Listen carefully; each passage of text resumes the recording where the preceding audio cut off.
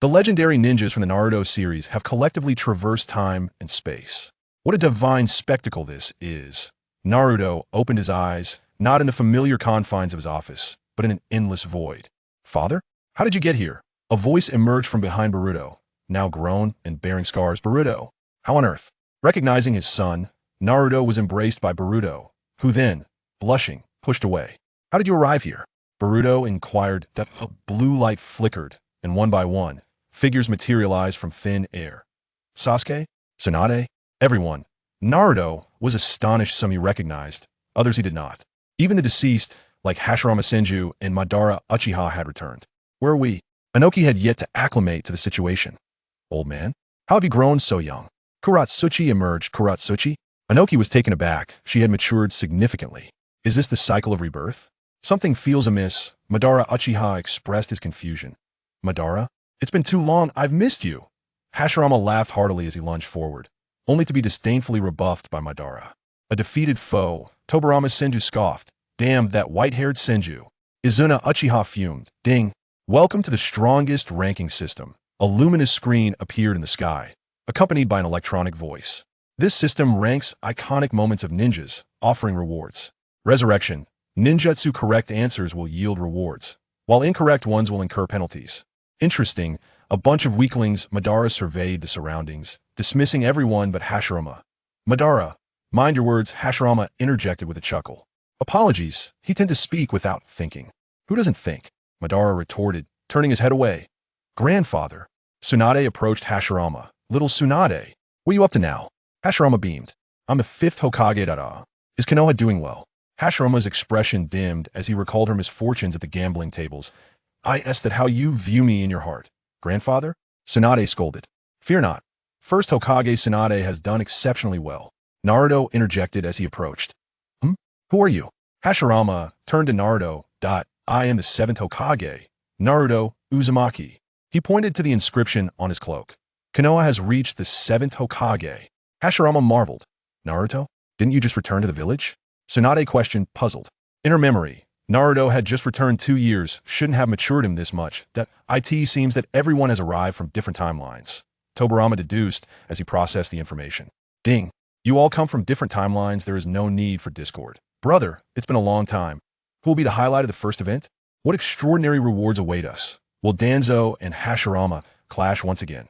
It appears Itachi and Sasuke will reunite with their parents. The iconic scene with the 3rd Hokage is set to unfold. Sasuke finds Uchiha Itachi, his vision blurred, yet he feels a sense of relief. You have grown, Itachi. Sasuke, a familiar voice resonates, belonging to the parents they have longed for. Father, mother. The brothers are overwhelmed with tears. The Minato couple has just emerged from the chaos of the Ninetales incident, their wounds now healed. Minato, what is this thing? The system has mended fatal injuries, ensuring a flawless state. Boruto touches the scar on his eye. No wonder my injury hasn't healed. Let's go meet your grandparents, Naruto says, patting Boruto on the shoulder. Father, mother, it's been a while. This is Boruto.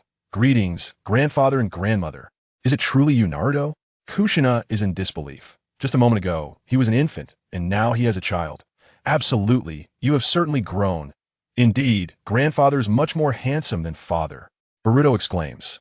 You little rascal. Naruto playfully taps his head. Kushina cannot help but pinch Boruto's cheeks, much to his discomfort. It's been a long time, teacher Yuenfei. Orochimaru greets Sarutobi Hiruzen with a smile. Do you still intend to destroy Konoha? Sarutobi Hiruzen responds with hostility that I am now the director of the Konoha Research Institute, with the 7th Hokage's consent. Ah, youth Kakashi. Guy exclaims, shaking him, as his right leg has fully healed. Yar yar.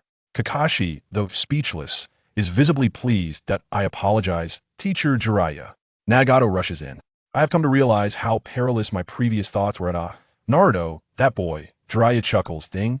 The countdown to the top 20 begins. He is the scholarly sage of the ninja world. Mastering all attributes, he is an encyclopedia of ninjutsu. He inherits the will of fire.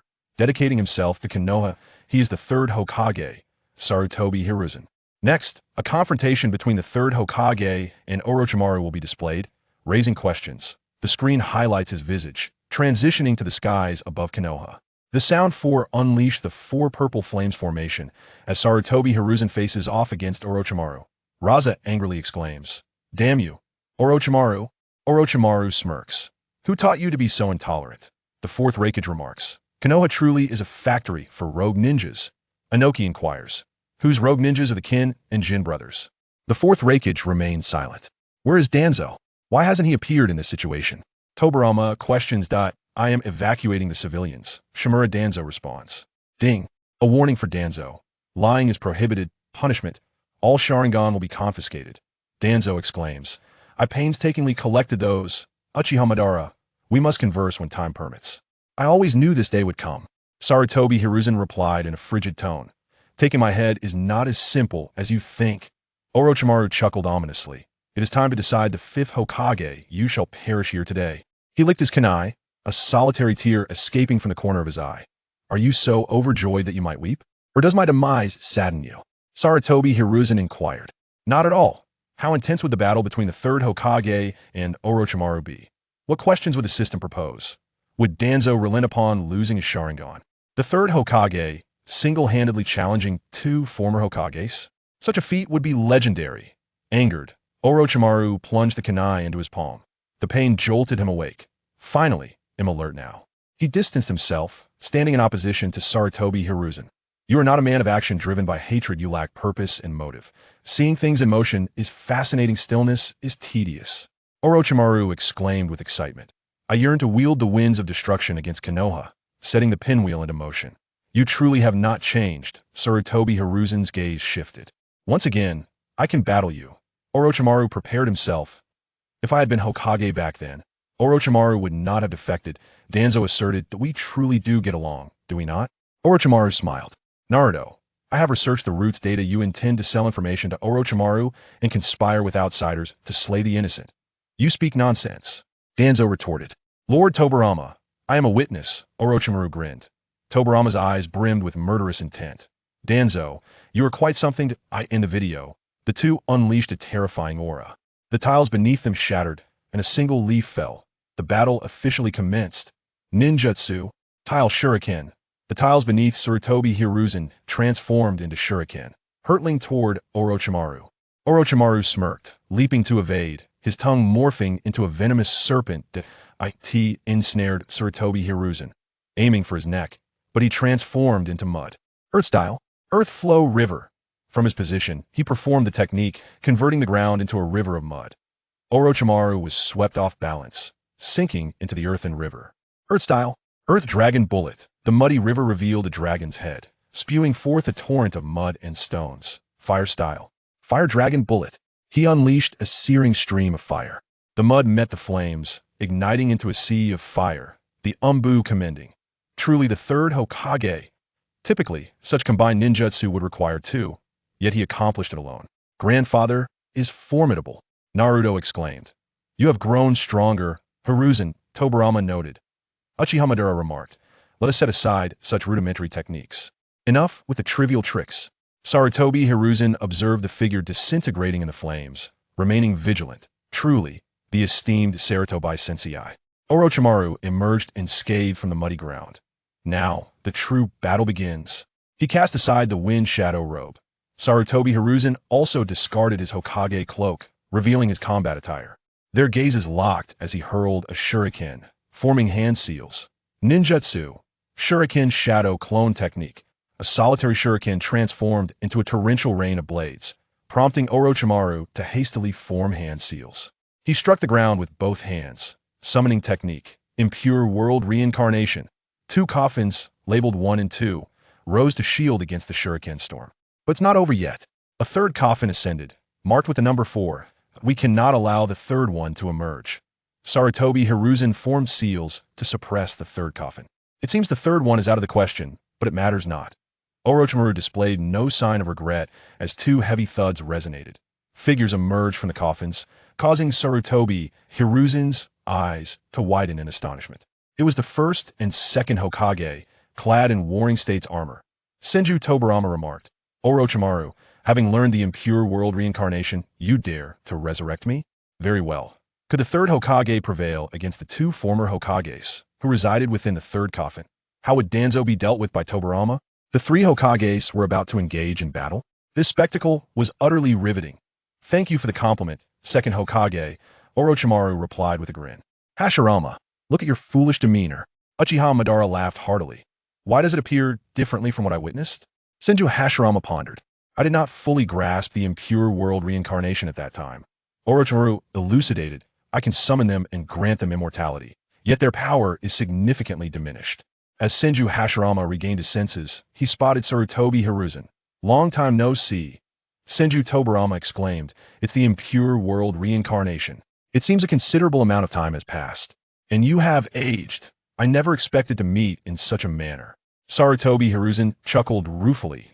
He understood the strength of the two and recognized that even with his utmost effort, he would struggle to contend.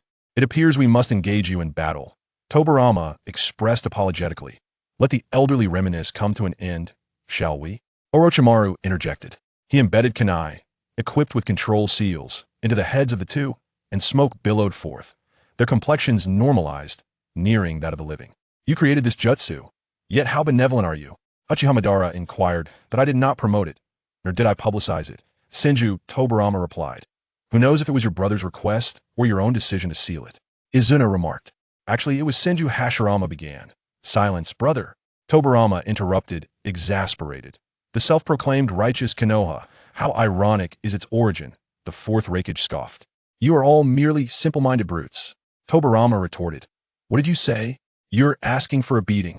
The gathered Raikage seethed. Tobirama, cease your words, I shall apologize on his behalf. Hashirama quickly interjected.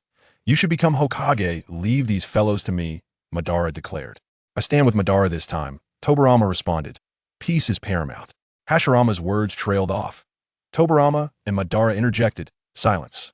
555. The two controlled Hokages launched an assault on Sarutobi Hiruzen that he struggled to resist, even though their power was merely a fraction. Facing two adversaries, he found himself in a dire predicament. Sarutobi Hiruzen endured Tobirama's flying kick, grabbing his ankle and spinning him around. Utilizing inertia, he flung Tobirama back, who executed a backflip to land gracefully. Fire style. Fire Dragon Flame Bullet. He formed hand seals, a wave of flames, fiercer than before, engulfed the two Hokages. Channeling more chakra, the flames transformed from a bright red to a scorching, brilliant gold. Tobirama, a master of water style, retaliated. Water style.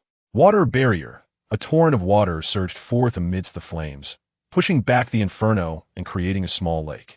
Are you the water shadow? Or am I? Terumi May exclaimed in astonishment. This isn't even their full strength. Just how formidable are they? Anoki pondered. Water style. Water surge wave. Tobirama stomped his right foot. A towering column of water rapidly expanded. Sarutobi Hiruzen erected an earth-style wall to defend himself, barely sustaining the triangular rock barrier. As the water flowed back, he leaped atop the rock wall, witnessing Hashirama form seals, with style, secret technique. Forest of the Sea. Trees sprouted within the confines of the four purple flames formation, the rock wall included. The rapid growth of the trees ensnared him. Facing two opponents is still overwhelming. He had anticipated this. Biting his finger, he declared, Ninjutsu. Summoning technique. Monkey King Enma. Amidst the smoke, his summoned beast materialized. What a troublesome creature, Orochimaru remarked, recognizing it. This was Sarutobi Hiruzen's exclusive summon, undoubtedly powerful. Could Enma turn the tide of battle? What hidden cards did the third Hokage possess? Could the controlled first and second Hokages break free? Was Orochimaru truly a woman? The third Hokage was about to unleash his ultimate technique, the Reaper Death Seal. Enma gazed at Orochimaru. It's all your fault for showing mercy back then, now the consequences have arrived. Sarutobi Hiruzen did not deny it, and commanded, attack. Do not let him transform. Orochimaru directed the two Hokages to intercept.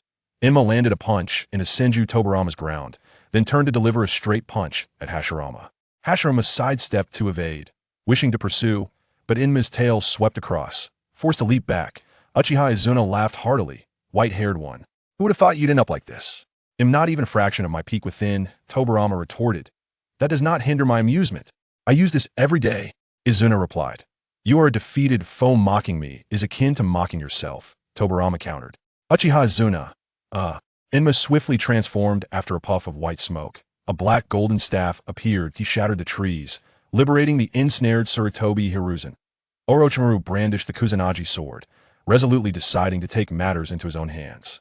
The clash of weapons ignited sparks, with neither side gaining the upper hand after several breaths. In terms of martial prowess, Hiruzen Sarutobi was decidedly superior. As the Rui Jingu Bang swung about, Orochimaru found himself increasingly outmatched, compelled into a defensive stance. Seizing the opportunity while Orochimaru was unable to wield the Rui Jingu Bang, Hashirama suddenly charged forth. With a sweeping kick, he caught Hiruzen off guard. "How despicable!" Naruto exclaimed. "There is no dishonor in battle, it is merely strategy," Orochimaru replied. Hiruzen engaged in close combat with the two former Hokage, unnoticed and undetected, as Hashirama affixed explosive tags to his thigh and Tobirama's arm. He executed a backflip to the ground. With two thunderous explosions, both men were rendered incapacitated. "Quite impressive," Deidara remarked. "Boring art," Scorpion retorted. "You old fool, I will never return." Deidara shouted at Inoki. "Are you itching for a fight?" Inoki replied, infuriated to the point of pain. The shredded pieces of flesh rapidly reassembled, forming limbs once more. "This is merely a futile endeavor," Orochimaru taunted with a mocking smile. Tears streamed down Hiruzen's face, recalling his once most cherished disciple. Despite knowing of his experiments on human subjects, he found it unbearable to strike him down. "Let us conclude this here, Orochimaru," he declared resolutely. "Your life shall be the curtain call." Orochimaru sneered ominously. "Without resolving the souls that are bound, all efforts are in vain," he muttered. "There is no other choice." "Could it be that technique?" Minato Namikaze inquired. In order to protect Konoha, I care not for my own life," Hiruzen asserted. "The Reaper Death Seal," Minato elucidated. "First Hokage, second Hokage. Forgive me, I must employ that technique." How tragic. Unable to resist the ravages of time, Orochimaru scoffed. He tore away his skin, revealing a visage of exquisite femininity beneath. "Jiraiya, what the hell?" Many others echoed. "What the hell? Fear not. I have not employed the Edo Tensei after the battle," Orochimaru reassured. "Otherwise, I would not spare you," Naruto remarked. "Can the Reaper Death Seal truly ensnare the two Hokage? What secrets lie within Orochimaru's feminine visage? Will the third Hokage make the ultimate sacrifice? Will the third Hokage perish alongside Orochimaru?" This turn of events brought tears to many eyes. Hiruzen momentarily froze. "Who exactly are you? Is it beyond your comprehension?" Orochimaru replied with a sinister grin. Recalling his experiments, Hiruzen arrived at an understanding. "I did not choose you as the fourth Hokage precisely because of your twisted ideology. The technique of immortality requires a soul to endure eternally. A new vessel must be sought." Orochimaru caressed his face, reverting to his original form. "The reincarnation technique occupies another's body. Disguising myself as I once was serves to evoke your memories of the past. How hollow is aging. Witnessing you deepens that realization." He scoffed. "I shall acquire youthful flesh, while you perish here. Is it Uchiha Sasuke?" Sarutobi Hiruzen inquired. "Indeed," Orochimaru readily acknowledged. "Beyond redemption." As Sarutobi Hiruzen completed his hand seals, his chakra surged with fervor. Behind him, a grotesque visage of the Shinigami materialized. "Is this the Shinigami?" He turned his head slightly, the aura of death enveloping him. This was the final step of life. Revel in your last wails of despair. Orochimaru confidently maneuvered the two. Jinjutsu, technique of dark journey. Hashirama interlaced his fingers, chakra diffused, light dissipated, plunging all into darkness. Sarutobi Hiruzen relied on his senses, yet a membrane obstructed his perception. Bang, bang, bang. He was mercilessly ravaged by the two. Blood trickled from the corners of his eyes and mouth. Shadow clone technique. He produced two shadow clones. The clones twitched their noses and dashed in a direction. En route, they altered course and ultimately seized something. The claws of the Shinigami pierced through the soul before him, extending from the abdomen of the shadow clone. Grasping two souls, they forcibly separated from the body, dispelling the darkness. Bloodstains adorned Hashirama and Tobirama, indicating that the third had not endured in vain. "My apologies. I regret the trouble." The two offered their apologies. Sarutobi Hiruzen decisively sealed them, the shadow clones executing the 8 trigram seal. Having accomplished their task, the shadow clones dissipated into white smoke. The main body wielding the golden staff advanced, while Orochimaru brandished the Kusanagi sword in defense. In close combat, he was already at a disadvantage, facing the third who disregarded his own life. Orochimaru was driven to retreat, cowering in fear. Clang! The Kusanagi sword was struck away, the golden staff descending upon his head. Hidden shadow, snake hands. A multitude of serpents emerged, ensnaring the golden staff. Where is he? Orochimaru prepared to taunt. Sarutobi Hiruzen discarded his weapon and charged forward, seizing Orochimaru by the shoulders. The Shinigami's hand emerged from his abdomen, piercing through Orochimaru's body. You old wretch! Strength rapidly waned, and fear escalated. Orochimaru raised a finger. The distant Kusanagi sword glimmered. He aimed it at Sarutobi Hiruzen's back, thrusting it forth, penetrating with a squelch. Though the Shinigami attempted to intervene, he was a moment too late. Why didn't you evade? Orochimaru queried in confusion. The corpse demon technique exact a toll on life. Evasion is futile. Sarutobi Hiruzen coughed blood. Desire to battle? Then let us both descend into the belly of the Shinigami. The fourth sealed the Nine Tails with this technique. Orochimaru realized the dire situation. You madman. Get away. He frantically maneuvered the Kusanagi sword. Yet, he was firmly grasped by the Shinigami, unable to advance. Sarutobi Hiruzen, drained and weary, altered his objective. With all his might, he extracted a fragment of Orochimaru's soul, declaring, I shall take away the ninjutsu you pride yourself on. The Grim Reaper unsheathed a short blade. Its glimmer piercing through the air that a portion of Orochimaru's soul was drawn into the abdomen of Sarutobi Hiruzen. Will Orochimaru be completely sealed away? Can the sacrifice of the third Hokage ensure peace for the Hidden Leaf Village? Is there a possibility for the absorbed soul to return? In the end, the scene froze on the smile of the third Hokage as he passed away. Chapter 5. The duel arena opens. The video ended, and people began to stir. Some were moved, while others mocked. The fourth Raikage laughed maniacally. You risked your life just to seal a pair of hands. That's truly impressive. As a die-hard anti-fan of the third Hokage, Danzo would not miss any opportunity to ridicule him. If it were me, this wouldn't have happened. Little did he know. Sasuke quietly said, You risked your life just to seal a bridge. Danzo, facing this incessantly provoking Uchiha, felt both fearful and helpless. He was terrified that he wouldn't stand a chance against him, and helpless because he couldn't escape. Compared to the merciless mockery from the fourth Raikage, things were much more harmonious on the Konoha side. Hashirama patted his junior. You've done well enough, Sarutobi. Naruto echoed, Yeah, and the will of fire you left behind is felt by all of us. However, Inoki began to complain. What will of fire? Pure brainwashing. Madara crossed his arms in front of his chest and teased, as if you all don't have that so-called will of stone. All right, I was the one who took down that Tsuchikage you respected the most. This statement made Inoki's veins bulge with anger. You bastard, Madara. Tobirama, rarely siding with Madara, interjected. What, want to fight? This guy is still one of my Konoha people. It's not your place to teach him a lesson. Upon seeing this, Inoki immediately backed down. If one Uchiha Madara was already daunting enough, adding a Senju Tobirama meant he would be pressed to the ground and rubbed repeatedly. Some said the third Hokage was the most pathetic Hokage because he allowed Danzo's actions, indirectly leading to the Uchiha clan's downfall. But others said he was the greatest Hokage. Under his leadership, Konoha experienced a long period of peace, regardless of whether people's evaluations of him were kind or dark. The third Hokage was the most steadfast inheritor of the will of fire and an irreplaceable leader in Konoha's history, mastering all chakra natures, able to proficiently use thousands of ninjutsu and widely recognized as a ninjutsu professor. This was Konoha's third Hokage, Hiruzen Sarutobi. What? The Uchiha clan was annihilated? What's going on? Upon hearing about the Uchiha's destruction, Madara nearly activated his Susanoo. Although he was no longer the clan leader, it was still his clan. And how could he remain calm when his clan was destroyed? Senju Tobirama also frowned. Sarutobi, Danzo, explain what's going on? Didn't I arrange for the Uchiha clan to be the security team? Danzo hurriedly explained, Master, the Uchiha clan attempted to rebel. We had no choice but to take this drastic measure. Faced with the questioning of the former Hokage, Hiruzen sighed and said slowly to not hide from the former Hokage. Shortly after your deaths, the ninja world erupted into another great war.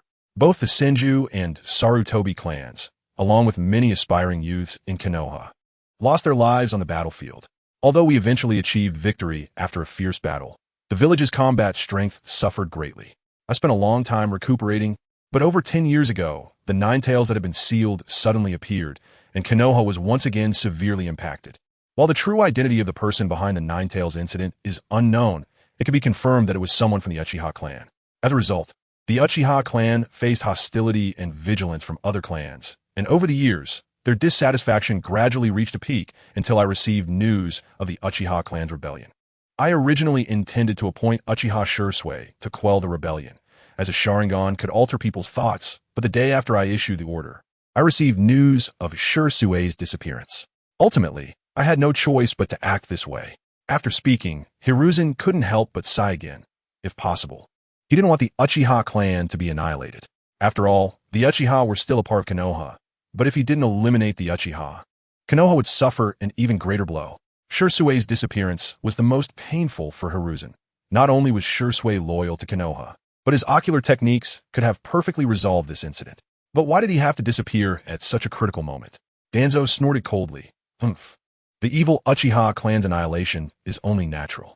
Who would have thought that Senju Tobirama, who had always been hostile towards the Uchiha, would coldly look at Danzo? Evil or not, the Uchiha clan is still a part of Konoha. Senju Hashirama reproached, no matter what, inter-village conflict should not occur. Itachi stepped forward to explain. Shisui's disappearance was due to Danzo launching a surprise attack on him. If I hadn't arrived in time to assist, Shisui would have already died at Danzo's hands. Danzo stubbornly retorted, everything I did was for Konoha. Sasuke, extremely displeased with Danzo, scoffed. For Konoha? You can sell Konoha's confidential information. For Konoha, you can remain inactive and nearly cause the death of the 5th Hokage. Is this what you call for Konoha? Naruto also stood up. And it's not just that. You secretly researched Hashirama's cells and conducted human experiments, leading to many deaths. When we later organized the root base, we found numerous monsters born from failed experiments, which took us a long time to clear out. As he spoke, Naruto remembered that those monsters were powerful enough to nearly wipe out the Umbu members sent there. And it was only after he personally went that he managed to clean the place up. Just when Danzo wanted to say something to explain, he remembered that lying was impossible in this space, leaving him momentarily speechless. Danzo, you're really something. Senju Tobirama's gaze had turned icy to the extreme. If it weren't for the fact that they couldn't fight here, he wouldn't even bother speaking. Madara also suppressed the urge to take action. So, the Sharingan you mentioned earlier must have come from here. Let's have a good talk about life. Ultimately, unable to contain himself any longer, Madara raised his head and shouted, Hey, system, when will your so-called duel arena open? Ding! The duel arena is now open. The duel arena consists of a deathmatch mode and a regular mode. In regular mode, neither side will truly die. In deathmatch mode, the losing side will die completely, and the winner will receive rewards while the loser will receive none. It finally opened. Madara let out a cold laugh, then looked at Danzo. Danzo, let's have a chat. System, activate deathmatch mode. But Sasuke stepped in front of Madara. No, let me handle this. Instantly, Madara was filled with rage, and the skeletal form of Susanoo appeared beside him. Who do you think you are? Why do you have to make me step down? Sasuke, not backing down at all, summoned the skeletal form of Susanoo beside him as well. You, the past specter, should stay out of this. It seems that people nowadays have forgotten to respect others. The person I should respect is definitely not you. Seeing Sasuke's movements, Madara was enraged yet smiled, his chakra boiling even more. Both sides simultaneously increased their chakra output, and Susanoo quickly transformed from its skeletal form into a giant standing 30 to 40 meters tall. The terrifying giant, merely standing still, made those around him feel a sense of retreat. Inoki was stunned by the size of the two Susanoos. Is this really Uchiha Madara? Tsunade stared blankly at Susanoo. Did my grandfather really fight against enemies of this level? Kuratsuchi seemed to see two towering mountains. Are these two really ninjas? Bang bang. Enough, Madara, stop. Sasuke, don't make a move. Just as both sides were about to engage, a massive wooden dragon and several golden chakra claws restrained an entire Susanoo. Don't stop me, Hashirama. I'm going to teach this disrespectful brat a lesson. Naruto, let go of me. I'm sending this guy back to the grave. Ding. Warning, Uchiha Madara. Uchiha Sasuke once. Private battles are prohibited outside the duel arena. If they're essay next time, the violators will be erased. Only when the system intervened did the two reluctantly dispel their Susanoo, and the people around them finally breathed a sigh of relief, feeling as if they were on the brink of death. Meanwhile, Danzo, one of the targets of the Uchiha-S challenge, was shivering in the cold wind. Previously, he thought that if he still had his Sharingan arm, he could at least challenge Madara, but after witnessing the full Susanoo, that pathetic thought shattered completely. Chapter 6. Initiating the duel, Uchiha Sasuke completely dominates Danzo Ding. How many people want to challenge Shimura Danzo? Hearing this, Danzo suddenly looked up at the system, and he found that the screen had split into two sides, one side displaying his name, while the other side displayed Madara and Sasuke's names. This duel will be led by me. Who agrees? Who opposes? What about me? Who agrees? Who opposes? Faced with these two furious Uchihas, even the Kage from various villages were breaking out in cold sweat. Who would dare oppose these two gods? However, this group did not include Hashirama and Naruto, who saw Hashirama holding down the ready-to-explode Madara, jokingly saying, "All right, Madara, Sasuke-kun, let's calm down and chat." Naruto also held back the combative Sasuke. "Yes, Sasuke, this isn't the time for us to fight among ourselves." Oof. In response to the advice from their friends, the two Uchihas simultaneously turned their heads to the side. Ding! Since two people are challenging at the same time, this system will randomly choose one to challenge. The first battle in the duel arena. Uchiha Sasuke versus Shimura Danzo. Ding! Given the significant gap between the two, the Sharingan of Shimura Danzo will be temporarily returned.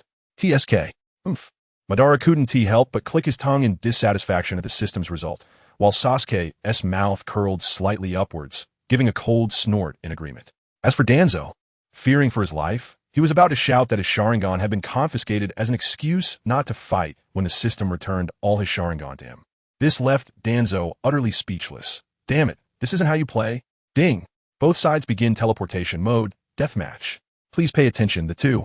Hey, why is it directly in deathmatch mode? Shouldn't I have to agree first? Danzo hadn't finished his sentence before he and Sasuke were teleported away. And at the same time, the screen displayed the figures of Sasuke and Danzo. At this moment, Danzo and Sasuke were teleported to a canyon, one standing on each side, with a countdown screen appearing between them. 3.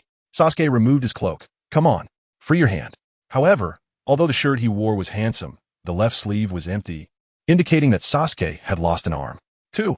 Realizing he couldn't escape, Danzo could only grit his teeth and release the seal on his right hand.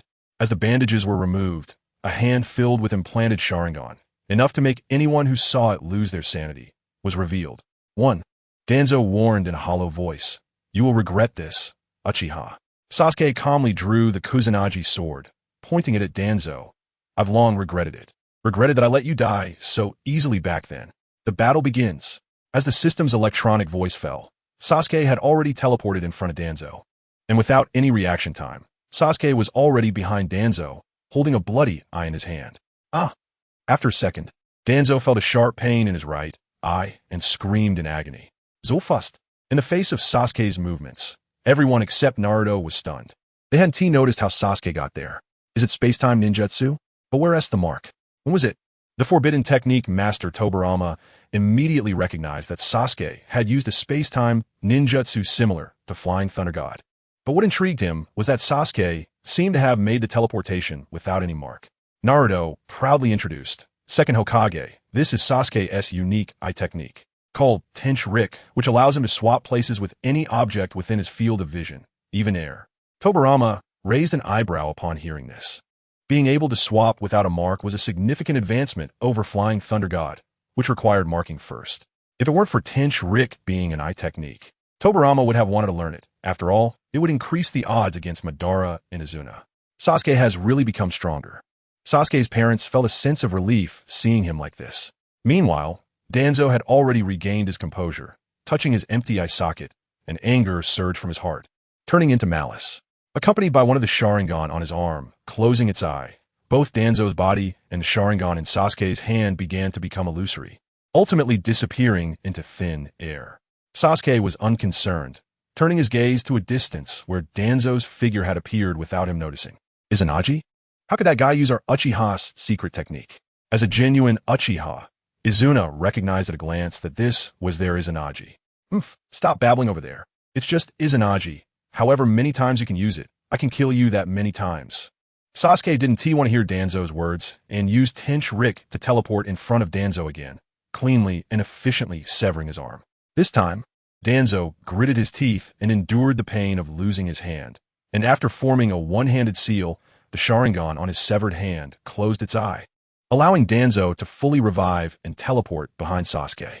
Seeing this move, not only Izuna, but even Madara clenched his teeth in frustration. Using this ninjutsu as a mobility skill was simply a waste of heaven's treasures. Wind release. Vacuum wave.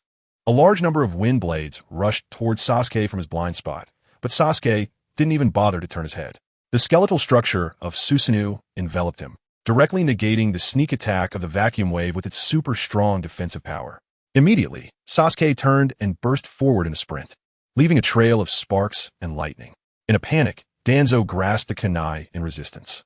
However, the Kusanagi sword, infused with lightning, sliced through Danzo's body as easily as cutting tofu, splitting him in half. Yet Sasuke seemed unsatisfied and formed hand seals with one hand as he turned. Fire style. Great fireball technique. The fierce flames engulfed Danzo's body, and in the dazzling light, the shadow representing Danzo gradually turned to ashes and disappeared. Don't hide, Danzo. You're not dead yet, are you? With a blank expression, Sasuke drew the Kusanagi sword, looking at Danzo, who had retreated far away at some point. In just a few exchanges, Danzo had already used several resurrection coins, while the damage he had inflicted was a pitiful 0. Although he knew there was a gap between him and Sasuke, it seemed the gap was too great. Despite giving it his all, he couldn't leave a single wound on Sasuke. Summoning technique universelle pure. Before Danzo could activate the summoning technique, Sasuke pulled back his palm, and Danzo felt an irresistible force pulling him forward. Immediately after, Sasuke, wielding his sword, transformed into a flash of lightning, cutting wildly around Danzo. The Kusanagi sword, infused with lightning, not only easily sliced through Danzo's body, but also enhanced the sensation of pain with each cut, making the pain multiply several times over. Danzo hurriedly used Izanagi to escape Sasuke's attack range, but even with a full revival, he still felt a lingering fear from the previous encounter. Sasuke immediately locked onto Danzo's position with a Sharingan and threw several shuriken to attack. Clang, clang, clang. Faced with such an attack, Danzo easily responded, deflecting all the shuriken with his kunai. However, the next moment, Sasuke switched places with one of the shuriken, having already charged up and applied Amaterasu to his Chidori, thrusting it forward. Boom! Chidori not only pierced Danzo's body effortlessly, but the Amaterasu also spread through the electric current, causing Danzo to explode into a mass of black flames before he could even scream. Wow, so strong. Boruto couldn't help but exclaim. Although he was confident in defeating Sasuke, it required the power of Otsutsuki, which was beyond the realm of ninjas. Otherwise, facing his master, he would probably gain no advantage at all. Oof. This is somewhat like the Uchiha. The younger generation is quite impressive. Seeing Sasuke dominate Danzo, Madara and Hashirama couldn't help but praise him. Chapter 7. Danzo's death. Questioning phase begins. Haha, damn it. Breathing heavily, Danzo, who had once again used a resurrection coin, felt that the previous blow was not only a physical one, but also a severe mental blow. Sasuke, having retrieved the Kusanagi sword, mocked him. What's wrong? Are you scared? As the leader of the Root organization, are you starting to fear? Uchiha Sasuke. Hearing Sasuke's unpleasant taunt, Danzo's pride exploded instantly, and while roaring, he quickly formed hand seals, causing his eerily pale right arm to sprout trees madly. These trees attacked Sasuke like venomous snakes, but Sasuke was unfazed, bursting forth as a flash of lightning in Chidori. People only saw Sasuke's lightning shatter all the trees in an instant. Then he infused the Kusanagi sword with Amaterasu and threw it, piercing through Danzo's chest. Boom! Before Danzo could react, the Amaterasu exploded, instantly reducing his body to fragments. After that, no matter how Danzo resisted or attacked, he couldn't leave a single wound on Sasuke, while he himself died repeatedly. Burned to ashes by the great fire dragon, pierced through the chest by Chidori, and electrocuted to death after being turned into a stick by the Kusanagi sword. Splash! At that moment, in the dual arena's canyon, after being burned by the great fire dragon, a large amount of moisture evaporated, causing the originally clear sky to fill with dark clouds, with thunder and lightning. No, I can't die yet. At this moment, the fear on Danzo's face was undeniable, especially since his Sharingan had been completely exhausted. If he died again, it would really be over. Today, I will take revenge for the Uchiha clan that you once commanded to be harmed. What? As Sasuke's Rinnegan, hidden beneath his hair, began to glow, Amaterasu suddenly exploded beneath Danzo's feet, and these flames, controlled by the summoning technique, formed terrifying spikes that pierced through Danzo's body. Although Danzo was turned into a pincushion by the summoning technique, all the spikes precisely avoided vital areas, leaving him conscious yet immobile. Immediately after, These summoning techniques generated a terrifying gravitational force, instantly gathering a large amount of rocks and forming a massive round stone ball in the air. This was one of Sasuke's Rinnegan techniques, the planetary devastation. This move is called Kirin. At this moment, Sasuke, standing on the ground, slowly raised his right hand, which was charged with Chidori, while the dark clouds in the sky, guided by Chidori, revealed two terrifying lightning beasts that roared at Danzo within the planetary devastation. Accompanied by the thunder die, Sasuke swung his right hand down sharply, and the two Kirins struck the surface of the planetary devastation simultaneously, unleashing a terrifying thunderstorm that spread across the entire area. Boom! The planetary devastation exploded violently under the attack of the two Kirin, and the terrifying shockwave flattened the land for several kilometers around, instantly clearing the sky of clouds. Truly an art. Watching the explosive spectacle that swept across several kilometers, Deidara's eyes sparkled with admiration. After all, if he wanted to create such a terrifying explosion, he would have to resort to a suicide bombing with C4. But Sasuke not only didn't need to sacrifice himself, but his entire movement was also incredibly cool, making him envious beyond measure. The victor, Uchiha Sasuke began to teleport. Soon, Sasuke returned to the system space, and Naruto stepped forward to pat him on the shoulder. Sasuke responded with a smile. There was no need for words between them to show their care. Madara was quite pleased with Sasuke's performance just now. Well done, I won't pursue the previous unreasonable behavior. Uchiha Makoto asked with concern, Sasuke, how's your left arm? Sasuke smiled and responded, back then I took the wrong path, and a good friend sacrificed everything to bring me back. That's the proof from that time. Although Sasuke didn't explicitly say much. As a fellow Uchiha, and given the relationship between Sasuke and Naruto, they understood him. Tsunade felt secretly happy. The troublemaker is finally dead. Izuna, on the other hand, was displeased and said, to have so many Sharingan and die like this is really frustrating. Sigh, farewell, old friend. Compared to others' reactions, Hiruzen felt more sorrow for Danzo's death. After all, Danzo was his longtime friend, and such years of friendship couldn't be easily forgotten. The first Raikage quickly warned his juniors beside him. The two Uchihas from Konoha are best not to provoke. Inoki rubbed his head, feeling a headache. Why are all the ones from Konoha so abnormal? Yagura smiled bitterly. I originally thought having only one Uchiha Madara was already a headache. Now there's another Uchiha Sasuke. The ranking of the top 20 has ended, rewarding the third Hokage, Sarutobi Hiruzen, with the bloodline limit ability. As long as there is corresponding chakra, one can use bloodline limit ninjutsu. Interesting. Hiruzen was quite interested in this reward. After all, bloodline limit can only be used by those with a corresponding bloodline. Even someone proficient in all chakra types cannot use bloodline limit ninjutsu. Now that he has this ability, his capacity as a ninjutsu professor has increased, even though he is already dead. However, Inoki complained, Third Hokage, I remember you just died from the Shiki F gene, right? What use is this reward now that you're dead? Hiruzen chuckled lightly. I'll research it.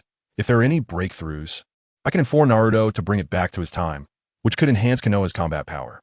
Even though he's already dead, he still cares for Konoha. I may not be considered a good person in the eyes of some, but for Konoha, especially for the future of the children, I will strive until the last moment. Ding. The first question. After Sarutobi Hiruzen's death, who is the next Hokage candidate? Ata Kakeshibi Uzumaki Naruto si Tsunade. Jiraiya note. Konoha's side is forbidden to answer this question. If you can't afford to lose, don't play. Madara looked at the final note. Feeling a headache. So this is how we're playing, huh? Hashirama comforted from his side. Come on, it's all about participation. As for the others, since most of them were pulled over by the system from a time before the Fourth Great Ninja War, they obviously knew who the next Hokage was. With a virtual button appearing in front of everyone except Konoha's side, and with the system's prompt sound ringing, everyone quickly pressed the button. The fourth Raikage answered correctly. Inoki looked at the smiling fourth Raikage beside him and said unwillingly, it's all about speed. The Raikage is indeed superior. Yeah, Gaara felt a bit dissatisfied but didn't dwell on it much. The fourth Raikage, retracting his still-smoking fist, replied, of course it's C, Tsunade. Congratulations, your answer is incorrect. Incorrect answer penalty. The chakra consumption for releasing ninjutsu will triple. The fourth Raikage was shocked. How is that possible? The fifth Hokage is Tsunadeheim. Inoki was also puzzled. Isn't Tsunade the fifth Hokage? Naruto, holding back laughter, reminded Grandma Tsunade is indeed the fifth Hokage, but as he spoke, Naruto recalled the system's voice. Seventh Hokage. Just a reminder is enough. don't go too far. Great. The system even sent him a warning, and Naruto could only obediently keep quiet. However, Naruto's last remark did remind everyone that Tsunade is indeed the 5th Hokage, but that is the result, not the process. Gaara answered correctly. Inoki turned to Gaara. Do you know who it is? Gaara calmly stated. If the answer isn't the current 5th Hokage, then it can only be the Hokage candidate after the 3rd Hokage's death, and among them, the most competitive is Jiraiya. Congratulations. Correct answer. Reward for the correct answer. Sand control speed increased 5-fold. Inoki suddenly realized, Jiraiya, right? He is also one of the legendary Sannin. His prestige and strength are sufficient to qualify. Damn it. Facing such a question that could be answered with a bit of thought. The 4th Raikage let out an unwilling roar. Beside him, Killer Bee fanned the flames. You speak without thinking, stupid big brother. Damn big brother. Damn. As an excellent hot-headed guy, the 4th Raikage didn't think twice and directly punched Killer Bee, sending him flying like a cannonball. What's going on? Why is there no suppression now that they've started fighting? Izuna saw Killer Bee crash in the ground, feeling full of questions. He knew that he hadn't even moved before being stopped by the system. Now someone was punched away, and there was no intervention? Ding! This system will not stop normal scuffles between brothers. Facing this response, Izuna felt quite helpless. After all, he couldn't exploit this bug. Once he intended to fight Tobirama, it was always with the intent to eliminate the other party, with no notion of brotherly scuffles at all. However, thinking about it, such a level of brotherly roughhousing could only be done by those muscle-bound guys from the Cloud Village. Chapter 8. Is the 3rd Hokage a good person or a bad person? Ding. The second question. During the tenure of the 3rd Hokage, Sarutobi Hiruzen, a series of incidents occurred, such as the extermination of the Uchiha clan and the Cloud Village's ambush and subsequent extortion of Konoha. Is the 3rd Hokage a qualified leader? There is no standard answer to this question, so there is no penalty for failing. Any answer that meets the system standards is considered correct. Inoki sees the opportunity to mock Hiruzen. Konoha under your command is truly spectacular. The 4th Raikage also mocked, an organization that calls itself the Roots of Konoha but is the most corrupt. Grandpa. Although Naruto wanted to support the 3rd Hokage. After all, he had always taken good care of him when he was young, but since becoming the 7th Hokage and learning more about the inside stories, it became difficult to unconditionally trust the right and wrong like before. Because the 3rd Hokage indeed allowed other ninja villages to treat Konoha like a soft persimmon due to his weakness. After all, as long as someone from their village died in Konoha, it didn't matter how they died, as long as they denied it and pressured the higher-ups. They could always gain some benefits. However, before others could react, a powerful aura erupted, and Madara vaguely activated Susanoo, looking down at everyone with a chilling expression. After all, I was also one of the founders of Konoha. The affairs of Konoha are Konoha's affairs. When did it become your trash's turn to evaluate? Just standing there and speaking, the appropriate pressure swept through everyone's hearts like a storm. The others, faced with this overwhelming pressure, only a few could stand without changing their expressions. While the vast majority had trembling legs, if it weren't for their pride as strong individuals, they would have already knelt on the ground. Fortunately, Hashirama timely pressed down on Madara. All right, Madara, if you want to fight, just come at me. Don't make things difficult for them. Although Hashirama's words completely belittled those who were trembling from the pressure, they had no way to refute it. Unexpectedly, one day, I could receive support from Uchiha Madara. At that moment, Hisashi laughed heartily and then stepped forward, saying with a relaxed expression, "Although I don't know if you'll accept this, I must thank you." After saying that, Hisashi bowed to Madara in front of everyone and continued, "However, I will not refute my mistakes. At that time, I was indeed too cowardly, thinking that as long as I didn't start a war and could maintain peace, sacrificing a little on my part was fine. As a result, the early White Fang, later on, Yana, the Hyuga clan, the Uchiha clan, and many other matters were harmed directly or indirectly because of my compromise. At this point, the sadness in Hisashi's eyes was evident. He truly regretted everything he had done. Did he really want peace? Maybe, but more so, he was afraid of fighting, afraid of war, and he didn't want it to happen, so he could only sacrifice a small part to maintain the larger whole. Is it useful to say these things now? Uchiha Fugaku said unhappily, "The mistakes have already happened. Now the regret feels more like crocodile tears." Hisashi smiled bitterly. "That's true. It doesn't matter what I say now unless I can go back to the past, especially since I'm already dead. Sure, I can send you back to your past bodies, allowing you to be resurrected in the past. This made Hisashi's eyes light up. How do I go back? You need to obtain a special reward card. Using this item can allow you to choose to return to the past as a reward. Hisashi adjusted his Hokage hat. It seems I need to work hard to make up for my past mistakes. Previously, Hisashi didn't care much about rewards. After all, even if he resurrected himself, the past mistakes would still remain. But now it was different. As long as he could go back to the past, he would have the chance to rectify the mistakes of that year. However, Minato worriedly asked, "Won't this cause a time paradox?" "Don't worry, after I send you back. The changes will create a new timeline, thus giving birth to parallel worlds. There's no need to worry about other timelines being affected." "Is that so? That's good." Minato was very clear about time paradoxes. If something unexpected happened in the past, then the corresponding future would experience various butterfly effects. At best, someone would suddenly disappear. At worst, the whole world would perish. Tobirama suddenly asked, "Let's not discuss that for now. Why did the Uchiha clan rebel?"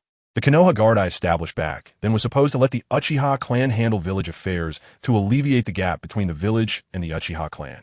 Who would have thought that Uchiha Fugaku snorted coldly? "Of course I believe in the second Hokage's character. Although you have always disliked us, Uchiha, you did not impose oppression on us, which allowed us Uchiha to live in Konoha. But who could have imagined that because all the members of the Guard were from the Uchiha clan, we were unable to handle affairs for others? As the other villagers worried, we would favor the Uchiha. Although I always tried to ease the situation, in the end, it was all in vain. Ultimately, the Guard could only deal with Uchiha clan matters, becoming a true Uchiha Guard. Facing Fugaku's grievances, Madara snorted coldly. In the end, you're just as weak as that Sarutobi kid. If it were me, I wouldn't take care. I just beat them up first and ask questions later. Show some respect to other people's parents." Just as Madara finished speaking, Sasuke retorted. But fortunately, Sasuke's temper had improved a lot now. In the past, he would have definitely struck first. Fugaku also raised his hand to stop his son. "All right, Sasuke, he is not wrong. In some ways. I really am no different from the third Hokage. Speaking of this issue, I should have the most say. From my personal perspective, the third Hokage truly deserves the title of Hokage. He embodied the will of fire and dedicated himself to the village. Although I can't say he was a good person, he was indeed a good leader for the village. That's my answer." The answer was reasonable, the content was appropriate, and the correct answer was Uchiha Fugaku. The reward for answering correctly was a choice between two options: the Sharingan upgraded to Eternal Meijiki Sharingan or Resurrection in Sasuke's era. Upon hearing the option of upgrading to Eternal Meijiki Sharingan, Fugaku initially wanted to subtly show off that he already possessed Meijiki Sharingan. However, after hearing the second reward, that idea completely vanished. You see, now that he was a dead man, he was no longer so attached to being alive. But being resurrected in an era where his son was already an adult was a huge temptation. Now Sasuke seemed to have grown up enough to be almost his age and must have already gotten married and had children, so he was now a genuine grandfather. As a grandfather, he naturally wanted to see his precious grandson or granddaughter. This thought was much greater than having Eternal Meijiki Sharingan. With that in mind, Fugaku, who initially wanted to choose resurrection, looked at his wife beside him. If he was resurrected, what about his wife? Would he leave her behind? "I choose to keep the reward." This time, the reward could be retained, and he could continue to choose later without worries. The system seemed to see through Fugaku's thoughts and spoke words that comforted his previously troubled heart. Fugaku did not hesitate. "I choose to keep the reward." Choosing to keep the reward was not for the Eternal Meijiki Sharingan, but to wait until his wife could also be resurrected. If not, he would have to stay here with his wife. Chapter 9. The Arrival of Family. Speaking of which, I forgot to tell you, Mom and Dad, I'm already married and have a lovely daughter, Sasuke said as he took out the family photo he had taken at the time, where Sarada's happy smile stood out, revealing her joy at that moment. What a cute granddaughter. Mikoto couldn't help but be delighted upon seeing the photo, wishing she could hold Sarada and give her a few kisses right away. Fugaku pretended to be serious and said, "You little brat didn't make things difficult for the girl, did you?" Regarding this question, Sasuke scratched his head, feeling a bit helpless as he looked aside, as he had been on missions for a long time, leaving Sakura to handle things alone. Although he had sent money back, living a life almost like wandering around, that money was at most just a stopgap and didn't really help much. Most importantly, he later heard from Naruto that Sakura once accidentally destroyed the house they hadn't finished paying for, which worsened their family's financial situation and increased Sakura's economic burden. At this moment, Mikoto also saw Sakura and couldn't help but exclaim, "That girl, isn't she the one who always chased after you when she was younger?" "Yes." Hey, didn't you ignore her back then? How did you end up marrying her? Huh, is that so? At this moment, Mikoto's gossip spirit ignited, pulling her good friend Kushina along to listen to her son's gossip. Is Grandma really this gossipy? Hinata usually doesn't like to chat about gossip with others. And Himawari is also very well-behaved, which made Boruto always think that Grandma Kushina was the same kind of obedient girl. However, after actually meeting Kushina, the contrast was so great that Boruto felt a bit embarrassed. Ahaha! For this, Naruto could only scratch his head and laugh foolishly, as his impression of Kushina had always been stuck at the moment they met back then, and he really didn't understand her true personality. It looks like he needs to expand the personnel. This time, he will make an exception and add some people. Uchiha Sakura, Uchiha Sarada, Uzumaki Hinata, and Uzumaki Himawari entered. Wait! As soon as they heard about teleporting their wives and children over, Naruto and Sasuke both wanted to stop it. After all, they didn't even know how to get out of this cursed place, and they couldn't involve others. However, the system acted quickly. As soon as the words were spoken, several figures appeared out of thin air. Naruto, Sasuke, Dad, brother. The two wives who had just arrived were momentarily stunned upon seeing their husbands. Sarada, upon seeing Sasuke, was momentarily at a loss, while Himawari rushed over without a second thought to hug him. Their parents couldn't help but gather around upon seeing this. To avoid unnecessary trouble, Naruto and Sasuke hurriedly introduced their wives and children to each other. Wow, Himawari is so cute. Kukina couldn't contain her inner joy and pulled Himawari into her arms.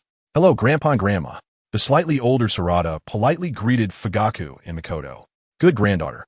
Compared to the boisterous Kukina, Mikoto gently patted Sarada's head, and Fugaku nodded in satisfaction beside her. Naruto, where is this? I'm not sure either. All I know is that this place is not our world. Afterward, Naruto and Sasuke explained the situation to Hinata and Sakura, which finally put the two wives at ease. At this moment, Boruto couldn't help but ask Himawari, how did you know I was your brother? Because in his timeline, he had long since exchanged identities with Kawaki due to the influence of the God Tree, and he should currently be the white-eyed wolf who had framed the 7th Hokage couple. Moreover, based on Sarada's current appearance, it seemed to be after he left Konoha. However, Himawari directly called him brother as soon as she arrived here. Who knew that Himawari would smile and say, brother is brother. Facing Himawari's gentle smile, Boruto's eyes couldn't help but get teary. 3 years ago, he was happily living in Konoha as the son of the 7th Hokage, but now, 3 years later, his identity had been replaced, his parents were trapped in darkness, and friends had turned against each other. Even his only trusted teacher, Sasuke, was swallowed by the God Tree while trying to protect him. Although Boruto still did not resent Kawaki, seeing the familiar faces again moved him deeply.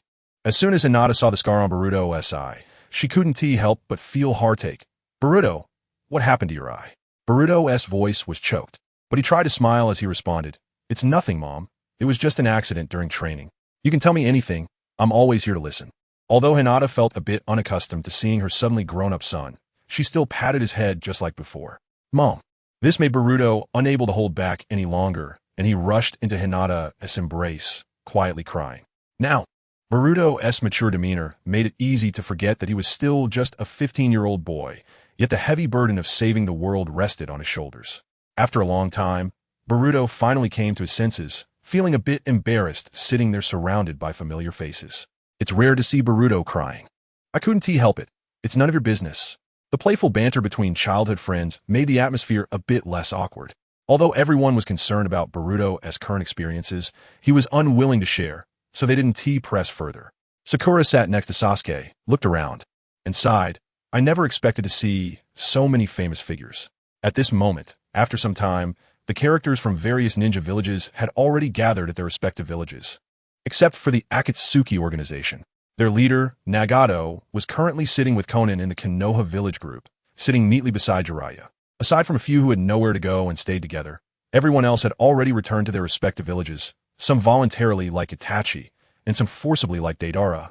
You brat, just stay here quietly. Let go of me, old man. The restless Deidara was wrapped in stones by Inoki, with only his shouting head still sticking out. But soon Inoki also got annoyed, raised 2 fingers, and formed a stone mask that tightly sealed Deidara's mouth. At this moment, Jiraiya, acting familiar, had one arm around a white-haired man who looked somewhat like him. Hey, what is your name, buddy? My name is Gokushin. looking at the true self before him. Gokushin actually didn't want to engage, as he was familiar with this original self, and his existence was only to deal with Ishiki. Aside from this face and some ninjutsu, his personality and worldview were completely different from that of this great original self. To put it simply, Gokushin and Jiraiya didn't get along. Although he didn't dislike this original self, he didn't want to talk to him. What's wrong, Naruto? Tsunade noticed the sadness in Naruto's gaze as he looked at Jiraiya and couldn't help but ask. It's nothing. I just haven't seen the pervy sage in a long time, Naruto said with a faint smile. Naruto understood that the Tsunade before him was from the timeline, when he had just returned to Konoha after finishing his training. So he didn't mention Jiraiya's fate in the future. Is that so? Tsunade had already sensed the melancholy in Naruto's eyes, but she didn't press further. If Naruto didn't want to talk about it, then there was likely some hidden truth. Ding, let us start counting down the top 19 ninja scenes. He is the son of the 7th Hokage, possessing extraordinary talent since childhood. It could be said he is a child prodigy. Although there was some estrangement due to his father being Hokage, after fighting together, the father-son relationship was restored. He is the genius prodigy of Konoha in the Land of Fire, Uzumaki Boruto. Chapter 10. A history that no longer exists. This is a segment of erased history, belonging to Uzumaki Boruto. In a heavily pouring rain within the forest, golden and purple lights continuously collided, each impact causing a violent explosion. Eventually, the two lights broke through the forest confines, and with a loud bang in midair, they exploded, terrifying flames mixed with shockwaves instantly leveling the land for 10 miles around. Suddenly, amidst the exploding flames, Sasuke, cloaked in a mantle, was sent flying out, his expression serious, completely unlike the calm demeanor he had when facing Danzo. Buzz. Just then, a piercing, resonating sound echoed, and a shuriken formed from high-intensity wind chakra shot toward Sasuke. Amaterasu. Sasuke quickly unleashed Amaterasu, incinerating the spiral shuriken completely. Although fire release strengthens wind release, this is based on the premise that fire release is weaker than wind release. Moreover, Sasuke's Kagetsuchi is not just for show. As long as Sasuke doesn't actively cooperate, no matter how strong the wind release is, it won't be enhanced by Amaterasu. However, just as Sasuke landed and rolled to reduce the impact, a golden light had already rushed towards him, explosively blasting the area where he stood.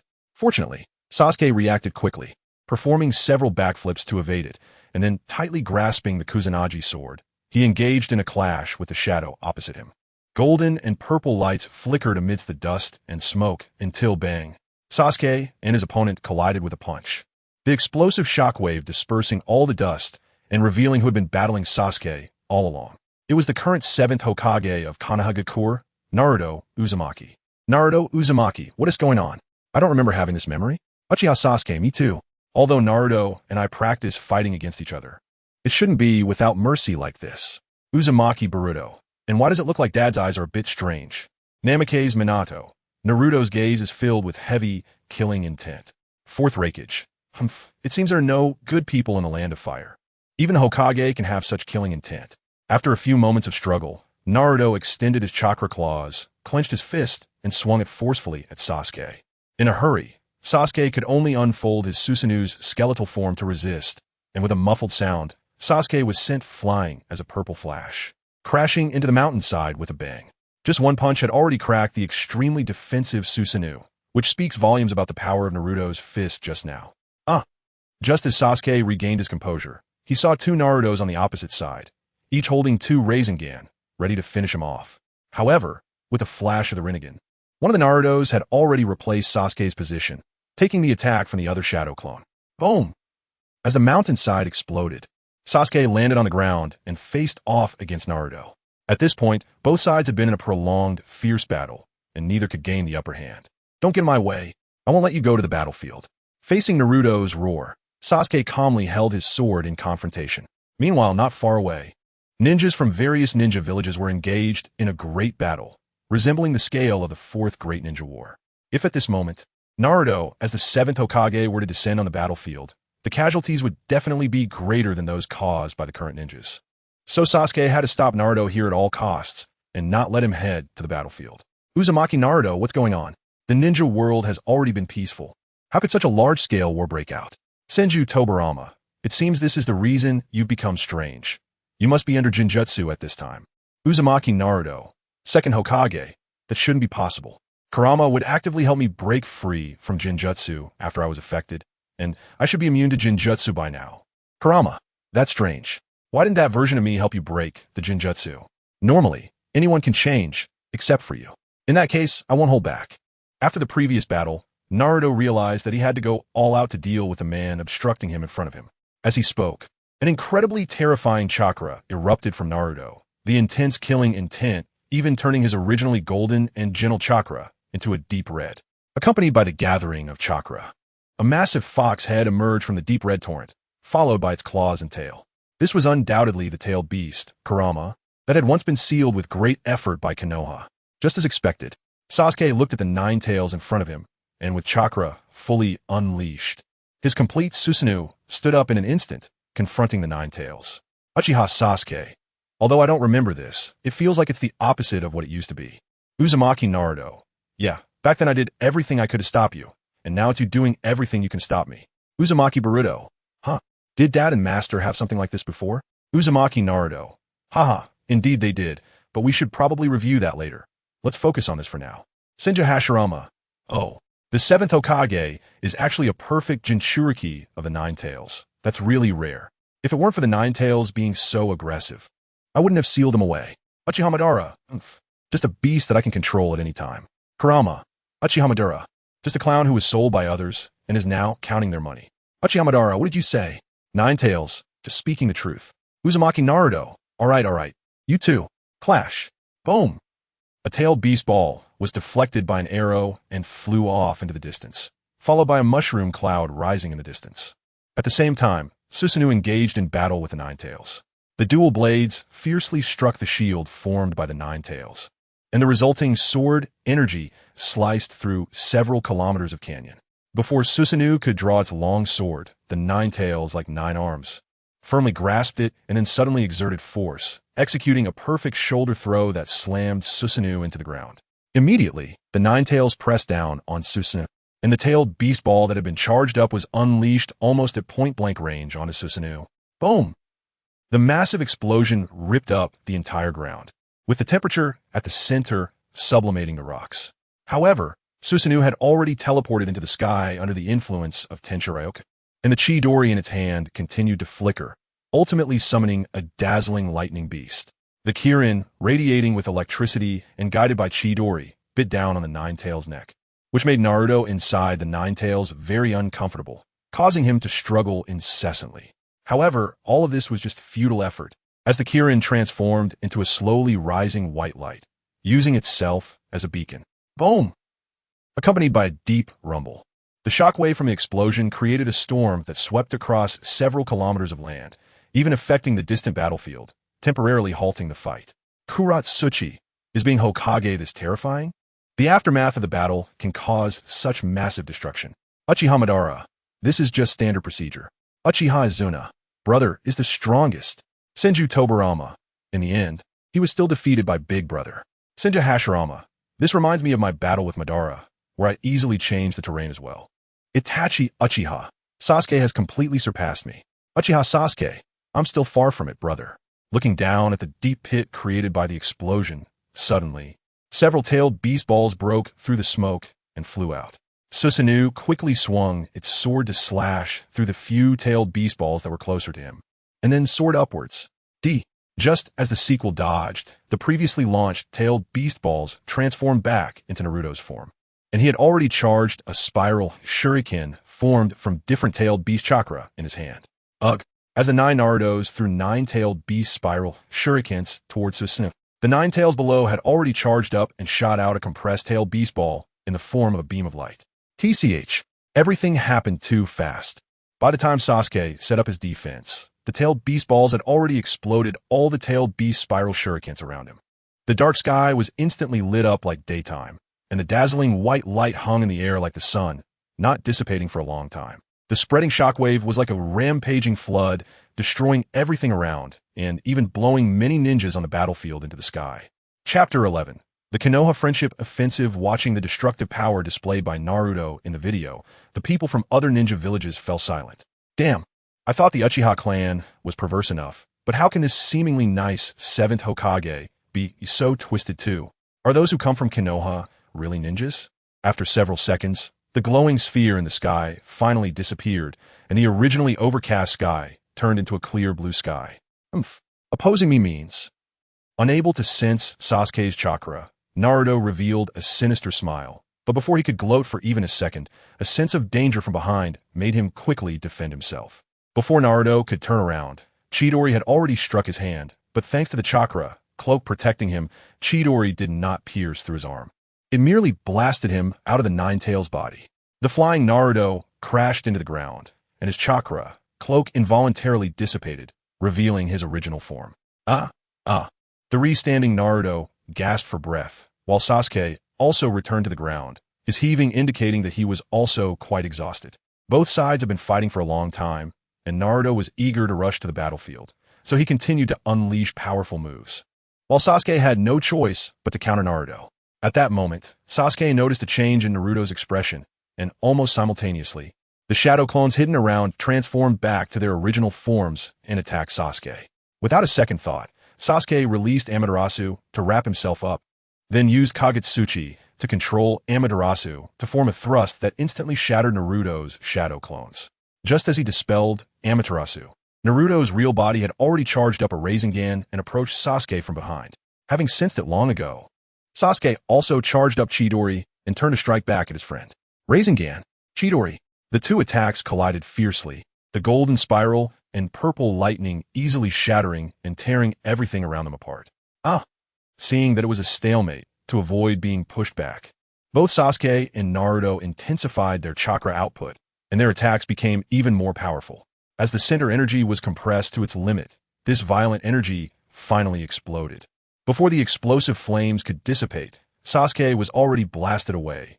But Naruto, regardless of his injuries, continued to chase and attack Sasuke, who could only resist Naruto's onslaught. If I lose here, it means that the ninja world you established with your own hands will be destroyed. Since childhood, you, who foolishly aimed to become Hokage, are actually going to destroy the very thing you created. I will never let that happen, just as you once stopped me. This time I will risk my life to stop you.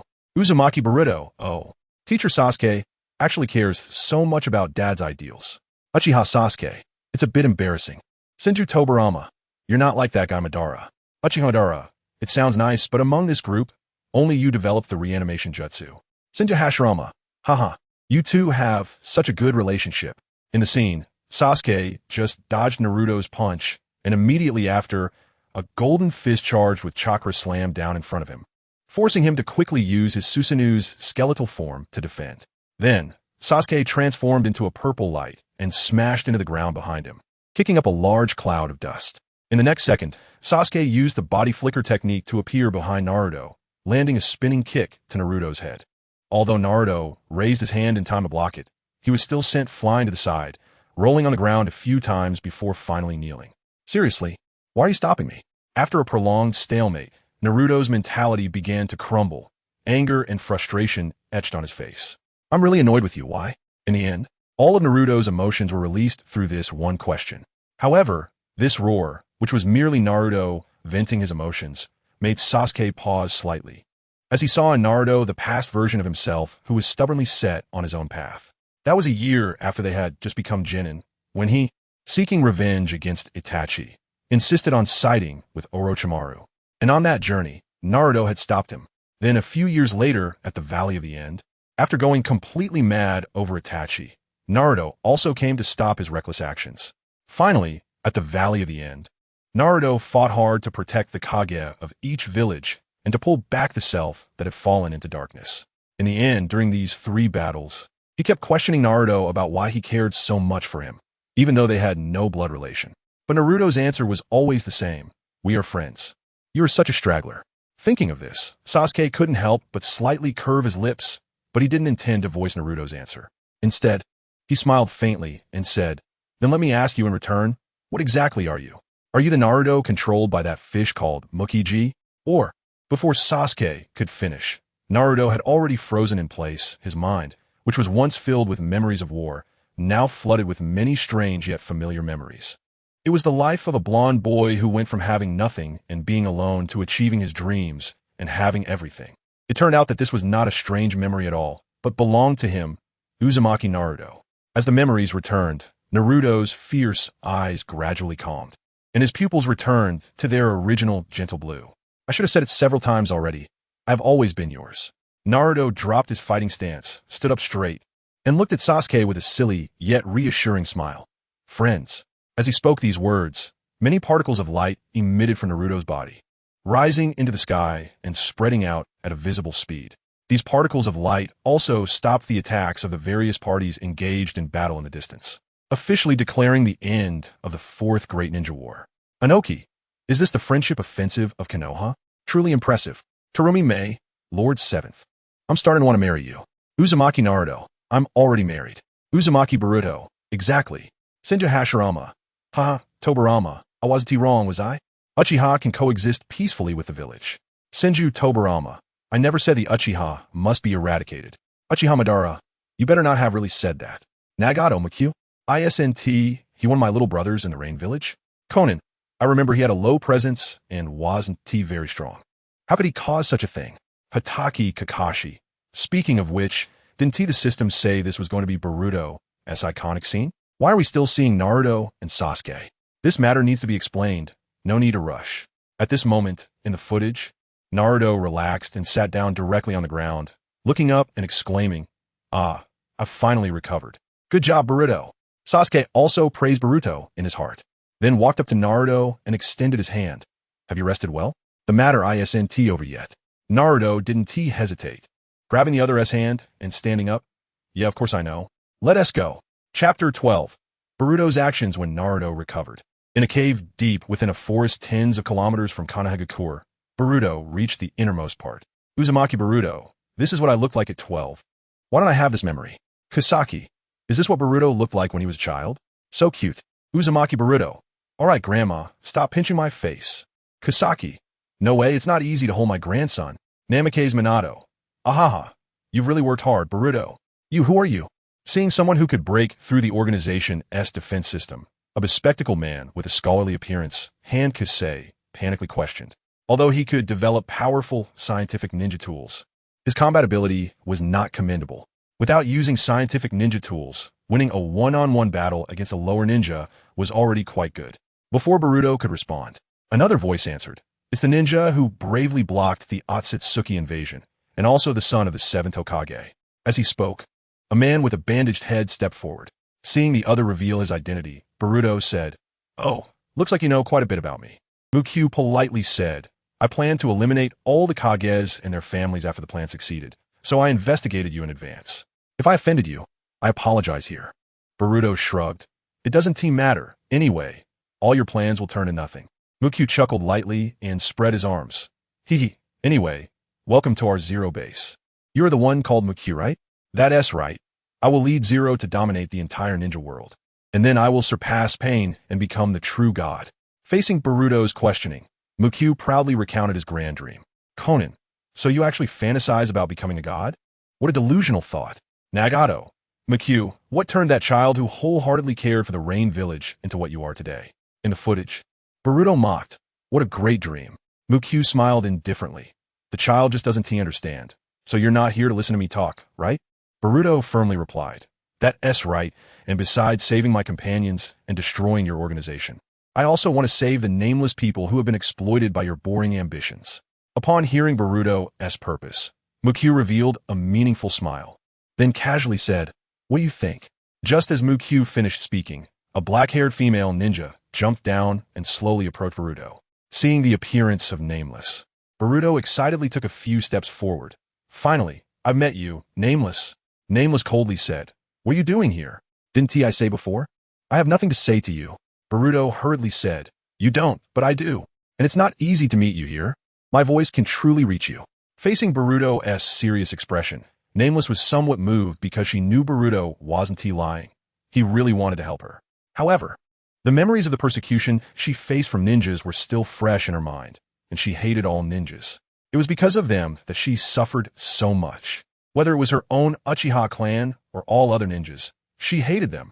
Thinking of this, Nameless suddenly took out a kunai and attacked Boruto, who hurriedly drew out a kunai to defend. The two kunai sparked as they clashed, and Nameless, suppressing her inner anger, said, "Since you're not going back, then die here." Boruto replied, "I want to go back until you come with me. You're really annoying." "Stop it. Nameless, I don't want to fight you. You're so annoying." Really. By the end, Nameless had somewhat regretted it because she genuinely felt happy being with Boruto, but when she thought of her own experiences, she couldn't let go of that hatred. "Get away from me." In a constant struggle, Nameless yelled and attacked Boruto. "How long are you going to help Zero? Until this ninja world is destroyed. Do you really want to destroy the ninja world? Or are you satisfied with that?" "Of course. Only with the destruction of the ninja world will my hatred disappear." While resisting Nameless's attacks, Boruto tried to persuade her, but Nameless's attacks grew fiercer, and several shadow clones attempting sneak attacks were killed by her. Boruto flipped backward several times to create distance. "I know you have a heavy past, but how could you know my past? Stop being so self-righteous." Nameless formed hand seals and then spat out a giant fireball 3 meters in diameter. Boruto quickly gathered a Rasengan and threw it out.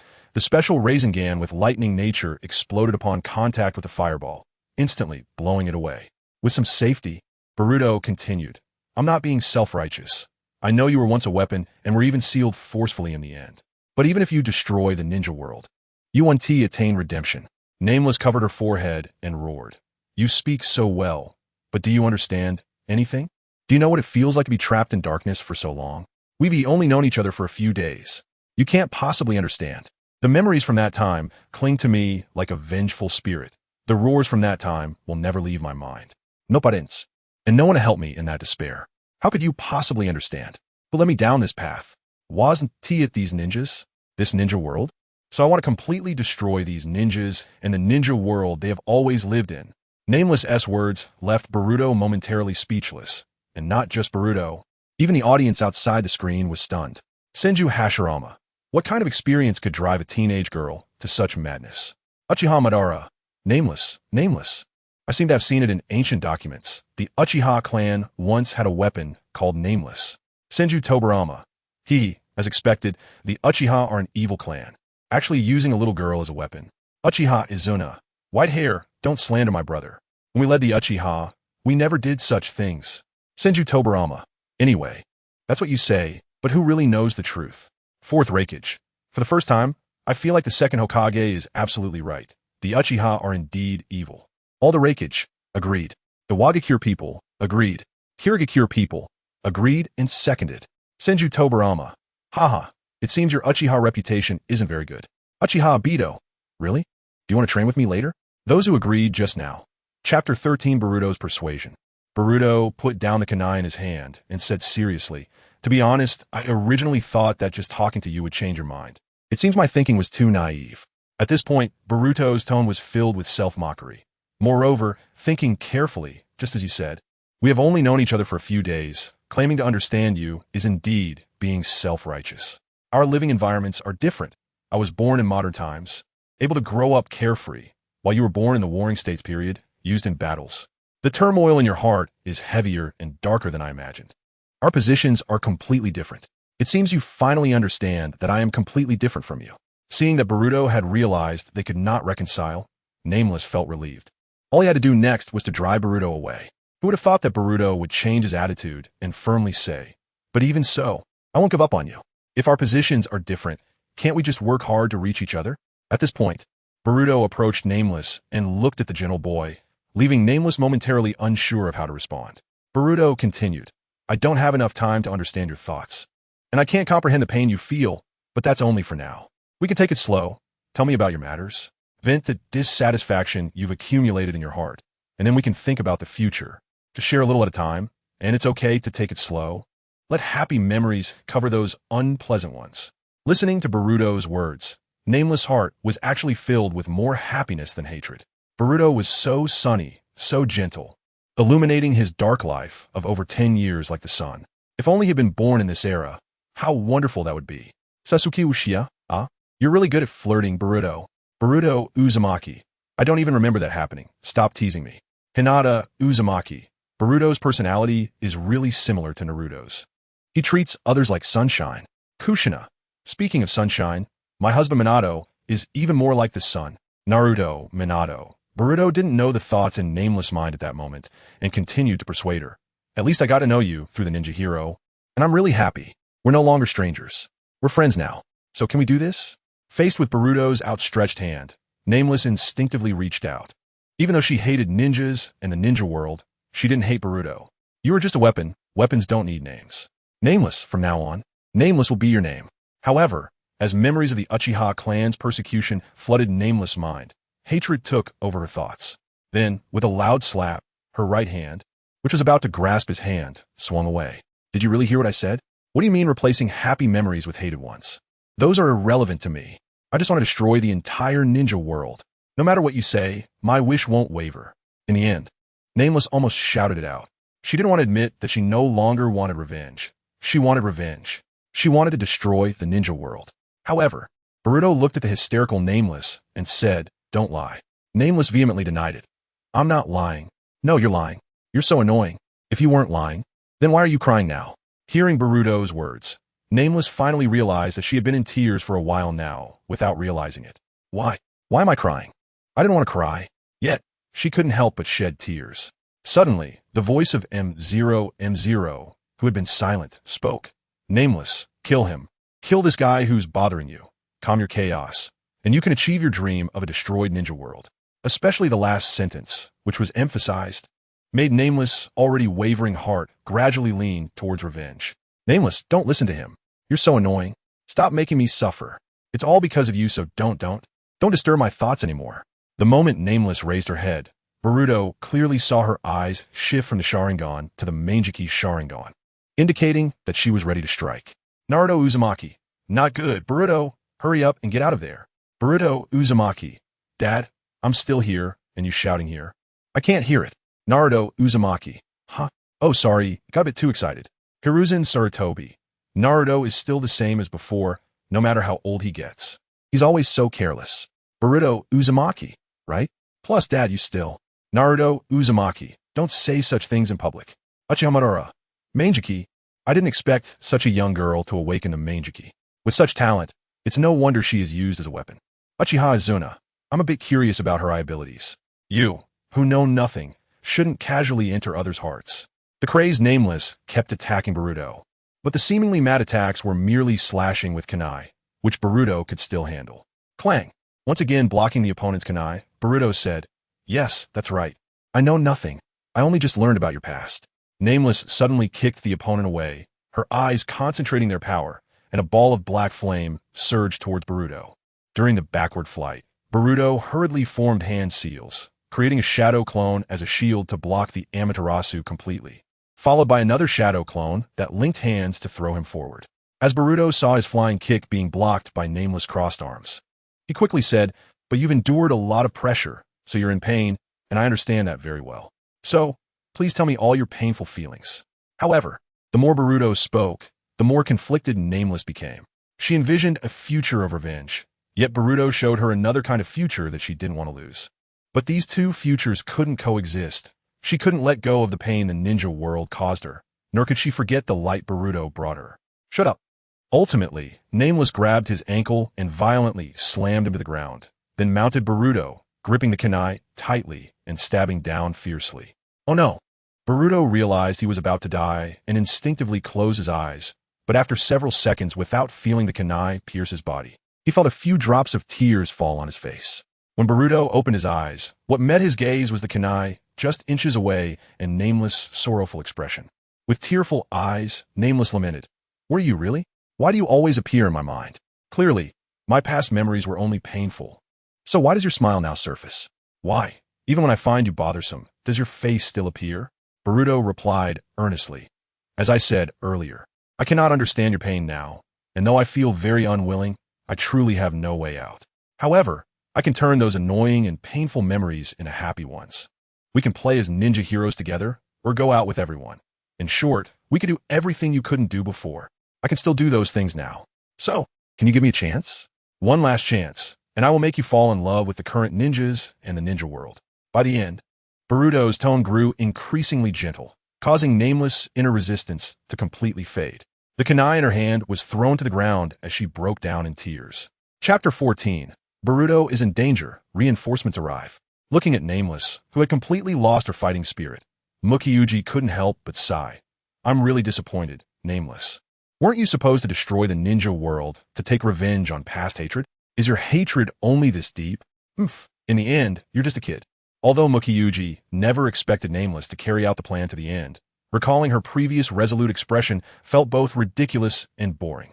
Boruto helped Nameless up and warned Mukyuji, I'm taking Nameless away. Don't try to stop me. Mukyuji spread his hands for something that has lost its value. It doesn't matter to me whether it's discarded or given away. Hearing Mukyuji's words, Boruto clenched his fists. What do you mean by value? You just like those people before? Only see her as a tool to be used, right? Previously, when searching for his father's memories, Boruto had inadvertently browsed through Nameless memories. She must have had a beautiful childhood, but was treated as a weapon by her clan until she was sealed away. Now that she was unsealed, these guys once again treated her as a weapon, completely disregarding her humanity. Mukyuji shook his head and said, Please don't misunderstand. For someone like me who has become a god, whether the feudal lord or one of the 5 Kages, or even the legacies of the past, everything is just ants to me. At this moment, the assistant Fangzhu wanted to persuade his former subordinate beside him. Didn't you hear? In his eyes, you're also an ant. Doesn't that bother you? However, Shukuz laughed maniacally. Teacher Fangzhu, you seem to misunderstand. As long as I can freely develop scientific ninja tools, it doesn't matter how they view me. Only by developing the scientific ninja tools I aspire to can I be truly happy. Shukuz. Facing Shukuz's reaction, Fangzhu gritted his teeth in frustration. At this moment, Fangzhu felt more regretful, regretting why he had brought such a morally corrupt person into the Scientific Ninja Tools Research Institute. His own philosophy of developing scientific ninja tools was only to assist others, yet this guy recklessly developed various highly dangerous scientific ninja tools. It was for this reason that he expelled Shukuz, but he never expected that the expelled Shukuz would ally with Zero, bringing about the current situation. Mukyuji waved his hand. All right, you can take her, but only after I'm done using her. What do you mean? Just as Boruto was about to take Nameless to a safe place to rest, he was blasted away by a powerful aura. When he lifted his head to observe, an astonishing chakra erupted from Nameless. However, Nameless, who released this incredible chakra, looked extremely pained, kneeling on the ground while clutching her head and shaking it continuously. Fangzhu was shocked. Shukuz manipulated the device on his arm, chuckling. Did you really think we had no plan to unseal her? Don't underestimate me. I'm very careful. Mukyuji explained. Have you heard the binding symbol? This is a forbidden technique developed by the second Hokage. Once applied to someone, it can control their actions. Second, Tsuchikage, as expected of the second Hokage, a master of forbidden techniques. Uchiha Izuna. If there are any forbidden techniques in the future, it's highly likely that they were developed by the white-haired one. Senju Tobirama. So what? This only means that I have developed more ninjutsu. Uchiha Izuna. Why are you still so proud? Have you thought about the terrible impact these forbidden techniques you developed have had on future generations? Senju Tobirama. Then you can only blame the practitioner for their wicked intentions. If a ninjutsu is used by a villain and the developer is considered a villain as well, then you're not any better. Uchiha Izuna. TCH. In the scene, Miyutujin continued to speak. As long as you use this, the control person will never betray the caster. Don't you think it's the most ideal method to control a weapon with self-awareness? Tezuka explained proudly. Moreover, I've made some improvements to modernize it. For example, the current appearance of the binding seal is just the headband on her head. How about that? Cute enough to make people think it's just a normal decoration, right? Listening to Tezuka's words, Boruto really wanted to rush up and hit him, but he couldn't ignore Nameless' situation right now. To realize my ideals, I need to release her to unleash the terrifying power of the weapon. Miyutujin spread his arms wide, commanding like a god. All right, weapon, release the shackles and destroy everything. Seeing that Nameless had been completely controlled, Shikadai, who was bound next to Sho, shouted, Boruto, don't hesitate, hurry up and fight. Otherwise, you will die. But still hesitating, do you think you can fight against a Uchiha weapon with just a mere chunin? Tezuka sneered. A Leaf Village chunin and a terrifying weapon from the Warring States period. How could they be on the same level? At this moment, the completely controlled Nameless launched a fierce offensive against Boruto. If before, Nameless was just venting emotions, now it was aimed at killing Boruto. Just blocking was already exhausting Boruto, leaving him no strength to awaken Nameless. Oh no! Nameless grabbed Boruto's wrist with one hand and, in a moment of pulling him to lose balance, delivered a whip kick that severely injured Boruto's abdomen. The immense force made Boruto spit out a mouthful of blood, and he crashed into a 2-meter-thick stone pillar like a cannonball. Cough, cough. However, surprisingly, Boruto quickly crawled out from the rubble. But the injuries on his body made him unable to stand steadily, and any sudden movement caused unbearable pain as if his chest were being ripped apart. Nameless. Nevertheless, even so, Boruto still wanted to awaken Nameless consciousness. However, in response to Boruto, Nameless made hand seals, then took a deep breath and spat out. Fire style. Grand fire destruction. The air mixed with chakra instantly transformed into a fierce wave of fire, filling Boruto's field of vision in an instant. In that moment, Boruto felt death. Just at this critical moment, a golden figure flashed in front of Boruto, extending a gigantic chakra claw that firmly grasped the scorching wave of fire. No matter how fierce the flame was, it was held in place by the golden claw. Boruto focused and couldn't help but shout in joy, "Dad, you did well." "Boruto." Naruto turned his head slightly and smiled, then clenched his palm, and the terrifying wave of fire was crushed into pieces by the claw. "What is going on? Hey, be careful." While Tezuka was still astonished at who could easily crush such a terrifying ninjutsu, Mutujin's voice rang out, and he noticed that the controller on his wrist was inexplicably burning with black flames. Knowing how terrifying these black flames were, Tezuka hurriedly dismantled the controller and threw it aside, but the speed of Amaterasu's burning was too fast before the controller even hit the ground. It was already burned to ash. What the? Just as one matter was resolved, another arose. A black-haired man actually rescued all the hostages they had tied up right under Mutujin's nose. The speed was so fast that it didn't seem like high-speed movement, but instant teleportation. Sure enough, just as the hostages disappeared, Sasuke appeared out of nowhere next to Naruto and brought all the hostages to safety. 7th Hokage Uzumaki Naruto. Shadow of Support Uchiha Sasuke. The two strongest individuals in the current ninja world had gathered here. Chapter 15. Mutujin's ideal. You two really know how to cause a ruckus. Facing the two culprits of this crisis, Mutujin and Tezuka, Naruto rarely showed a face full of killing intent. However, in the face of the strongest combat power in the ninja world, Mutujin was completely unafraid. "Have you arrived?" "Two sinners." "Sinners?" Mutujin's words left everyone puzzled. "Sinner? When did he become a sinner?" Sasuke snorted in rebuttal. "What right do you have to say that? You've plunged the entire ninja world into chaos. It's surprising you still have the face to accuse others." Mutujin simply smiled lightly. "Ha, it seems you don't realize the magnitude of your sins." Naruto asked in confusion, "What the hell are you talking about?" Mutujin slowly said, "Our organization, Zero, is based on the concept of returning the ninja world to zero. There will definitely be people asking why we should return to zero when the ninja world is so peaceful now. That's because the era you've created is fundamentally a sin." Upon hearing this, Sasuke interrupted in dissatisfaction. "Those who want to rebel always say such things. I've lost count of how many times I've heard this." Mutujin, however, smiled slightly.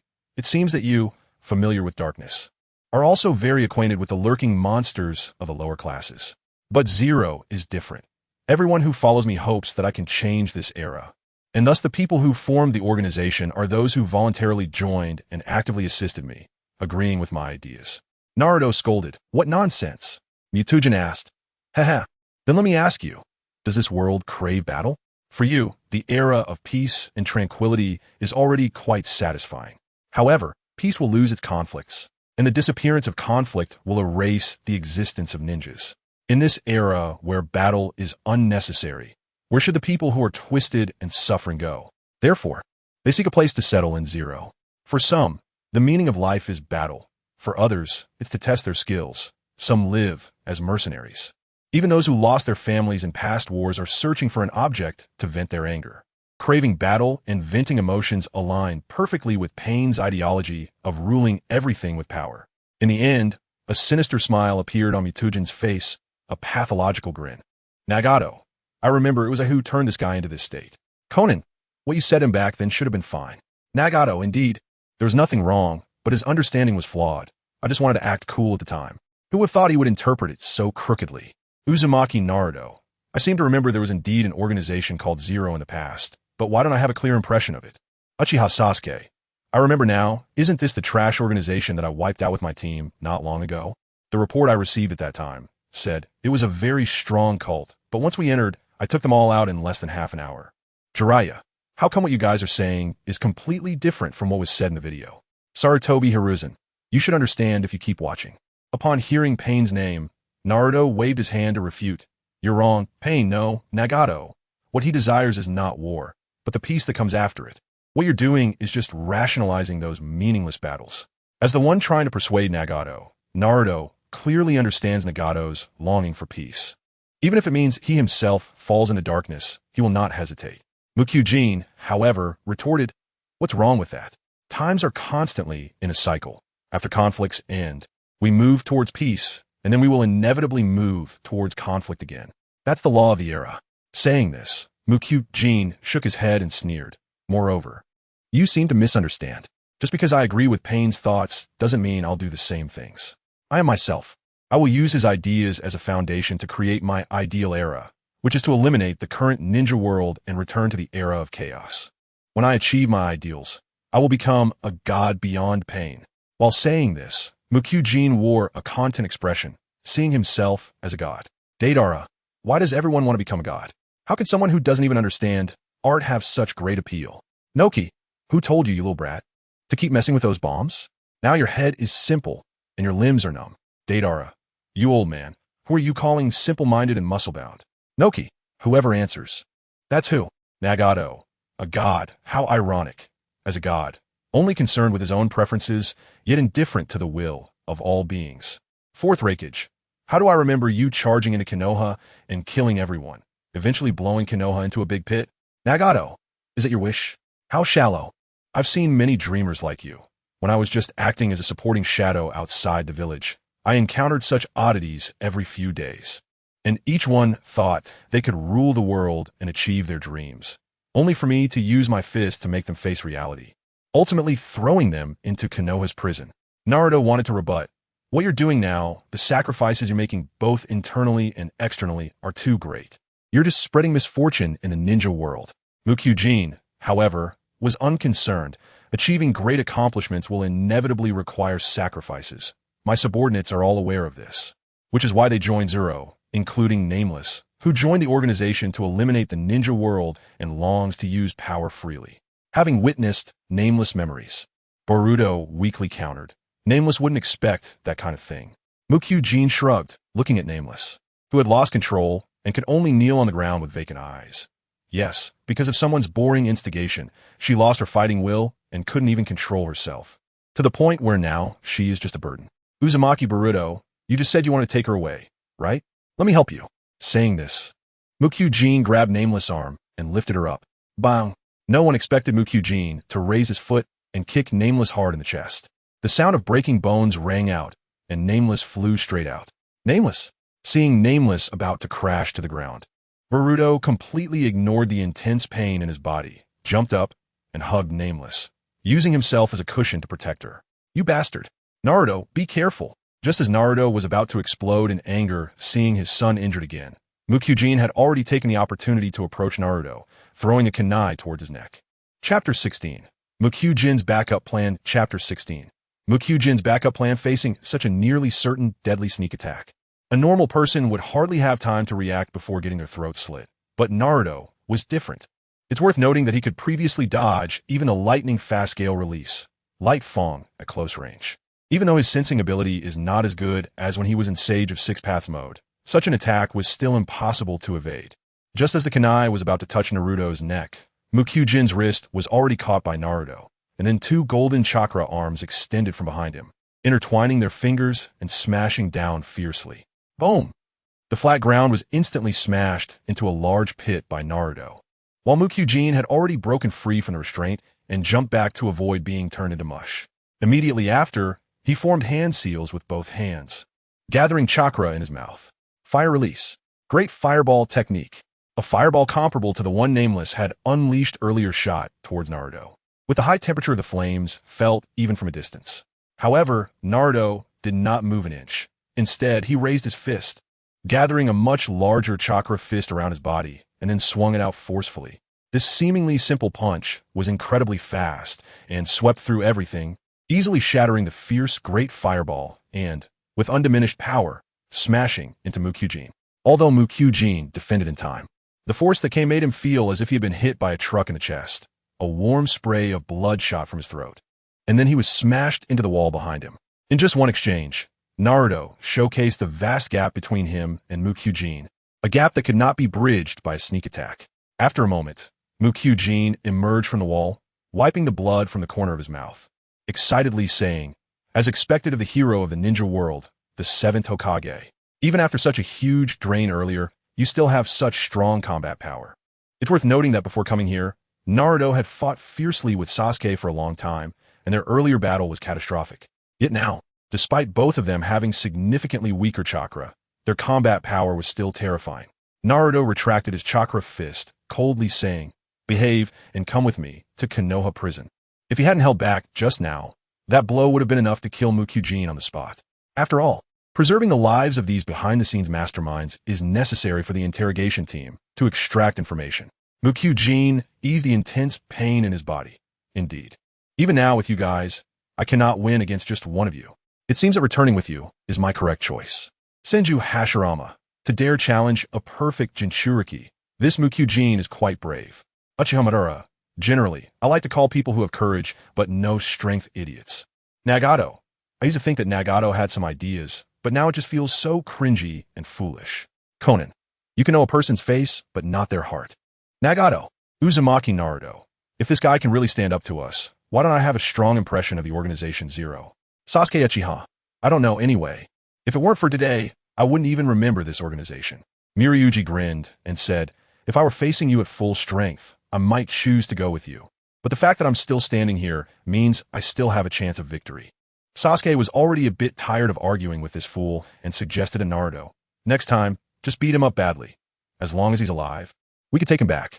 Sasuke had done such dirty work before, preferring to cripple those he couldn't directly kill, but who talked too much, since his wife would heal them later anyway. Miryuji completely ignored the discussion between Naruto and Sasuke about going all out, and continued, have you heard of the 8,000 spears? This ability can freely control the chakra of the connected person, and can even endlessly transmit it back to the caster. Therefore, the Uchiha clan of the past wanted to enhance all the ocular jutsu through the 8,000 spears. Although the experiments ultimately failed, the existence of this ocular jutsu still shocked the entire world. After hearing Miryuji's words, Sasuke glanced at the unconscious Nameless lying in Boruto's arms. So, this is the ability of Uchiha Nameless? Miryuji replied, that's right, it's a unique ability of Nameless, and only Nameless Sharingan can use it. However, one day, I received some news that there exists an artificial eye in this world, which not only restores sight, but also grants immense power. At this moment, Hoju seemed to remember something and looked at Tezutsuki in surprise. An artificial eye? Could it be that Tezutsuki? Tezutsuki didn't hide anything and revealed a twisted smile of satisfaction. That's the one, Teacher Hoju. I just provided the artificial eye to Lord Miryuji, and as a result, I obtained some fantastic data. I was originally troubled by the source of chakra supply, but then I found a way to solve all the problems at once. After hearing this, Hoju hurriedly said to Naruto, be careful, 7th Hokage. The artificial eye developed by Tezutsuki can ignore bloodline limits to replicate ocular jutsu. Ignore bloodline limits. Naruto was shocked to hear this. Bloodline limits are special jutsu that can only be used by those with genetic ties. Without such ties, even his teacher, Kakashi Hitaki, known as the Copy Ninja, couldn't use them. Tezutsuki displayed an even more exaggerated smile. Teacher Hoju is right. My artificial eye completely ignores bloodline restrictions, allowing anyone to use ocular jutsu with its dreamlike ability. Kuratsuchi, ignoring even bloodline restrictions, that's truly a terrifying thing. Onoki, is this really that powerful? The era of the 7th Hokage is surprisingly strong. Uchiha Madara, in the end, it's just a fake. How could a fake be as powerful as the real thing? Senju Hashirama, if it can be mass-produced, it would greatly enhance the village's safety. Uzumaki Naruto, Grandpa First Hokage, that's impossible.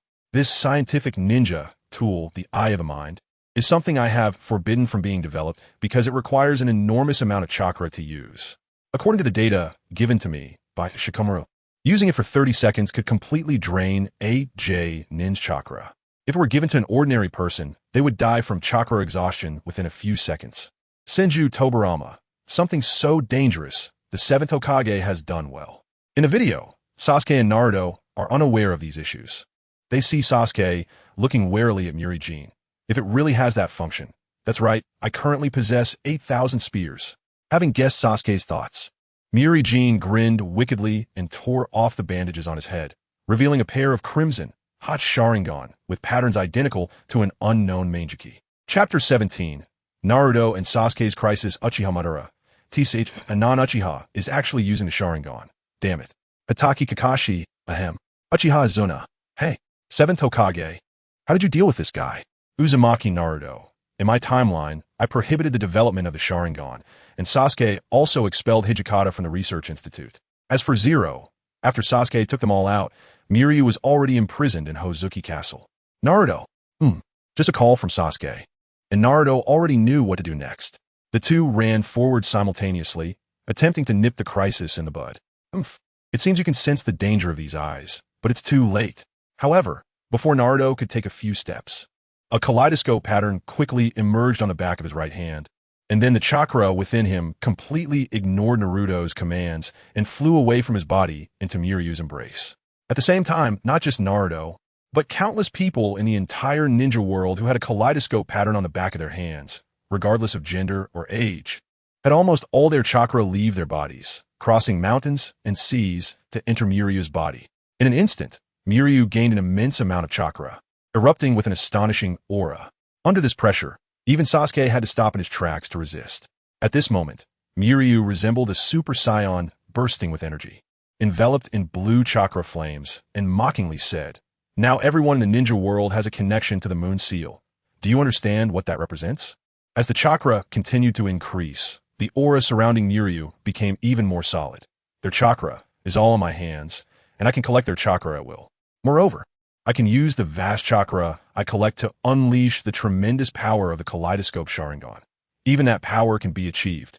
Saying this, the chakra flames had turned from blue to a chilling blood red, and the chakra began to condense, ultimately forming a familiar skeleton. Skeleton, blood vessels, muscles, skin, layers of material were condensed by this blood-red chakra, and in just 2 seconds, a red giant over 50 meters tall stood before everyone. Uchiha Madara, Susanoo. How can that fake eye actually be used? Uchiha Izuna. Why is it different from the Susanoo my brother uses? Yagura. What a terrifying form. Wait, is this for real? Not only the audience outside, but even Naruto and Sasuke, who were on site, were stunned.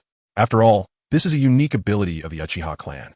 Kakashi had already surprised everyone when he used Obito's Manjiki Sharingan to activate Susanoo, but now a non-Uchiha using an artificial eye has also manifested Susanoo.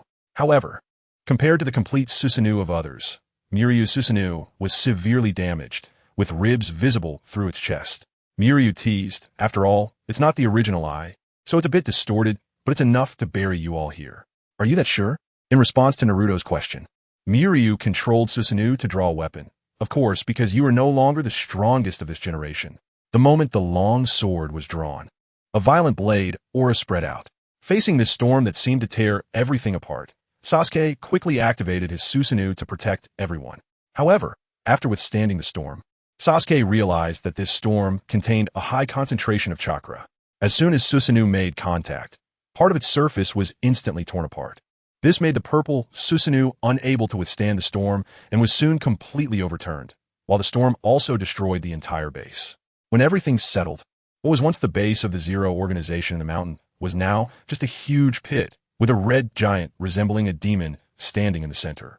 As Naruto pushed away the boulders on him with one hand, he looked around and found that only Sasuke was still nearby. Boruto and the others had flown off who knows where, but fortunately, Naruto could sense Boruto's chakra nearby. Truly resilient. But Mirai looked down on Naruto and Sasuke. "You two are just ants that I can crush with a wave of my hand."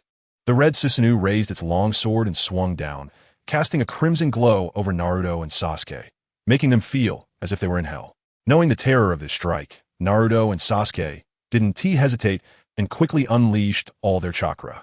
As the golden fox appeared, the purple armor rapidly enveloped its body, and a long sword materialized in the fox's hand. This was Naruto and Sasuke's combined skill, the tailed beast armor Susanoo, tailed beast calamity. Just as the nine tails raised the long sword above its head, the red long sword struck down upon it, and in the next moment, A powerful pressure shattered the ground beneath the Nine Tails, pushing its lower half into the earth. Although the Nine Tails struggled to resist, the opponent's power was far too overwhelming. Not to mention deflecting the weapon, it was already a struggle to withstand the strike. Watching the two still desperately holding on, Miryu sneered. Is this considered resistance? It's just draining the little chakra you have left, desperately stalling for time before death. Who would have thought that the two who created history would end up like this? It's too tragic. This is not good. Focus. However, Naruto and Sasuke had no time to listen to Miryu's trash talk. They were already using all their strength just to withstand the strike. Uchiha Madara. To be in this situation from such an attack, 7th Hokage, you are too weak. Senju Hashirama. But Madara, don't forget that before that, those two had already fought fiercely for a long time. Think about it. If it were just the two of us in that state at the Valley of the End, could we withstand this blow? Uchiha Madara. TCH. Senju Tobirama. Scientific ninja tools? Interesting stuff. If possible, I really want to meet that scientific ninja tool developer called K-Sook. Uchiha Izuna. Wow, white-haired one. I can't believe you actually have a day where you're interested in other things. Senju Tobirama. Am I really just a person who doesn't care about the world in your Uchiha eyes? Uchiha Izuna. Isn't it? Senju Tobirama. I'm too lazy to deal with you. 4th Raikage. Is this the power of scientific ninja tools? I'm gonna start working on their development when I get back. Noki. It seems we all had the same thought. In the video, Mutsubi strengthened the force in Susanu's hands, laughing maniacally as he shouted, "Your era has ended. Now it's my time." Bang! At that moment, the red blade was suddenly struck by something, and a momentary release of force gave the Nine Tails a chance to breathe, violently slinging the red long sword to the side. Mutsubi was quite surprised because he clearly did not see any attack, yet that blow seemed to appear out of thin air on the blade. That was taking a breath. Naruto and Sasuke looked towards the direction of the attack and were shocked to see a figure bursting with blue chakra flames maintaining the pose after the attack. Boruto. Chapter 18. The battle with Mutsubi. How are you? You shouldn't be able to move. Seeing Boruto not only standing up again, but also continuously bursting with chakra flames, it was clear that his chakra was fully restored. However, glancing at the nameless figure lying calmly on the ground, Mutsubi suddenly realized, is it the nameless one? It doesn't matter. Anyway, this will be the last time. Boruto did not respond to Mutsubi, but recalled the scene after he was blown away. Because of Mutsubi's attack, the unconscious Nameless slowly opened her eyes. And what came into view was Boruto's unconscious figure. The Nameless was weak all over at this moment, but still crawled towards Boruto with all her might. I hate the ninja world and ninjas, but with you, this world can still be. The Nameless reached out and grasped Boruto's hand, and a ghostly blue light shone on their hands. Recalling this, Boruto turned his head to look at the Nameless and said solemnly, "Wait for me. I will solve this and come back soon." What does transmitting chakra to you do? It's just a futile effort. Facing Mutsubi's mockery, Boruto seriously approached Naruto and Sasuke, who, due to exhaustion, had to release the tailed beast transformation. Mutsubi sneered. This battle is no longer something children can interfere with. Boruto clenched his fists. You're being too much. This era was built by my dad and the others overcoming many difficulties, and you want to destroy all of it. I can't let you get away with this. At this moment, Boruto raised his head, his eyes filled with anger. But what I can't forgive the most is that you used the Nameless, who has suffered in the past. You don't even see her as a person. Mutsubi laughed mockingly. Fool, the Nameless was originally a weapon. What is wrong with using a weapon? The Nameless is my friend. Before Mutsubi could finish his words, Boruto's furious roar interrupted him. You dare to harm my friend like this. I will never let you go. Faced with Boruto's furious roar, Mutsubi momentarily froze until a drop of cold sweat trickled down his neck, and he regained his senses. I am sweating. Facing a low-ranking ninja who relied on the Nameless to provide chakra, impossible. He did not accept it. How could a self-proclaimed god of the new era be scared enough to sweat by a low-ranking ninja? Since that's the case, then I will settle this here. My son is still fighting hard. As a father, how can I stand by and do nothing? Agreed. As a master, I cannot lose to my disciple either. Facing the murderous intent of Mutsubi, two grand figures arrived by Boruto's side. One was Boruto's father, Uzumaki Naruto, and the other was Boruto's master, Uchiha Sasuke. It's really hard to watch Boruto fight so desperately for a nameless one. Uzumaki Boruto. Mutsubi summoned a large number of Magatama to pour towards the enemy. Don't you know how much pain she has endured? As Boruto rebutted, Naruto quickly summoned Kurama's head behind him, shooting out several tailed beast bombs in succession, causing multiple explosions that obliterated all the Magatama. I know, but so what? That is her fate. From the very beginning, fate was destined to be unchangeable. Mutsubi controlled Susanoo to raise the long sword and swing it down. Naruto grabbed Boruto and Sasuke and jumped to the sides, the massive long sword cleaving the ground open, creating a chasm several kilometers long. Mutsubi continued, I'm just effectively utilizing her. This is her happiness as a weapon. Boruto roared, don't use your thoughts to decide her life. She is a person, not the weapon you speak of. At this moment, Sasuke attached Amaterasu to the Kusanagi sword and swung it, cutting out a black crescent moon. Mutsubi raised his hand to block, but suddenly the Amaterasu crescent exploded violently, forcibly shattering part of Susanoo's hand, and an unconcerned Mutsubi mocked. Even if I treat her as a person, using her and discarding her afterward is her unchangeable fate. How pathetic. Naruto quickly threw a spiral shuriken at Susanoo's joint. You're wrong. Fate can be changed. I have seen many people change their fate, including the pain you admire. Witnessing the destructive power brought by Amaterasu, Mutsubi hurriedly controlled Susanoo to jump away. However, another spiral shuriken hidden in the shadows directly hit Susanoo's right leg. The violent wind-type chakra quickly disintegrated Susanoo's right leg, and at the same time, the massive body fell to the ground. Mutsubi angrily said, this is why he cannot become a god. At this moment, Sasuke unfolded Susanoo's half-body from a distance. An arrow formed by Amaterasu was ready to launch. In my opinion, you, bound by old thoughts, are the truly pathetic man, dreaming of becoming a god. It's laughable. Infuriated, Mutsubi summoned a large number of Magatama for an AoE attack. TSK. A bunch of detestable guys. Why are you still resisting? Your era has already ended. Stop talking nonsense. What needs to end is your self-righteous, foolish ideal. The era that my dad and the others created will continue on.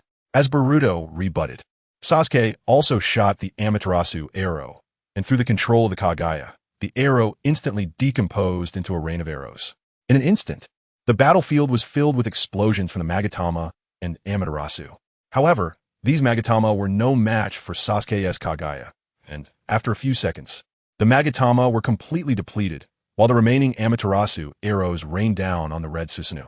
After several violent explosions, Mutsubi's Susanoo became even more damaged, and it could no longer stand up. How? How is this possible? I'm actually being suppressed?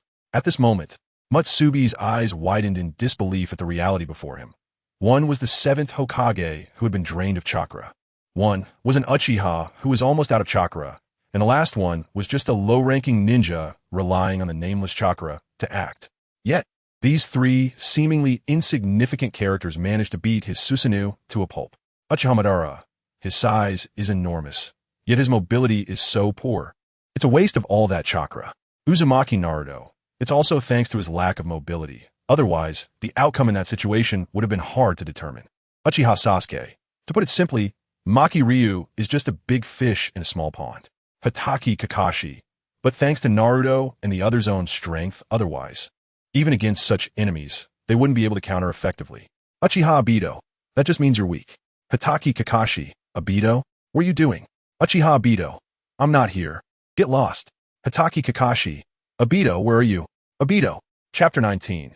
Don't underestimate us ninjas. This is something I will not admit. For a long time, the godlike Muto Tsukuyomi has now broken down, and in his madness, he manipulated Susanoo to raise the long sword in his hand, forming hand seals as a large amount of chakra gathered into the sword. As the chakra gathered, the sword became thicker and more terrifying. How could I possibly admit this? In his madness, Muto Tsukuyomi let out a hysterical roar, and at that moment, the long sword swung towards Naruto and the others. Seeing the terrifying chakra emanating from the sword, Naruto knew that if it struck the ground, not only would the earth be split in two, the destruction would definitely affect many regions' ecology. In Chakra 2, Kurama, who do you think I am? Two with no choice. Naruto clasped his hands together and unleashed the last chakra in conjunction with the Nine Tails. A golden light erupted as a giant golden fox rose from the ground, facing the world-destroying sword. Bang! The Nine Tails, taking the blow head-on, instantly sank its feet into the ground, but still couldn't hold up. Under the immense force, the Nine Tails was forcibly pressed into the earth. However, thanks to the Nine-Tails' efforts, the blow that should have split the ground only pressed the Nine-Tails into the earth, without causing excessive destruction. With a crack, the Nine-Tails' claws deeply embedded into the sword, preventing Muto Tsukuyomi from lifting it. Sasuke. I know. Long before Naruto called out, Sasuke had already drained his chakra and fired a pitch-black Amaterasu arrow. Caught off guard, Muto Tsukuyomi couldn't dodge in time, and the arrow directly hit Susanu's head, causing a violent explosion that completely shattered the shell, encasing Muto Tsukuyomi. Now's our chance. Boruto. With no extra chakra left to fight, Naruto and Sasuke could only place their hopes on the chakra-rich Boruto.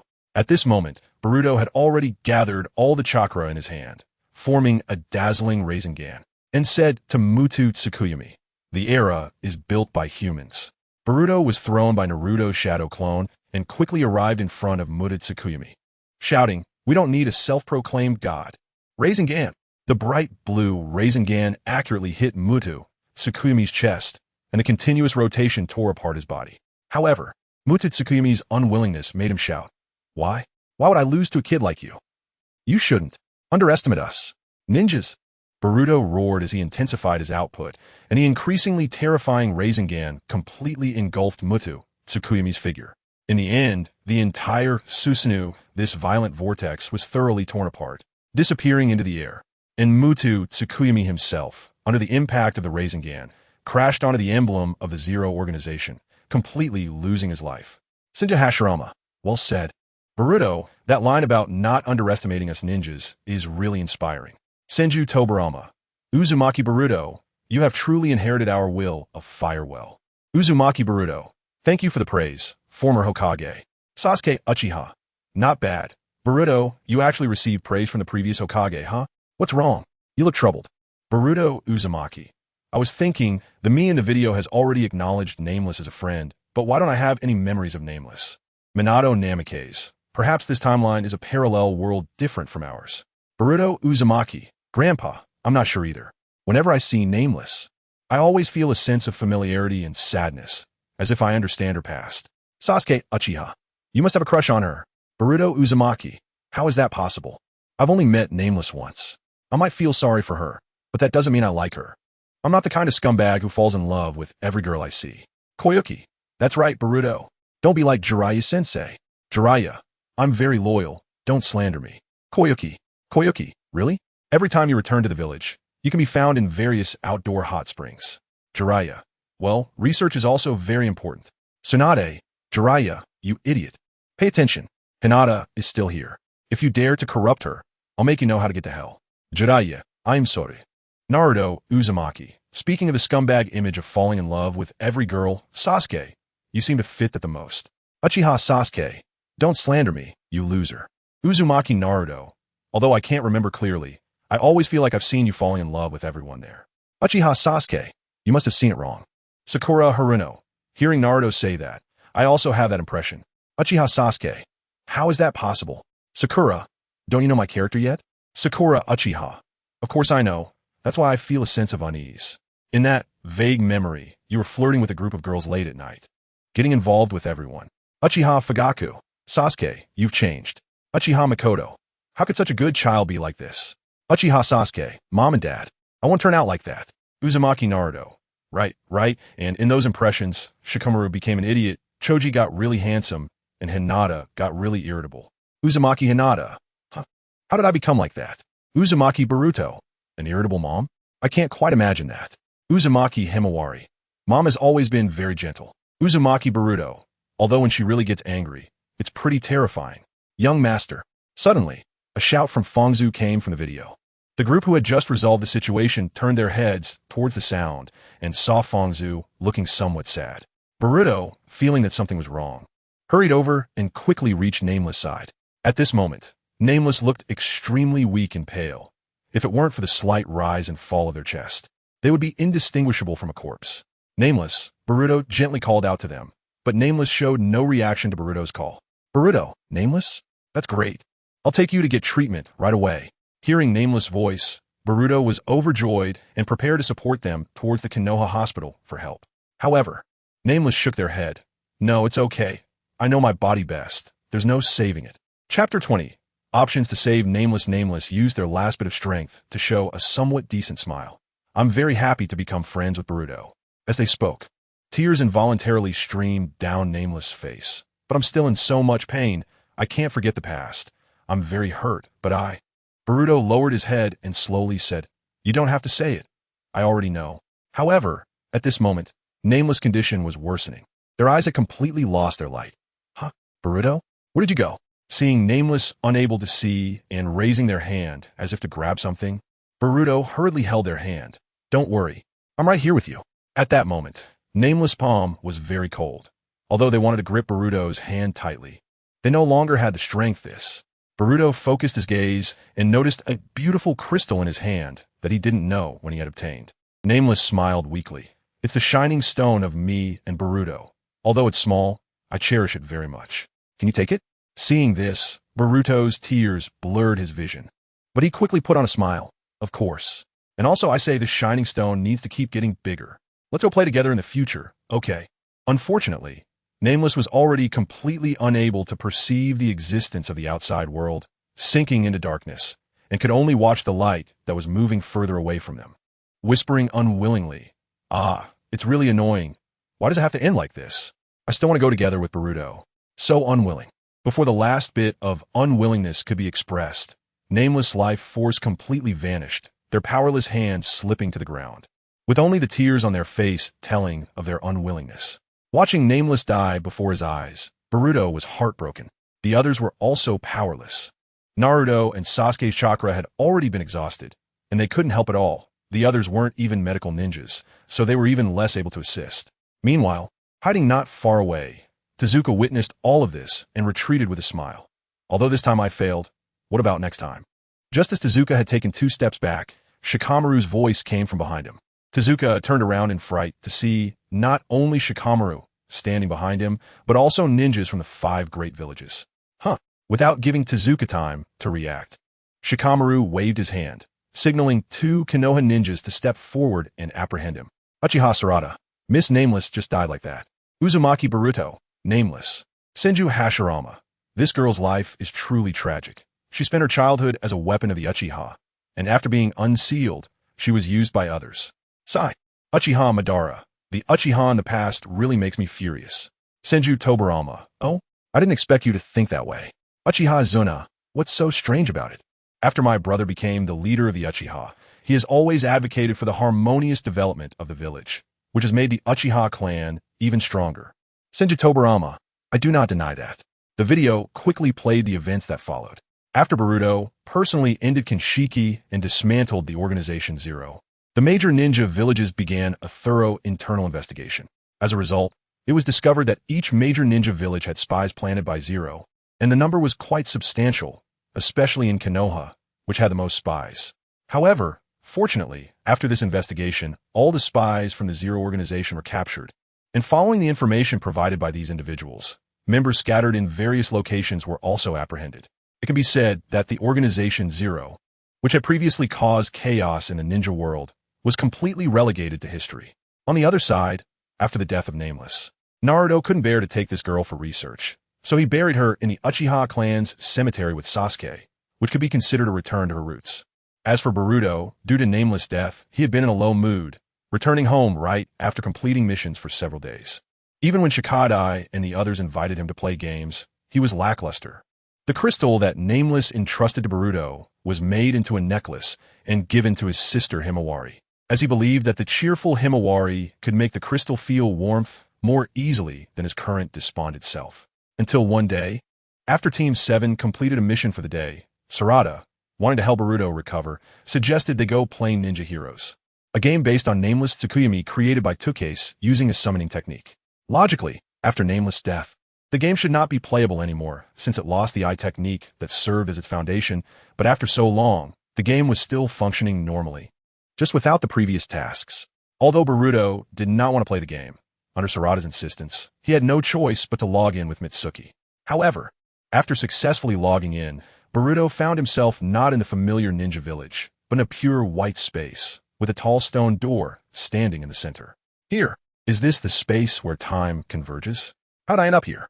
Boruto instantly recognized that this was the special space he had come to in search of his father's memories. But why was he here now? Boruto. Hearing someone call his name, Boruto looked in the direction of the voice and saw a white-haired man dressed in white, with his eyes tightly closed. Uzumaki Naruto, Sharon. I really didn't expect it to be him. Uchiha Madara. Why do I feel something unusual about him? Who is he? Uchiha Sasuke. He is a member of the Tsutsuki clan. Uchiha Madara. How is that possible?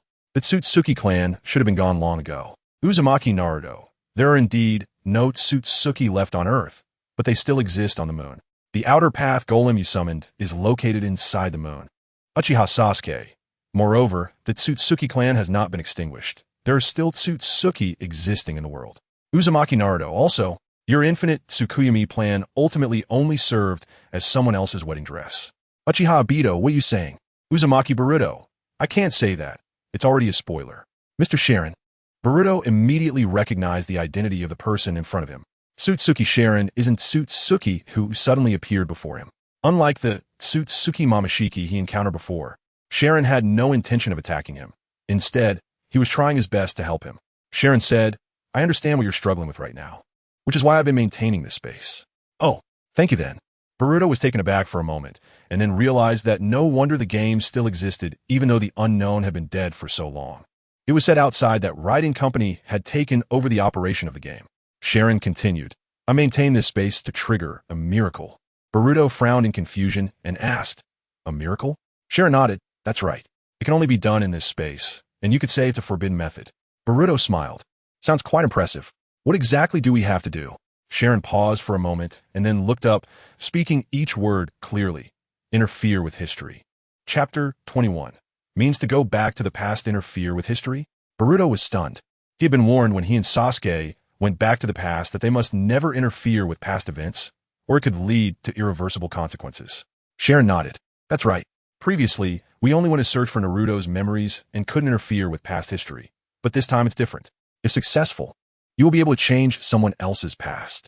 Boruto was still somewhat reluctant. But that kind of thing, Sharon said, indeed. Excessive interference with history can lead to world-class disasters if not handled carefully. But this modification only involves one person. As long as you don't mess things up, it won't cause harm. So how do we do it? Now Boruto was somewhat tempted. If he could really change the unknown's past, then he had to take the chance. Sharon explained, if 3 special conditions are met, it is possible to create this possibility in a very short time. Boruto, what are the 3 conditions? Sharon raised his right hand and extended his index finger. The first is to use an unstable space as the starting point. And this space must be able to control the laws of time. An unstable space, could it be here? Boruto recalled and connected it to this place. Sharon nodded in satisfaction. That's right. The ninja heroes were created by Tsukuyomi, so the flow of time here is quite slow, making it easy to link to the past. Saying this, Sharon extended his second finger. The second is that it must be a full moon night. The passage to the past must utilize the power of the dragon veins flowing in the ground. And the full moon is when the power of the dragon veins is most active. Boruto quickly asked, when is the next full moon? Tomorrow. Sharon extended his third finger. The last one, and the most important, is that there must be an item that connects a person from the present world to a person from the past. And this item must have chakra from both sides mixed in it. Boruto quickly remembered that he indeed had such an item, but it was an important treasure given to him by the unknown. Should he really take it out? Sharon continued to explain, although it's very difficult, it is necessary. Otherwise, you will forever wander in the cracks of time and space. Boruto, you should understand the conditions I mentioned, right? Seeing that Boruto was still silent, Sharon spoke up to remind him.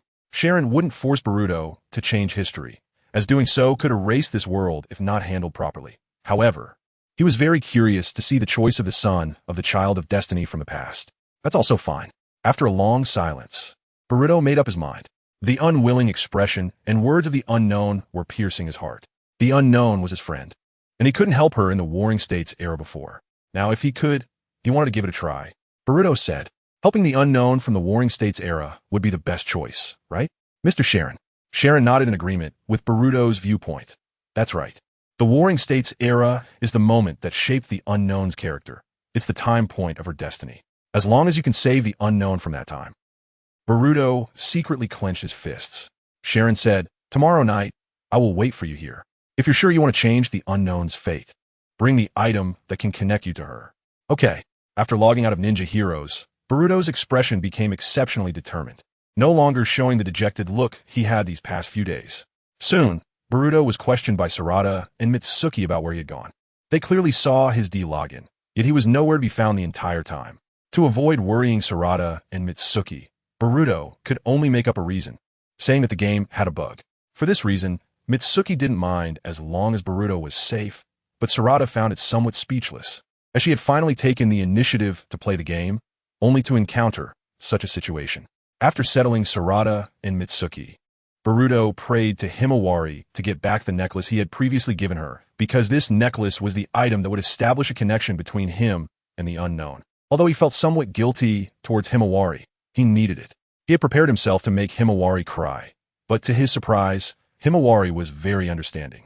Upon hearing her brother's request, she didn't hesitate at all and returned the necklace to Boruto. Uzumaki Boruto, Himawari is really good. Uzumaki Himawari, hihi, Tsunade, Jiraiya. For now on you are not allowed to come within 20 meters of Himawari. Kurama, exactly. Jiraiya, huh? I didn't say anything. Tsunade, do you have any objections? Hiraiya, no, absolutely none. Namikaze Minato, Lady Tsunade, you really don't have to be so wary of Jiraiya-sensei. He knows his limits. Jiraiya, Minato, you're the best. Tot, Guishin, this is actually my true self. Tsunade, Minato, don't plead for him. I know this guy's character better than you. The next night, Boruto put the necklace in his pocket and once again donned the VR game glasses that allowed him to establish a connection with the unknown for the first time. Soon, after a burst of colorful light, Boruto logged into Ninja Heroes and skillfully arrived at the time gap. Sharon, who had been waiting here, sensed Boruto's chakra and asked, "Did you bring the item that connects you to the unknown?" That's a real-world item, so I can't bring it in. Boruto was about to agree when he quickly realized that this was the game world, and real-world items couldn't be brought in. Sharon smiled gently. "As long as you have it on you, I can summon it." Saying this, Sharon waved his hand forward, and a strange light gathered in front of Boruto. In the next second, the luminous necklace appeared out of thin air in the time gap. Sharon turned his palm, and the luminous necklace automatically flew into his hand. Now that all the conditions are met, I will use the environment of Ninja Heroes as a base to establish a door to the past, open it with the power of the dragon veins, and finally use the unknown's luminous stone as a guide to send you to the past where the unknown is. Boruto got excited. Next, it's time to save her, right? What's wrong, Mr. Sharon? Sharon paused for a moment and said, "Actually, there is one last step. Before interfering with history, a significant choice must be made." Boruto was confused. At this point, what choice is there? I mentioned before that as long as you don't act recklessly, there won't be a major crisis, right? What's the matter? Suppose you really save the unnamed from her predicament in the past. Then everything you and the unnamed have built in the present will disappear without a trace. Huh? After hearing Sharon's words, Boruto stood frozen in place. He was clearly going to save the unnamed. How could he abandon his bond with her? Sharon explained, this incident was entirely centered around the unnamed. Once the unnamed heads toward an unsealed ending. Lacking this key figure, Zero cannot rebel, and your active role in this rebellion will also vanish, including your pursuit of your father's past. Boruto lowered his head. How could that be? Sharon continued. Not only that, you and the unnamed met because of the Ninja Hero game. If Zero doesn't rebel, there won't be a Ninja Hero, which means the connection with the unnamed will disappear, right? So you must choose to continue living with a bond to the unnamed or to return to the past to save her at the cost of losing that connection. Seeing Boruto sink back into despair, Sharon silently waited for his answer. However, Boruto soon lifted his head and firmly said, "There's no need to worry about that. From the very beginning, I never had a second option. I will save the unnamed, no matter what." Sharon continued to ask, "Even if it means losing the connection?" Boruto placed his hand on his chest. As long as the bond once existed, it won't break so easily. Even if I forget the unnamed in the end, the important things will remain in my heart. It seems I was overthinking it. You really are strong, Boruto. After receiving Boruto's answer, Sharon smiled with satisfaction. This is the man who once took his fiancée away from him, the son of Naruto Uzumaki. Chapter 22. The Uchiha clan of the past, get ready to set off. After receiving Boruto's firm resolve, Sharon didn't say much more and turned to prepare. After all, given Boruto's current realization, saying more to persuade him would be an insult. Sharon spread his arms, and the crystal necklace floated in front of him, the door to the distant past, at the cost of laws originating from the dragon vein, accompanied by the signpost of the other side, at this moment, reveal a fleeting miracle, as Sharon formed a tiger seal with his hands.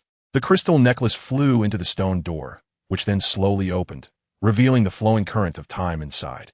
After casting the spell, Sharon turned to Boruto and said, "Entering this door will take you to the past world.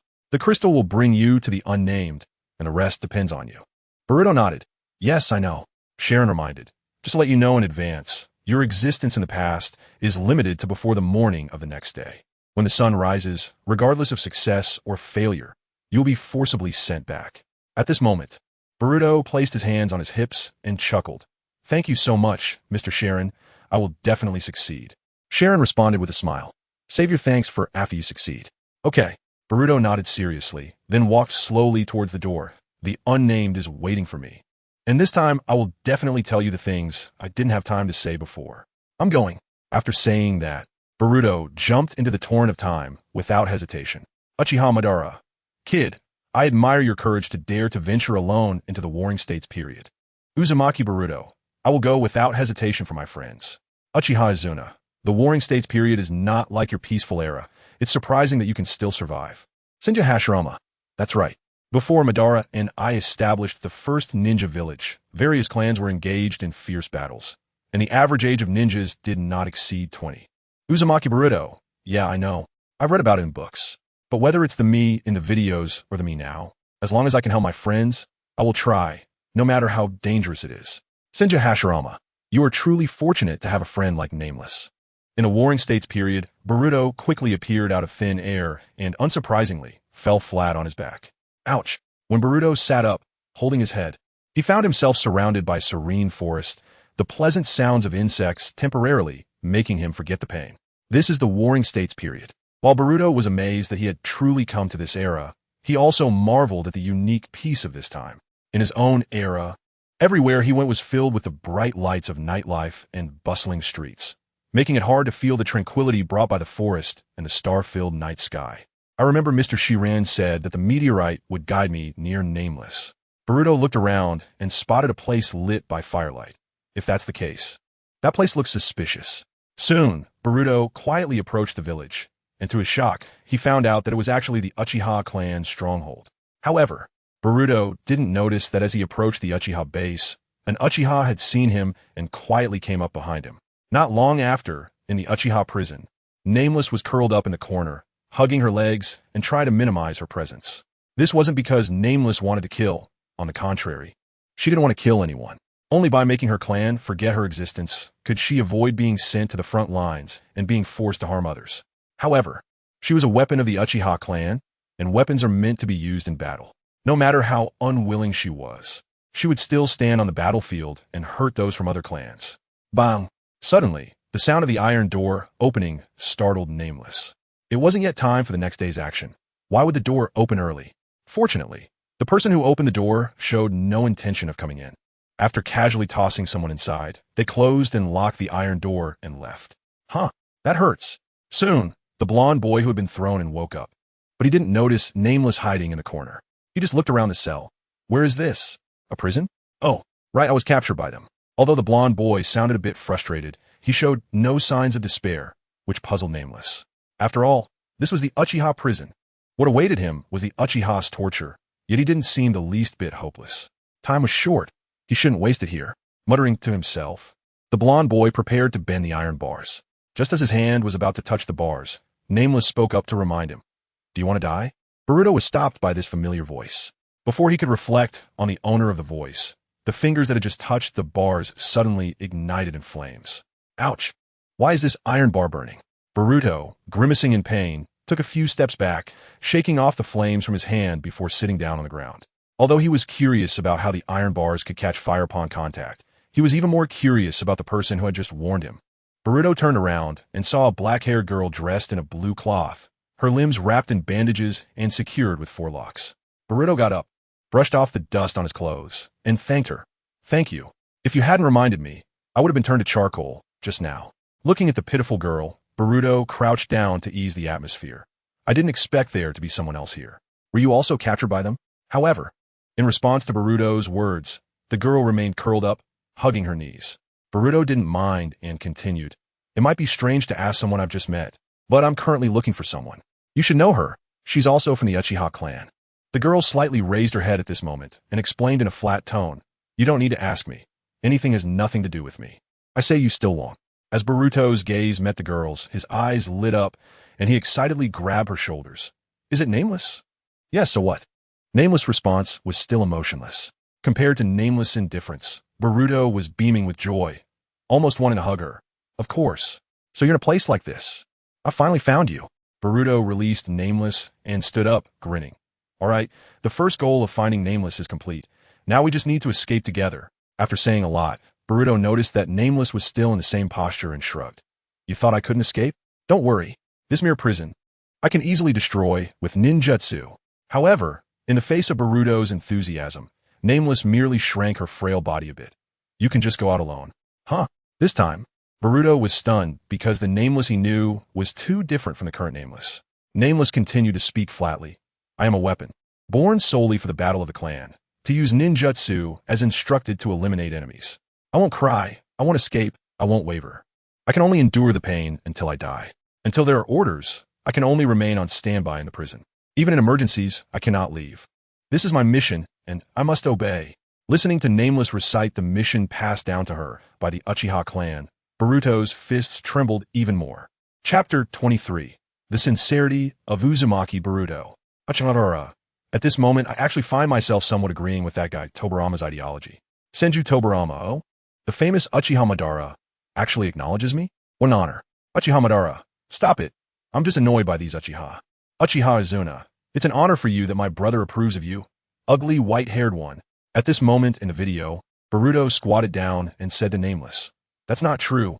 You shouldn't be living in such a dark and damp place. Boruto reached out and held Nameless' arm. You weren't born just to fight. You can also walk your own path. However, when Boruto saw the scars hidden on Nameless' arm, he felt a deep pain. How can they treat Nameless like this? I will definitely free you. With a stronger resolve to save Nameless, Boruto stood up, turned around, and charged his Rasengan, ready to blast open the cell. But before Boruto could break open the cell, the Rasengan uncontrollably dispersed, causing him a headache.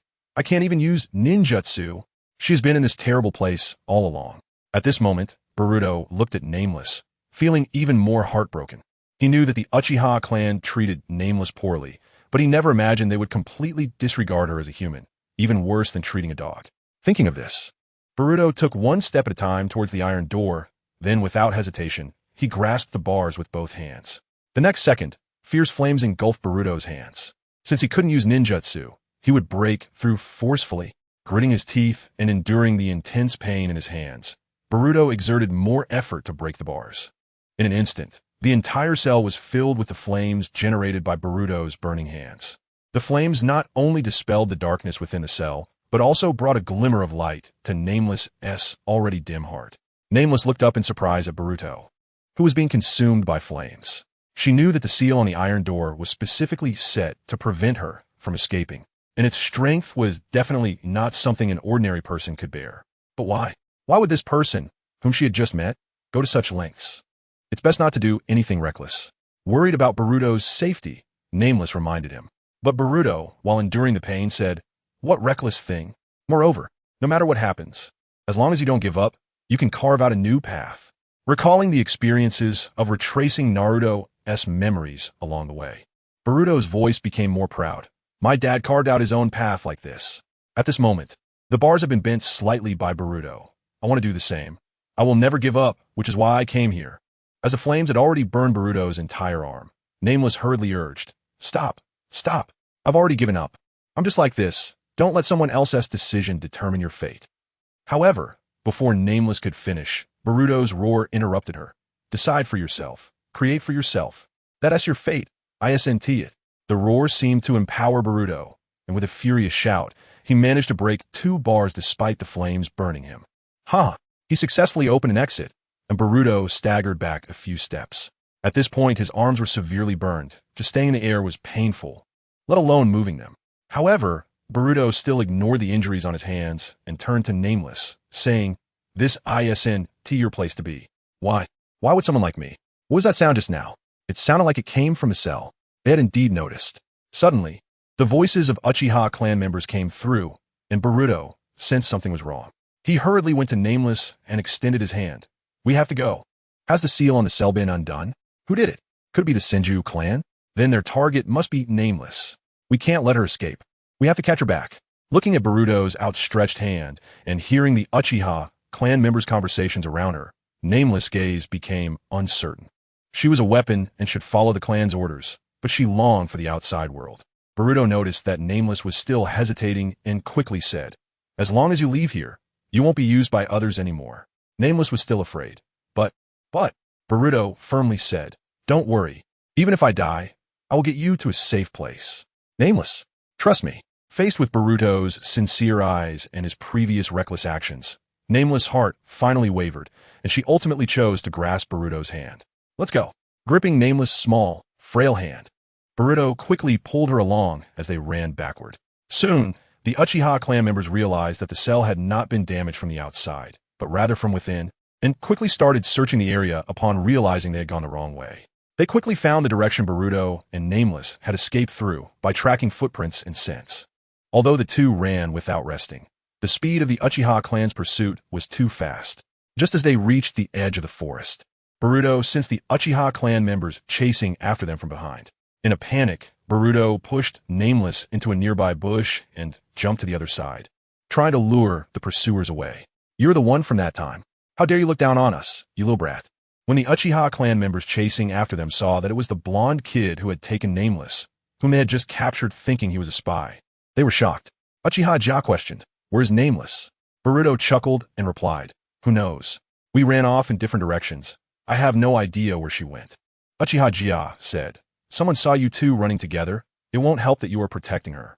Boruto had a look of indifference. As if he didn't care, "We separated halfway. She wasn't even here." Uchiha Jia's expression darkened. "Hiding it brings you no benefits." Boruto shouted, "I already said I have no idea." Uchiha Itachi smirked, "You've got some guts, kid, but you've gone too far with your joke on adults." Boruto replied coldly, "Even if I know where she is, I won't tell you. If you catch her, it will only bring her misfortune." Uchiha chuckled lightly and said, "That's not misfortune. Her existence is meant to bring us victory."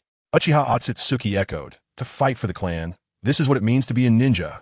This statement completely infuriated Boruto, who clenched his fists and roared, "You bastards only see her as a weapon. Talking about being a ninja."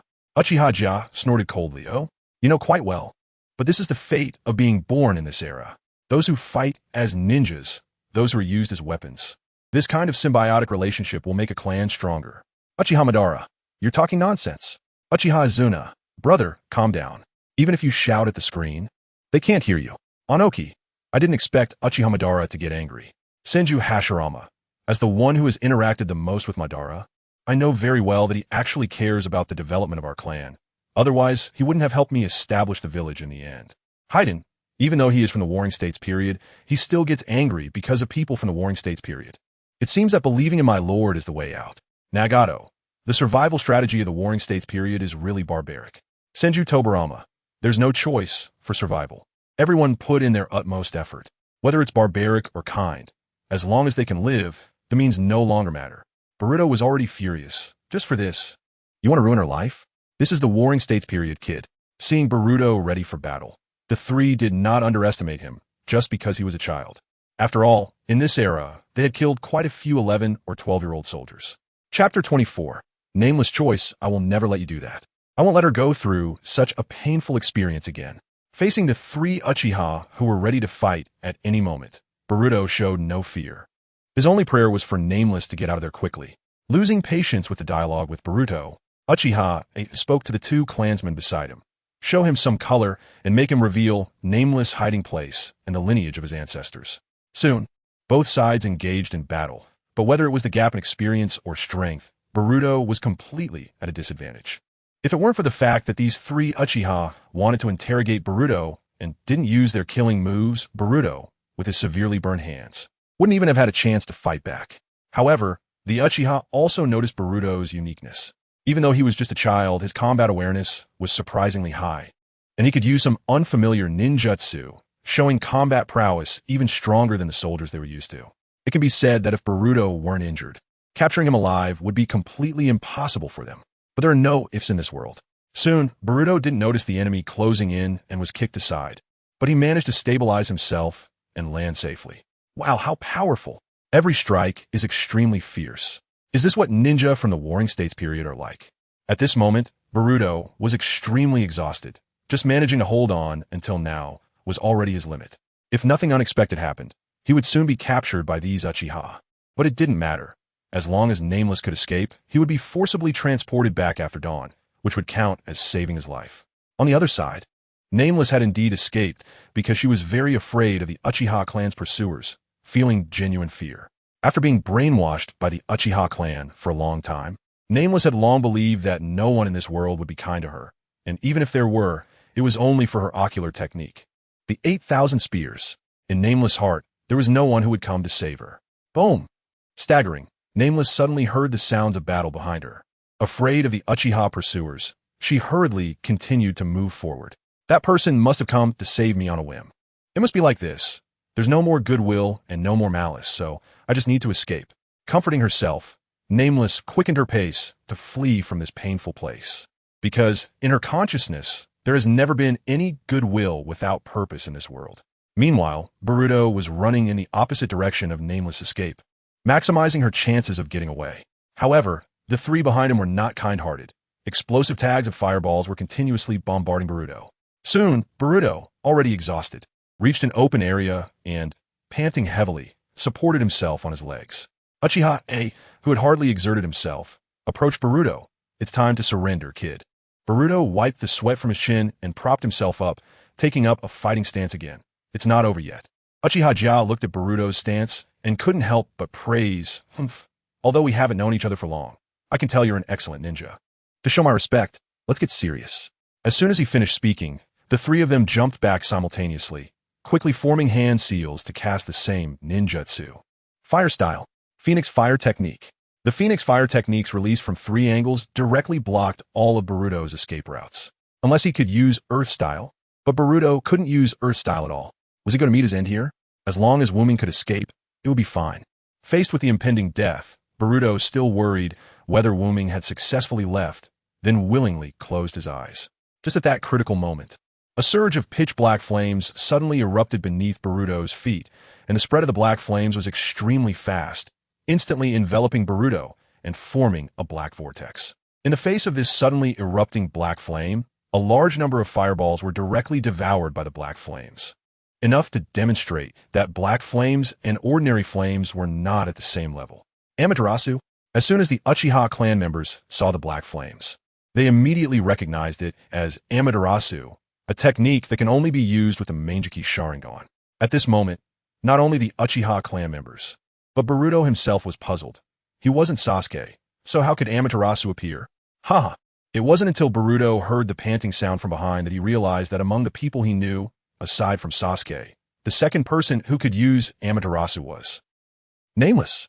Sure enough, when Boruto looked back, Nameless, gasping for breath, had come up behind him, and the blood tears flowing from her left eye indicated that the Amaterasu just now was cast by her. Indeed, she was here. Seeing that Nameless had appeared, the Uchiha trio quickly surrounded them. Boruto hurriedly blocked Nameless behind him. Wary of the Uchiha trio, "Why are you here?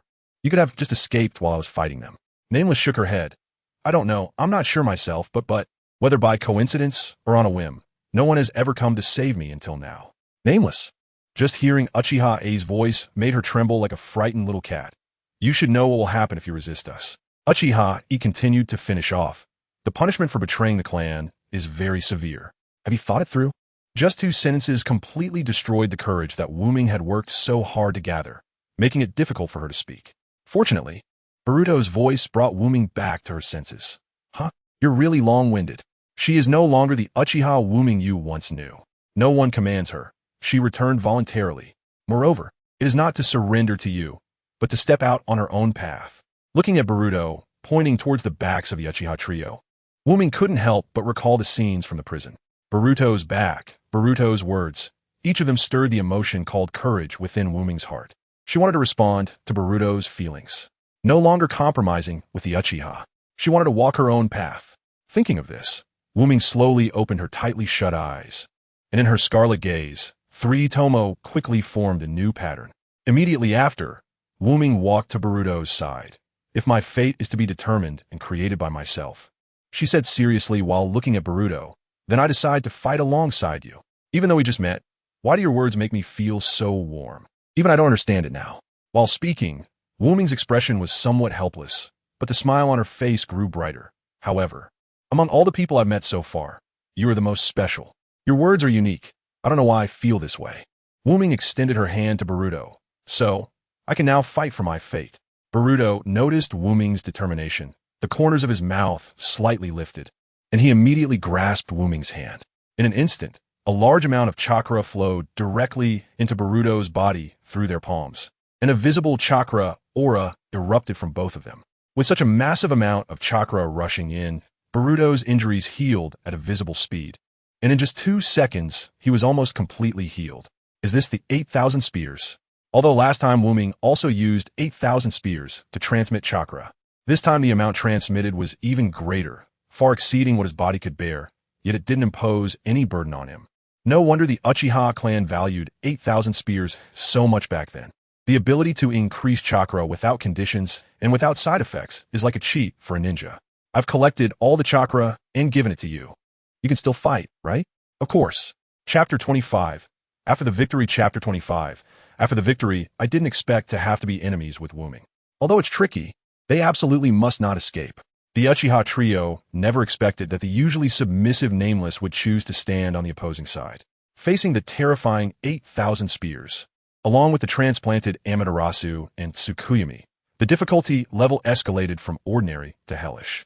Although the challenge was immense, they had to retrieve the 8,000 spears. They couldn't let it slip from the Uchiha's control. With this in mind, the 3 Uchiha simultaneously launched an assault on Boruto and Nameless. However, now that Boruto was filled with chakra far exceeding his own limits, his dynamic vision was comparable to the Sharingan, allowing him to see the directions of their attack clearly. With a single powerful step, he was already in front of Uchiha C, lowering his body and slamming the spiraling sphere into the opponent's chest before they could react. Boom!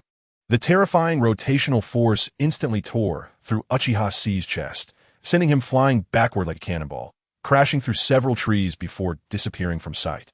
Wow, so strong. Boruto was astonished by the destruction he had just caused. He had acted just like he always did, but his strength, speed, and reaction had all improved significantly. Damn! Fire style, great fireball. 2. Just as Uchiha attempted to sneak attack Boruto, Nameless also unleashed an equally sized great fireball, filling the sky with scorching flames. In the clash of great fireballs, Nameless was at a disadvantage due to age. Despite having a large amount of chakra, he couldn't suppress his opponent. At that moment, Boruto quickly formed a spiraling sphere and threw it at Uchiha. Seeing such an overt countermeasure, Uchiha was completely unafraid and had already prepared a response.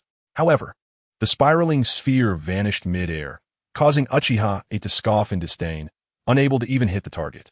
Bang! Just as Uchiha was ready to go all out and clash with Nameless, a spiraling impact suddenly exploded on his face. Before he could react, the flames unleashed by Nameless engulfed him. When the charred object fell to the ground, Boruto and Nameless realized that what had been consumed by the great fireball was not Uchiha, but a wooden post. Where did he go? Suddenly, with a sound, a sharp blade pierced through Boruto's chest from behind, and Boruto's eyes widened in disbelief. Oomph! Bang! However, before Uchiha could finish mocking him, Boruto transformed into a puff of smoke and vanished, leaving Uchiha both surprised and enraged. It's that illusion technique again. Uchiha hated the shadow clone technique to the core. He didn't even know which idiot developed it. The clones created by this technique were mere projections without a physical form, but this technique produced tangible clones, and even the chakra flow inside them was identical, making it impossible for even a Sharingan to distinguish between the clone and the real body. Battling against this ninjutsu felt like opening a blind box. Whether one could kill the real body was purely a matter of luck. Lightning style, Thunderblade. At that moment, Boruto, who had somehow jumped into the air, roared, unleashing a terrifying current of electricity in his hand. The sublight speed attack gave Uchiha no time to react. The next second, Uchiha screamed in agony as he was struck by the Thunderblade, collapsing to the ground a second later, enveloped in black smoke. Damn. Watching as two of their combatants were taken out in just a few exchanges, Uchiha B was now drenched in cold sweat. They all knew the terror of the 8,000 spears, but they usually used it against others. To them, the 8,000 spears were just a very useful ocular technique. It was only after facing the 8,000 spears that they truly felt its horror. The ability to channel chakra alone had turned a small fry into something so terrifying. What if it were something else? Uchiha, he could no longer afford to hesitate. No matter what, I must reclaim the 8,000 spears. Throwing aside the cowardly thoughts from before, Uchiha, he charged forward once more with his blade. At this moment, Boruto and Nameless were already exhausted and panting due to their previous exertions, and could only struggle to deal with Uchiha-Yi's attacks. Even when Boruto used the Vanishing Spiral and Shadow Clone Jutsu, he was easily countered by Uchiha-Yi's Phoenix Fire technique. How could this end here? In the end, Boruto was cut down by Uchiha-Yi, his azure eyes filled with despair before death, while Nameless was captured alive by Uchiha-Yi. Looking at Nameless, who was still struggling and crying in his grasp, Uchiha-Yi laughed loudly. Nameless, this is the fate of betraying your clan. Your 8,000 spears are mine now. Saying this, Uchiha-Yi showed no mercy, and amidst Nameless' heart-wrenching screams, he gouged out his eyes and pressed them into his own eye sockets. Ha ha ha! The 8,000 spears. The 8,000 spears are mine now. Madara, this fool doesn't even realize he's under a Genjutsu. Uchiha Izuna, this little girl is young, yet she possesses the incredible eye technique, the 8,000 spears, as well as Amaterasu and Tsukuyomi. Senju Hashirama. It can absorb and provide a vast amount of chakra. And most importantly, it has no side effects while doing so. No wonder the Uchiha clan values it so highly. Senju Tobirama. Moreover, the targets that are controlled cannot even resist being a perfect Jinchuriki. It truly is a terrifying ability. Namake's Minato. I really wish she could have been born in a time of peace. Her life has been too hard. Just as the audience outside the story said, Uchiha Obito had long been struck by the unnamed Tsukuyomi, and everything that was seen just now was merely a figment of his imagination within the illusion. That was really close. Thank you, Nameless. Boruto sighed and expressed his gratitude to Nameless. Just moments ago, Uchiha Obito had ambushed him, and fortunately, Nameless used Tsukuyomi to make the enemy lose their self-awareness, allowing him to escape. Receiving Boruto's thanks made Nameless very happy. It was the first time she felt genuine happiness since becoming a weapon. Alright, to avoid other Uchiha clan members chasing after us, let us hurry and leave. Boruto glanced around, grabbed Nameless' hand, and quickly ran deeper into the forest. They couldn't just stop like this. After all, their current state was only temporary. If there were still pursuers, Boruto couldn't guarantee he could get Nameless to escape in time, so it was better to leave first. However, Boruto was somewhat overthinking. As the chaos he caused inadvertently signaled the Senju clan to launch a surprise attack on the Uchiha stronghold. Therefore, fierce battles were currently taking place in the Uchiha stronghold, leaving no time to pursue Nameless. By the time they realized Nameless had vanished, it was already the afternoon of the next day. Chapter 26. Mission accomplished. History reset. The two kept running without stopping for a moment, and only when the sun began to rise did they realize there were no pursuers behind them. They stopped to catch their breath, leaning on their knees. Boruto looked up at the Uchiha stronghold in the distance, which was still smoking, and wiped the sweat from his chin. We should be safe here, right? Nameless still couldn't believe it. Her expression dazed as she said, I can't believe I really escaped. Boruto confirmed. That's right. Now you're free. Free. Nameless still found it hard to believe that she had achieved the freedom she had longed for, the freedom she had only been able to imagine before. At that moment, the sun had peaked over the eastern mountains, casting a golden and gentle light across the land, filling the earth with a golden hue in Nameless' eyes. Suddenly, Boruto noticed his body starting to fade in and out, and he couldn't help but chuckle at himself. Looks like this is all I can do. You're not coming with me? Hearing Boruto's words, Nameless thought he didn't want to leave with her. Boruto scratched his chin and said helplessly, I'm sorry, but for some reasons, I can't go with you. Nameless once again asked the question that had been lingering in her heart. Who are you really? I can't tell you too many details, but I just wanted to help you gain your freedom. By the end, Boruto's expression was very serious. Why? Why would he go to such lengths for someone like me? Facing Boruto's seriousness, Nameless still couldn't believe it was true. Because she was just a disposable weapon in the Uchiha clan. Why would someone save her for such a reason? Boruto explained, to me, you're not just some disposable person. You are a very important friend to me. Boruto placed his hands behind his head and grinned. So I want to help you, even if it means risking my life. Although Boruto spoke lightly, it felt like a storm was raging in Nameless' heart. Seeing Nameless's wide eyes filled with confusion, Boruto smiled helplessly. But for you right now, you probably don't understand what I'm saying, but to me, you are you, and that will never change. So huh? What's wrong? It was only then that Nameless snapped out of those painful memories, confirming that she wasn't dreaming. There really was someone willing to save her for the sake of friendship. Nameless leaned her little head against Boruto's chest and sobbed. I've always been alone, always staying in the dark, and nobody sees me as a person. I always thought there was no one who was my companion. As she spoke emotionally, tears dripped down to the ground. But here is someone who came not by chance, nor on a whim, but specifically to save me. Someone who is willing to be my friend, right here. I'm so glad I can live until now. By the end, Nameless began to cry out loud. For the first time in over a decade of a bleak life, she felt warmth, felt the desire to live, and for the first time, she experienced what it means to truly live. Boruto gently patted her back, silently comforting her, until Nameless composed herself and looked up, revealing a very cute smile. Thank you for saving me and giving me freedom. Boruto's response was very simple yet firm. But at that moment, Boruto had little time left, and his body began to manifest blue particles. Ah, damn it. Is the time up already? Huh? What's wrong? Seeing Boruto's unusual behavior, Nameless hurriedly grabbed his arm, trying to keep him by her side. Boruto shook his head slightly. Though I'm reluctant, I have to say goodbye to you. But there is one last thing I must tell you. Boruto held Nameless' shoulders, speaking earnestly. Listen carefully. You are no longer Nameless. Light. Uchiha Light. This is the real name your father and mother gave you. You must live in a new place, under the sunlight always. And as he said this, Boruto paused for a moment, recalling how Uchiha Light despised the ninja world and ninjas. Then he continued seriously. I hope you understand that the ninja world is not just filled with suffering. Uchiha Hikari couldn't understand what Boruto was talking about, what shinobi world, what pain. All she knew was that Boruto was leaving her. She was scared of returning to her lonely self, terrified of losing this only friend. Therefore, Uchiha Hikari hurriedly grabbed Boruto's arm and pleaded, Wait, I don't want you to go. I don't know anything about you, not even your name. Uzumaki Boruto. That's my name. Before Uchiha Hikari could finish, Boruto's firm voice responded to her plea. Remember, even if we part ways, we will always be friends. You will never be alone. I will always cheer for you. Boruto. Just as she finally spoke her friend's name, Boruto's figure became completely transparent. Uchiha Hikari desperately tried to grab Boruto's body. No, don't go. Boruto. However, after Boruto's body became entirely transparent, it lost its physical form, and he vanished right before Uchiha Hikari, leaving only the echo of Boruto's last words in the sky. You must be happy, Uchiha Hikari. After a while, Uchiha Hikari knelt on the ground, looking up at the sky, calling out the name of the friend who had saved her life. In this way, Uzumaki Boruto successfully rewrote Uchiha Hikari's history, pulling her out of a life as a weapon of the Uchiha clan.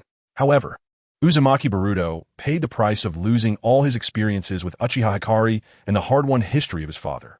Although when he woke up the next day, Uzumaki Boruto felt that he had forgotten something. He no longer had the previous sense of despair and felt warmth in his heart. Uchiha Hikari also fulfilled her promise to Boruto. Until the end of her life, she lived happily under the sun, without fighting, hatred, or pain. Only the gentle sunlight that Boruto had once brought her. Because Uchiha Hikari's life trajectory was rewritten, this history became a non-existent yet truly experienced history. Chapter 27. Uchiha Madara's confusion. After watching this video, Boruto placed his hand on his chest and revealed a relieved smile. So that's how it is. I was right. Even if I forget, that connection will still exist in my heart. At the beginning of the video, Boruto felt a sense of discomfort towards Uchiha Hikari, as if she shouldn't still be like that. But at that moment, he was confused. He didn't know Uchiha Hikari, yet he cared for her inexplicably. Now all the clues connected. It turned out his past self had sacrificed everything to bring Uchiha Hikari's life back. Boruto had no regrets about this. He could even say that if given the choice now, he would not hesitate to save Uchiha Hikari's life. As for why, the word friend was enough for him to make that sacrifice. Truly, my son, although he is reckless, the outcome is ultimately good. My dear grandson is excellent, courageous. The younger generation is formidable. At this moment, Naruto, Sasuke, and even Hashirama Senju, the god of ninjas, praised Boruto's actions. After all, Boruto was treating his entire life as a gamble. If Uchiha Hikari hadn't been persuaded by him later, Boruto would have really perished in the past. However, compared to the harmony in Konoha, other villages were somewhat depressed. Boruto was just a genin at that time, daring to go back to the Warring States period to save someone from the brutal Uchiha clan. Were all those who came from Konoha really freaks? This was the thought of almost everyone from other ninja villages. It was acceptable for the 7th Hokage and Sasuke, who had the Rinnegan, to be powerful. But how could young Boruto be so extraordinary? At 12 years old, Boruto was already so exaggerated. Now, as a mature young man, his strength could only have increased. Ding! Next is the question time.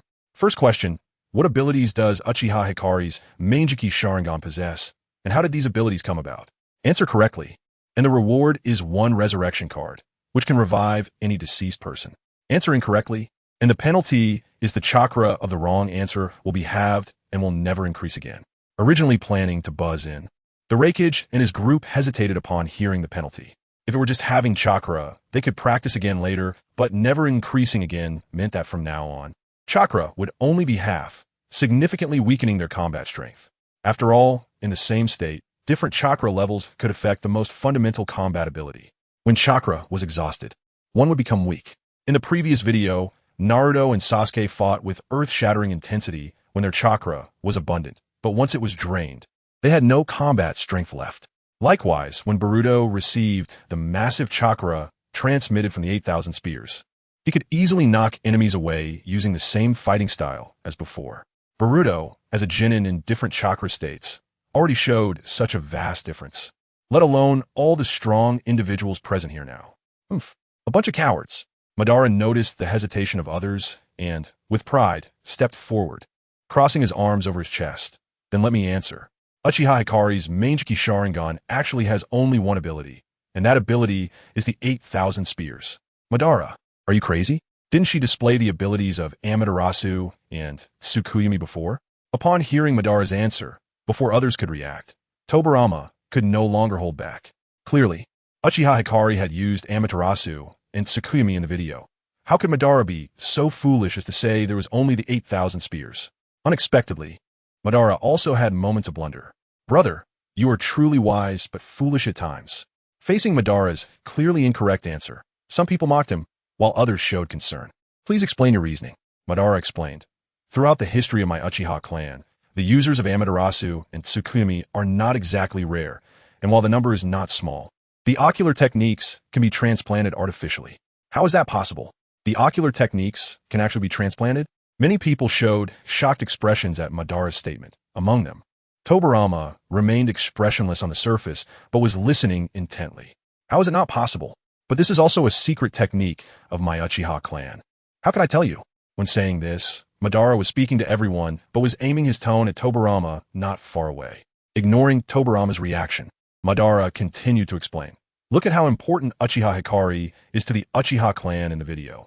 And the only thing she cared about from beginning to end was the 8,000 spears, which fits my hypothesis even more. Since Uchiha Hikari possesses such a terrifying ocular technique as the 8,000 spears, to ensure the weapon survival rate on the battlefield, it is necessary to enhance the weapon. Thus her Amaterasu and Tsukuyomi must have been transplanted from the abilities of other Manjiki Sharingan. Uchiha Madara answered correctly and received a reward, 1 resurrection card. With a complete answer at 100%, there was an additional reward of doubling the power of all ninjutsu. As the system's voice finished speaking, a powerful chakra erupted uncontrollably around Madara's body. Not only were the people around him shocked by this scene, but Madara also looked at his own palm, feeling the surge of power within him, and the corners of his mouth gradually twisted into a grin. Now I don't need the rebirth of the samsara anymore. Madara, what are you? He was pleased with his infinite Tsukuyomi plan. Before Madara could explain, Sasuke had already revealed his secrets. How do you know? Are you saying we come from the future? Anyway, I won't fail like the one in your world. I never said your plan failed. At this moment, Madara's expression changed from joy to shock. Madara, who understood himself best, knew that as long as he was determined to carry out a plan, he would design it to be realized even after death. According to his understanding of the stone tablet in his clan, after the infinite Tsukuyomi, the entire world would fall into an eternal dream. Since it succeeded, why were they saying that? 7th Hokage, you can say whatever you want. but don't make it too clear. Hearing the system's prompt in his mind, Naruto could only shrug and say, regarding this matter, we can't explain everything, but we can guarantee that your plan is both a success and a failure. Ding. Next is the second question.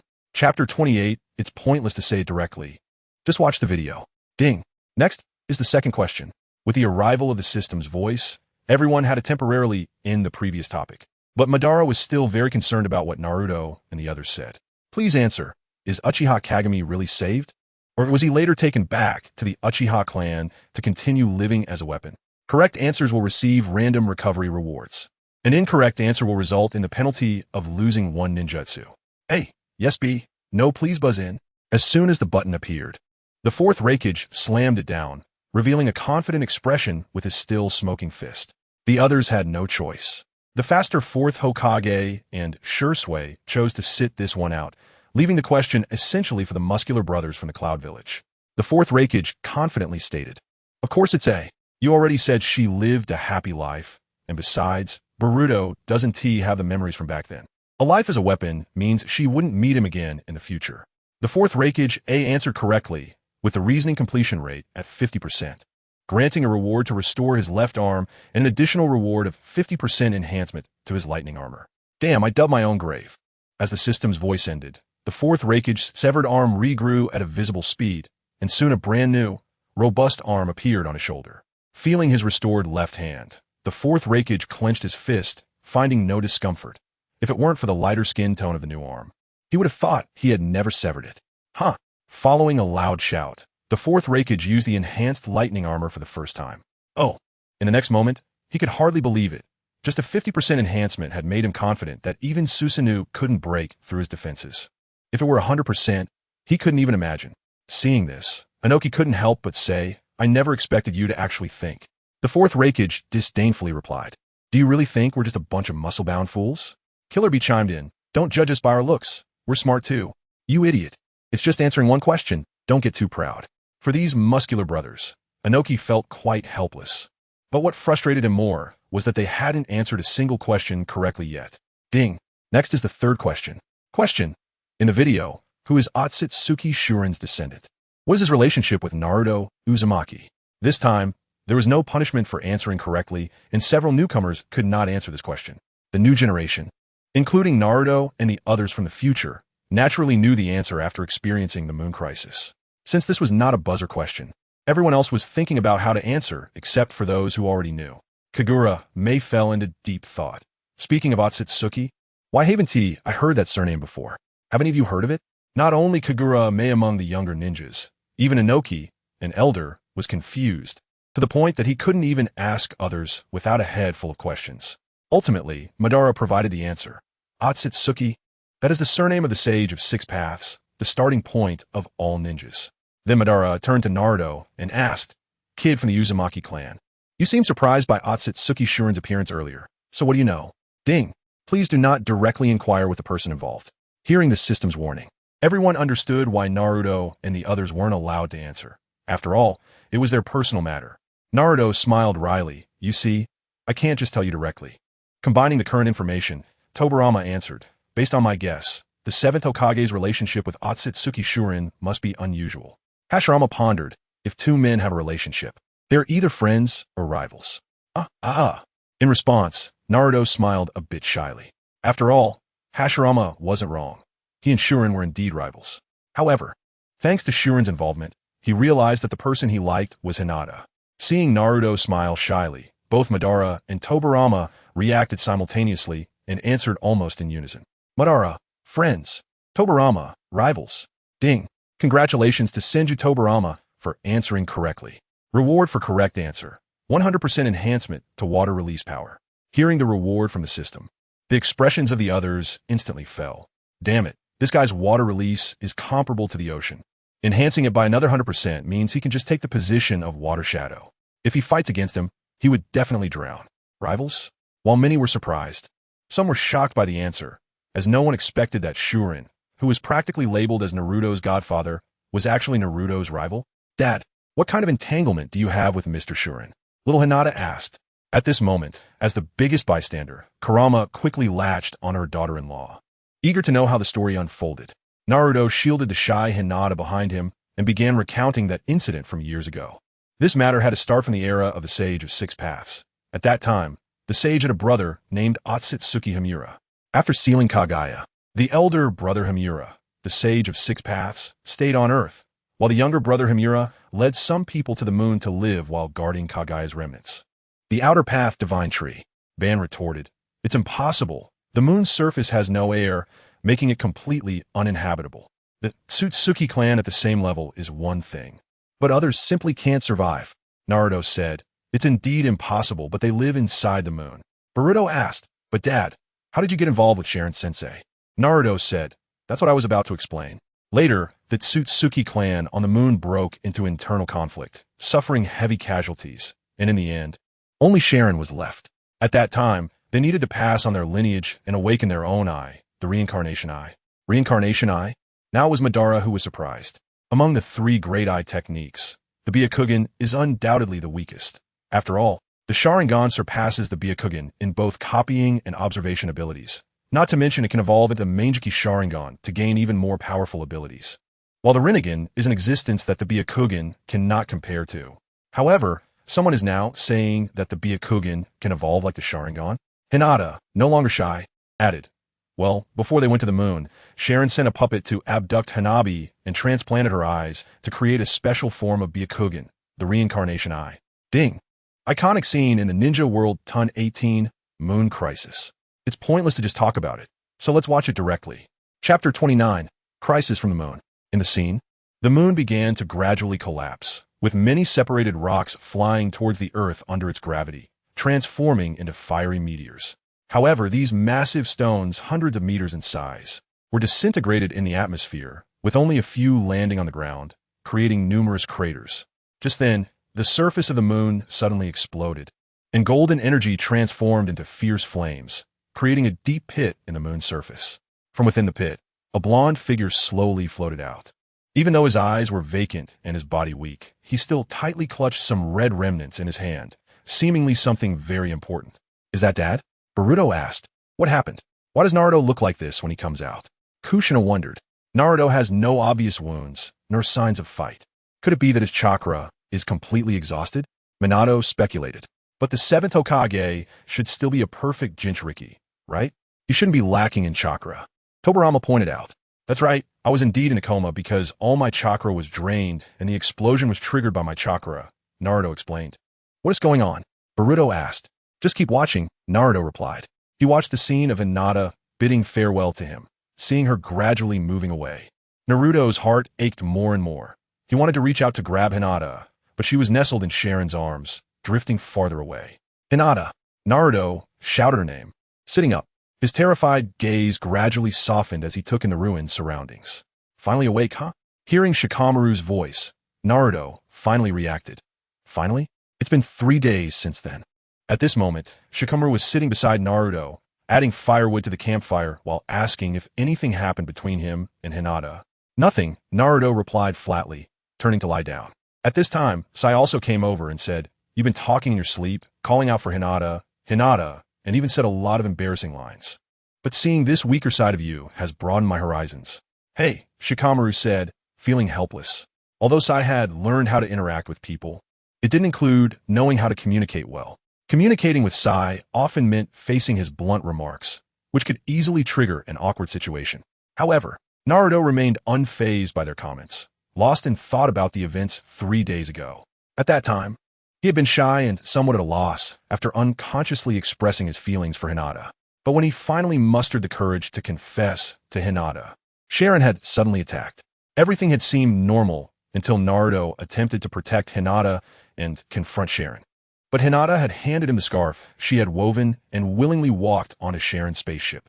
He hadn't had time to process what he was seeing, unable to believe it was real. Afterward, he had recklessly chased after her, only to be instantly drained of chakra by Sharon's attack. Shikamaru waited a long time, seeing Naruto still in a state of despair, and couldn't help but remind him, how long are you going to wallow in this? Boruto commented, I really didn't expect Dad to have this side. Naruto laughed, haha, at that time because Hinata didn't explain, I thought was really dumped. Uchiha Sasuke, you're at the bottom of the pack. Who told you to be such a bro? You should have confessed back then. Uzumaki Naruto, Bastard Sasuke. As if you're so great yourself. If it weren't for Sakura actively going on a trip with you, you wouldn't even have Sarada. Uchiha Sasuke. You bastard exposing my secrets. Uzumaki Naruto. Who told you to insult me first? Sakura Haruno. Alright. You two stop arguing like children. Hashirama Senju. Ha ha ha. You two really have a great relationship. Uchiha Obito. Why do I get the feeling of someone strong? As Naruto remained unmoved, Shikamaru grew a bit irritated. After giving up on women, are you going to give up on being Hokage too? Well, just give up. Whether it's women or Hokage, just give up. As Shikamaru became more provocative, Naruto, who was already feeling sad, couldn't hold back his anger after hearing those words. Furious, Naruto stood up and grabbed Shikamaru's collar. What did you say? Are you here to argue with me, Shikamaru? However, Shikamaru was also angry and said, I don't know how Hinata will be, but you are a ninja. Come on. Saying this, Shikamaru forcibly pulled Naruto away. At first, Naruto was unwilling, but when Shikamaru brought him to their destination, he had no choice but to comply. There lay Sakura, weak and powerless, on the bed, which stunned Naruto. It's important to note that Sakura had practiced the 100 healings technique, and in terms of chakra, her current chakra reserves were comparable to a tailed beast. As long as she wasn't facing an enemy that targeted chakra, Sakura didn't need to worry about chakra depletion at all. Yet now, she lay there weakly, clearly having exhausted all her chakra. Sakura had nearly injected all her chakra into Naruto's body to bring him back from the clutches of death, resulting in the current situation.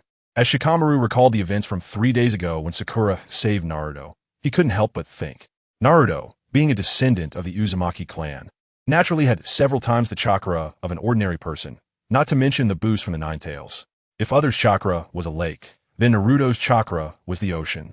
A completely different level.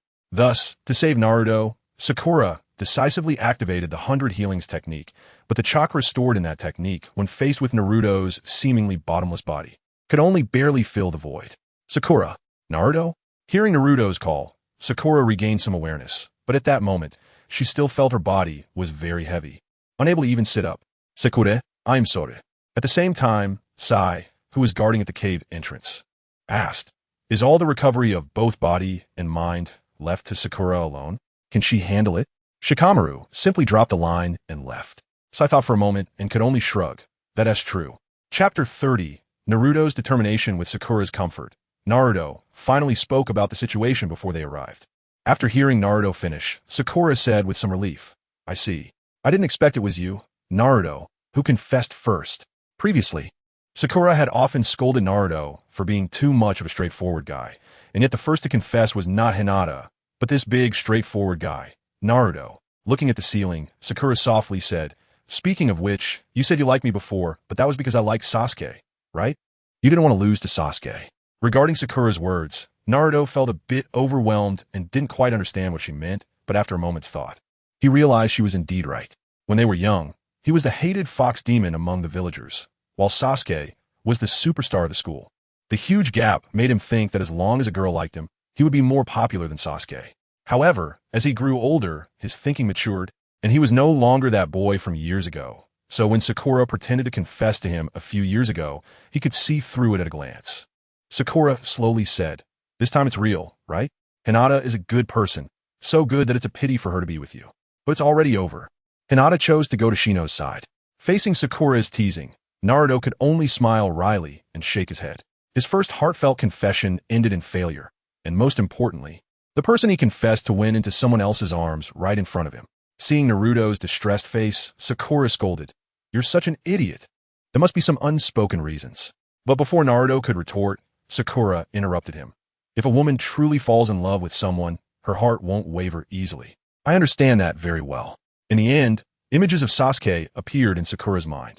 Like Hinata, she had liked someone for over 10 years. From the naive ignorance of childhood to the maturity of now, and such a long time had not changed. Sakura Uchiha. Mom really knows how to talk. Sakura Haruno. Not all. Naruto Uzumaki. No wonder I always wondered how Dad, this big straight man, managed to marry such a gentle and virtuous person like Mom. So it was Aunt Sakura who said that. Naruto Uzumaki. Why do you say that about me? Kushina Uzumaki, Sai. It's my fault for dying too early and not teaching Naruto well. He didn't inherit Minato's personality at all. Minato Namikaze. But I feel like Naruto is pretty gentle too. Kushina Uzumaki. It's a pity that such a wonderful person like Hinata has liked this big blockhead for more than 10 years. I feel a bit sorry for Hinata. Naruto Uzumaki. Mom, why are you saying that too? Hinata Hyuga. It's okay, Mom. Naruto is doing great now. Jiraiya. That's great. Naruto has finally figured it out. Hinata. Even I, who am quite foolish, have finally understood. When you chose to go to that person and gave me the scarf. Your feelings are like the threads of a scarf woven for a long time, which cannot be easily unraveled. In the end, after a long silence, Naruto understood everything Sakura said. He couldn't be confused anymore. Hinata had already given him the scarf, yet he still acted like a fool thinking Hinata didn't like him. Hinata had already expressed her feelings. He had to respond to the past. Wait for me. You have always liked me this way. And, as a man, there are things I still need to say. Murmuring to himself, Naruto walked out of the cave and saw the long-lost sunlight. He raised his right hand into a fist toward the artificial sun in the sky and said firmly, Hinata, I will definitely rescue you. On the other side of the earth, facing the increasing number of meteors in the center of the cloud village in the land of lightning, a huge weapon was brought out. This was a special weapon, a chakra cannon, developed by the cloud village to counter the Sharingan technique, Susanoo. This was a mid-level weapon developed by the cloud village. Even a full-powered shot could seriously injure or kill someone like Madara, who is at full Susanoo. The reason the Cloud Village brought out this weapon was that they could already see the star ring near Earth, which was not good news, as it meant that the surface of the Earth had accumulated enough meteors to destroy it. The fourth Raikage looked at the slowly appearing giant weapon and felt a bit emotional. I never expected that in times of peace, we could still use this thing. This was originally meant to prevent Sasuke. After all, that guy once wanted to take out the 5 Kage and re-establish the order of the ninja world.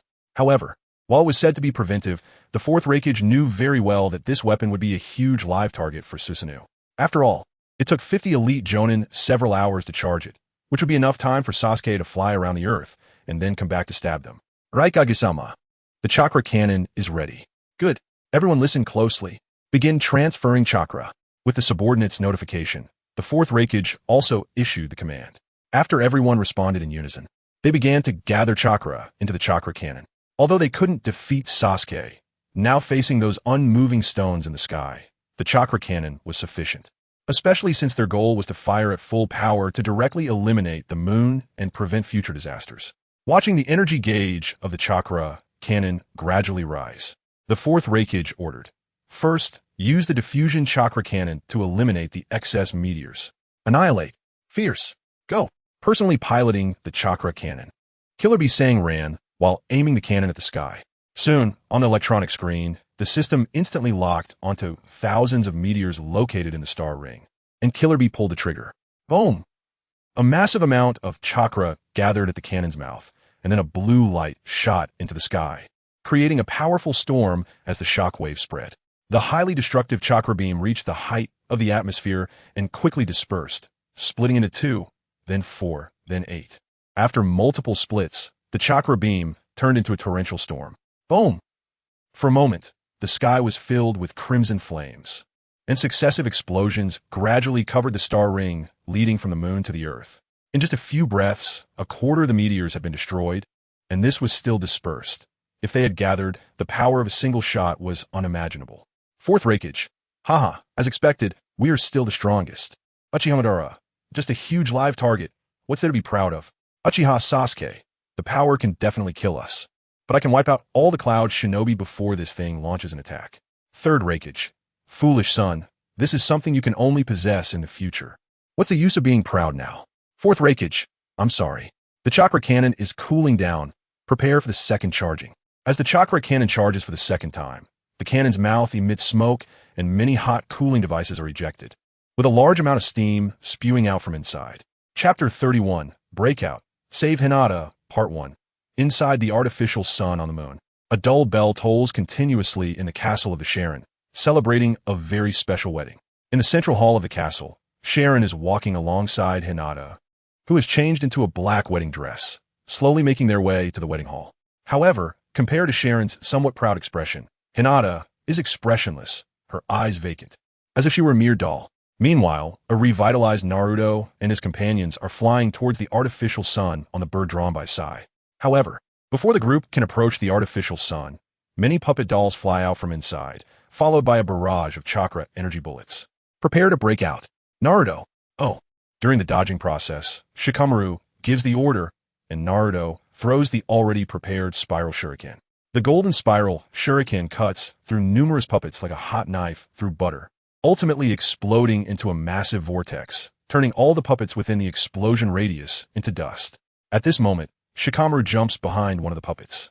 And before the other party can react, the shadow mimic technique connects to the puppet's shadow.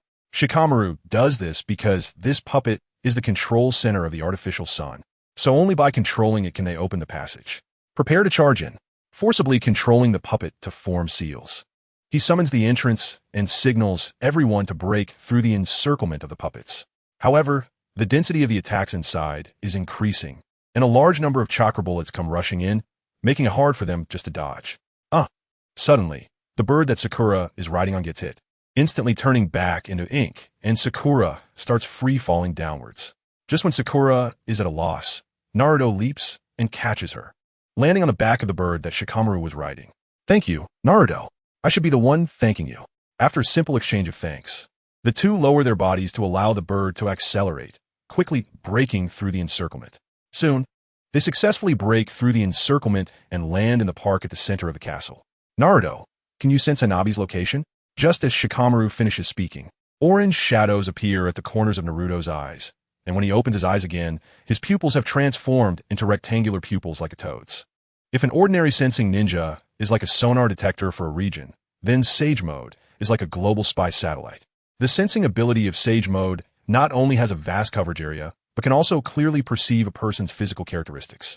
It can be said that aside from not being able to sense smells, Sage Mode can detect everything about you, even a mole on your butt. As Naruto scans the surroundings, his gaze instantly locks onto a high tower. Right there. "Sakura, Sai, you go save Hanabi, Naruto, and I will find Hinata." Understood. With Shikamaru's command, the two form their own teams and run in different directions. While the outside is in a fierce battle, inside the wedding hall, Sharon and Hinata are still methodically conducting the wedding ceremony. With the assistance of the puppets, the two have reached the ceremony stage. After the female puppet hands Sharon a cookie to bite, Sharon turns to Hinata, slowly bending down, bringing the cookie closer to Hinata's lips. "Vortex Inata, Vortex Naruto, so explosive before I even arrive." "Sakura Haruno, damn it, Naruto, are you still in the mood to sigh here?" "Naruto Uzumaki, I am sorry." "Tsunade, we shouldn't have let Jiraiya teach Naruto in the first place." "Kiyuki, what should we do, Minato? I feel like my number has been wasted." "Naruto Uzumaki, it can't be that bad."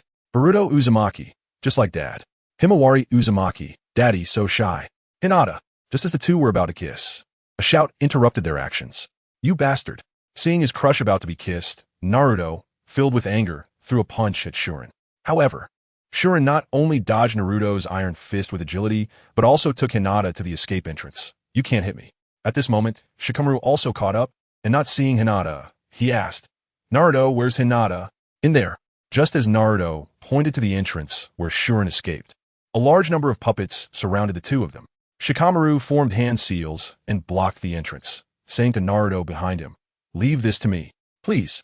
Naruto didn't hesitate and quickly rushed into the entrance, leaving Shikamaru to confront a group of puppets. Hey, this place is off limits. All right, let the puppet show begin." Meanwhile, on the other side, Sai and Sakura rode a fierce, majestic lion, rushing towards the top of the tower, smashing through all the puppets blocking their way. Hanabi is up there. As a former root member, Sai also had a certain level of perception, and, as they got closer to the tower's top, he could sense Hanabi's faint chakra. What the hell? However, when Sai and Sakura reached the top of the tower, all they saw were a group of puppet children blocking the entrance. Gagagagaga. Before Sai and Sakura could react, these puppets that initially looked quite cute suddenly transformed into terrifying monsters, launching a frenzied attack on the two. Although these puppets were shaped like children, they were ultimately emotionless creations, so Sai had no psychological burden when killing them, and even Sakura could take them down one punch at a time. On another side, on Earth, facing the increasingly numerous meteorite clusters, various countries began taking action to prevent meteorites from destroying the ninja villages. Wind Style, Sandwall, and Sunagakure. Gaara raised his hand to control large amounts of sand and stone in the village, creating large anti-air platforms, where meteorites fell without causing any harm to the village. Water Style, Water Dragon Bullet. In Amigakure, Mei Terumi stood at the highest point of the village, summoning a water dragon that burst forth, destroying a meteorite close to the village. The water dragon continued its momentum, further destroying meteorites approaching Hidden Mist. Dust style, dust dispelling technique. Inoki flew into the air and used the dust dispelling technique on a meteorite, instantly reducing it to powder. 6 o'clock direction, extremely massive. At the same time, in Kanahagakure, Kakashi had gathered personnel above Hokage Rock, preparing for the giant meteorite falling from the sky. Compared to the meteorites faced by other ninja villages, the meteorite heading for Konoha was much larger. If it landed in Konoha, the entire village would be leveled. As the meteorite entered the attack range, Kakashi issued the command, "Everyone, pay attention. Crane wing formation." Understood. With Kakashi's command, Lee, who opened the 5th gate, led a group of taijutsu elites who had opened the 4th gate, forming a green blade. The green blade not only slowed the meteorite's speed, but also easily cut through its surface. However, this alone could not stop its descent. 6th gate, open. Lee, seizing the opportunity, opened the 6th gate and punched into the meteorite's interior with all his might. Lee's punch was indeed terrifying, shattering half of the meteorite with just one blow, but the subsequent force caused the meteorite to break apart, with the other half heading towards Konoha. Just as the meteorite was about to destroy Konoha, a blue electric current pierced through the meteorite like a sword, then spread out, directly exploding it into dust. This sudden attack left everyone without time to react. Only Kakashi saw a familiar figure amidst the explosion's smoke. You are. The person, wearing a large cloak and turning his head, had a very obvious Rinnegan in his left eye. Since that guy isn't here, then the safety of Konoha will be entrusted to me. Sasuke. Kakashi immediately recognized that the person who had just destroyed the meteorite was one of his students. Now, a wandering ninja protecting the village, Uchiha Sasuke. Chapter 32. Breaking Out, Saving Hinata, Part 2. As Sasuke left, the survivors finally breathed a sigh of relief. Hokage-sama. What is wrong? Just then, someone called out to Kakashi, and he looked over to see a familiar figure collapsed here. Lord Hizashi. Kakashi hurried over to check his injuries, finding more than a dozen wounds on his body, nearly depleted chakra, and several broken ribs. It was a miracle he made it here in this condition. Was it Sasuke? Looking again in the direction Sasuke had left, Kakashi murmured to himself and quickly called for the medical team to come for treatment. On the other side, following the flow of Hinata's chakra, Naruto chased all the way to the underground base of the castle, where Shurin was already waiting for Naruto with Hinata in the distance. Hinata. After calling out to Hinata several times and getting no response, Naruto questioned Shurin. Hey, what did you do? Give me Hinata back. No problem. I'll return her. Shurin sneered, then waved his hand, and Hinata suddenly attacked Naruto as if she received some command. Hinata, stop. Facing Hinata's assault, Naruto had no intention of fighting back. He could only defend against her attacks while trying to awaken Hinata's consciousness. But no matter what Naruto did, Hinata remained unmoved, mechanically repeating her attacks on him. Watching Naruto being pushed back by Hinata, Shurin couldn't help but laugh. How about that? My wife's skills are pretty good, right? However, at that moment, Naruto was not in the mood to pay attention to Shurin's trash talk. He was solely focused on how Hinata had become like this. After observing, Naruto noticed that Hinata's attack movements were very monotonous, only slapping and pushing, completely unlike her fierce gentle fist technique. Is she being controlled by that guy? Naruto quickly reached a conclusion, then gathered chakra in his right hand, enveloping it with golden chakra. Hinata, I'm sorry, just hang in there a little longer. Under the lock of perception, Naruto's hand pierced through Hinata's chest. At the moment he grasped the light sphere controlling Hinata, Naruto sensed many of Hinata's memories. The thoughts of Otsutsuki Himura, the confrontation between the Otsutsuki main family and branch family, and finally, the scarf that Hinata wanted to weave for him once again.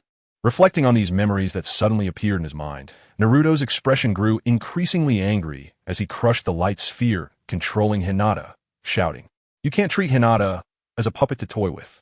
Hinata belongs to me, give her back.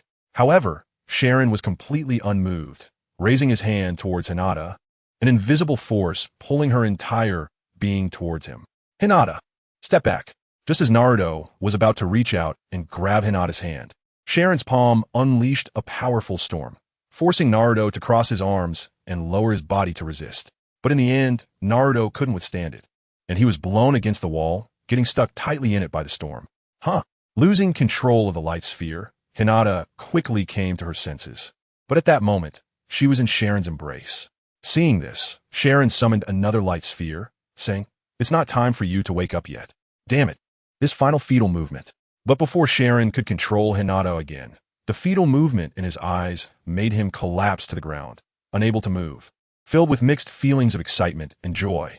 Without time to assess Sharon's condition, Hinata hurriedly ran towards Naruto, who had just pulled himself off the wall and saw Hinata approaching him.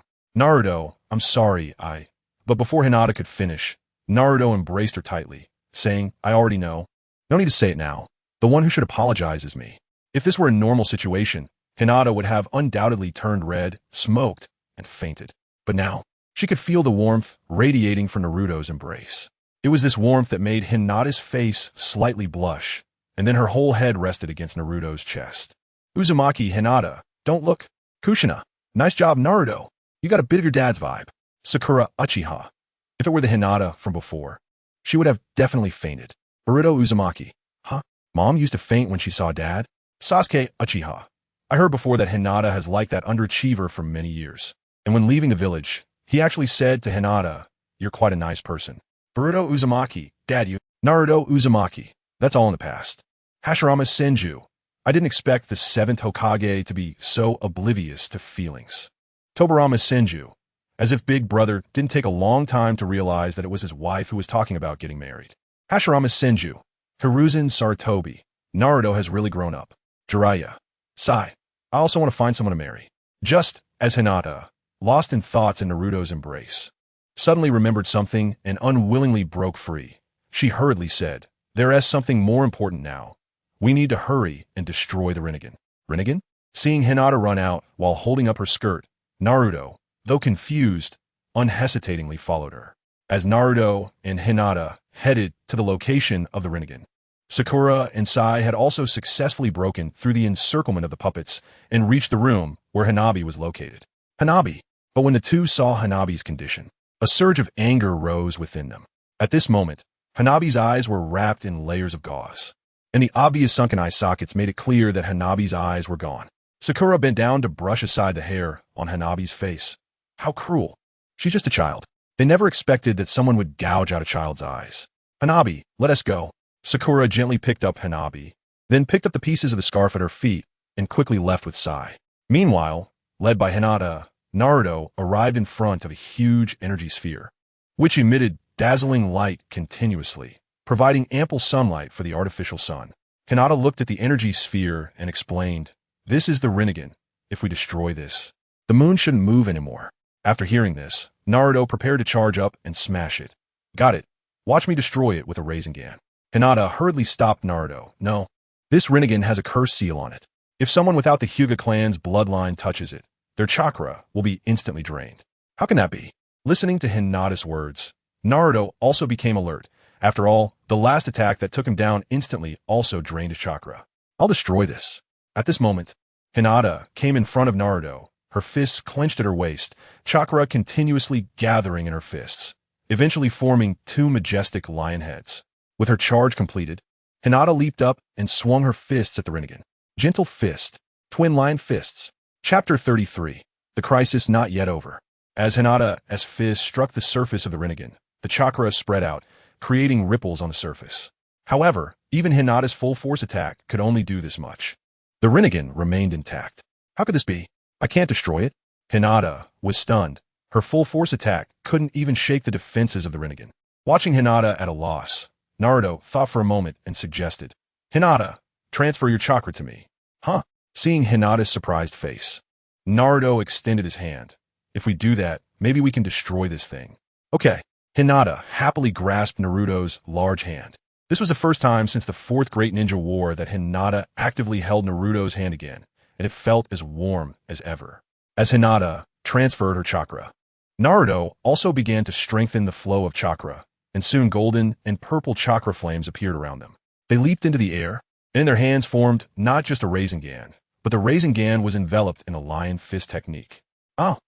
The two struck their attack on the surface of the Rinnegan, and this time, the attack effortlessly shattered the outer shell of the Rinnegan, causing the internal energy to gradually collapse. Ultimately, this gigantic Rinnegan transformed into numerous white dots that scattered, Naruto looked at these white dots, feeling a sense of familiarity. Hinata immediately recognized. So the Rinnegan is made up of Byakugan. These thousands of Byakugan are not only from the branch family of the Hyuga clan, but also from the main family, together forming the current Rinnegan. Tobirama Senju, I didn't expect the Byakugan could turn into the Rinnegan. Uchiha Izuna, white hair, do you want to research? Senju Tobirama, research is definitely in the cards. But I won't do anything that harms the heavens and the earth. Uchiha Izuna, TCH, I won't believe a single word you say. With the Rinnegan destroyed by Naruto, the puppets that were originally active all over the castle suddenly lost their power and fell to the ground, no longer moving. What was going on? Shikamaru had just used the shadow mimicry technique to make a group of puppets engage in civil war, but now that they suddenly stopped moving, he was puzzled. Shikamaru. Hearing Naruto's voice, Shikamaru saw Naruto rushing over with Hinata. Naruto, Hinata, are you okay? Hinata nodded. Yes, I'm sorry about what happened earlier. Shikamaru looked around and asked, this isn't the time to say sorry. The key point is what happened. Not only the puppets, but even the artificial sun has disappeared without a trace. Naruto explained, that's because the source of power, the Rinnegan, has been destroyed by us. And the moon should also be immobile now. What? This statement left Shikamaru momentarily unable to process it. They had just come to rescue someone, and yet they had inadvertently resolved the crisis? Hey, Hinata. Soon, Sakura and Sai also arrived, bringing with them their mission objective, Hanabi. Hanabi, thank you all. Upon seeing Hanabi, Hinata kept thanking everyone, as she hadn't only failed to save Hanabi, but had also put herself in danger, causing her teammates' mission to become unnecessarily complicated. At that moment, Sakura pulled out a piece of a scarf from her ninja tool pouch and handed it to Hinata. This is yours, Hinata. Naruto looked at the piece Hinata received and couldn't help but say, this is the scarf that guy, Seichnin, tore apart, right? Huh, how do you know? Hinata was quite surprised because when the scarf was destroyed, Naruto should have been outside the artificial sun, so he shouldn't know about this. Naruto scratched his head and explained, a bit embarrassed. I saw your memories when I passed through Shnin's technique. Sakura said, this? You were planning to give it to Naruto, right? Hearing Sakura say this, Naruto could only put on a thick face and say, this scarf, is it knitted for me? So can I have this scarf? But it's already in tatters. To be honest, it would be best if Naruto could have it. But she felt embarrassed to give such a broken item, let alone to Naruto. However, Naruto didn't mind and extended his hands. It doesn't matter if it's torn because it's the scarf you knitted. Faced with Naruto's gentle approach, Hinata couldn't hold back any longer, blushing as she personally handed the broken scarf to Naruto. Looking at this extremely precious scarf in his hands, Naruto smiled and replied, thank you. I will cherish it well.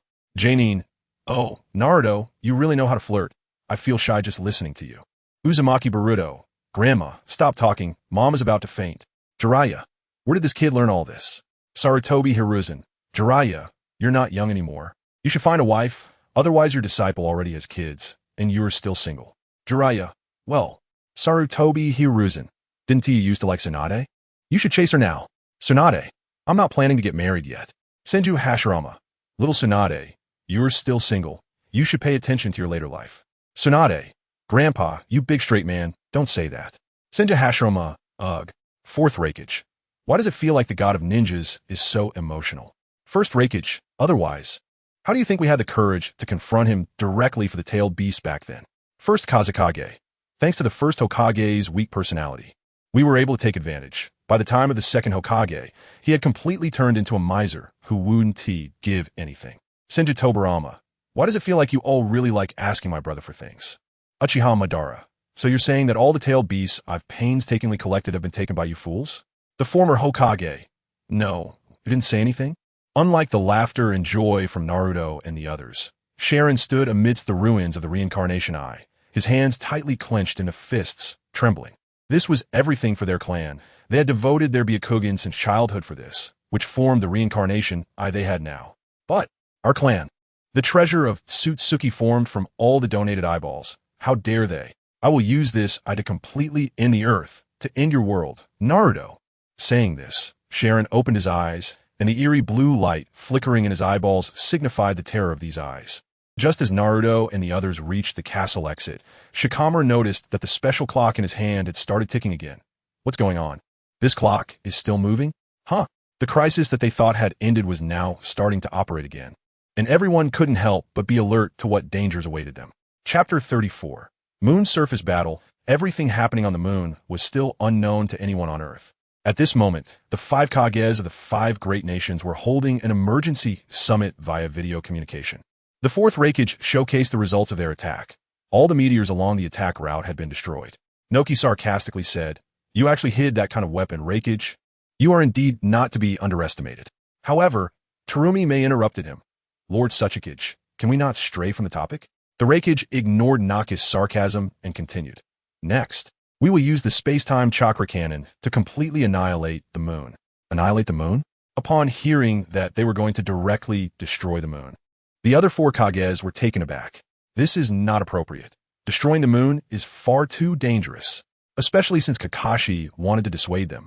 After all, the moon's gravity has always affected the tides on Earth, and once the moon disappears, Earth's ecological environment will change drastically. The Reikage firmly stated, "As long as this bomb of the moon is hovering above us, Earth cannot be at ease." Well, let's calm down and make a judgment. Kakashi also knew that insisting wouldn't work, so he said, "The current situation is that the moon has stopped moving." No, it seems that it hasn't stopped at all. What? However, the information sent by the Mizukage left Kakashi stunned. On the other side, inside the moon, Naruto and the others were also puzzled, all staring at the special clock in Shikamaru's palm. Why has this clock started running again? According to Hinata, they had already destroyed the reincarnation eye, which was the core of the moon, so logically, the moon, having lost its power source, shouldn't be moving. Not to mention anyone else, Shikamaru was also scratching his head. "I don't understand either. What's going on?" Suddenly, the entire castle began to shake, startling everyone. After all, this thing was floating in midair and would absolutely not cause an earthquake. The only reason it could shake was one, and that was if there was an enemy. Sure enough, everyone looked up to see a stone giant, about 50 meters tall, standing up from inside the castle. And then it swung its fist at Naruto and the others. Boom! The giant stone fist smashed through the castle floor, sending everyone flying out due to the impact. Kurama, facing the appearing stone giant, Naruto, holding Hinata, summoned the golden chakra cloak. And then a large amount of chakra surged out from his body, eventually forming a golden fox the size of the stone giant. Uzumaki Baruto. Huh? Can Mr. Kurama leave Dad's body directly? Kurama. He can, but not for too long. Otherwise Naruto will be in danger. Uzumaki Baruto. This is my first time seeing it. Uzumaki Himawari. Ha, big fox. Uchiha Madara. So this is the extent to which a perfect Jinchuriki can reach. Senju Hashirama. After all, there is no level of tailed beast that you can't control. Uchiha Madara. It's as if you can't control it. First Hokage. These people are so pretentious. Ugh. As soon as Kurama appeared, he knocked the stone giant to the ground and immediately started pounding on the enemy with his fists.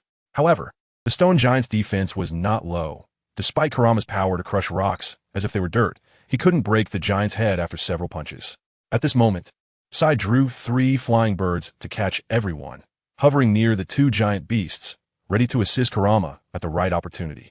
Suddenly, the stone giant pushed Kurama off himself with force, got up, and grabbed Kurama's head, pressing him into the ground. However, it seemed the stone giant had forgotten that the ground had already been smashed to bits. At the moment Kurama lost his balance, he tightly grasped the giant's arm and pulled it down with all his strength. Kurama. Seeing Kurama and the stone giant fall into the deep pit that had been blown open by his chakra, Naruto was about to rush to help when he sensed a terrifying chakra flow within his range. It was Sharon, following the direction of the chakra's wave. Sharon was flying towards them on a puppet. Sharon formed hand seals, and a pale green chakra surged from his body, quickly enveloping him, forming a chakra cloak that seemed to be burning. Silver Wheel Rebirth Explosion. Sharon didn't give the enemy any time to react. Several truth-seeking orbs spun in his hands, and he clasped them together, unleashing a storm of destruction from the ring formed by the orbs. Instantly engulfed by this storm, everyone could only scream in horror as they were blown away, and the storm continued unabated, creating another large hole on the moon's surface. Hokage-sama, Lord Hisashi has something to report to you. On Earth, Kakashi received a notification from a medical team and hurried to the medical room. At this time, Hisashi had already shown improvement after treatment from the medical team. Mr. Hisashi, seeing Kakashi arrive, Hisashi weakly said, "No, we absolutely cannot destroy the moon fireworks. Hinata should be on the moon as well. What's going on?" Kakashi was confused by this information. He couldn't be sure about the fireworks. But Hinata was supposed to be on Earth with Naruto and the others on a mission. How did she end up on the moon? It's bad, Hokage-sama. What happened? Just as Kakashi was perplexed, the communication team sent an urgent message, making Kakashi feel overwhelmed. It was one problem after another. It's the Nine Tails. The Nine Tails is fighting on the moon's surface. What? As a result, when Kakashi received the message from the communication team, his eyes widened in disbelief. The Nine Tails? On the moon? How did this god end up on the moon? In response, after calming Hizashi down for a moment, Kakashi hurried to the observation station located on Hokage Rock. Through the observation station's view, Kakashi and the others finally saw what was happening on the moon's surface. At this moment, Kurama and the stone giant had already fought their way from the moon's interior to the surface, with rocks and tailed beast balls colliding, causing a series of explosions on the moon's surface. Seeing that ranged attacks couldn't harm the enemy, Kurama didn't hesitate to charge forward, skillfully dodging several giant rocks attacks. Kurama tackled the giant, and with his tailed beast ball fully charged, he slammed it against the stone giant's head. Boom! After the violent explosion, 2/3 of the stone giant's head had disappeared. However, despite this fatal state for a living being, the stone giant merely shook a couple of times before delivering a punch to Kurama's head. Taken by surprise, Kurama was knocked to the ground, and he was shocked to see the stone giant absorb nearby rocks into its body, visibly repairing the parts that had been shattered by Kurama. Damn, that's so shameless. Seeing this, Kurama couldn't help but curse. This guy not only has strong defenses, but also recovers at a ridiculous speed. If I don't cut off its energy source, I'll eventually be defeated. Chapter 35 Naruto vs. Sharon. In the land of lightning, on the high platform of Kumobikure, the fourth Raikage was waiting for the chakra cannon to charge. The display showed that the energy had reached 97%, and only 3% was needed to fire. At this moment, the secretary brought news. Raikage-sama, an urgent message from Hokage-sama. Why choose this moment? The Raikage jumped down from the cannon platform in dissatisfaction and followed the secretary to the communication room. As soon as Kakashi saw the Raikage online, he immediately said, "Please do not fire the chakra cannon. Naruto and the others are on the moon." Upon hearing this, the Raikage was momentarily taken aback, but quickly recovered. "I have no other choice. This is all for the Earth. I can only sacrifice them. The time-space chakra cannon is about to fire." Gaara hurriedly spoke up. "Raikage-sama." "Raikage, what is it?" Gaara pleaded. "I'm asking you to wait just one more hour, can you?" "What?" The Raikage was somewhat surprised. He didn't remember this cold-faced person showing such an expression. Madarumi supported Gaara. "I also agree with this." The Raikage was shocked. "Mizukichi." Terumi explained. "Naruto is the hero of the previous battle and deserves our all-out effort." Tsuchikichi. In response to the Raikage's call, Inoki unusually chose to remain silent. Faced with the choice between the Earth and the lives of heroes, he didn't know what to decide. As Tsuchikichi, he should prioritize the safety of the Earth. But as an elder, he didn't want to sacrifice the lives of young people like Naruto. Kakashi spoke up. "Just 1 hour is all we need. This hour may be equivalent to decades for them, and during this time, they will surely create miracles." The Raikage questioned Kakashi. "Do you have any evidence?" "Based on my intuition," Kakashi firmly responded. While Kakashi was arguing with reason, on the moon's surface, Naruto stood up from the rubble, helping Hinata. "Hinata, are you okay?" "Uh-huh." Before Hinata could respond to Naruto, a figure crashed nearby at high speed, creating a massive shockwave that kicked up a lot of dust. Hearing Hinata scream, Naruto gritted his teeth and raised his hand to sweep away the dust in an instant with a gust of wind. There stood Sharon on a cliff, raising his hand to grab Hinata and pull her to his side. "Hinata, returned to my side." At this moment, Sharon had gone mad. After grabbing Hinata, he conjured a massive iron cage and brutally threw Hinata inside, locking the cage shut. "Just watch him die in there." "Hinata!" The scholar sneered as he faced the furious Naruto charging towards him. For a moment, golden and deep blue lights collided on the surface of the moon, creating one large crater after another. By the time they separated, the ground in their wake was shattered. Naruto jumped back while throwing a spiraling shuriken. The scholar dodged to the side, but unexpectedly, the spiraling shuriken exploded right behind him. Fortunately, he quickly transformed the truth-seeking orb into a shield, preventing himself from being shredded. However, when the scholar retracted the shield, the truth-seeking orb was essentially rendered useless, as it was not invincible against sage techniques. Suddenly, the scholar raised his hand to summon several truth-seeking orbs and launched an assault on Naruto. "The world created by the Sage of Six Paths has failed. The Earth will come to an end with you." The earth will absolutely not end at your hands. Naruto held a Rasengan in each hand, using them as weapons to fend off the frenzied attacks of the truth-seeking orb surrounding him. Taking advantage of Naruto's distraction, the scholar formed hand seals and then raised his hand towards the sky. Golden Wheel Rebirth Explosion.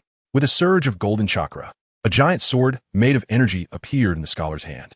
By the time Naruto repelled the truth-seeking orbs, the Golden Wheel Rebirth Explosion had already struck right before him, filling his vision with golden light. The slender energy sword pierced through the entire moon, and with a swing of his hand, the Golden Wheel Rebirth Explosion cleaved the moon vertically in half. What was happening? Meanwhile, on Earth, Kakashi watched as the moon suddenly split into black and white halves, his eyes widening in disbelief. After detecting the situation on the moon, the communication team hurriedly reported, The moon has split apart." What? Kakashi truly felt like his head was about to explode. How could a fight shatter the moon? You guys are even stronger than the first Hokage. Hashirama Senju. I thought that when I fought Madara, turning the terrain into flat land was already the limit. Now it seems that you, the seventh Hokage, are the real deal. Naruto Uzumaki. You're too kind. First Hokage. Uchiha Madara. What's the big deal? I can make meteors rain down. Uchiha Sasuke. You can only make drizzles. Uchiha Madara. You brat. Are you really an Uchiha or not? Uchiha Fugaku. Ancestor. This child Sasuke just needs some guidance. In the video, the shinobi looked at the moon that had been split in half by himself and couldn't help but smile slightly. Is it over? Not only shinobi, but Hinata also closed her eyes in despair. This kind of attack was simply beyond imagination. How could it be over? Suddenly, Naruto's voice rang out. As shinobi looked around for Naruto's figure, a multitude of Narutos came pouring out of the cracks like dumplings. In just a few seconds, the sky was filled with Naruto's figures, and each Naruto was gathering a powerful Rasengan in their hands. So annoying. Although shinobi had shot out most of the chakra balls as projectiles, this little drizzle had no effect under the absolute suppression of numbers. Super Giant Rasengan. With Naruto's increased chakra output, the Rasengan expanded from the size of a palm to 3 or 4 meters in size. In response, shinobi hurriedly fused the remaining chakra balls together, then unfolded them into a semicircular sphere that enveloped himself. Boom! A large number of super giant Rasengans slammed into the chakra ball shell, but the spiral force that could obliterate everything could not even create a crack in the shell. Oomph! Just as shinobi was about to mock Naruto, he suddenly sensed danger from below and quickly looked up, only to see Naruto emerging from the ground, his fist the size of a sandbag swinging past where shinobi's head had just been. However, shinobi never expected that Naruto's punch was just a feint. The real attack was the Rasengan that was already condensed in Naruto's other hand and was pressed against his face. Boom! This time, the attack hit shinobi squarely on the head, and he was blasted through the chakra ball's protection like a cannonball, crashing straight into a distant cliff. Enraged, with his expression twisted, shinobi bounced back from the cliff, summoning a large number of light balls for a saturation bombardment. Useless. Give up? I will not give up. Naruto nimbly dodged the light balls, then threw a Rasengan shuriken, the exploding spiral storm instantly eliminating a large number of light balls. At this moment, Naruto stood upright, holding the scarf fragment that Hinata had given him, and said seriously, "Weaving a scarf takes a lot of time.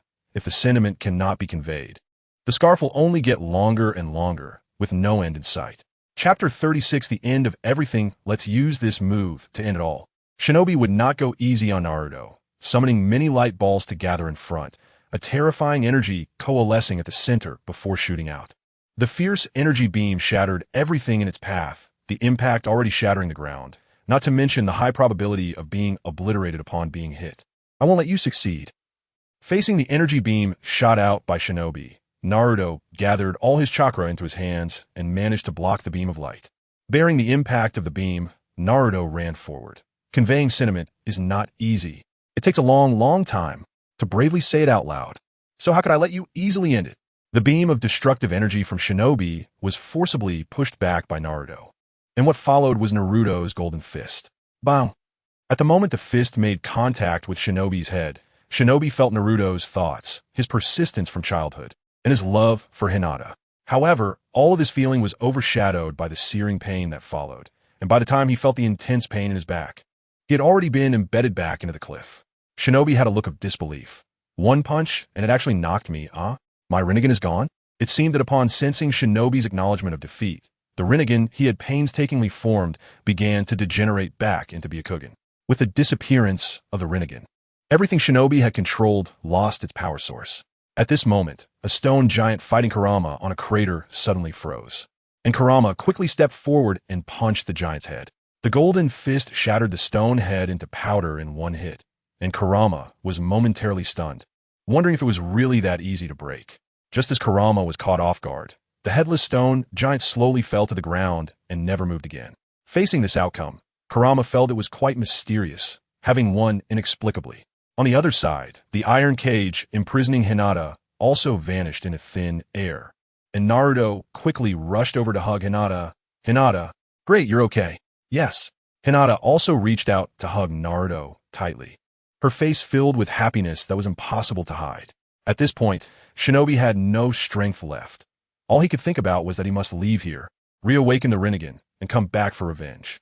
He was a descendant of the Otsutsuki clan, bearing the heavy responsibility of settling accounts with the descendants of Otsutsuki Kagaya. He must survive. He must survive. Please, return Hanabi's eyes. But before Shinobi could act, Hinata's voice rang out in front of him. Looking up, he saw that Hinata had somehow come right in front of him. No, don't. Watching Hinata reach out towards his eyes, Shinobi displayed a look of terror. However, he had no power to resist now. In his terrified cries, his eyes were completely gouged out by Hinata. Naruto Uzumaki, Himawari, don't look. Naruto Uzumaki, Mom really doesn't hold back. Hinata Uzumaki, Mom, I'm also a ninja. Kyubi, as expected of my daughter-in-law. Without much effort, Hinata preserved Hanabi's Byakugan, while Naruto approached Shinobi and said, Shinobi, it's all over. No, it's not over yet. Once again losing his eyes, Shinobi chose to go all out. With the guidance of chakra, numerous Byakugan gathered around Shinobi. Naruto quickly shielded Hinata behind him, looking at the increasingly large figure in front. What is going on? What is this? The blind Shinobi stared at Naruto and the others with his dark eye sockets, grinning maliciously. I will use these eyes to end everything. Puppet rebirth. Naruto, Hinata. At this moment, Shikamaru, Sakura, and Sai also arrived. Naruto raised his hand to stop them from getting any closer, feeling that this place was very dangerous. Hinata quickly persuaded. Shinobi, stop struggling. You are just following the wrong teachings of your ancestors. Shinobi angrily reprimanded her. Shut up. As the last descendant of the Otsutsuki clan, I must let the destiny of the U village blossom and bear fruit. Naruto Uzumaki. Shinobi seems very obsessed right now. Hashirama Senju. Just like Madara, once they are convinced of something, they will never deny it. Madara. Uzumaki Naruto. So when I saw Shirin actively helping you, I was also quite surprised. I thought he would stay on the moon and not interfere with the actions on Earth. Naruto. After Shirin finished speaking, a ghostly blue orb of light gathered in his hand. As soon as the orb appeared, it began to crazily absorb the chakra around it at such a speed that even Naruto, a chakra powerhouse, couldn't maintain his chakra cloak for long. Naruto could only kneel half-heartedly on the ground to support himself. Not good. My chakra is being absorbed. Ha ha ha. Let me show you the power of Utsuin capable of moving the moon. Naruto, this is where you stop. With a sinister smile, Shirin declared victory. Now, any chakra that was not of the Utsuin bloodline that approached him could be drained in seconds. Just when Naruto felt he could no longer hold on to his chakra, a hand was placed on his, and immediately a wave of chakra surged into his body. As that warm chakra enveloped him, the previous pull disappeared without a trace. Naruto looked up and saw Hinata's face. Hinata. At that moment, they didn't say much. After exchanging a smile, they stood up hand in hand, for they no longer needed to express their gratitude with words. Naruto looked at Shirin. Shirin, it's not over yet. Why? Shirin couldn't believe what he sensed. Why? Why was that chakra not being absorbed? Hinata looked at the chakra enveloping her and said, because I also have Utsuin chakra within me. Utsuins completely destroy the world of the Sage of Six Paths. Completely destroy. Before Shirin could comprehend why Hinata possessed Utsuin chakra, the sound emitted from his Byakugan severely disrupted his thoughts. Ultimately, Shirin stopped thinking and shouted as he raised the light orb above his head. The world of the Sage of Six Paths, which has fallen into darkness, will be completely destroyed by the light of justice. However, just as Shirin rose into the air, facing the direct sunlight, his Byakugan began to struggle. Soon, the Byakugan even showed signs of devouring Shirin, causing him to emit a miserable scream. Sakura, upon seeing this, asked in confusion, "Oh my god, what happened?" Shikamaru explained based on his conjecture. That guy's technique absorbed the energy of the sun and has exceeded the chakra capacity limit. Naruto, don't go over, it's more dangerous. Just as Shikamaru finished speaking, Naruto disregarded the danger and jumped toward Shiran, reaching out to grab Shiran's trembling hand due to fear. Chapter 37. Kiss Under the Moonlight Earth, Land of Thunder, Cloud Village. The Raikage looked at the time on his palm. It had been over an hour since he promised to delay the cannon fire. After silently mourning for Naruto and the others in his heart, he raised his head and commanded, "Time's up, fire the space-time chakra cannon." However, after waiting for 2 seconds, the chakra remained in a charging state. The Raikage asked Killer Bee at the control panel, "What's going on?" Killer Bee reluctantly replied, "I can't shoot at Naruto." The Raikage scolded Killer Bee, "Don't get emotional. This is related to the survival of the Earth." "Raikage-sama, there are words on the moon." "What?" "It's the Nine Tails. It wrote words on the moon." Just as the Raikage was about to pilot the craft personally, his secretary brought the latest news, stopping him in his tracks. Meanwhile, various countries observed the movements on the moon, especially Konoha's reconnaissance personnel, who, after magnifying the view hundreds of times, finally saw the words clearly. It meant only one word, a special character used by ninjas to indicate the completion of a mission. It was mission accomplished. The mission was completed, confirming that the moon not only did not move towards Earth, but was gradually moving away. Kakashi sighed with relief. My intuition has proven right with a good outcome. At this moment on the moon, the Nine Tails, looking displeased, crossed its arms. "You made me write. You know I'm not good at writing." Beside him, Naruto kept apologizing with his hands pressed together. "Sorry, Nine Tails." Originally, Shikamaru planned to notify Konoha about the mission via radio, but since there was no radio connection here, he had to ask the giant Nine Tails for help to write on the moon's surface directly. Shortly after, Naruto and Hinata brought Shiran to the ancestral land where the Otsutsuki clan once lived and arrived at the underground burial site of the clan. This is... Although Shiran couldn't see the appearance of the burial site, through his sensory ability, he could clearly perceive that millions of Otsutsuki clan members were buried here. Hinata explained, "This is the soul of Yutsuin guiding me to this place." Feeling the destruction brought by his clan, Shiran finally understood the words Hinata had said and realized his long-standing mistakes. In the end, he couldn't help but kneel before these clan members. Afterwards, as Naruto and the others were about to return to Konoha to report on the mission, by the underground lake connecting Earth and the moon, Hinata extended an invitation to Shiran. "Shiran, the people on Earth will accept you." Shiran politely declined. "No need. I want to stay on the moon and atone for my sins." Hinata said, "Shiran, I hope to see you again on Earth in the future." Facing the tenderness Hinata showed him, Shiran made a promise. In the future, the moon will not approach the Earth again. Never. After parting with Shiran, Naruto and the others jumped into the lake, preparing to return to Earth. At this moment, Hinata remembered something and pulled Naruto to ask, "Naruto, there's something I've always wanted to know. What is it? That scarf you've been wearing lately. Who gave it to you?" Hinata mustered her courage to ask this question that had been bothering her since they were on Earth. She had always cared about that precious scarf of Naruto's, but never had the chance to ask. Naruto took out that precious scarf from his backpack. This was knitted by my deceased mother before I was born." "Kukina, huh? Wasn't that knitted by me before? How did it end up in Naruto's hands now?" "Oh man, give me an explanation." "Sarutobi Hiruzen. Well, if I said I forgot, would you believe me?" "Kukina, I don't believe you at all." "Namikaze Minato. Kukina, don't be impulsive." "Uzumaki Baruto. Grandma is much scarier when she is angry than mom." "Uzumaki Himawari. Grandma is not angry." "Kukina. I listened to Himawari." Knowing the origin of the scarf, Hinata finally breathed a sigh of relief. "So that's how it is. I was overthinking it."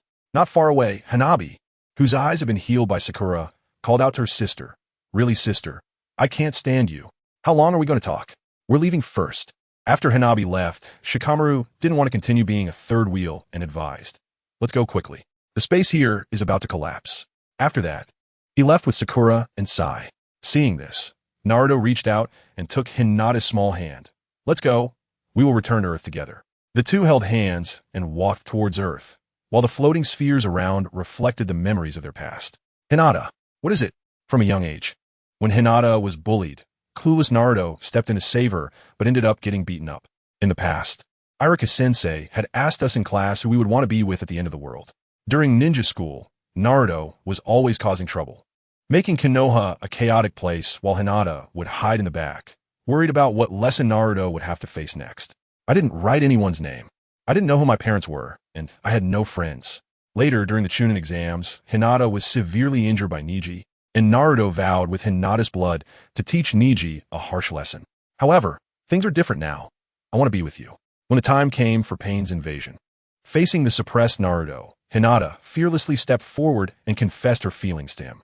From now on, we will never be apart, not even in death. Finally, not long ago, Naruto confirmed his feelings for Hinata and rushed toward her. Hearing Naruto's words, Hinata shed tears of joy. She finally received a response from the man she loved.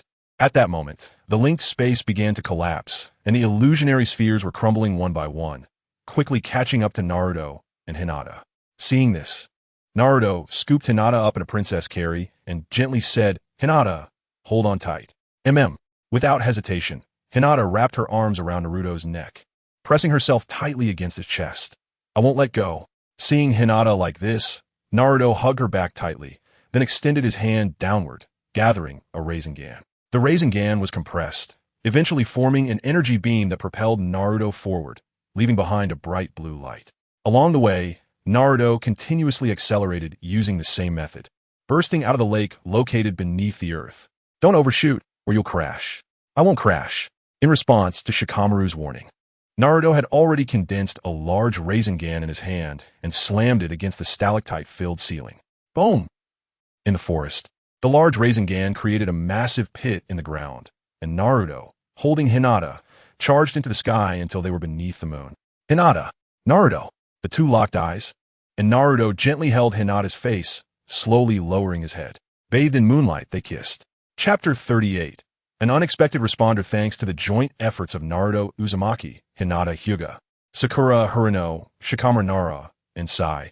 They successfully prevented the tragedy of the moon colliding with the earth.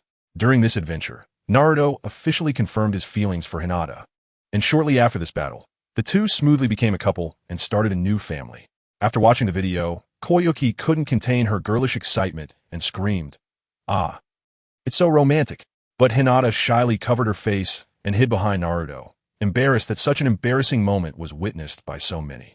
We in the Cloud Village need to continue developing technology. The group from the Cloud Village was very confident in the chakra cannon they were developing.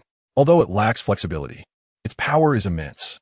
If they continue to develop it and achieve mass production, the Cloud Village's battles could use chakra cannons to great effect. Ding! This time famous C nomination ninja is Naruto Uzumaki. Reward. The side effects of heavy particle mode disappear. Heavy particle mode? I don't remember that. Hearing about the heavy particle mode in the rewards, Naruto felt confused. He knew that the only modes he currently had were Sage Mode and Tailed Beast Mode, and at most, the combination of the two, which he called Sage Fox Mode. But what on earth is this heavy particle mode? Knowing what heavy particle mode was, Boruto chuckled and said, "That is fine, don't worry about it." However, the Nine Tails inside Naruto was secretly startled.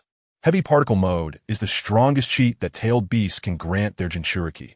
Once activated, it is essentially invincible, even against the Sage of Six Paths Madara, who can't win even with the 8th gate. However, the cost of activating this mode is similar to opening the 8 gates. It requires sacrificing one's life. Opening the 8 gates sacrifices one's self, while opening heavy particle mode requires sacrificing the tailed beast.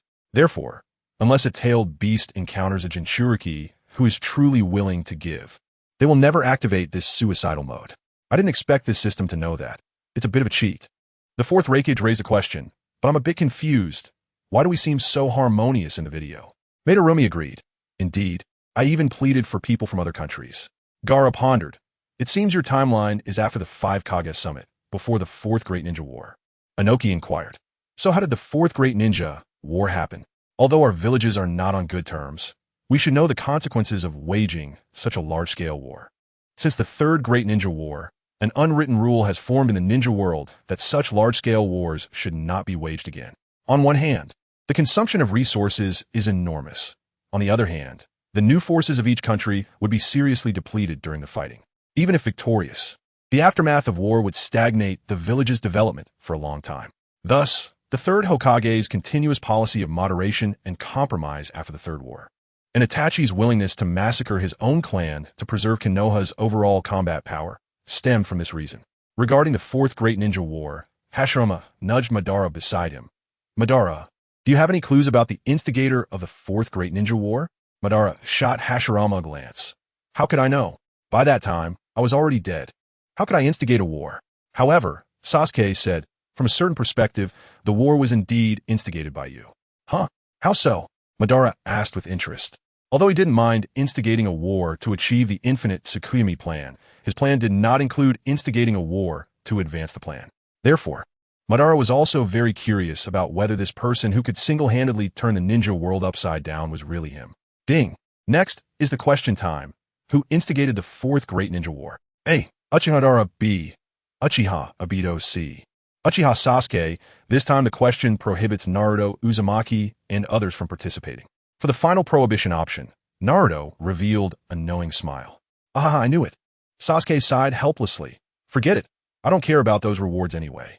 Inuzuka Kiba quickly answered. It must be Uchiha Madara. Madara still wore that interested expression. How are you so sure it's me? Inoki firmly stated. Who else but you has the ability to instigate a war that could affect the entire world? Meitarumi, having heard of Uchiha Madara's great achievements, chimed in. If you were the enemy, the 5 great nations would indeed unite to resist. How amusing, the alliance of the weak. Interesting. Hearing this, Madara couldn't help but laugh. He did enjoy fighting, but who would want to fight with a child? Among the people here, aside from his old rival Hashirama, there were only Sasuke of the Uchiha clan and Naruto, who could match Sasuke. That made him consider fighting. As for the others, that wasn't fighting. That was just bullying, which was really boring. Ding! Incorrect answer.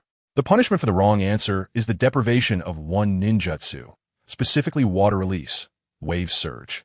Upon seeing the punishment, Yagura let out a sigh of relief. He thought he would lose some powerful ninjutsu, but it turned out just to be a C-rank ninjutsu.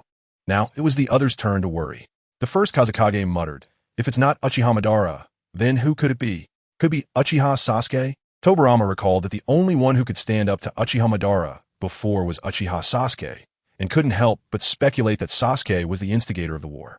Tsunade, who came from a time when Naruto returned to the village, naturally didn't know about the scuffle involving Sasuke at the 5 Kage Summit. She immediately denied impossible. According to Naruto and the others, Sasuke was at most 16 or 17 years old when the Fourth Great Ninja War broke out, and moreover, he had no intention of starting a war, although what he would do later was somewhat similar. Upon hearing this, Naruto couldn't help but show expression. After all, after sealing Kaguya, Sasuke once thought about challenging the entire ninja world alone, making himself an enemy of the whole ninja world, thereby keeping the allied forces alive. If he did that, it would actually be no different from Tobi initiating the Fourth Great Ninja War. I choose Uchiha Obito. At that moment, a sudden voice rang out. Everyone turned to look, and they saw it was Haiden, who had the least presence and was only thinking about sacrificing for the evil god. Why choose him? Why? Why not? I just chose him.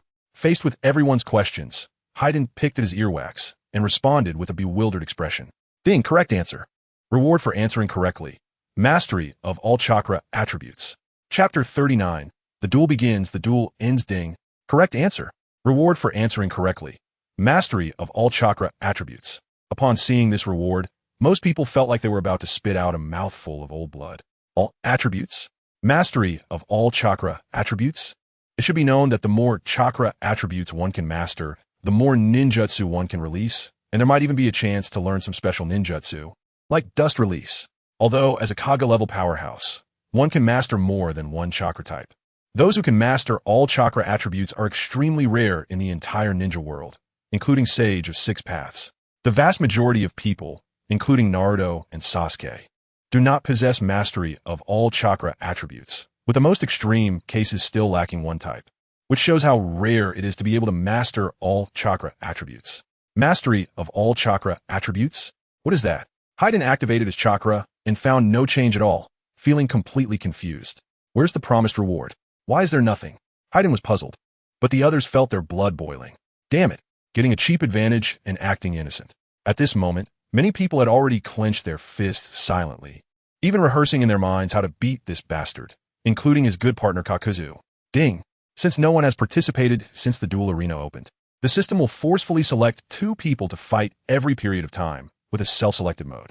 The winner will receive a reward, and the loser will not face any punishment. Listening to the system, many were initially apprehensive, as they still vividly remembered how Sasuke had slaughtered Danzo. But upon learning that the mode could be self-selected and there was no punishment for losing, they became less worried. As long as they didn't choose the deathmatch mode, entering the arena was a guaranteed profit. Either they would beat someone up, or they would get beaten up themselves. Now, who will voluntarily participate in the duel arena? Faced with such a guaranteed profit, almost everyone wanted to go. But out of pride, no one took the initiative. Now starting random selection, please wait. Duel arena, normal mode.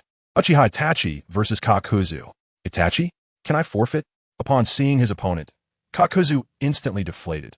Fighting him, he wouldn't have much room to use his 5 lives, as Itachi could take him down with just one Jinjutsu. Brother, be careful. Itachi, don't be careless. Don't worry, I'm very familiar with my colleagues. Facing his family's concern, Itachi waved his hand, indicating that everything was under control.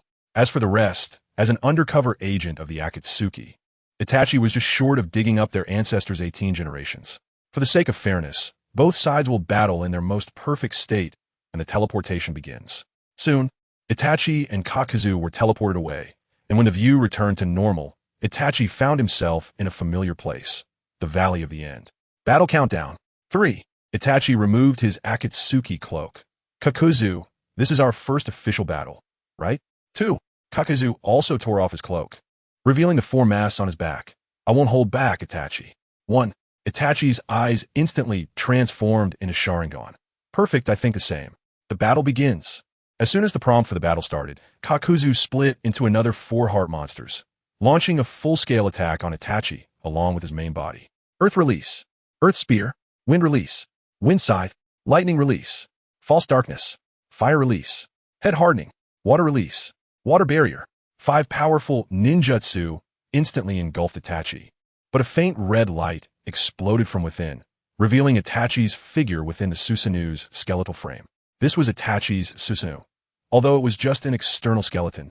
When it came to defense, even Kirin couldn't break through, let alone these ninjutsu. Is this how you greet me, right off the bat? I'll respond in kind. Itachi knew that Kakuzu had 5 hearts, each possessing a different chakra nature. Therefore, to defeat Kakuzu, he either had to eliminate all 5 of his hearts at once, or take him down 5 times in succession. However, this was not too difficult for Itachi, especially since he couldn't feel the previous sickly weakness at all. Even his nearsightedness was gone. Thus, Itachi was in peak condition now and could unleash his full power right from the start. Yada mirror. The arms of Susanoo expanded, and 5 crystal-clear Magatama were revealed one by one. Then, with a wave of his arm, the 5 Magatama flew towards Kakuzu's main body and clones.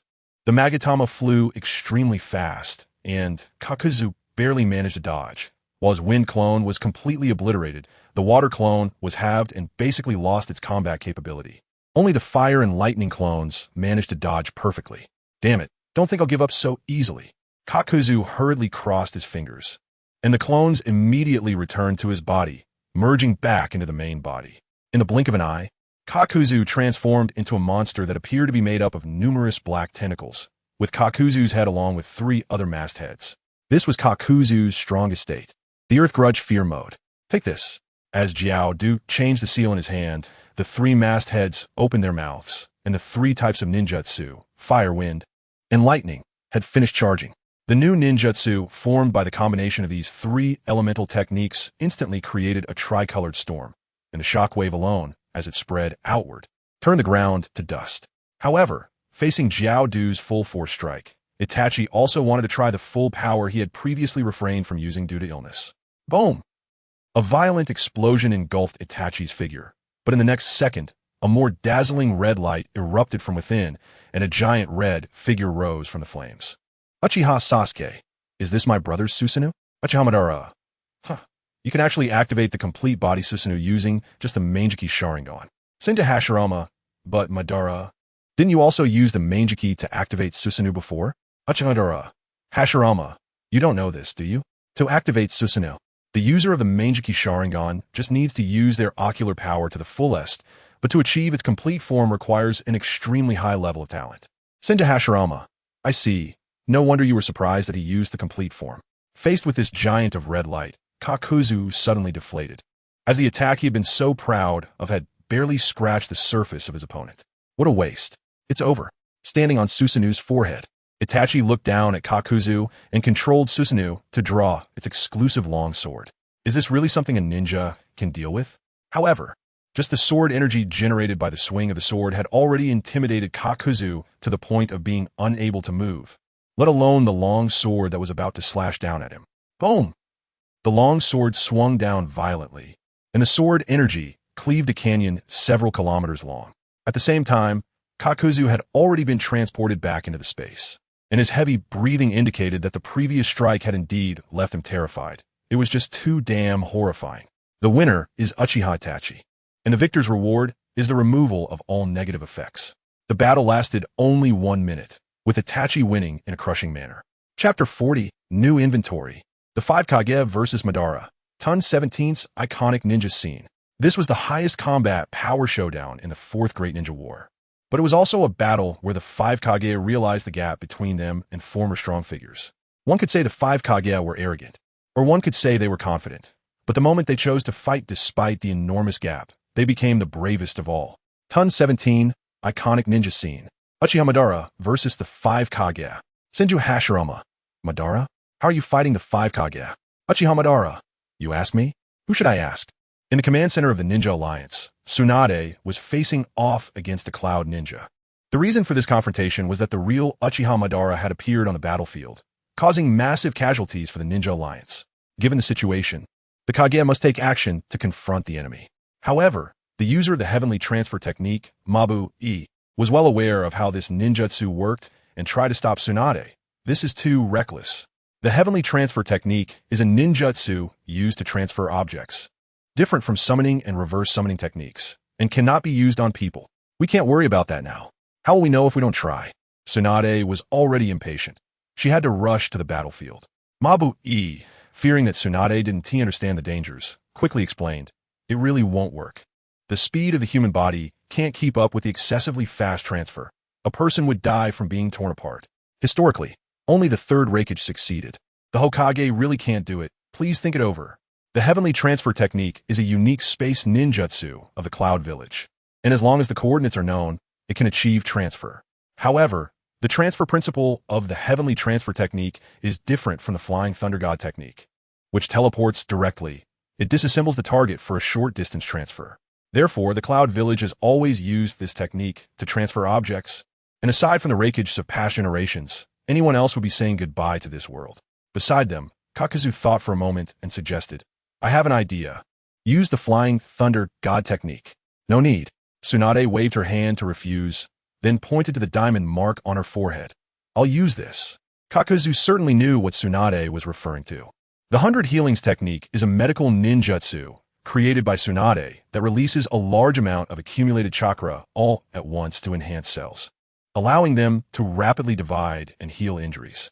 Although she didn't know the upper limit, Tsunade was sure that as long as she used the 100 Healings Technique, even if she were cut in half, she could reattach the severed limb and heal within seconds. Thinking of this, Kakuzu helplessly said, I see, but this is a dangerous gamble. Tsunade-sama's luck in gambling isn't good. However, Tsunade was unconcerned, stepping on the transfer platform and declaring firmly, it's different when gambling with life. That's how I've survived until now.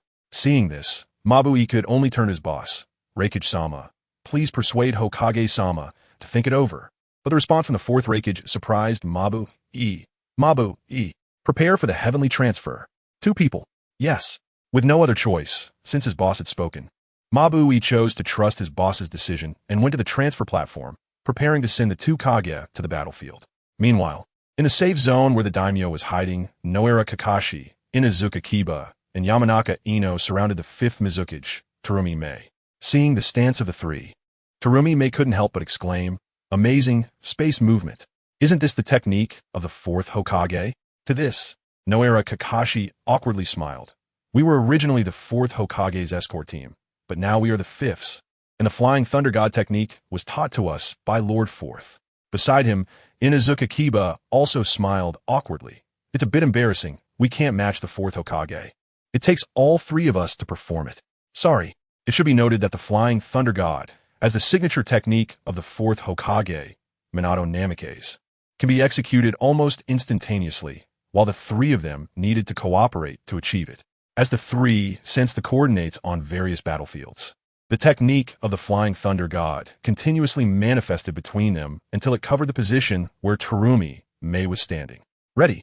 Once Tsunade-sama arrives at the battlefield with a mark on her, we can transfer you over. Fast forward a bit in time, far away on the battlefield.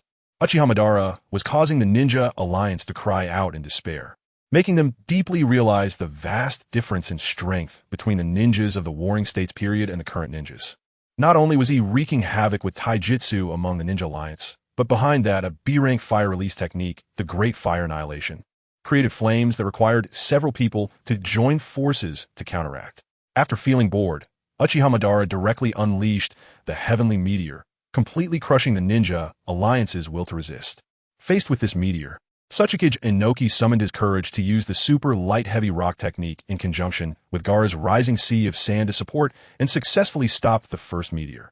However, against the second, everyone was powerless to do anything, watching helplessly as the meteor fell, causing massive casualties for the Ninja Alliance. Afterwards, Uchiha Madara even used the wood-release ninjutsu that only the first Hokage could perform. Fortunately, Naruto temporarily received the help of the Nine Tails and managed to withstand the descending sea of trees released by Uchiha Madara with the super large Rasengan. However, to withstand this attack, Naruto exhausted all the chakra given by the Nine Tails, and he was supported by Gaara, breathing heavily.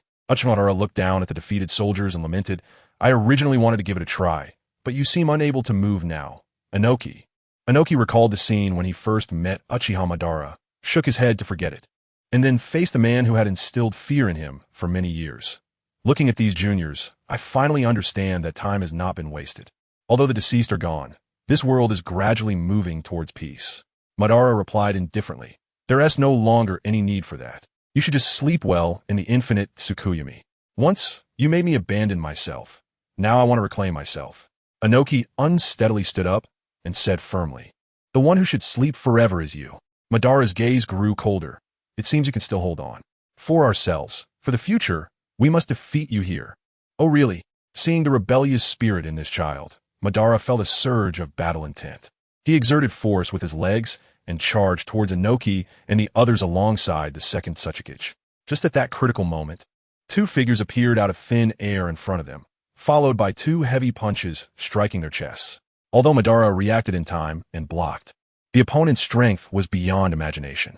By the time he smashed a trench into the ground, he realized his arm was already bent. Even the powerful Uchiha Madara was in this state, while the second Sasuke who attacked with him had already collapsed to the ground, unable to move.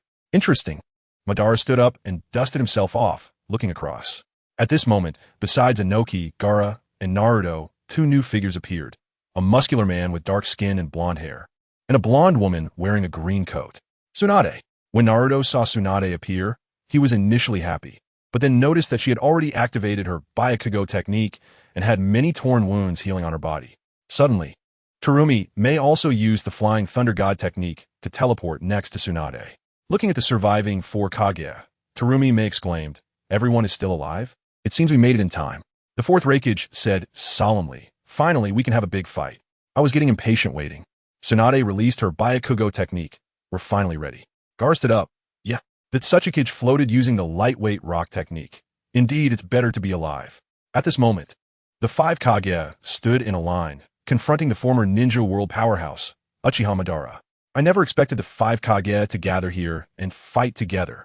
Chapter 41. We must win. Uchiha Madara looked at the five Kage who dared to confront him and said with interest, "Haha, just in time. Otherwise I wouldn't even feel like trying. Sorry, Tsunade. I need to heal those too. Raikage Mizukage, please buy me some time."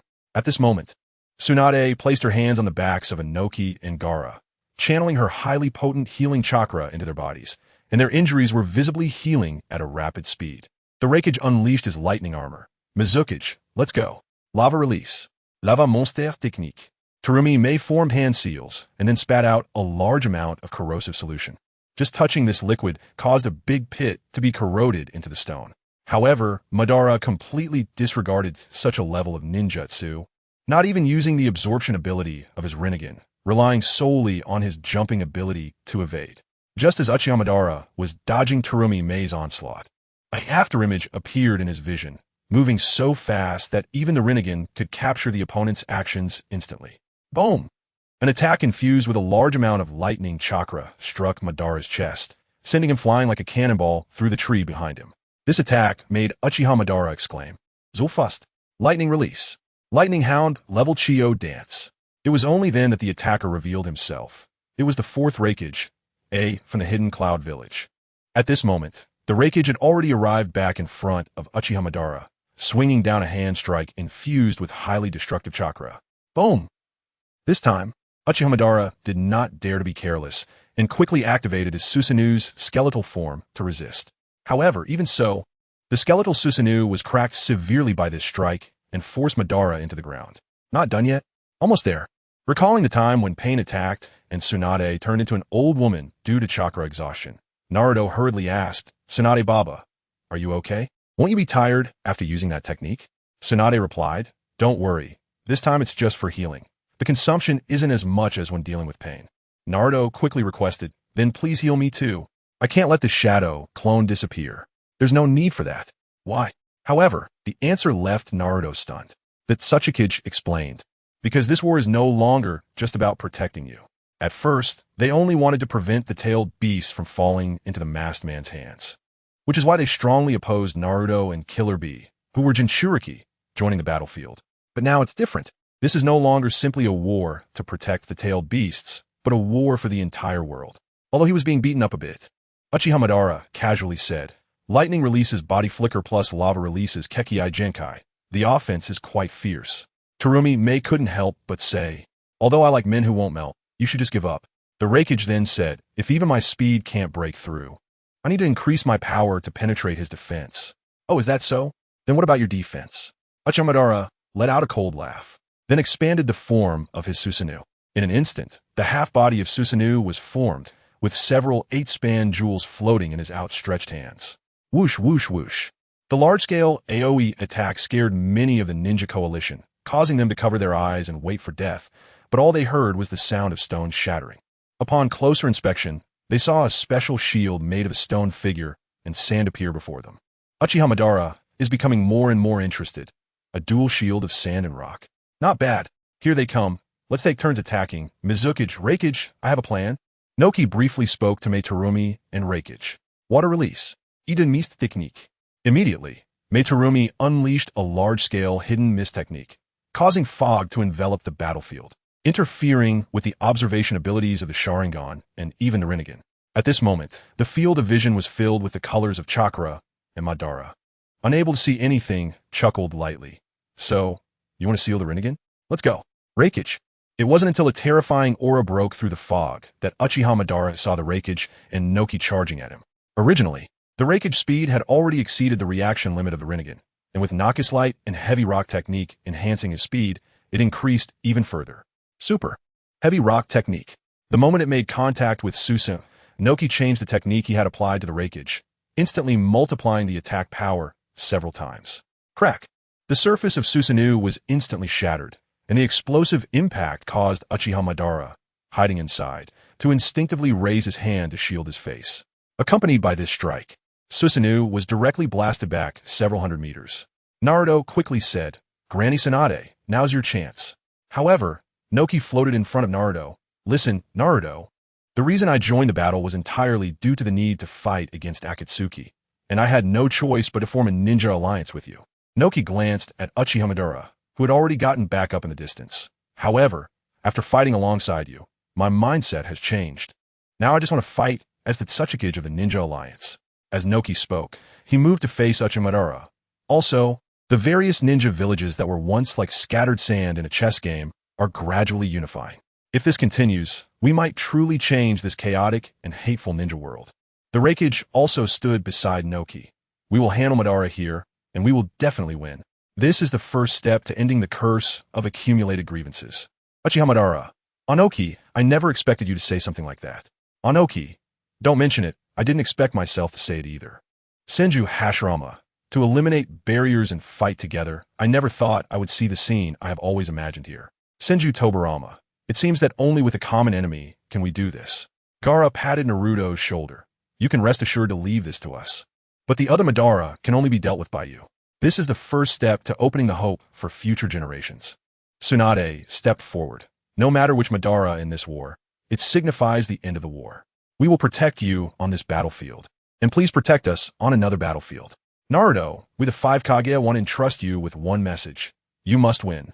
5 Hearing this, Naruto fell silent for half a second, then actively dispelled his shadow clones. Yeah, I will win. As the shadow clones transformed into smoke and disappeared. Naruto on another battlefield received the will conveyed to him by the 5 Kage. Looking at the masked man Madara appearing ahead, he charged forward without hesitation. Chapter 42. The Will of Rock in the Desolate Battlefield. Uchiha Madara was already engaged in a fierce battle with the 5 Kage. Onoki quickly summoned a 30-meter-tall stone giant and smashed it towards Uchiha Madara. Would release. Flower World descends. In the face of that overwhelming palm, Uchiha Madara calmly formed hand seals, and suddenly a large number of trees surged up from the barren earth. The massive trees not only transformed this desert area into a forest, but also destroyed the stone giant in just one encounter. Senju Hashirama, what is going on? Madara, how can you use would release? Uchiha Madara, you can guess this for yourself. Senju Tobirama, during the battle at the Valley of the End. My brother was bitten on the shoulder, but I didn't find any of his flesh or blood in your stomach. Could it be that you? Uchiha Madara, you truly are impressive, Tobirama, that you could deduce this. Senju Hashirama, Madara, that's Grandpa's jutsu. It's coming this way. The expanding forest forced the 5 Kage to retreat, but with Gaara's protection, they quickly flew to a safe area in the sky. Watch out for the pollen. Don't inhale it. Tsunade, who had witnessed the flower realm's descent, quickly warned, covering her mouth and nose to avoid inhaling the paralyzing pollen. Facing the towering forest, Noki couldn't help but exclaim, "What a scale!" It formed a forest in an instant.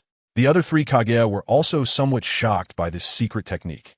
According to their gathered intelligence, the wood release displayed by the Konoha ninja Yamato had nothing of this scale. Boom!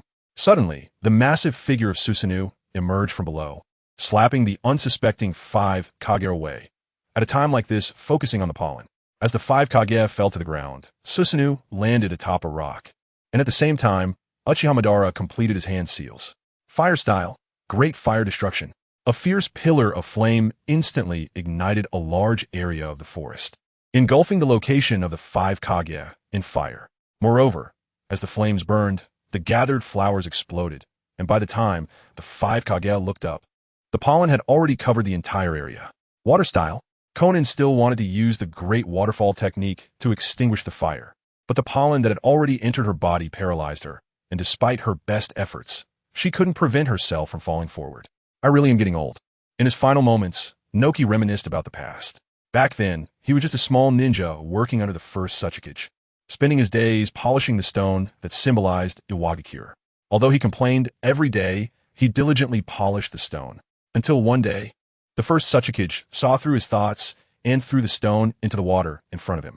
He was terrified. Although it was a symbol, it looked no different from an ordinary stone, and throwing it into the pond was harder than finding a needle in the ocean. In the end, the first Suchikage not only didn't search for it, but also replaced it with another stone right in front of him. Ultimately, he was sensed by the first Suchikage, who explained that this represented the will of their village. So the preciousness lay not in the stone itself, but in their steadfast will, as hard as stone. When you face insurmountable obstacles, you might abandon them, making excuses for yourself, and what you pick up again might be hatred. Listen, do not abandon your will. Let it become your stepping stone. Remembering the words of the first Suchikage from back then, Noki suddenly felt a surge of strength, grabbing the rubble in his hands and standing up despite his paralyzed body. Dust style, original realm separation technique. With both hands gathered, he formed the dust release and then swung it fiercely. The dust release's original realm separation technique sliced through the sea of fire surrounding the 5 Kage like a sharp blade. The attack even injured Uchiha Madara, taking a large chunk off his chest. Had he not been in the Edo Tensei state, that blow would have been enough to incapacitate him. Suspended in midair, Noki self-deprecatingly remarked, "What a time. Even making excuses won't yield good results. Do you still wish to resist?" Uchiha Madara adjusted his body posture and landed steadily on the ground. Onoki shouted at the 4 who had just recovered behind him. "Are you all awake? Good. It's our turn to counterattack." At that moment, Tsunade saw a surprising scene. Uchiha Madara had a face on his chest that she recognized well. It was the face of the first Hokage, Hashirama Senju. Hashirama Senju said, Madara, your sense of humor is too twisted. Tobirama Senju added, brother, this isn't a sense of humor at all. This guy's actually cultivated this thing from your flesh and blood. It seems that the Uchiha are indeed evil. Uchiha Madara, I obtained it through my own strength. Senju Hashirama, Madara, to be honest, if you want to study my cells, I can help you. Is it really necessary to engage in such a perverse hobby? At this moment, Uchiha Madara in the video looked down proudly at the 5 struggling below. Your strength is too far from mine. Reikage exclaimed, that face. Is it the first Hokage? I didn't expect it to be like this. No wonder he can use would release.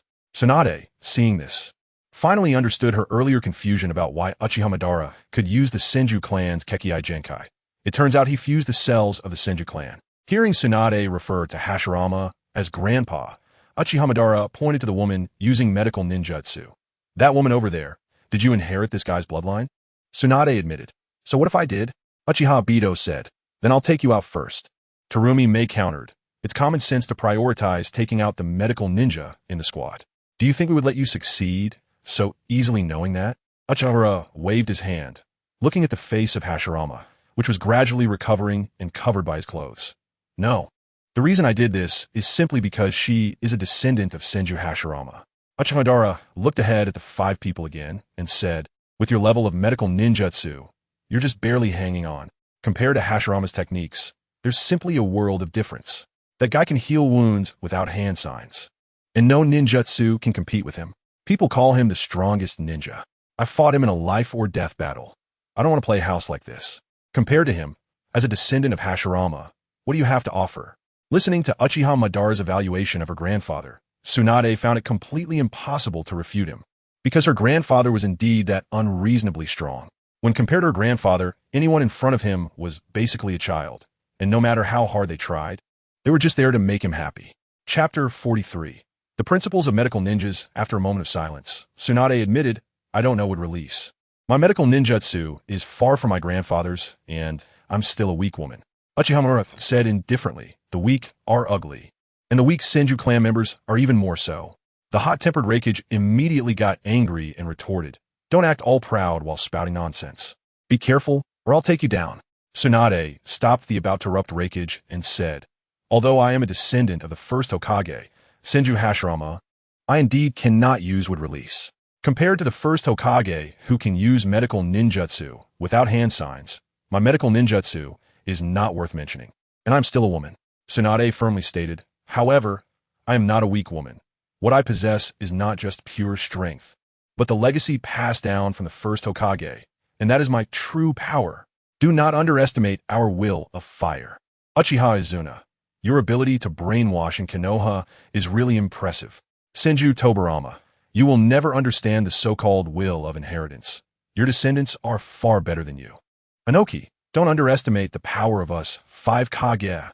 Uchiha Madara, the 5 Kage? Did you not see that I have had no vigilance whatsoever from the beginning? The only one who can make me go all out is Hashirama. The video continues, and Uchiha Madara disdainfully says, do you really think that just because Hashirama is dead and left behind his so-called will, he could defeat me? Tsunade steps forward slowly. The will of the deceased can inspire the living, thus manifesting strength. My strength was born from this, and I have established guidelines for medical ninjas. First, never give up on treatment. Second, medical ninjas cannot be at the front line. Third, medical ninjas cannot die first. At this point, the Byakugan seal on Tsunade's forehead begins to spread. The last rule, fourth, is that only those who master ninjutsu can create regeneration. Medical ninjas with the Byakugan technique are allowed to break all the above rules. After saying this, the Byakugan seal, which originally only existed on her forehead, has now spread throughout her body, and her aura is even stronger than before. Uchiha Madara questioned by how? I've never heard of it. That's a secret technique I created, and only I can fight like this. As he spoke, Tsunade had already rushed forward. Uchiha Madara calmly observed the current situation of the battle. The pollen had been blown away by the dust release, and with the addition of a medical ninja, if 4 of them couldn't handle it, then 5 would attack together. Don't think I'm just a medical ninja. At this moment, Tsunade had charged all the way to Uchiha Madara's front, her clenched fist aimed at his face. Boom! Uchiha Madara casually unleashed Susanoo for defense. But feeling the force coming from Susanoo's surface, he couldn't help but be secretly shocked. Its speed was not as fast as the Raikage, but its power was far beyond him. Crack. Fire style. Great fire annihilation. Just as the skeletal structure of Susanoo was about to be smashed by Tsunade's punch, Uchiha Madara immediately jumped back and released great fire annihilation to counterattack. Water style. Water pillar jutsu. Just as the wave of fire was about to engulf Tsunade, a massive wall of water collided with the front of great fire annihilation, instantly creating a cloud of steam. Lightning style. Thunder dance of the water thousand generation. Just as Uchiha Madara strategically retreated, he was unaware that the Raikage had appeared behind him with Inoki, empowered by the super heavy rock technique. A full-powered hand strike directly caused cracks to form in Susanoo's skeletal structure. When did this happen? Before Uchiha Madara could be surprised, Tsunade had already landed a flying kick on Susanoo. Faced with the two powerful blows from Tsunade and the Raikage, Susanoo's defensive capability was completely inadequate, and it was shattered instantly, sending Uchiha Madara flying to the ground. However, even after being knocked down, Uchiha Madara calmly stood up from the ground. Indeed, you are not a weak woman. As he spoke, his gaze shifted to the other Kages, but since you have come to deliver yourself to death, then the others are doomed too. After all, you are the only one with healing techniques. At this moment, Uchiha Madara muttered to himself, Hashirama, I don't know what exactly you left behind. If this is all you are capable of, you are far inferior to me. Since you want the people below to inherit something, it would be better to teach them the method of resurrection like I did. What you left after your death is merely the vitality of the cells in my body. The only thing left after my brother's death is the ocular techniques of my eyes. Tsunade retorted upon hearing this. That's why I said you are wrong. Uchiha Madara rarely wore a gloomy expression. If there is something that can be inherited, it is only hatred. You are already dead, so stop spreading hatred. Facing the stubborn guy, Tsunade suddenly charged forward and punched through Uchiha Madara's chest, the terrifying force directly shattering half of Madara's torso. Gaara, now's your chance. Desert Layer Burial. Raikage urgently shouted to Gaara, who did not hesitate and raised both hands to gather a storm of sand, sealing Uchiha Madara tightly before he could recover. It's sealed. Feeling the solid entity inside the seal, Gaara silently conveyed this good news to the others. Well done. However, before Tsunade could celebrate, a giant blue blade pierced through her waist, lifting her off the ground. At this moment, the real Uchiha Madara stood up from the tree, mockingly saying, what you sealed was merely a would-release clone that Hashirama once used. That thing is indeed realistic. Only I, as Hashirama's opponent, could see through it with my ocular power.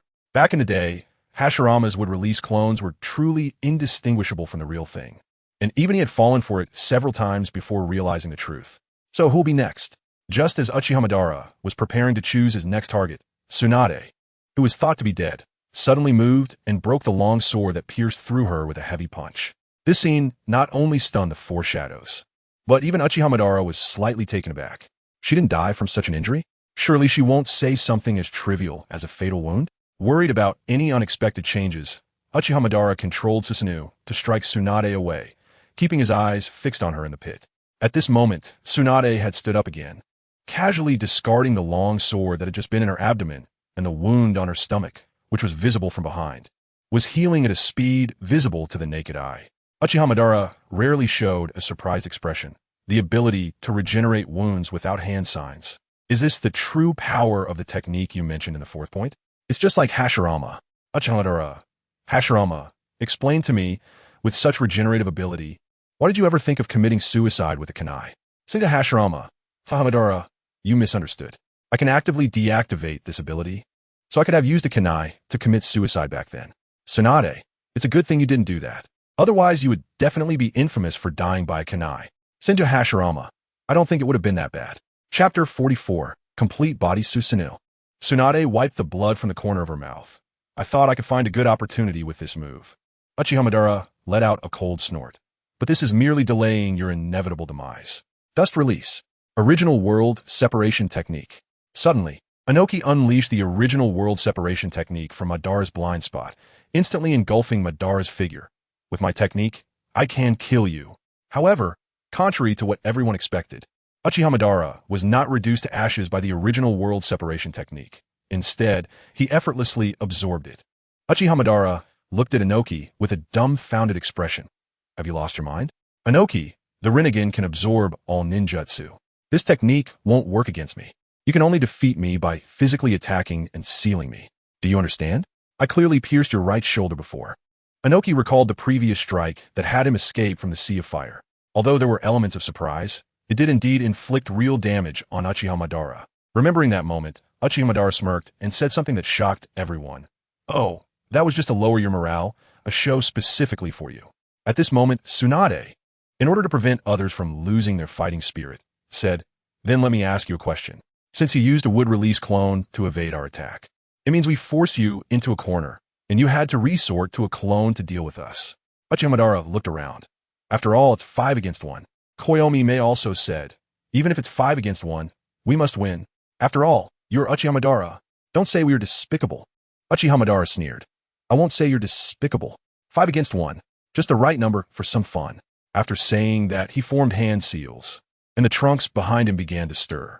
Soon, a group of Uchiha Madara appeared behind him, exactly 25 in number. Uchiha Madara, in his true form, crossed his arms over his chest, exuding an air of arrogance. "Now it's 5 against 1. Don't call me despicable, because you're the 5 Kage." He then asked a chilling question before the 5 Kage and their respective opponents. The 5 Uchiha Madaras could engage in battle. Can these clones use Susanoo, or can they not? Originally, facing one Uchiha Madara was already a challenge for the 5. Now, they had to confront 5 Uchiha Madaras, each capable of summoning Susanoo. "Are you too weak to answer? Let me answer for you." As Madara's words fell, all 25 would release clones activated Susanoo, leaping into the form of blue giants. Gaara broke out in a cold sweat. Is it 1 against 5? Inoki was no better off, no. It's 5 against 25. But fear aside, they had to fight this battle, even knowing they might die. They had to push forward because they were the 5 Kage. Anyone could flee, anyone could retreat. But not the 5 of them. Soon, the 5 Kage clashed with the 25 would release clones, but not only were they outnumbered, they were also at a disadvantage in strength. If it weren't for the fact that Uchiha Madara was merely toying with them, they likely wouldn't have been able to hold their ground at all. Suddenly, Tsunade was caught off guard and was sent flying by a punch. Fortunately, Gaara quickly raised a sand cushion to protect her, but this exposed him to attack, and the 5 Susanoos behind him swung their blades down. With no time to dodge, Gaara could only raise a sand shield for defense, but against Susanoo, especially 5 of them attacking, this level of defense shattered in less than a second, and Gaara was also sent flying. "Ah!" Tsunade shouted as she rushed out, punching one Susanoo to the ground, but in doing so, she was impaled by 2 of its blades. Gritting her teeth in pain, she pulled the blades out and knelt weakly on the ground, clutching her abdomen. Even with the mitotic regeneration technique to save her life, the pain was still real. "Hokage, this is too chaotic." The Raikage was just about to help Tsunade when a Susanoo's hand grabbed him and simultaneously cast an illusion with the Sharingan. "Damn it, I've fallen for a mere Sharingan illusion." Although the Raikage struggled fiercely, his body involuntarily knelt on the ground, unable to move. Meanwhile, 5 Susanoos rushed towards him, their swords swinging down simultaneously. Boom! Fortunately, Inoki raised a stone wall just in time to withstand the blow. He then placed a hand on the Raikage's shoulder, channeling chakra to help dispel the illusion. From a distance, the true Uchiha mumbled to himself. That Inoki kid not only withstood Susanoo's attack with his heavy stone technique, but he also saved the Raikage. At the same time, Inoki shouted to the surrounding Kage, "Get up, everyone! At this critical moment, we cannot show weakness. We cannot betray the name of the Kage. As long as we are still the 5 Kage, we cannot go against our promise to Naruto. We entrusted the battlefield over there to him, and this battle is a responsibility entrusted to us by all ninjas. We cannot let the trust placed in the 5 Kage be in vain." With Inoki's call, the already exhausted 5 Kage managed to stand up and gathered around him. As the 5 Kage assembled, the 25 Susanoos also converged, looking up at these 25 giants of light, their oppressive aura sending chills down their spines. "My chakra is nearly depleted. This is the final attack." Using all the chakra left in his body, Inoki gathered a powerful dust release technique. "Tsunade, give me some chakra." "I know without you saying it." Tsunade placed her hands on Inoki's shoulders, and with a surge of chakra flowing in, Inoki expanded his hands, causing the dust release cube in front of him to rapidly enlarge. In an instant, a square area of over 100 meters was reduced to powder by the original world separation technique, which included the 25 would release clones. Moreover, this time the original world separation technique not only had a large range, but also a fast speed, even cutting away a part of Uchiha Madara. who had activated his Rinnegan. Fortunately, Uchiha Madara was far enough from the center to have some reaction time. However, Inoki expanded his hands, fully unleashing the original world separation techniques cube.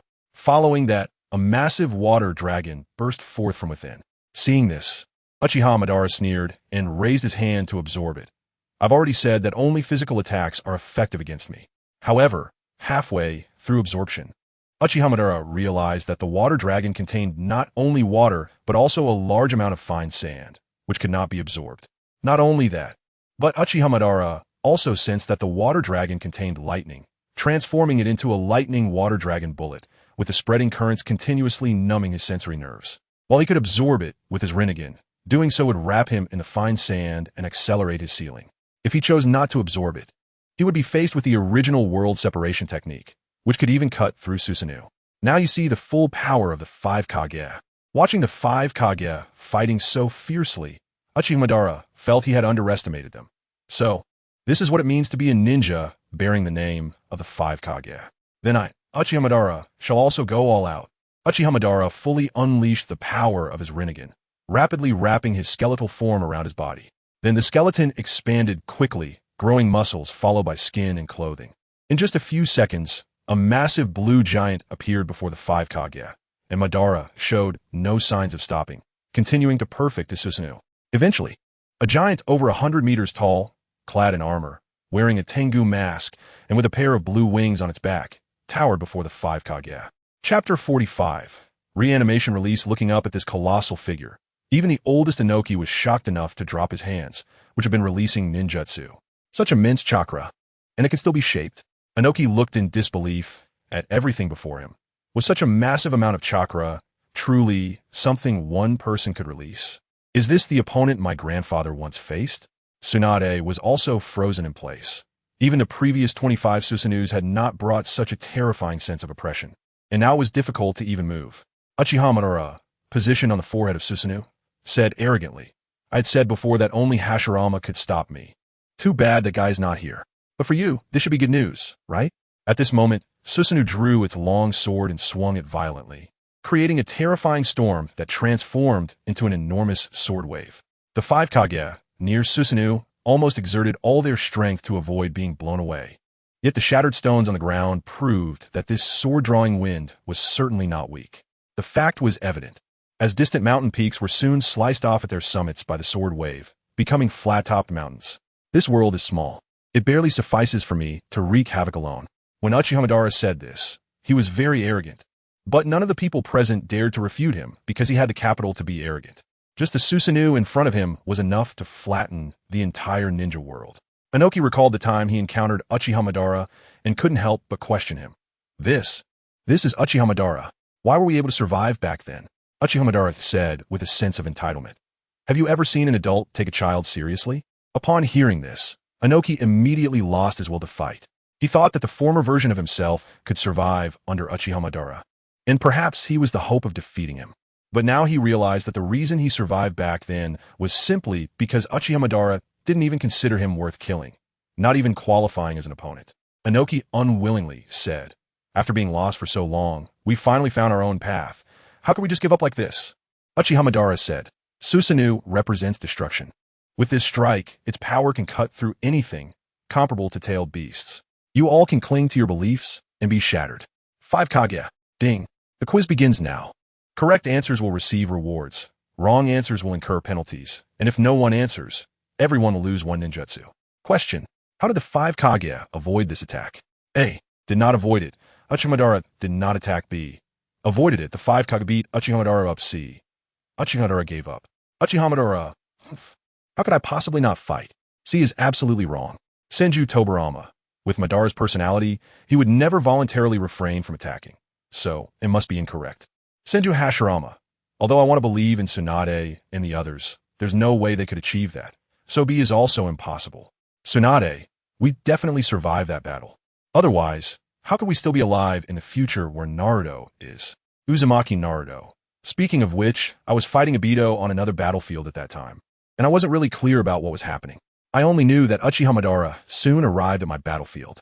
Uchiha Sasuke. I was in the process of freeing my brother from the impure world reincarnation at that time, so I knew. It's A. Sakura Uchiha. Sasuke, are you sure? Uchiha Sasuke. At that time, my brother and I released the impure world reincarnation that Kabuto had cast. So that's the only reason why Uchiha Madara didn't continue to take action. Uchiha Sasuke answered correctly. Reward for the correct answer. Chakra amount multiplied by 10. Uchiha Sasuke, wow.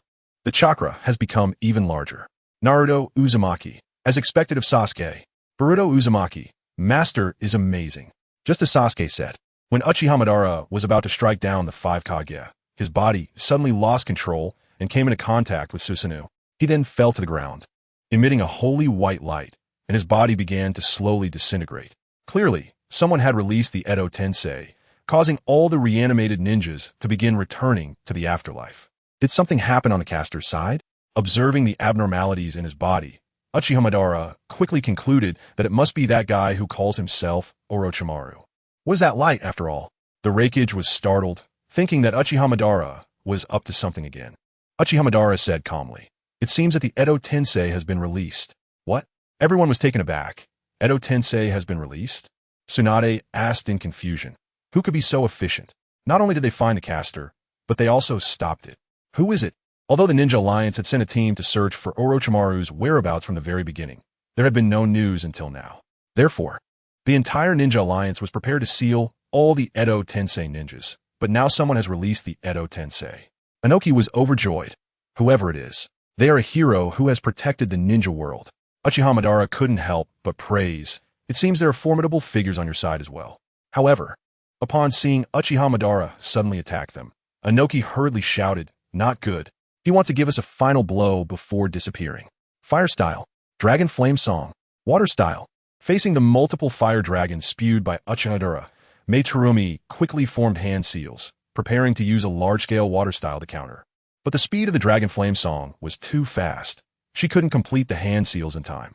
Just then, Tsunade jumped out and directly smashed all the fire dragons with her fists, but the cost of doing so was that her arms were burned by the flames. Fortunately, the mitotic regeneration technique was still active.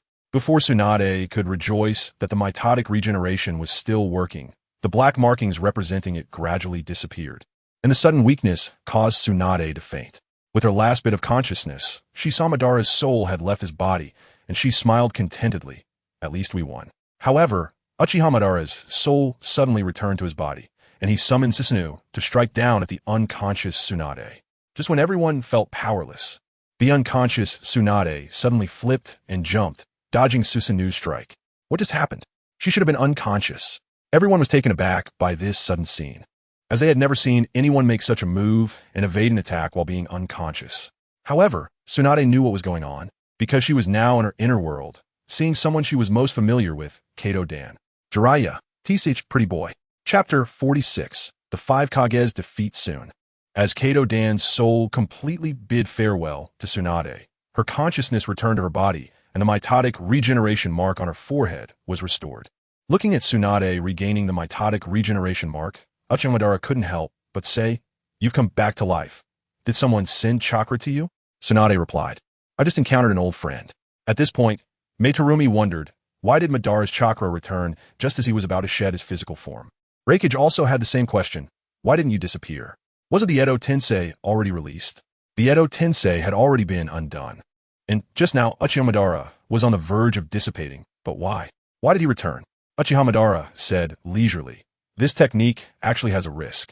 If a person who has been reincarnated using the impure world reincarnation performs the hand seals for this technique, they can actively break free from the summoning contract of the impure world reincarnation. In that case, there won't be so much trouble. They would have an immortal body and infinite chakra, and they wouldn't be under the control of the caster, able to move freely." Uchiha Madara spoke while slowly forming hand seals, seemingly unconcerned that the opponent would interrupt him, as even if they did, they wouldn't be able to stop him. Could it be? Noki thought of a bad outcome. He warned the caster that without a foolproof plan, one should not misuse forbidden jutsu. Just as Noki thought.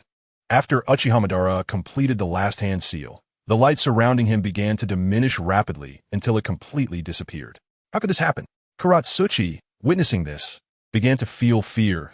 To her, Uchiha Madara was now an insurmountable mountain, while she felt like a weak ant. Uchiha Madara said calmly, "With such techniques, you can't do anything to me. As opponents, you shouldn't be surprised, right?" Next, regarding the complete form of Susanoo, it is said that anyone who has seen it cannot escape death. However, since I've used it before, using it again feels a bit embarrassing.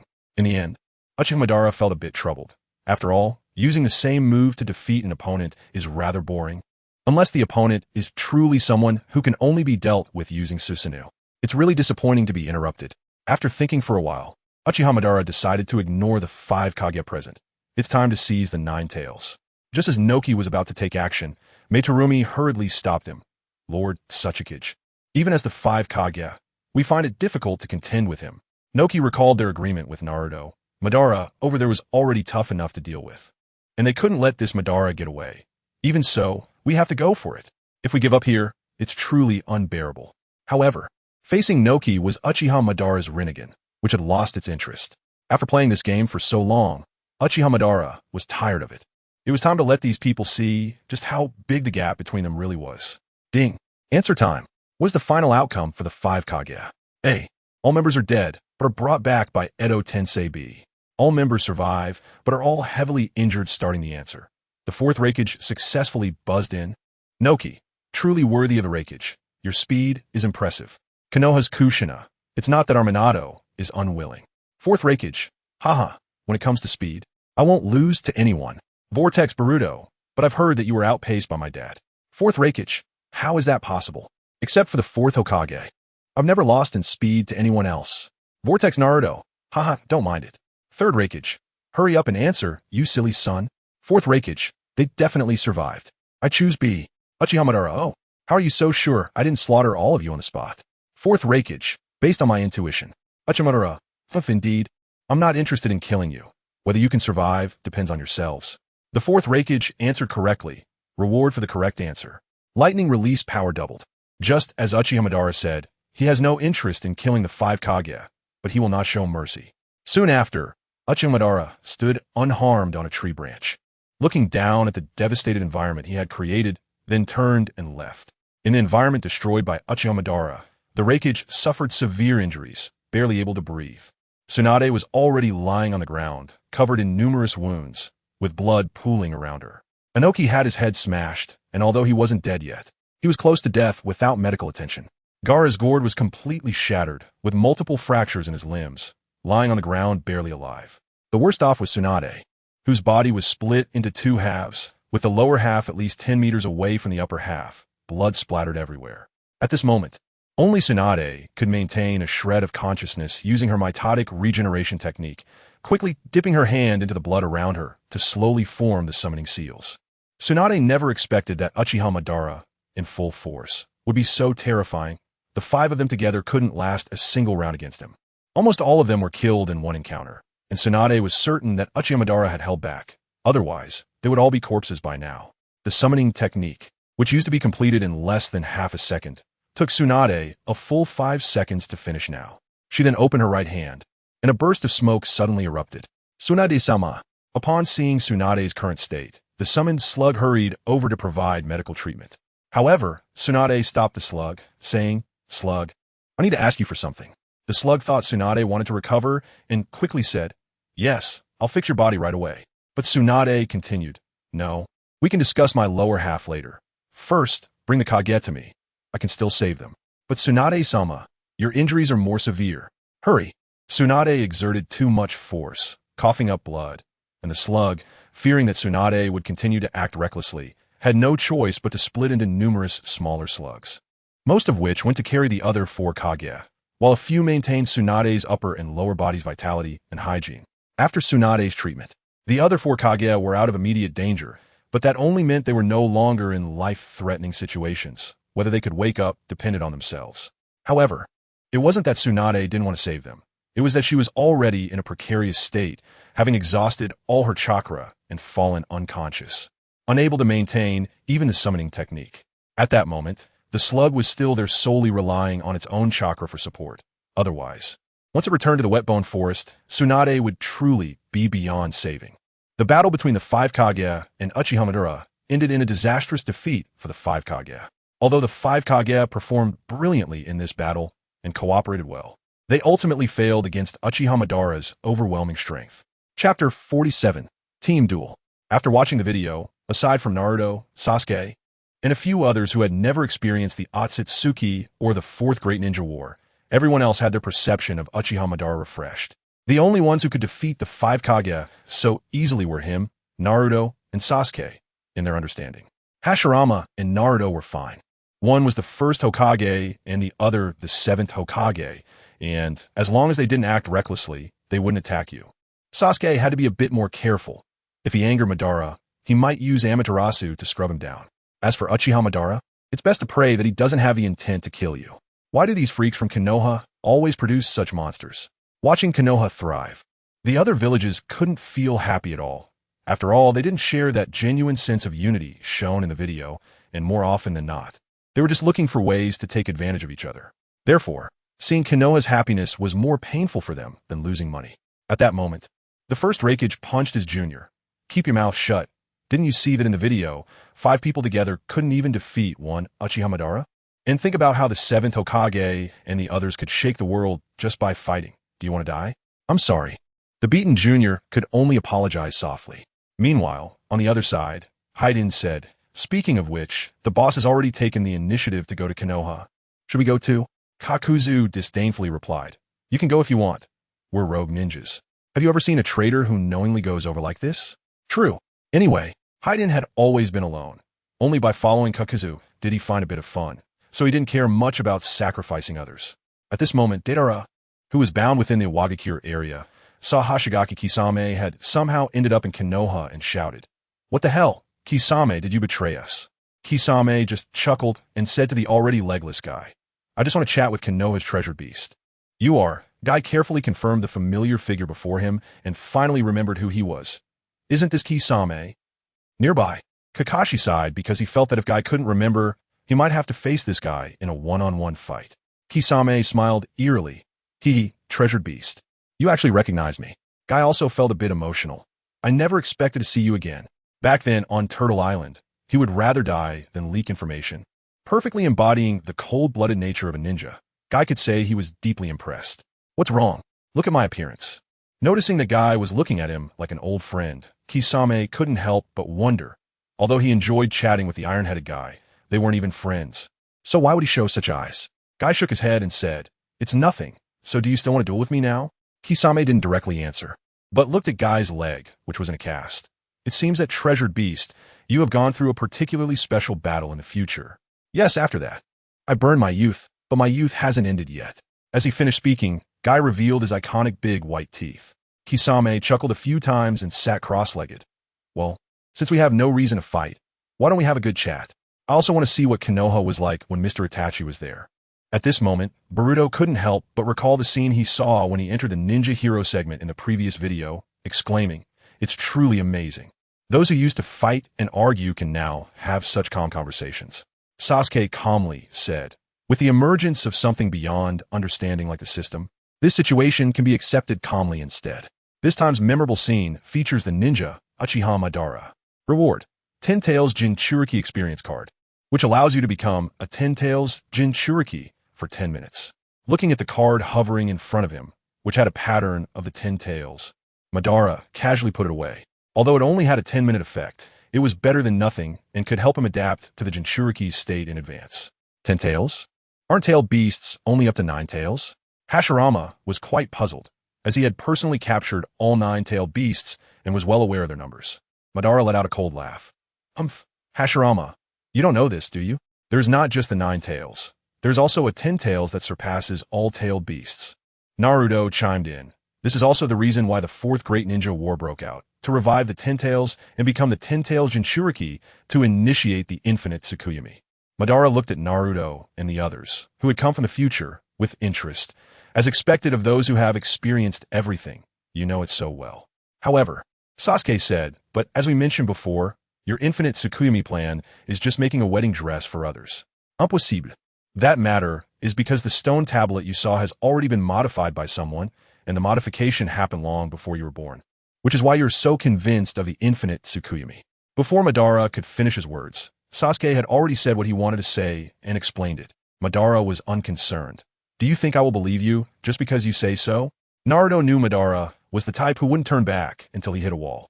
Shook his head slightly, and said, "We can't say it now, but there should be experiences related to that later. Just wait and see." Ding. Now all strong warriors, please choose the reward mode. Dual rewards? Answer rewards? At this moment, two options appeared in the light screen in the sky. Although it was simple to obtain those rewards just by answering questions, when it came to rapid-fire questions, apart from the few from Konoha, the others simply couldn't compete with the speed of the muscle-bound brothers from the Cloud Village. Moreover, those who came here were basically strong from various eras. And for a strong person to choose a mode where rewards could be obtained without difficulty was an insult to their strength. Here, as long as it wasn't a deathmatch mode, everyone could survive. So as long as they didn't choose Naruto, Sasuke, Madara, Hashirama, Boruto, and the others, it was hard to say who would win or lose. Therefore, everyone present chose without hesitation, dual reward mode. And dual reward mode confirmed. This dual mode is a multi-person team battle, and you can form teams to fight. You can also challenge solo. Oh, there is actually such an operation. Madara looked at the explanation given by the system and couldn't help but look at Hashirama. Hashirama, why don't we team up and have a match? Naruto Uzumaki, Sasuke Uchiha. Facing Madara's provocation, Naruto also moved his limbs. It's just right to continue staying here. My body is starting to rust. So let's fight. Sasuke. Sasuke also stood up, feeling uncomfortable sitting here for too long. Just right, I also want to spar with you, 7th Hokage. Hashirama also stood up, eager to move. He had been excited watching Naruto and Sasuke's battle, but hadn't found an opportunity until now. As for those who wanted to fight, let's not mention the folks from Konoha. He had already started to enter a spectator mode. And as for the other ninja villages, they could try to rebut if they could win against them. Chapter 48. The strongest of the past versus. The strongest of the present. Chapter 48. The strongest battle in the ninja world. The competitors took their positions, and the teleportation began.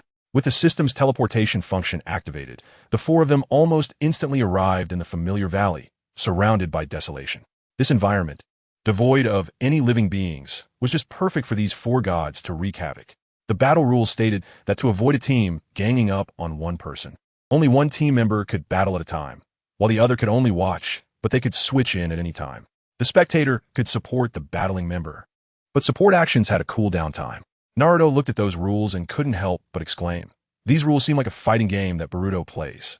Sasuke didn't care about the game. For him, being able to slap Madara was better than anything else. "So Madara, who goes up first?" "I'm indifferent." "Sasuke, how about rock, paper, scissors?" "Sure."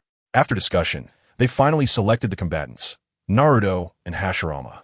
7th Hokage, don't hold back. Please give me your guidance. 1st Hokage. The two Hokages politely saluted each other. But compared to the other two, the two Uchiha were locked in a fierce gaze, filled with killing intent. Battle preparation. 3, 2, 1, fight. As the countdown ended, Naruto and Hashirama charged forward simultaneously, their fists colliding violently, generating an impact that shattered the ground beneath them. In the next moment, both sides engaged in close-quarters combat, as their strength was not only due to the power of their techniques, but also their formidable physical abilities. However, in close combat, Naruto had the upper hand. After all, two fists couldn't match four hands. With the help of concentrated chakra, Naruto could manifest multiple arms. Numerous arms formed from condensed chakra launched a fierce assault on Hashirama, causing the ground to tremble with a barrage of punches. However, as the dust settled, all that remained on the ground were splintered wood shavings. Wood release. Wood dragon technique. Suddenly, a majestic wood dragon rose from the ground, lunging at Naruto with its massive maw wide open. Naruto knew very well that this thing had a strong chakra absorption ability once it wrapped around him. Even the strongest Nine Tails wouldn't be able to break free from the wood dragon's constraints. However, conversely, as long as he didn't give it time to absorb chakra, the hardness of the wood dragon was nothing to Naruto. A massive iron fist smashed directly into the wood dragon's head, and the spreading shockwave further disintegrated the wood dragon's body. Dissolution. Spiraling shuriken. Through sensing, Naruto quickly locked onto Hashirama's position. In the instant he turned around, he threw a spiraling shuriken imbued with the chakra of the four tails at Hashirama. Would release.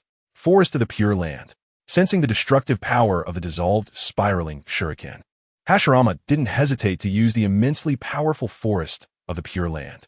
However, the instant the vast forest emerged faced the suddenly expanding dissolved spiraling shuriken, it was instantly carved out a circular vacuum zone. What terrifying power! 7th Hokage's technique. Hashirama had never seen anyone who could withstand the forest of the Pure Land head-on. Not even Madara could do it, as no one had the amount of chakra to contend with the rapidly growing trees in such a short time. Thank you for the compliment, First Hokage. Naruto wanted to politely address this ninja god, but halfway through, he unconsciously changed back to his old casual way of speaking. After all, no matter how old he got, he was still Naruto, mature yet humorous. But let me get a bit serious. Believing Naruto was a strong enough opponent. Even stronger than Madara, Hashirama didn't hold back anymore. With his fingers interlaced, immense chakra began to affect the ground beneath him. Would release. Would human technique. As the chakra surged in, trees quickly grew and intertwined, and soon a massive wooden giant appeared in front of Naruto. Then I won't hold back. Naruto burned his chakra crazily, and the blazing chakra rapidly spread and solidified, transforming into a golden fox that stood up from the ground in an instant. Facing the wooden man that could confront Susanoo head-on, Kurama opened his mouth and unleashed several tailed beast balls. Although the speed of the attack was too fast, resulting in low accuracy, the intense saturation of the attack compensated for this flaw.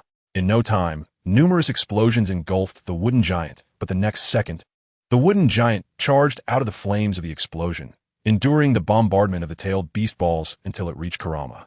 The right fist, wrapped in a wooden dragon, swung toward Kurama's head, and the fierce wooden dragon opened its massive mouth to bite Kurama's neck before the punch landed, leaving Kurama completely unable to evade the follow-up punches. Boom! Kurama, who took a direct hit, fell to the ground, and, just as the wooden giant swung its second punch, 9 tails rose from the ground. Although Kurama's tails looked soft, their hardness when swung could rival Susanoo's defensive power. Fortunately, the wooden giant's defense was comparable to Susanoo's. Facing the sudden thrust of the 9 tails, it only cracked and was sent flying backward. Seeing this, Naruto quickly stood up, raised his right hand above his head, and gathered a massive amount of chakra within it. In just a breath, an enormous spiral shuriken, completely covering Kurama, formed above. Tailed beast, planetary spiral shuriken. As Naruto threw the gigantic spiral shuriken, Kurama simultaneously shot out 8 tailed beast balls. The 8 swiftly flying tailed beast balls adhered to the upper and lower sides of the enormous spiral shuriken, causing it to fly toward the wooden giant like a planet in motion. Boom! The violent wind attribute chakra formed a vortex storm, combined with the unparalleled destructive power of the tailed beast balls. Even a single cell was experiencing the destructive force of the tailed beast ball at this moment. Therefore, once the planetary spiral shuriken's attack stabilized, all that remained on the ground was a massive crater 3 kilometers in diameter, with nothing inside except air. Could it really eliminate Hashirama's wooden giant? Obito, who was watching the battle, was very surprised. As someone who had been beaten by the wooden giant while using Susanoo, he knew how strong the wooden giant's defense was. Even a close-range tailed beast ball might not directly eliminate it. Yet Naruto managed to completely reduce the wooden giant to air, leaving no residue behind. The destructive power was simply outrageous. Sasuke, on the other hand, proudly said, Naruto's strength goes beyond that. Phew, I almost got taken out. Hashirama, who emerged from the ground, laughed heartily, expressing his relief about the earlier danger. Yet there was no fear of Naruto's strength in his tone. Naruto also praised Hashirama's power. First Hokage, you truly are unfathomable. Chapter 49, Uchiha Internal War, Hashirama. Naruto, switch. X2 unable to watch the battle between Hashirama and Naruto any longer, they immediately called for a switch. Hashirama and Naruto looked at the two and could only choose to exchange. As the two swapped places like a celestial hand, they arrived at the positions of Naruto and Hashirama. Obito coldly stared at his opponent. Kid, let me see if you really are the strongest in the ninja world. Sasuke silently upgraded his Sharingan to the eternal Mangeki. It's not up to you, a dead man, to judge if there's any weakness. Obito directly upgraded his Sharingan to the Rinnegan state. Stupid kid, this time there's no system to stop the battle. As soon as he finished speaking, the two transformed into blue and purple lights and collided, rapidly engaging in fierce combat all around. Each collision shattered the ground.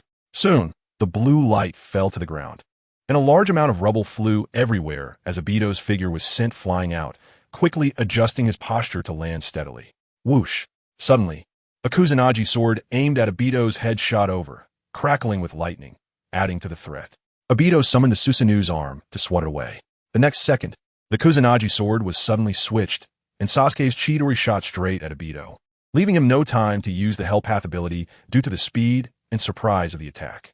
Obito, Shinra Tensei. Just as the Chidori was about to pierce Obito's head, a massive repulsive force emanated from him, sending Sasuke flying without time to react. Bansho Tenin. However, as Sasuke performed a backflip and slid backward, his right hand clawed with 5 fingers, and a powerful attraction grasped Obito's body. TCH. He almost forgot that Sasuke also possessed the Rinnegan. Obito hurriedly formed hand seals, intertwining his fingers. What style? Advent of a world of trees. A large number of trees surged wildly from the ground, charging toward Sasuke. Amaterasu. Sasuke's right eye unleashed its power, and black flames rapidly rose from his feet, forming a 360-degree protective shield in an instant. Obito disdainfully said, "Amaterasu won't save your life."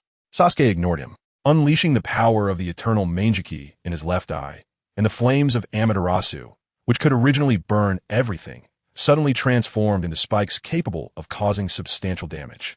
The advent of a world of trees, which came like a flood beast, could not penetrate the defensive flames, thus failing to harm Sasuke. Moreover, the advent of a world of trees not only failed to breach the Amaterasu defense, but was also engulfed by the black flames. And as the trees continued to surge, in almost an instant, a sea of black flames had ignited within the forest. Kirin, accompanied by brilliant blue lightning, terrifying lightning flickered in the sky, and then a beast made entirely of lightning emerged. Following the guidance of a Chidori, the sublight speed attack locked onto Obito, and the Kirin opened its mouth to bite Obito, with terrifying arcs of electricity constantly striking around him. However, facing this beast that could directly eliminate even the Earth Explosion Star, Obito coldly snorted and unleashed the power of his eyes to the limit, causing his Susanoo to rapidly expand. A flash erupted, followed by a heavy rumbling sound, until a mushroom cloud symbolizing death slowly rose, marking the end of the Kirin. However, the Kirin's damage was insufficient against the skeletal version of Susanoo. In the face of the complete Susanoo, besides damaging some armor, it failed to inflict any substantial harm. Obito disdainfully mocked the Kirin's power. Is this the Kirin? Not that impressive. Oh, is that so? However, just a second after Ban finished his complaint, 3 Kirin poked their heads out from the thunderclouds. Faced with this number of Kirin, Ban couldn't help but become serious. If all of them came crashing down, his Susanoo would definitely be destroyed. Moreover, the most critical issue was that the number of Kirin was only increasing, and in a moment, there were already thunder beasts flying all over the sky. To release ninjutsu of this scale required an enormous amount of chakra, and Ban could only think of Hashirama as someone who could barely support it. However, if Ban knew that the chakra consumption of this technique was only equivalent to Sasuke's Chidori, and that those terrifying Kirin were entirely supported by nature, he would have felt quite differently. But Ban didn't need to know that. After all, even when facing such a deadly situation, he had a way to counter it. As the massive number of Kirin came crashing down, the terrifying power of the lightning was enough to completely obliterate the Susanoo. However, the lightning was suddenly blocked by something in front of the Susanoo, scattering and shattering the ground nearby. This was something that while Hashirama couldn't see, Sasuke could clearly perceive. Because in Sasuke's line of sight, in front of Ban's Susanoo, there was another gray figure with its own Susanoo activated. The Wheel of Rebirth. Similarly invisible to Naruto, he was still able to sense that someone was blocking all of Sasuke's Kirin for Ban. He knew this technique very well. It was a unique ability of Ban's Rinnegan, the Wheel of Rebirth. Apart from Sasuke, who also possessed the Rinnegan and could see it, even Naruto, who had the same 6 paths abilities, couldn't see it. He could only confirm through his senses that someone was there. As for the others, they could neither sense the existence of the Wheel of Rebirth nor see its figure, and they could only passively endure the attacks directed at them. When Ban regained his Rinnegan years ago, a single Wheel of Rebirth had directly defeated the 9-tailed beasts, demonstrating its considerable offensive capability. So what if they know about the Wheel of Rebirth? Although surprised that Naruto and Sasuke knew of its existence, Ban wasn't worried. On one hand, the Wheel of Rebirth had the same strength as his main body. On the other hand, without the chakra of the 6 paths, one couldn't even touch the Wheel of Rebirth and would be unilaterally beaten. So what if it was the Wheel of Rebirth? It wasn't like he hadn't fought it before. Sasuke activated his Sharingan, and as the black flames dissipated, his purple Susanoo unfolded.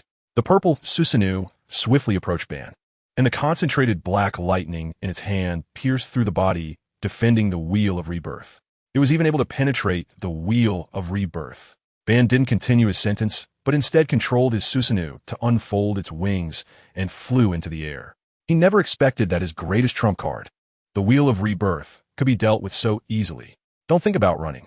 On the ground, Sasuke tossed the now defenseless Wheel of Rebirth aside and spread his wings to follow. Above the clouds, the two Susanoo were engaged in a fierce battle, with blue and purple blades of light continuously raining down onto the ground, further devastating the already ravaged earth. Just watching through the screen made the other Kage feel a wave of fear. It was already the nth time they lamented how terrifying the Hidden Leaf Village was. Chapter 50, True Thousand Hands vs. Tailed Beastball. Above the clouds, blue and purple lights flickered continuously, with terrifying blades of light occasionally striking down, carving deep ravines into the ground. As the camera rose higher, the Kage saw a somewhat strange combat scene. Sasuke's purple Susanoo seemed to be surrounded by something, needing to strike back with his blade while dodging, while Ban's blue Susanoo was releasing the 8-footed jewel from a distance for fire support. Switching to Sasuke's perspective, it became clear that he was not only facing Ban's Susanoo, but also being attacked by 4 other Wheel of Rebirths, each with their own Susanoo activated. At this moment, Sasuke was somewhat similar to the previous 5 Kage, needing to face 5 of Ban's attacks alone. However, the difference was that Sasuke was up against Ban, who was fully unleashing his power, as well as 4 Wheel of Rebirth clones that were immune to normal attacks. Yet, Sasuke's taijutsu forced Ban to reassess the current level of ninja physical skills. Now, Sasuke could penetrate the entire Warring States period with just his physical techniques. Not only was his speed fast, but his strength was also incredibly fierce, and, combined with the lightning release during his strikes, even when surrounded by the Wheel of Rebirths, he could still defend himself with ease. It seemed that the earlier incident with that guy Danzo, where Sasuke had him hanging around, wasn't because he was weak, but rather the gap was too great for even Sasuke to take seriously. Suddenly, Sasuke seized the opportunity and exchanged positions with one of the Wheel of Rebirth clones. The concentrated black Chidori directly smashing into Ban's Susanoo's chest. Chidori, the terrifying penetrating power, easily pierced through the chest of the Susanoo, and the pitch-black electric current spread like a curse in an instant, making even Ban scream out loud. Fortunately, Ban had long been wary of Sasuke's heavenly hand power and was prepared, quickly using the body replacement technique to swap with one of the nearby Wheel of Rebirth clones. This troublesome space-time ninjutsu, Ban couldn't help but breathe a sigh of relief after escaping danger. He had seen this kind of instantaneous ninjutsu before. Tobirama's Flying Thunder God was similar, but the Flying Thunder God required a marker, and having a marker meant there was a reaction time. This was why Ban wasn't afraid of Tobirama. However, Heavenly Hand Power was different. It had no reaction time at all, as the position of the teleportation was determined entirely by the eyes, making it impossible to predict where Sasuke would appear next. Seeing this, Sasuke discarded the Wheel of Rebirth clone and began a taunt. "What's wrong, Ban? Are you giving up? You little brat." Ban was experiencing being so thoroughly beaten for the first time. Now it seemed that relying solely on the Rinnegan was no longer enough to contend with the current Sasuke. Then, temporarily lifting restrictions on both sides, both teams could enter the fray simultaneously. Just as Ban was preparing to use his experience card to turn into the Ten Tails Jinchuriki, the system lifted the restrictions on Naruto and the others, and Hashirama and Naruto appeared beside their respective partners at the same time. "They are not weak either, Ban. I'm here to help you, Sasuke." Yeah. The two Uchiha partners returned to the ground in unison. "It's time to finish this 7th Hokage. Indeed. Let's settle this with one final move." Both sides were not the type to easily concede, so after a prolonged stalemate, it was better to settle it with one decisive blow. Would release. True Thousand Hands. Hashirama clasped his hands together, and his eyes quickly revealed the shadow of Sage Mode. In the next second, a massive wooden figure soared into the sky, its towering form overwhelming to even look up at. Only this time, Ban's arrogance led him to assist Hashirama, and as the full power of his eyes activated, the surface of the true Thousand Hands was visibly covered with the shell of the Susanoo. Watching this super gigantic wooden figure transform from the Thousand-Handed Buddha to the Thousand-Handed Ajura, everyone outside, especially the Kage from Hashirama's era, couldn't help but feel a wave of dread. Fortunately, they had chosen peaceful development back then. Otherwise, with this Susanoo-encased wooden figure, none of us could have countered it, even if we united. "You aren't afraid, are you, Kurama? This time, let's show that bastard Ban the power of the tailed beasts." It's rare for us to stand on the same front. Naruto and Sasuke looked at the colossal creature, and their once dwindling fighting spirit reignited at this moment. At the same time, both of them maximized their chakra. The golden and purple chakra flames rapidly spread, and in the next second, a gigantic golden fox raised its head to gaze up at the enormous being in front of it, which was hundreds of times larger than itself. Immediately after, a set of purple armor quickly covered its body. From a distance, in front of the true Thousand Hands, the massive Ninetales appeared to be just a little kitten that could be crushed by a single hand. However, this little kitten was much harder to catch than before. Hashirama called out to the golden light point below. How are you going to respond? Seventh Hokage, we won't lose so easily. At this moment, the Ninetales drove two long blades into the ground to stabilize its body, raised its head, and opened its mouth to gather a tailed beast ball that was several times larger than itself. Amaterasu. Sasuke directly applied the Amaterasu flames to the surface of the tailed beast ball. Seeing this, Naruto didn't hesitate either and immediately created 9 shadow clones. Let's end this all at once. Each of the 9 clones channeled a piece of tailed beast chakra, and with the infusion of 9 types of chakra, the Ninetales further compressed the tailed beast ball, reducing its original size of hundreds of meters to just over 10 meters. Then let me see your full power. Hashirama clasped his hands together, and the true Thousand Hands unfolded the massive platform behind it, revealing numerous gigantic fists. Top-down Buddha? This time, the top-down Buddha was different from when Hashirama fought Madara. This time, every fist was wielding a Susanoo sword, making the damage even more formidable. Boom! At the same time, the even more terrifying tailed beast ball was launched by the Ninetales, and the resulting recoil, despite the Ninetales having driven its double blades into the ground, still knocked it over. However, the tailed beast ball that could unleash such recoil also surpassed its previous power. All of the top-down Buddha's attacks, upon first contact with the surface of the tailed beast ball, were utterly crushed without putting up any resistance, even directly shattering the Susanoo armor covering the surface of the fists. Boom, boom, boom. However, the top-down Buddha had one advantage. It had many hands. If one hand couldn't do it, then 10. If 10 couldn't do it, then 100. If 100 couldn't do it, then 1,000. If quality couldn't match, then it would be about quantity. Countless fists surged forward to attack the tailed beast ball, and ultimately, after tens of thousands of attacks, the tailed beast ball reached its limit, and finally, boom! The tailed beast ball was completely detonated between the two sides, and the destructive flames rapidly engulfed both. Even the massive body of the true Thousand Hands was instantly consumed by this fire. The next second, the screen went black, leaving everyone confused. What happened? Who won? The battle's power had destroyed the entire map, hence the screen cut off, making it impossible to determine the winner. Chapter 51. The arrival of Uchiha Light. The battle's power had destroyed the entire map, hence the screen cut off, making it impossible to determine the winner. Faced with the system's response, everyone fell silent. It was the first time they had heard of a battle being so destructive that it directly destroyed the entire map. Is this the power of top-tier fighters? It has gone beyond just destroying mountains, but rather directly destroying the earth, right? At this moment, Naruto and the others were teleported back to the system space. Since they were in a suspended position when teleported back, they inevitably fell. Hashirama quickly sat cross-legged and let out a hearty laugh. Haha, truly impressive, 7th Hokage. The first Hokage in your group are indeed formidable. Naruto smiled somewhat shyly. Compared to the friendly exchange between Hashirama and Naruto, Sasuke and Madara were on the verge of fighting again. You're not too impressive yourself, Madara. Brat, this isn't even my full power. Sasuke's taunt was met with Madara's retort, and soon they were exchanging insults, saying everything possible except greeting each other's parents. The first Sasuke inquired, why does this Uchiha hate Uchiha Madara so much? The first Sasuke was quite clear about Uchiha Madara's character. He might not treat those outside his clan well, but he was good to his own clan, which was why he could become the clan leader. But what is happening now? Are the Uchiha fighting among themselves? Sakura thought for a moment and explained, I heard that Sasuke was once stabbed in the back by Madara, so it was a grudge from a stab. Upon hearing this explanation, everyone understood why Sasuke had never liked his ancestor from the beginning.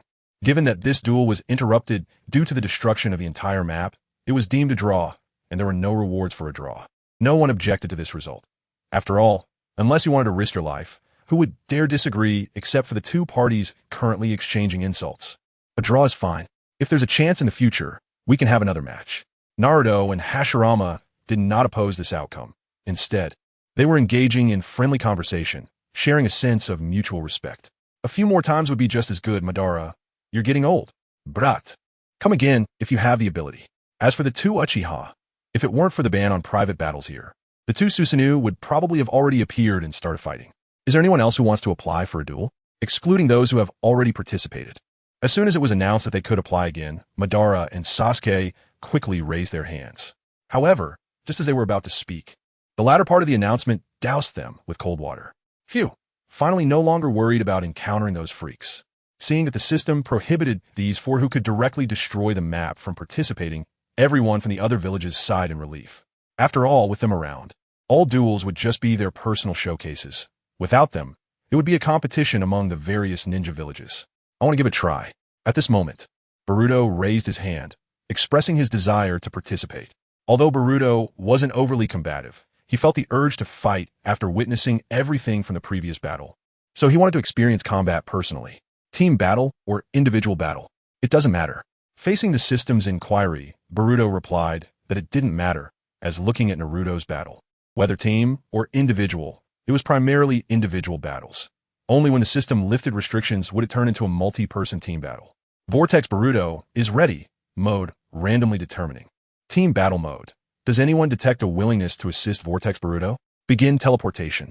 Before Sarada could express her willingness to team up with Boruto, a familiar girl walked out from the teleportation beam.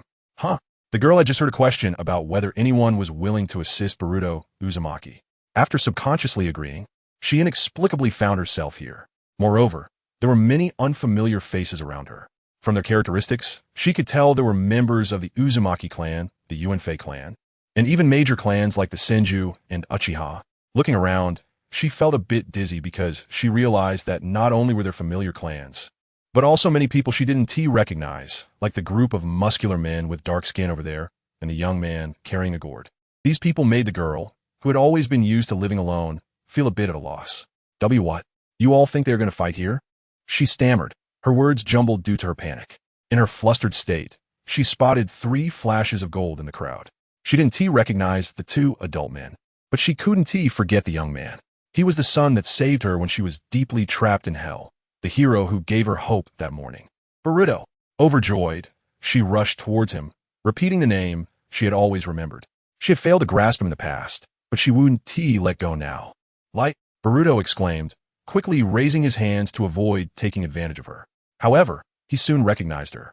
Although her appearance had changed somewhat, he would never forget her face. She was the girl he had risked everything to save back then, Uchiha Hikari. Long time no see. It's so good to see you. Hikari was thrilled. After so many years, she was finally reunited with Boruto, who had grown up and become much more handsome. Gently touching the scar over Boruto's right eye, Hikari said with concern, "Boruto, your eye." Boruto replied with a grin, "Oh, this? It's nothing. Growing up comes with its bumps and bruises." Seeing Boruto's smile, Hikari decided not to dwell on it. As long as Boruto was happy, that was enough for her. Hikari. Suddenly, Kukina rushed over to hug Hikari. Without any malicious intent, Hikari's face instantly flushed, leaving her frozen in place, unsure of what to do. "Grandma, stop hugging her, she's shy." Boruto quickly pulled away his grandmother, who loved to hug people. "Grandma?" Hikari was taken aback to hear Boruto call this woman, who looked no older than 25, grandma. Her mind momentarily blanked. If Boruto hadn't caught her, she might have fainted on the spot. Boruto quickly helped Hikari up and introduced her to his family one by one. "This is my dad, Naruto Uzumaki. This is my mom, Hinata Uzumaki. This is my sister, Himawari Uzumaki. Uncle, aunt, hello, Himawari." Hikari quickly bowed to Naruto and the others as she regained her composure. Then she looked at the blonde, handsome guy beside her and said, "You must be Boruto's brother, right?" Minato, slightly amused, explained, "By generation, I'm Boruto as grandfather." "Huh? I'm sorry. Hikari blushed and repeatedly apologized to Minato, who waved his hands, telling her not to mind it. Chapter 52, Opponent. Otsutsuki Momoshiki. After this little episode, Hikari learned from Boruto that they were in a mysterious space, one so enigmatic that even Sasuke's Rinnegan couldn't escape from it. Hearing this, Hikari asked, "So, does that mean I team up with Boruto to fight?"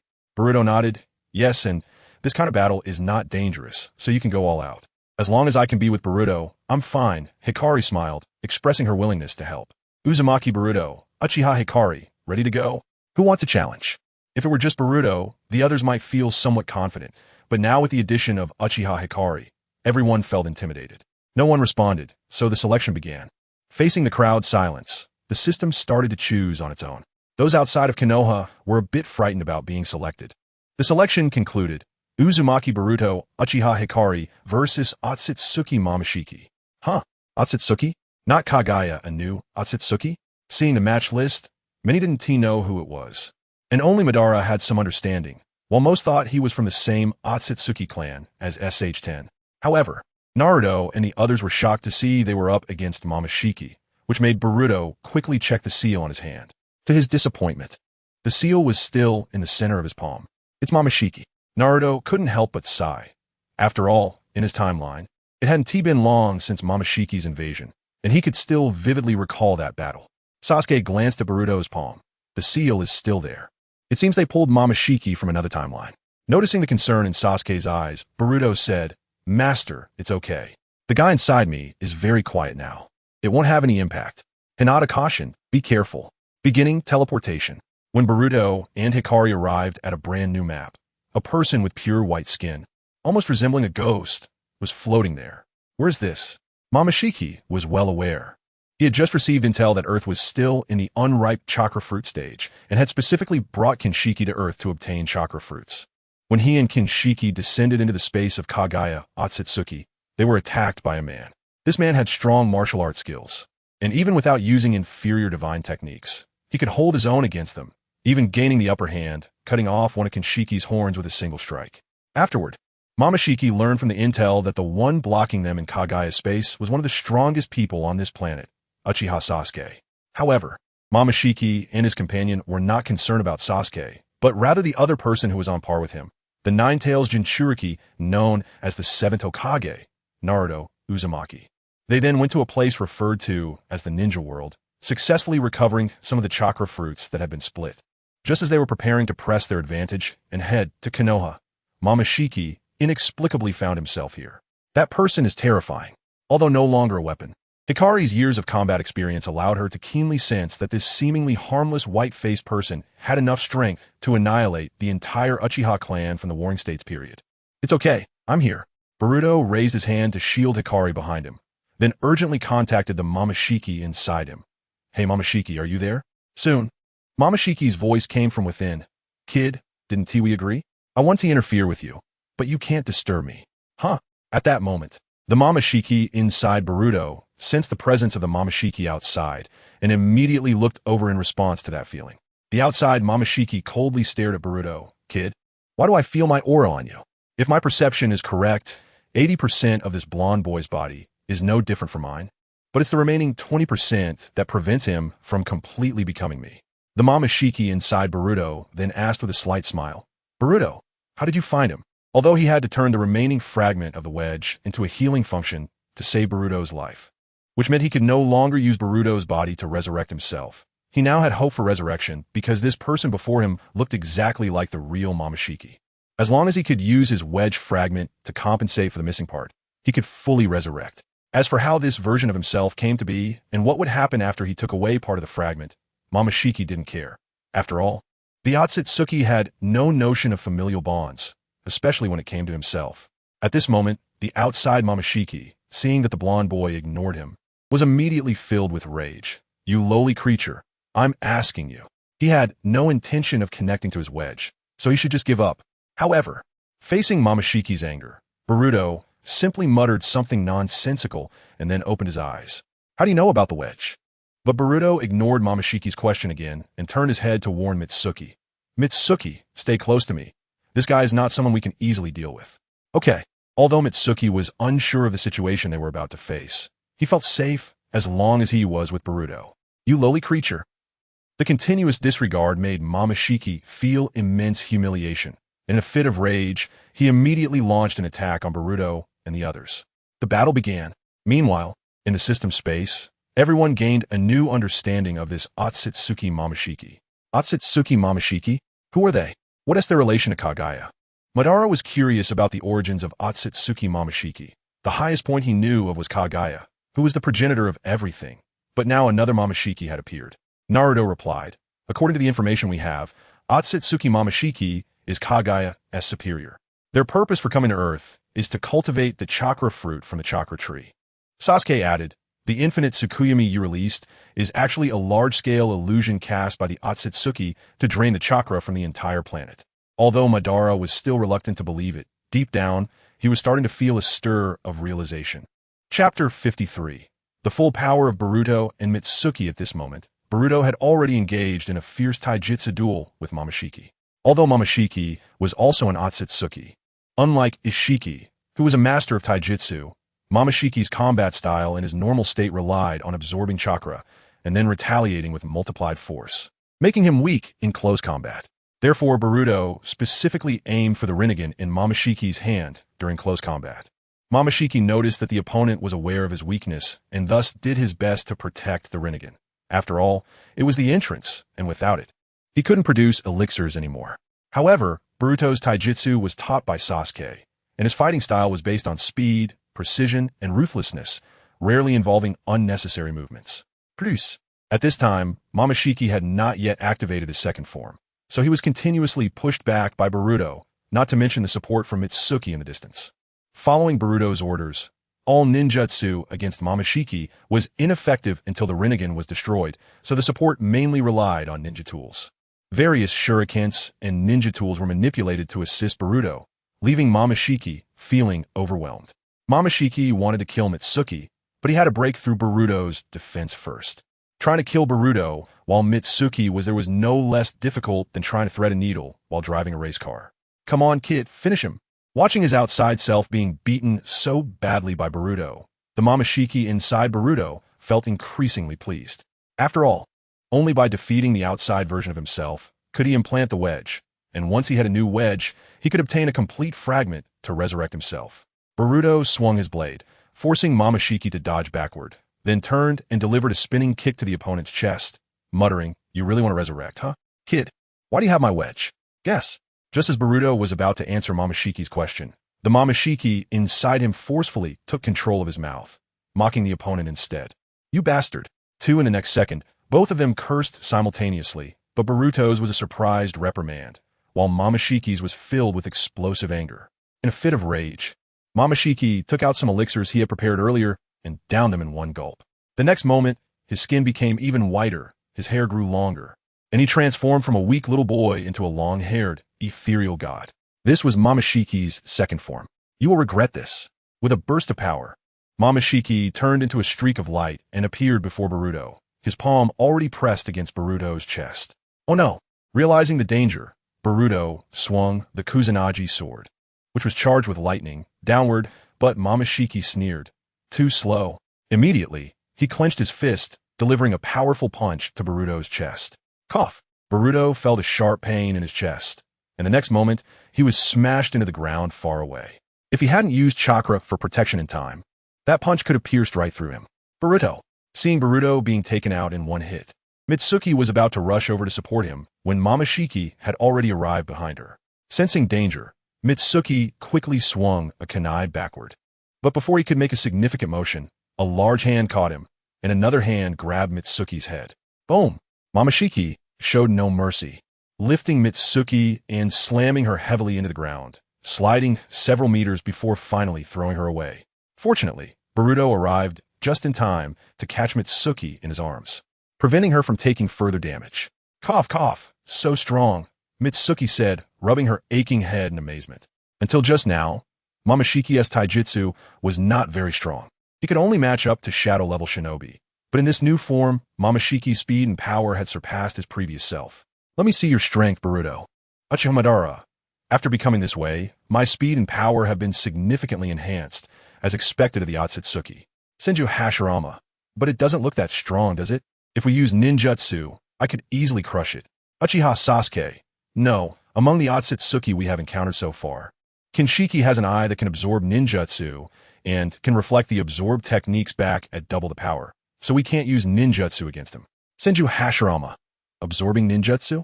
Isn't that the ability of the Rinnegan? Uzumaki Naruto. Not all Otsutsuki have that ability. For example, Kagaya and Kinshiki we encountered didn't have this power. At this moment, Boruto, holding Hikari, arrives at a cliff and sets her down, saying, "Now he's getting serious, be careful." Looking at the disdainful Kinshiki, Hikari asks, "What should we do?" Boruto asks, "Do you still have chakra stored in your 8,000 spears? Do you want to use it?" "No, you use it all yourself. But don't worry. After going through so much, I've grown up, right?" Seeing Boruto's sunny smile despite his hardships, Hikari's face turns slightly red, and after a moment of hesitation, she agrees. On the other side, the arrogant Kinshiki suddenly notices that Boruto and Hikari have stepped forward, lower beings. "Do you still have the courage to face the power of a god after witnessing it?" "The power of a god? Kinshiki, you really haven't changed at all." As Boruto speaks, he slowly opens his right eye, revealing a pure white pupil filled with endless killing intent. "Boruto, let him see what we can do." As he speaks, Hikari's 3 tomo instantly gather, forming a kaleidoscope pattern. "Our power."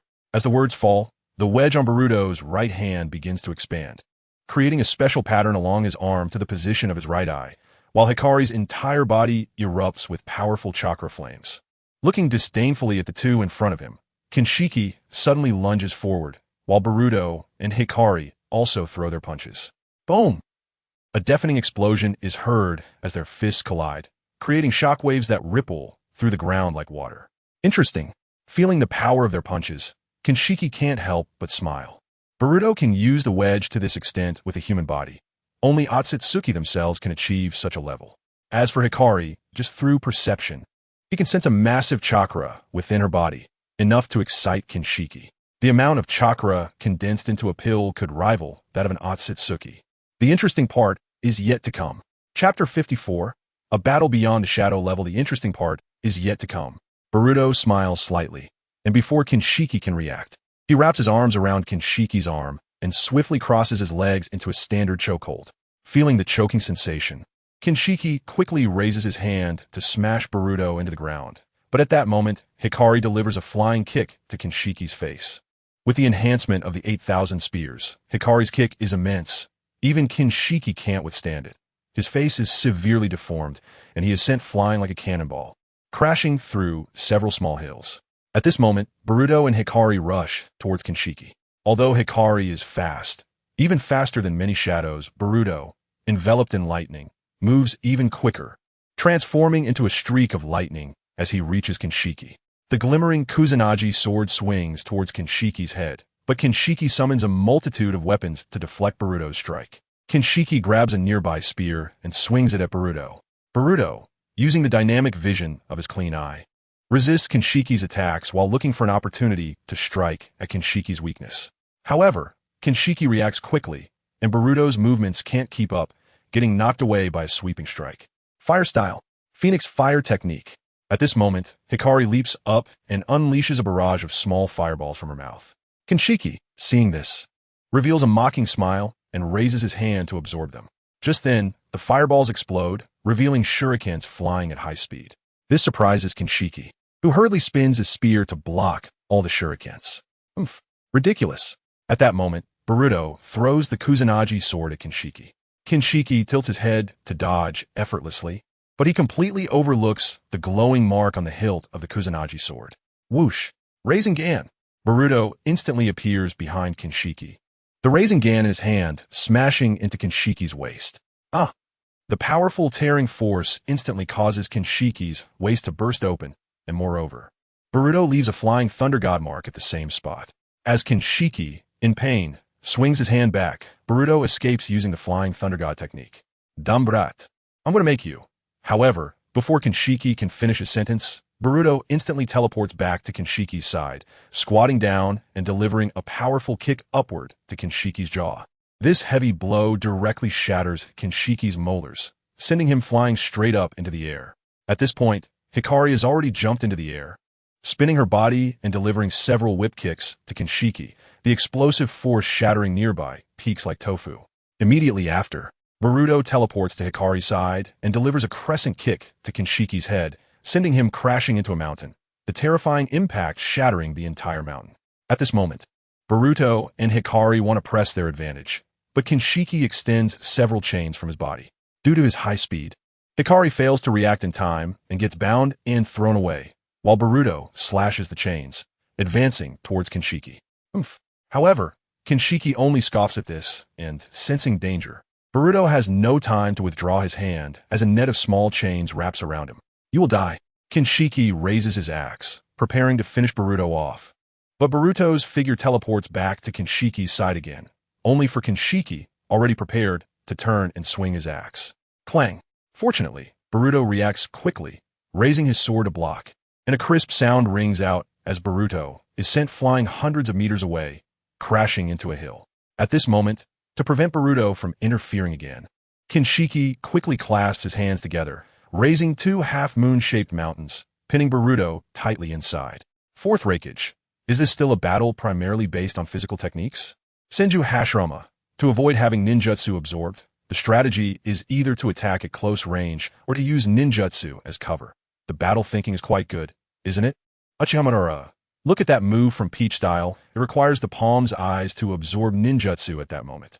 Compared to the Rinnegan users who can absorb with various parts of their bodies directly, it's too obvious. Uzumaki Naruto. Indeed, after knowing the information about Peach Style, just relying on the other shadows would already be enough to contain him. Uchiha Madara. Is this the Otsutsuki? Senju Hashirama. But now he can create such destructive power just with taijutsu. If he uses ninjutsu. Boruto. As Boruto is about to be sealed, Shoko's eyes are frantically working, and the red Susanoo skeleton quickly takes shape and expands. In the next second, a gigantic red giant lands opposite Momoshiki. The raised long sword swings down violently, and the terrifying sword aura instantly cleaves the earth behind Momoshiki, forcefully carving out a massive canyon. However, in the face of such a slash, Momoshiki remains unmoved, and even as the sword aura passes, it only leaves a faint scratch on his face. Momoshiki tightly grips the long sword with both hands, and despite the enormous size difference, he surprisingly prevents Susanoo from pulling out his sword. Susanoo? Inazuka Kinmei. Momoshiki scoffs disdainfully and then releases 4 wooden, dog-headed monsters, which latch onto Susanoo's limbs, firmly restraining it. Can't break free. Shoko desperately wants to escape the bindings. But Susanoo cannot shake off the biting of these dog-headed monsters. At this moment, Momoshiki has already arrived in front of Susanoo's forehead, and his clenched fist swings violently towards Shoko. Crack! Although Susanoo's shell is very hard, it couldn't withstand even a second against Momoshiki's punch, which directly pierced through it and then embedded itself into Shoko's abdomen. Cough! Shoko feels a warmth in his throat, and in the next second, Susanoo's head explodes, sending Shoko crashing down into the ground. Uchiha Madara. Is Susanoo really that weak? Uchiha Sasuke. For the orthodox Otsutsuki, the defense of Susanoo is indeed insufficient. Uzumaki Naruto. When we fought Kagaya back then, Sasuke's Susanoo could never withstand Kagaya's attacks. Senju Hashirama. To think that even Susanoo can be easily shattered. The Otsutsuki are indeed strong. Suddenly, Boruto's figure appeared beside Mitsuki, supporting him while releasing chakra to alleviate the pain from his injuries. After all, it was only said that losing a battle wouldn't result in death, but it didn't say that getting injured in battle wouldn't hurt. Chapter 55. Boruto and Mitsuki's combined strike. Are you okay? I'm fine, I was just too careless. After regaining her composure, Mitsuki wiped the blood from the corner of her mouth. She never expected that this guy named Otsutsuki Kinshiki could catch an incomplete Susanoo's attack with his bare hands. This was something she had never encountered before, which led to a moment of panic and resulted in her being sent flying. At this moment, Kinshiki sneered. Inferior beings. I admit you're strong, but that's only the boost given to you by the Kagaya. An inferior being is ultimately just an inferior being. Although Kinshiki's words were full of mockery, he had already begun to fear Boruto, because from start to finish, it was Boruto who was confronting him head-on. Yet until now, Boruto had not been injured, and the dust on him was merely from crashing into the hills earlier. And although Mitsuki had a massive amount of chakra, allowing her to fight beyond her limits, the drawback was also obvious. It ultimately wasn't her own power, and her ability to cause damage was quite limited. After all, Boruto had sustained 0 damage from the beginning of the battle until now, whereas he himself had his kidneys damaged and several teeth broken. The one truly at a disadvantage was actually him. Mitsuki looked at Kinshiki, who was mocking them, feeling a bit down. He is indeed strong. Strong enough that I am no match for him right now. Boruto comforted her. It's not your fault. That guy is still an Otsutsuki. If he could be dealt with using the Kagaya, that would be truly strange. Boruto originally just wanted Mitsuki to assist him while he took the lead in fighting Kinshiki and test how well he could control the Kagaya. However, it seemed that his level was still lacking, as he hadn't been able to perfectly ensure Mitsuki's safety, resulting in her getting injured. Uzumaki Naruto, Boruto's strength has already surpassed ours. Uchiha Sasuke. Yeah, but thinking about it now, I can't help but feel a bit sentimental. We're getting old. Sasuke Uchiha. Boruto, have you become this strong already? Kusaka. My good grandson is so strong. Himawari Uzumaki. Go for it, big brother. First Raikage. I thought we could handle this kid's strength. What a ridiculous idea. Hashirama Senju. I can clearly feel that Boruto hasn't shown his full power yet. He's still in the adaptation stage. Tobirama Senju. Is he already this strong, just from adapting? Uchiha Izuna. Is this person with the Uzumaki surname really human? In the scene, T-Sure is afraid that Boruto will really attack him, so he prepares to strike first, putting his hands together and activating the large stones beneath him. The stones gather, combine, and compress, quickly forming a stone ape with arms as thick as a tree. Boruto, seeing the giant stone ape slowly standing up across from them. Keika quickly looks at Boruto. Boruto tightens Keika's small hand. Can I use my chakra to activate Susanoo? Keika is somewhat reluctant. The only reason she can activate Susanoo now is because of the massive chakra collected by the 8,000 spears. Otherwise, she wouldn't even be able to exhaust her own chakra. Boruto smiles slightly. Don't worry, I inherited my dad's bloodline, so I have a lot of chakra. With that, Keika no longer hesitates, using the 8,000 spears to mark Boruto, and then begins transferring some of Boruto's chakra into her body. Once Boruto's chakra enters her body, Keika realizes that Boruto's chakra is quite special. If other people's chakra could be described as iron pieces, then Boruto's chakra is like a block of fine steel. Not only is it abundant, but its quality is extremely high, allowing for direct use without the need for adaptation.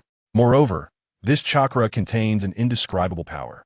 As the chakra flows in, Keika's eyes begin to operate her ocular power with full force, and the red Susanoo skeletal frame covers and expands, ultimately forming a giant. When Susanoo reaches its previous limit form, it does not stop upgrading. A solid armor envelopes its entire body until a Tengu mask covers Susanoo's face. Complete, full form. Seeing the Susanoo she unleashed, Keika can't believe it's real. Even with the 8,000 spears, she could only expand Susanoo to a humanoid form. The complete form was something she never dreamed of. Here we go. It is only when Boruto reminds her that Keika realizes that even with such a massive amount of chakra provided, Boruto shows no signs of fatigue. Boruto, you're really strong. Boruto, are you really flirting right now? I'm already ready to attack over here. In fact, without T-Shure's reminder from within her, Boruto had already seen the giant figure charging from the other side, its massive fist hurtling towards Susanoo's face. However, as one of the pilots, Boruto forms a hand seal with one hand, using Susanoo to teleport to a distant place where the Kusanagi sword is embedded. Immediately afterward, Susanoo swiftly draws a giant sword from its wings and swings it, unleashing a massive sword aura that destroys everything in front of it, even distant mountains. However, such a powerful sword aura cannot sever the stone ape's body. It only leaves shallow cuts on it. The stone ape pounds its chest with both hands, and the magma beneath the ground begins to churn. Soon after, a giant bird, enveloped in magma, flies out, letting out a long cry as it charges towards Susanoo. The bird's speed is astonishing, almost instantly crossing the distance between the stone ape and Susanoo, its sharp claws reaching for Susanoo's head. Susanoo holds the long sword horizontally in front of its chest, blocking the bird's attack. At the same time, a multitude of dog heads surge from the ground, biting down on Susanoo's limbs. At the same time, the stone ape charges in with T-Shure's arrogant voice, its fist comparable to its entire body, roaring through the air as it approaches Susanoo. Whoosh! Just as the fist is about to smash Susanoo's head, Susanoo disappears again, reappearing in midair. Seeing this, T-Shure is shocked. How is that possible? T-Shure is certain that the opponent couldn't teleport. The Kusanagi sword was still with Boruto, and there were no markings around. Even the markings on his waist were cut off and destroyed. But how did Boruto teleport? Wait a minute. Who is that other Boruto? He's actually floating in midair? Noki. He can fly in the air without relying on the light-heavy rock technique. Uzumaki Naruto.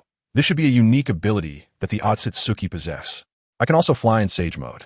Fourth Raikage. So, your son should no longer be considered human. Uzumaki Naruto. Regardless, he is my son, and that will never change. To avoid the awkward situation of not having a marking to escape, Boruto had long ago created a shadow clone carrying the flying thunder god mark, waiting in the air. This is the final blow. Two, as Boruto and K-Ka simultaneously channel chakra, Susanoo raises its long sword, charging down towards T-Shirt inside the stone ape. Swipe. A cold gleam flashes by, and the terrifying sword aura effortlessly slices through the entire body of the stone ape, while T-Shirt himself is directly struck by the long sword, cleaving into the ground. As the long sword buries itself into the earth, the spreading sword aura slices the ground apart, making it look as if an entire continent has been divided. The winners of this duel are Uzumaki Boruto, Uchiha K-Ka. Chapter 56. After victory, new inventory begins. Once Boruto and K-Ka are teleported back to the system space, they wait for a while, but the expected T-Shirt does not appear. What's going on? Why hasn't that pale-faced guy come over? After looking around and not seeing T-Shirt, Deidara couldn't help but ask. After all, from the beginning, that guy's attitude was extremely arrogant, calling them lower life forms, making Deidara really want to see his expression when he arrived here. The Otsutsuki clan is prohibited from entering. After receiving this response, Naruto realizes that while strong people are supposed to come here, he has not seen Kagaya, SH-10, Kinshiki, or T-Shirt at all. It turns out the system directly filtered them out. But facing the system's answer, Boruto quickly expresses his doubts. Not to mention that 80% of his body is Otsutsuki. But right now, there is also a genuine Otsutsuki T-Shirt residing in his body, excluding restricted Otsutsuki.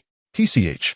Hearing the system's response, the T-Shirt inside Boruto's body couldn't help but click his tongue in dissatisfaction.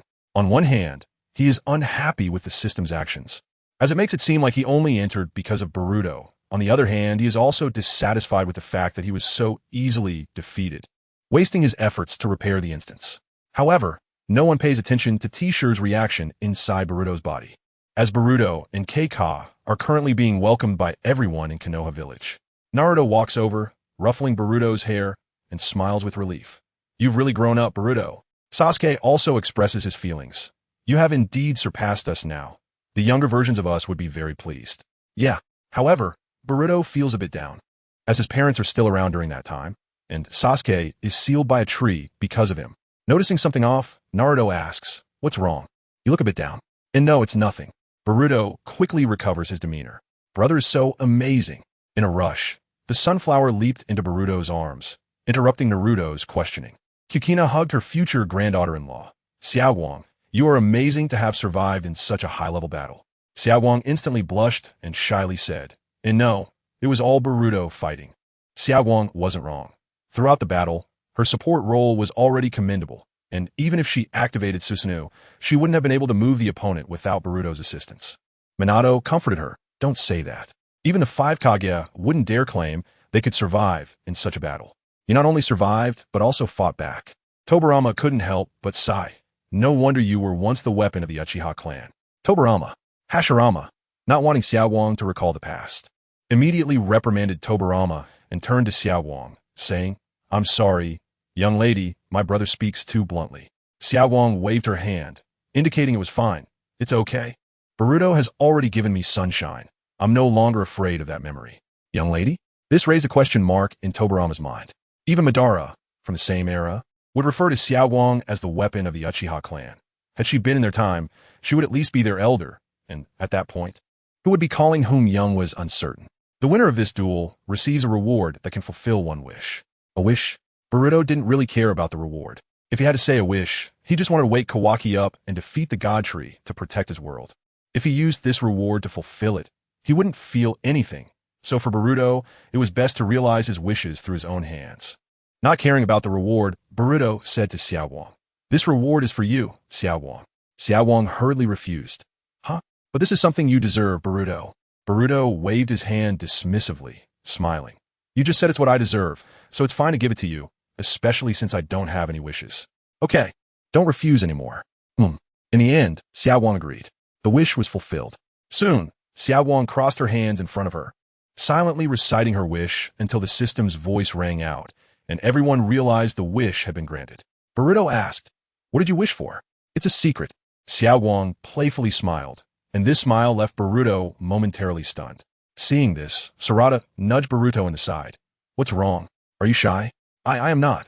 Although Boruto vehemently denied it, His flushed cheeks and evasive gaze indicated that Sarada was right. Ignoring Boruto's reaction, Sarada remarked, "But Miss Xiaowang is really cute. If I were a boy, I would definitely like her." Boruto didn't respond. He just quietly watched Xiaowang happily chatting with everyone, seeing her being teased by Kukina, and her joyful smile. Has he fallen for Xiaowang? Boruto questioned himself internally. He didn't understand what love was. He only knew that Xiaowang was his friend. And when his friend was happy, he was happy. When his friend was sad, he would also be sad. He wanted to be with Xiaowang, to accompany her, to make her happy, to play with her, not wanting her to be like the person she was in that history. Next, they began to recount the legendary scenes of the three ninjas Jiraiya. The three ninjas, although a title given by the enemy ninja Hanzo, gradually became their iconic name. However, as time passed, the three ninjas fell apart. Tsunade wandered the ninja world with almost no news. Orochimaru betrayed Konoha and formed his own faction, even harboring thoughts of destroying Konoha, while only Jiraiya maintained the name of the three ninjas. After going through many experiences and taking in some apprentices, some became figures who threatened the ninja world, some became famous as the Yellow Flash, and some became renowned Hokage. Similarly, he lost a lot. The woman he loved always had someone else in her heart. His best friend completely severed ties with him. And one satisfied apprentice disappeared without a trace, while another died young. Until this day, Jiraiya accepted an S-rank exploration mission dispatched by Konoha, arriving at the Rain Ninja Village. Legendary scene of the ninja world, Jiraiya's ninja techniques. Chapter 57. Infiltration, Rain Ninja Village. Orochimaru, Jiraiya, did you know? I haven't seen you in the future. Jiraiya, I'm dead, right? Orochimaru, oh? You actually have no big reaction. How boring. Tsunade, Jiraiya, Tsunade, you don't have to be sad. After all, on my timeline, I died in the Rain Ninja Village, I know that. The Rain Ninja Village, a place that is always raining, where the people have long forgotten what the sun is, but no one complains about the incessant rain, because this is the protective barrier set down by their god, Pain, over the entire village. At this moment, by a pond in the Rain Ninja Village, a croaking frog emerged from the water, looking around with its big, watery eyes. After confirming that no one was around, it opened its mouth. Following that, a large hand emerged from inside, and then a man, hundreds of times larger than the frog, crawled out. This person had long white hair, two tear-like lines drawn on his face, and a character for oil on his head. This man was none other than Jiraiya, one of the three ninjas. Successfully infiltrated, Jiraiya, slowly standing up, looked at the seemingly endless raindrops falling from the sky. His initial joy turning into caution. Is it really that simple? This mission was said to be directly commissioned by Konoha, but in fact, Jiraiya had volunteered for it because the target of this mission was the mysterious leader of the Akatsuki organization. For a person of such caliber, it would be difficult for anyone else, and only Jiraiya, the legendary three ninja, could take on this task. Nagato. Indeed, as teacher Jiraiya said, this task was his alone at that time. Jiraiya. Haha. Even you Nagato say that. Tsunade, by the way, I've always been curious about who this Uzumaki clan member is. Why have they always been with us? Nagato. Lady Tsunade, have you forgotten me? Tsunade, you were that kid from back then. In the video, two ninjas from the Rain Ninja Village walked along the road, looking up at the torrential rain. One of them couldn't help but sigh. What heavy rain. Although the Rain Ninja Village rains all year round, it has never been as heavy as today. Ninja A suggested to his companion, why don't we go have a drink and take shelter from the rain? Ninja B raised his hat and said, this is the lowest point. How could there be a shop? We should hurry and move up. Ninja A shrugged. Then let's go up and avoid the rain, but we still have to get soaked for a while. Just as he finished speaking, Ninja A spotted an advertisement that read, grand opening today, bar inside, only 500 Rio, unlimited drinks. Unlimited drinks for 500 Rio? What does that even mean? A bowl of Ichiraka ramen, famous in Konoha, only costs 300 Rio. So in this tavern, you can drink to your heart's content for just a little more than the price of a bowl of ramen. This is truly a great deal. We are really lucky. While marveling, the two walked into the tavern. The new tavern was simply decorated. Apart from the bar, there were no other seating areas. But this was not a big deal for drinkers. At that moment, the white-haired owner, who was washing glasses at the bar, saw someone enter and habitually called out, welcome, two of you. Bring us some drinks. As soon as they entered, the two Rain Ninja took off their raincoats and briefly explained their purpose. Okay, please wait a moment. The owner turned around and started to get busy, while the two Rain Ninjas sat down and began a chat. Ninja A asked, Today shouldn't be Sunday, right? Ninja B thought for a moment and explained. It's probably because Lord Pain has something important to do. Ninja A was even more confused, but it has never rained as heavily outside of Sundays. Although it rains all year round in Rain Village. The rain on Sundays is particularly heavy. Ninja B said, maybe he is using that power. Ninja A expressed some dissatisfaction, but the rain is like this. Ninja B quickly reminded, hey, Lord Pain does this for the sake of all the citizens of the city, so just bear with it. That is true. It was only then that Ninja A calmed down. Pain is their god in Rain Village. Although he is a bit terrifying, it is under his rule that they have the peaceful and prosperous Rain Village today. Sorry to keep you waiting. Huh? Why is there nothing? At this moment, the owner walked over, and the two instinctively reached for their glasses but grabbed empty air, questioning the owner. The owner, however, said without changing his expression, today is the grand opening, so we have a special event. Oh, is that so? Ninja A was a bit excited, the anger from earlier disappearing instantly. However, before the two Rain Ninja could be happy for a few seconds, the owner released his transformation jutsu and instantly turned back into his original form. The two ninjas were shocked. Who on earth are you? That question should be mine. I have many questions for you, Jiraiya said with a grin, and the two ninjas finally realized who they had encountered, but it was too late to escape the trap. Accompanied by their screams, the toad-shaped house gradually transformed, eventually shrinking into a real toad that turned and jumped into the water. Everything returned to calm, as if nothing had happened, until shortly after, the pouring rain also subsided, followed by a flurry of white butterflies. Meanwhile, the two ninjas woke up and found themselves embedded in the wall, which looked like a pile of flesh. At this moment, Jiraiya walked out. All right, one by one, tell me the information you know. Although you're just small fries, you're still ninjas. Ninja B, being a ninja, was instead alert and asked, where is this? Jiraiya answered casually, you're inside a toad's belly. Upon hearing Jiraiya's answer, Ninja B felt there might be hope and prepared to take the initiative. Who are you? Jiraiya pulled out a feather. I already said it's my turn to ask you, right? Feeling the danger from the feather.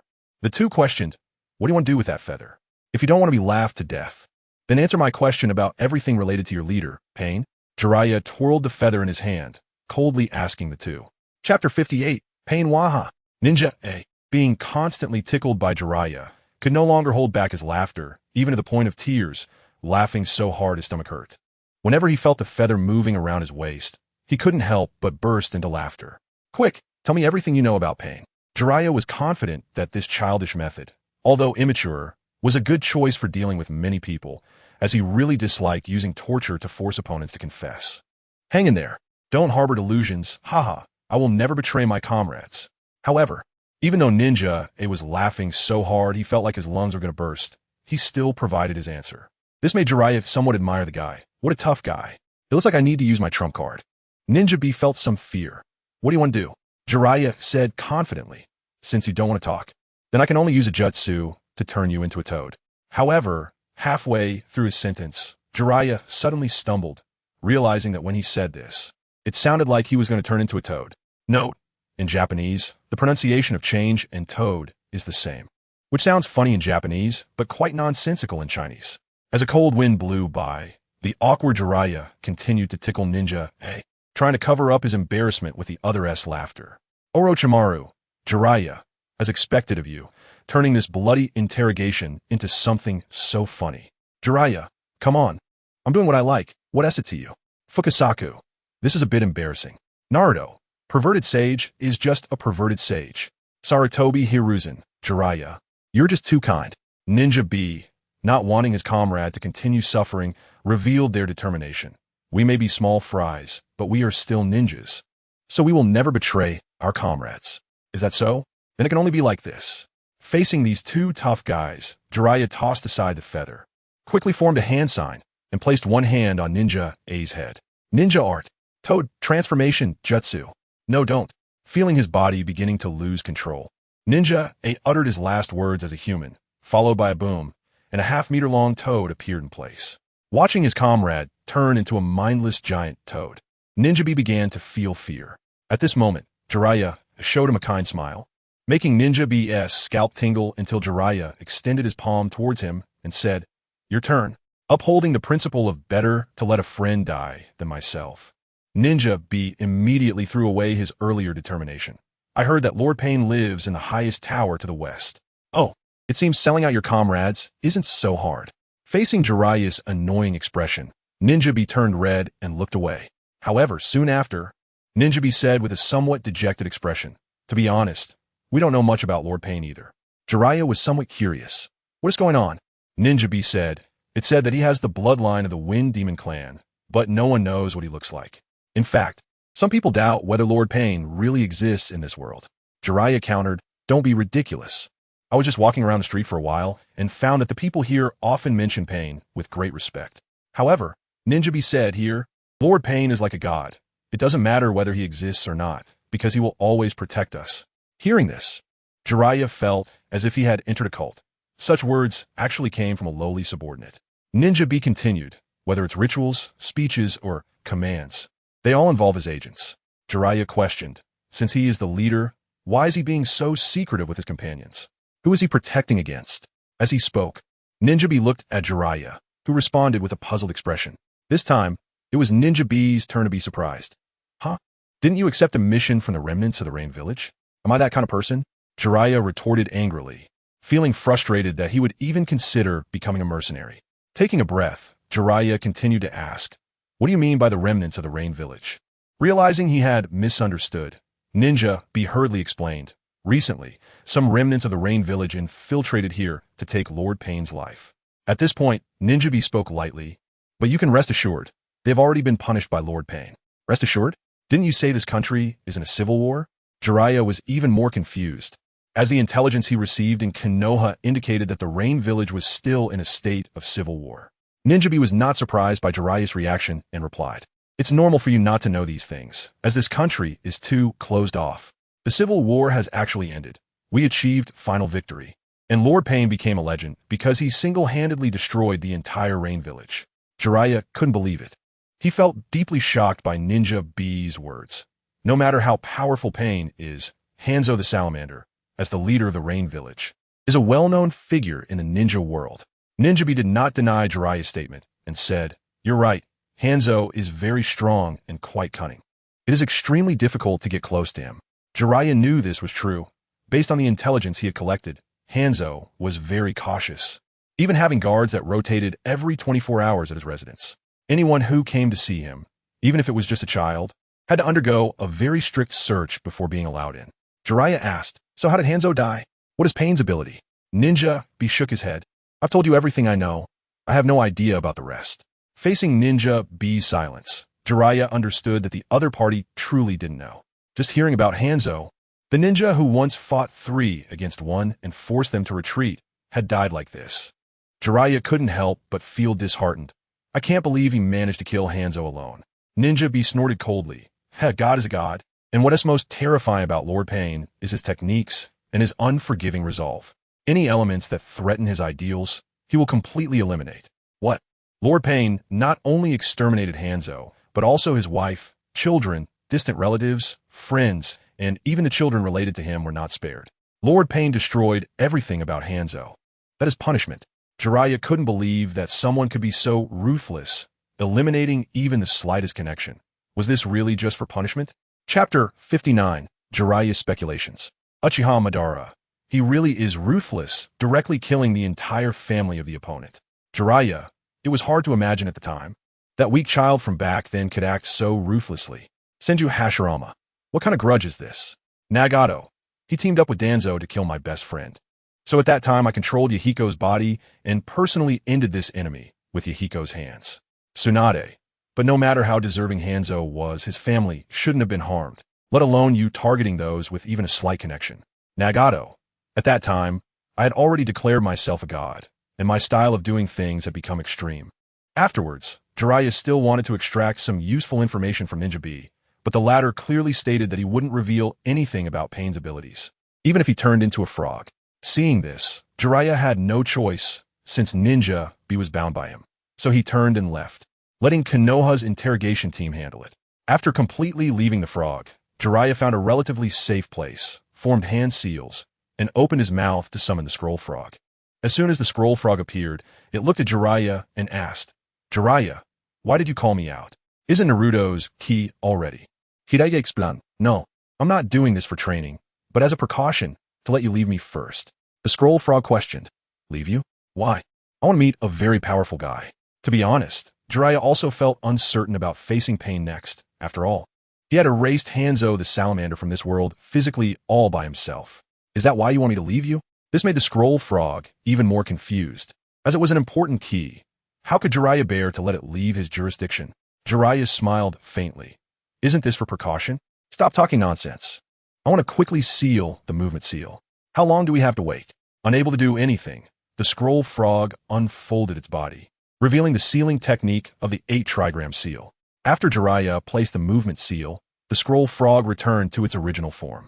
Jiraiya seemed to be arranging his own affairs. It won't take long, but if anything happens to me, you should transfer to Naruto's body.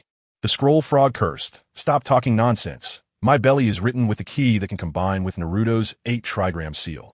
By doing this, aren't you directly placing the key in front of the vault's main door? Jiraiya said seriously. But this key originally belonged to Minato, and it will eventually be passed to Naruto one day. It's still too early for that. Don't you remember? I did what you said, deliberately loosening the seal. And as a result, I haven't forgotten, but Minato entrusted me with the key because he hoped Naruto could complete that technique. Jiraiya naturally understood what the scroll frog was saying. As it was something he had experienced, aside from Tsunade's punches, it was the closest he had been to death. At that time, he had let the scroll frog loosen the seal to test if Naruto could control the number of tails, resulting in Naruto directly falling into the 4-tail state. Although he successfully suppressed Naruto afterwards, he paid the price of being severely injured in the chest, leaving him with an X-shaped wound to this day. The scroll frog was very confused by Jiraiya's actions. Is this technique really necessary for Naruto? He still can't control the 9-tails chakra at all, and just loosening it a little will force Naruto's chakra back, causing the 9-tails chakra to leak out wildly and control him. Once the seal is broken, Naruto will completely transform into the 9 tails, which would go against the 4th Hokage's will. Jiraiya said coldly. Minato only sealed the 9 tails negative chakra with the dead demon consuming seal. Minato specifically sealed the positive chakra of the 9 tails in Naruto, perhaps for some reason.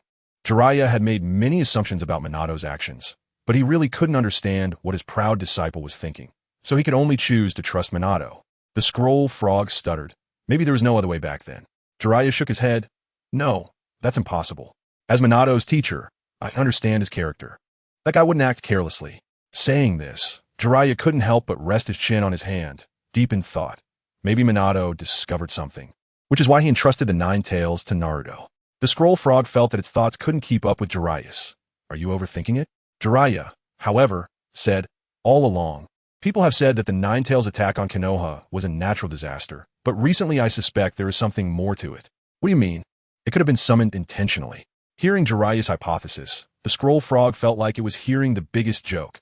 How is that possible? Who has that ability? Currently, no one in the entire ninja world can tame a tailed beast, not even the Kages of each village. Otherwise, they wouldn't manage tailed beasts using Jinchuriki. Jiraiya reminded. There is one person who can do it. Who? The founder of the Uchiha, Madara. Kakashi. Lord Jiraiya is amazing.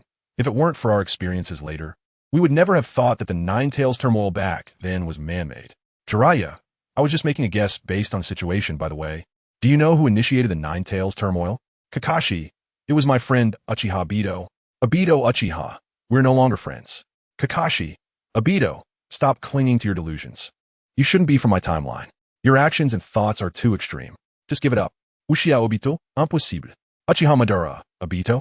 Is there really someone who can forcibly control tailed beasts like me?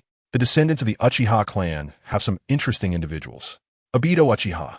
You are not him, or rather, you are not the one I met. Uchiha Madara, oh. How so? Uchiha Obito. You can guess for yourself. The toad on the scroll couldn't help but laugh out loud at Jiraiya's speculation. That's impossible. Uchiha Madara was a person from the founding period of Konoha. Moreover, that event happened only 15 or 16 years ago. How could he still be alive? Jiraiya himself was aware of this and couldn't help but smile faintly. Indeed, it is well known that Uchiha Madara was defeated by the first Hokage at the Valley of the End. However, in the end, Jiraiya's expression became serious. But I have a bad feeling in my heart and have been anxious. Chapter 60. The Official War with God in a Sewer. Ninja Bee crawled out of the toad's mouth. After confirming that no one was around, he said to the toad, all right, you should return to Konoha now. I've already spoken with Ibiki. At that moment, Ninja B's expression had completely lost the previous clarity mixed with foolishness and instead gained a hint of cunning. After the toad left, Ninja B also turned and walked into the tall tower.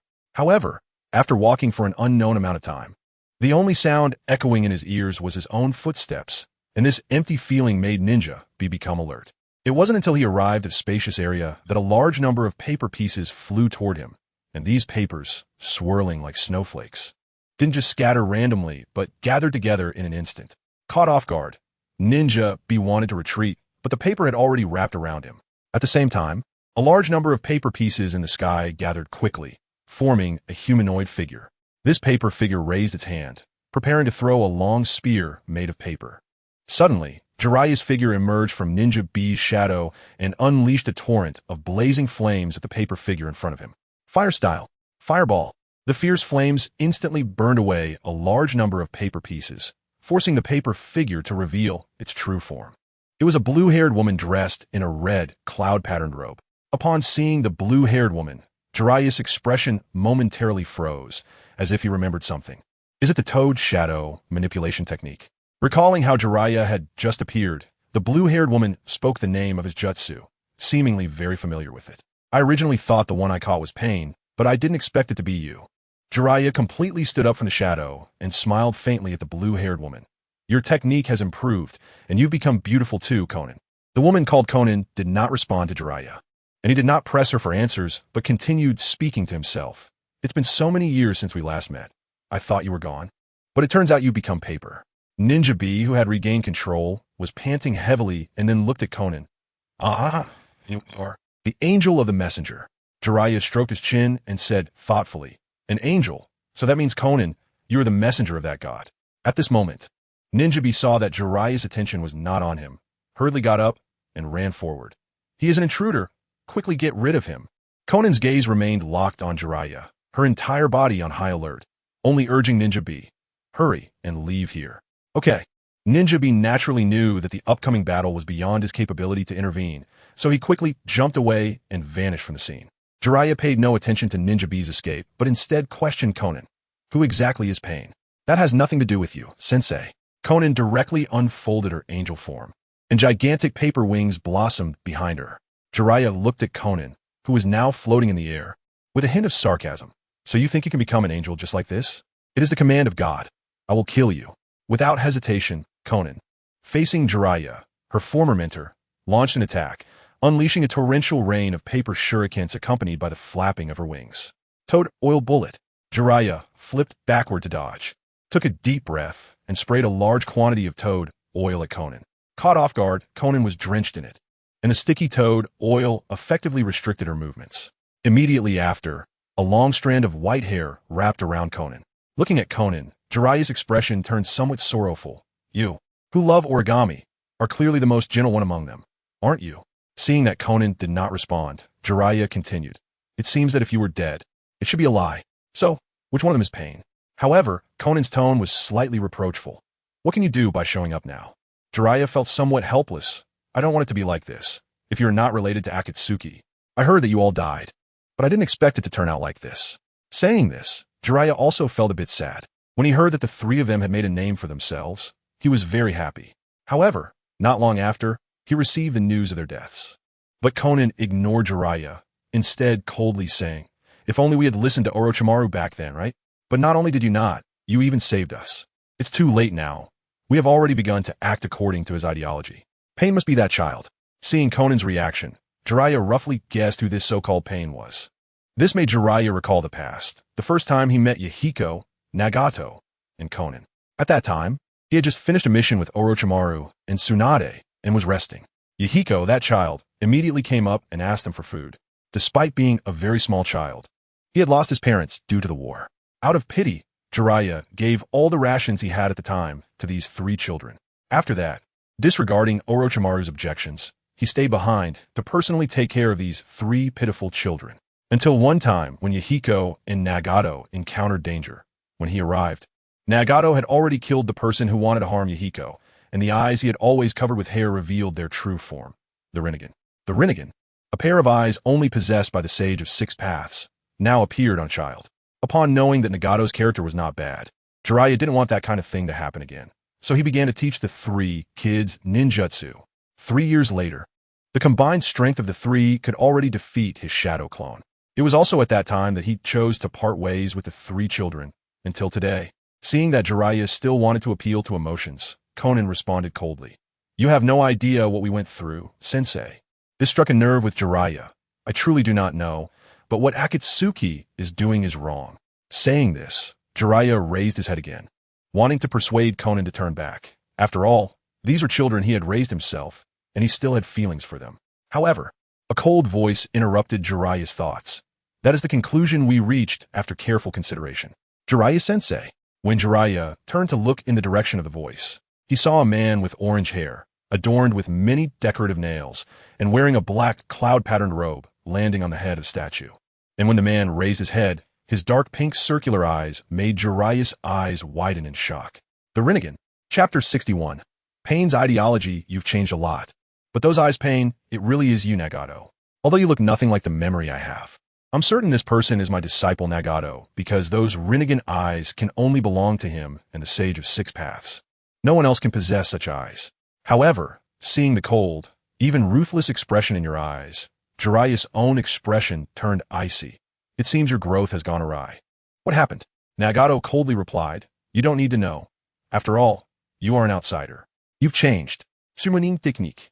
This time, it was Nagato's summoning technique that responded to Jiraiya. Accompanied by a burst of smoke, a giant crab emerged from behind him. This crab not only had an enormous size, but also had an incredibly hard shell, and most importantly, its eyes displayed the patterns of the Rinnegan. As soon as the summoned crab appeared, it sprayed a large amount of foam towards the front, completely disregarding Conan. Jiraiya didn't have time to pull Conan away and could only retreat first. However, just as he managed to evade the foam attack and was about to pull Conan out, her hair broke free, and she flew out immediately afterward. Looking at Conan, who was no longer restrained by the toad oil, Jiraiya couldn't help but sigh. No wonder she is trained by me. She really understands my weaknesses. Conan, fall back.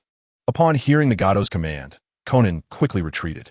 Just as Jiraiya intended to pursue, the summoned crab had already crashed through the nearby wall and launched an attack on him. Ninja art. Liuman technique. Suddenly, Jiraiya's hair extended violently, wrapping tightly around the summoned crab. Then, with a burst of strength, he tore the hard-shelled creature into several pieces. With the death of the summoned crab, a cloud of white smoke transported its corpse away. At that moment, a giant white dragon emerged from the smoke, opening its massive mouth to bite at Nagato. Whether it was a delayed reaction or intentional, Nagato was directly bound. Jiraiya asked, Nagato, I ask you, what about Yahiko? Nagato thought for a moment and answered thoughtfully, Indeed, there was such a person. However, what he said next left Jiraiya in shock. That guy's been dead for a long time. Nagato, you. Jiraiya found it hard to imagine that this once gentle boy, who had expressed a desire to protect the two of them, had now become so cold. And he couldn't help but feel a pang of heartache. How did it come to this? The you of the past. Nagato showed no reaction to Jiraiya's heartfelt expression. It's nothing. After all, I've experienced war, the death of family and close friends. That kind of pain has made me grow. Jiraiya asked, What do you mean? Nagato replied slowly, Even a foolish, ignorant child will grow into a person after experiencing that kind of pain. Their words and actions will grow alongside them. Now Jiraiya was somewhat angry. So you think you can grow into a person by cutting off the memories of friends? Nagato was unfazed and continued. Teacher, you are just a mortal after all. I, having experienced such pain as a human, have continued to grow. What do you mean? I have grown from a human too. Nagato closed his eyes for a moment, then slowly opened them, uttering a word that was shocking. God.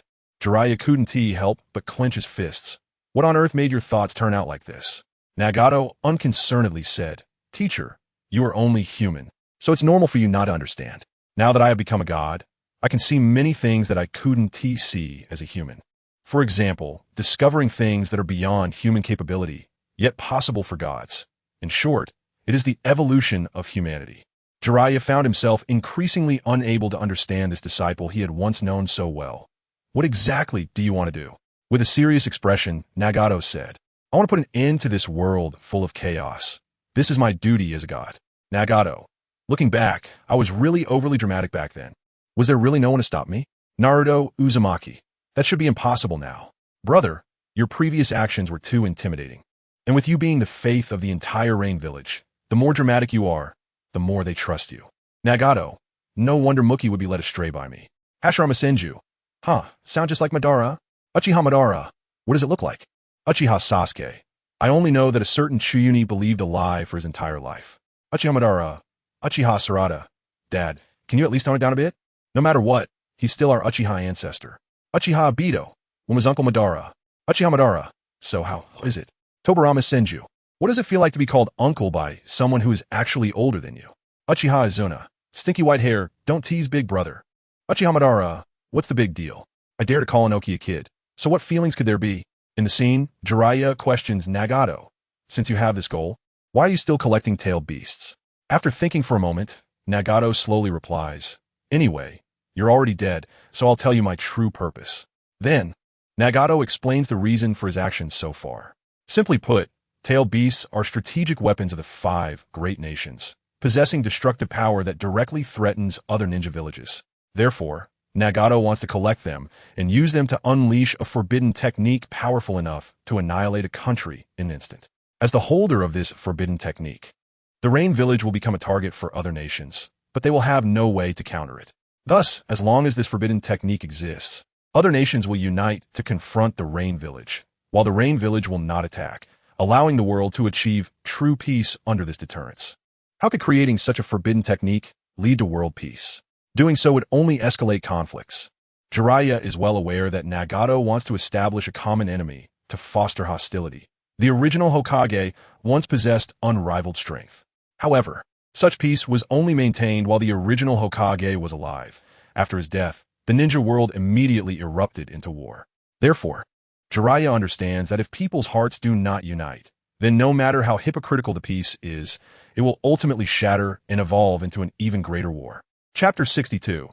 Sage Mode. Nagato calmly states, nowadays, the various nations are in constant conflict, and only this way can it end sooner. Don't you think, Jiraiya-sensei?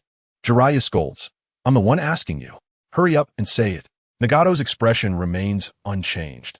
As long as weapons are given to countries at war, someone will definitely use them, and once used, billions of lives will vanish in an instant. Anyone would feel terror from such weapons.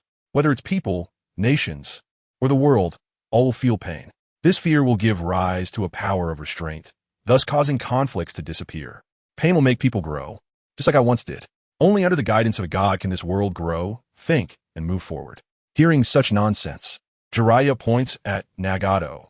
To make the world grow by bringing pain to everyone, is that your so-called mission? Nagato nods. Yes, after all, I still believe in peace through pain. You've become quite eloquent, Nagato. Jiraiya has already confirmed that this former disciple has turned into a familiar stranger. Seeing this, Jiraiya no longer holds back, forming a hand sign with one hand, and the strands of Nagato's long hair instantly turn into spikes, piercing him all over like a porcupine. However, in the next second, Nagato's figure changes and turns into a wooden stump. Using the substitution technique to appear elsewhere, Nagato coldly says, Sensei, in my eyes, you are just a small person who cannot grow. Faced with Nagato's dismissive actions, Jiraiya laughs instead of getting angry. I never thought I would be underestimated by a little brat. Actually, I'm no longer even considered human. Saying this, Jiraiya immediately performs the summoning technique. And with a puff of white smoke, he introduces himself. I am a legendary Sannin, now a sage, the Toad Sage of Mount Myabuku, Jiraiya. Unfortunately, before Jiraiya could finish his sentence, he slipped and fell to the ground. Seeing such a comical Jiraiya, Nagato couldn't help but ridicule. You really haven't grown at all. You're just as clumsy as back then. Jiraiya hurriedly gets up and vents his dissatisfaction at the toad under his feet. Hey, Toad Gamma, stop shaking. Can't you see I'm making my entrance? Sorry, I'm a bit clumsy. At this moment, as the white smoke dissipates, a giant toad, at least 40 meters long, holding a steel fork and equipped with a shield shaped like a bowl, appears before Nagato. Jiraiya stands back on the toad's head and adds a stroke to the tear marks on his face. If the opponent is him, then there's no need for any probing. We'll go all out right from the start. Hearing Jiraiya's words, Toad Gamma is a bit shocked. What? Are you going to?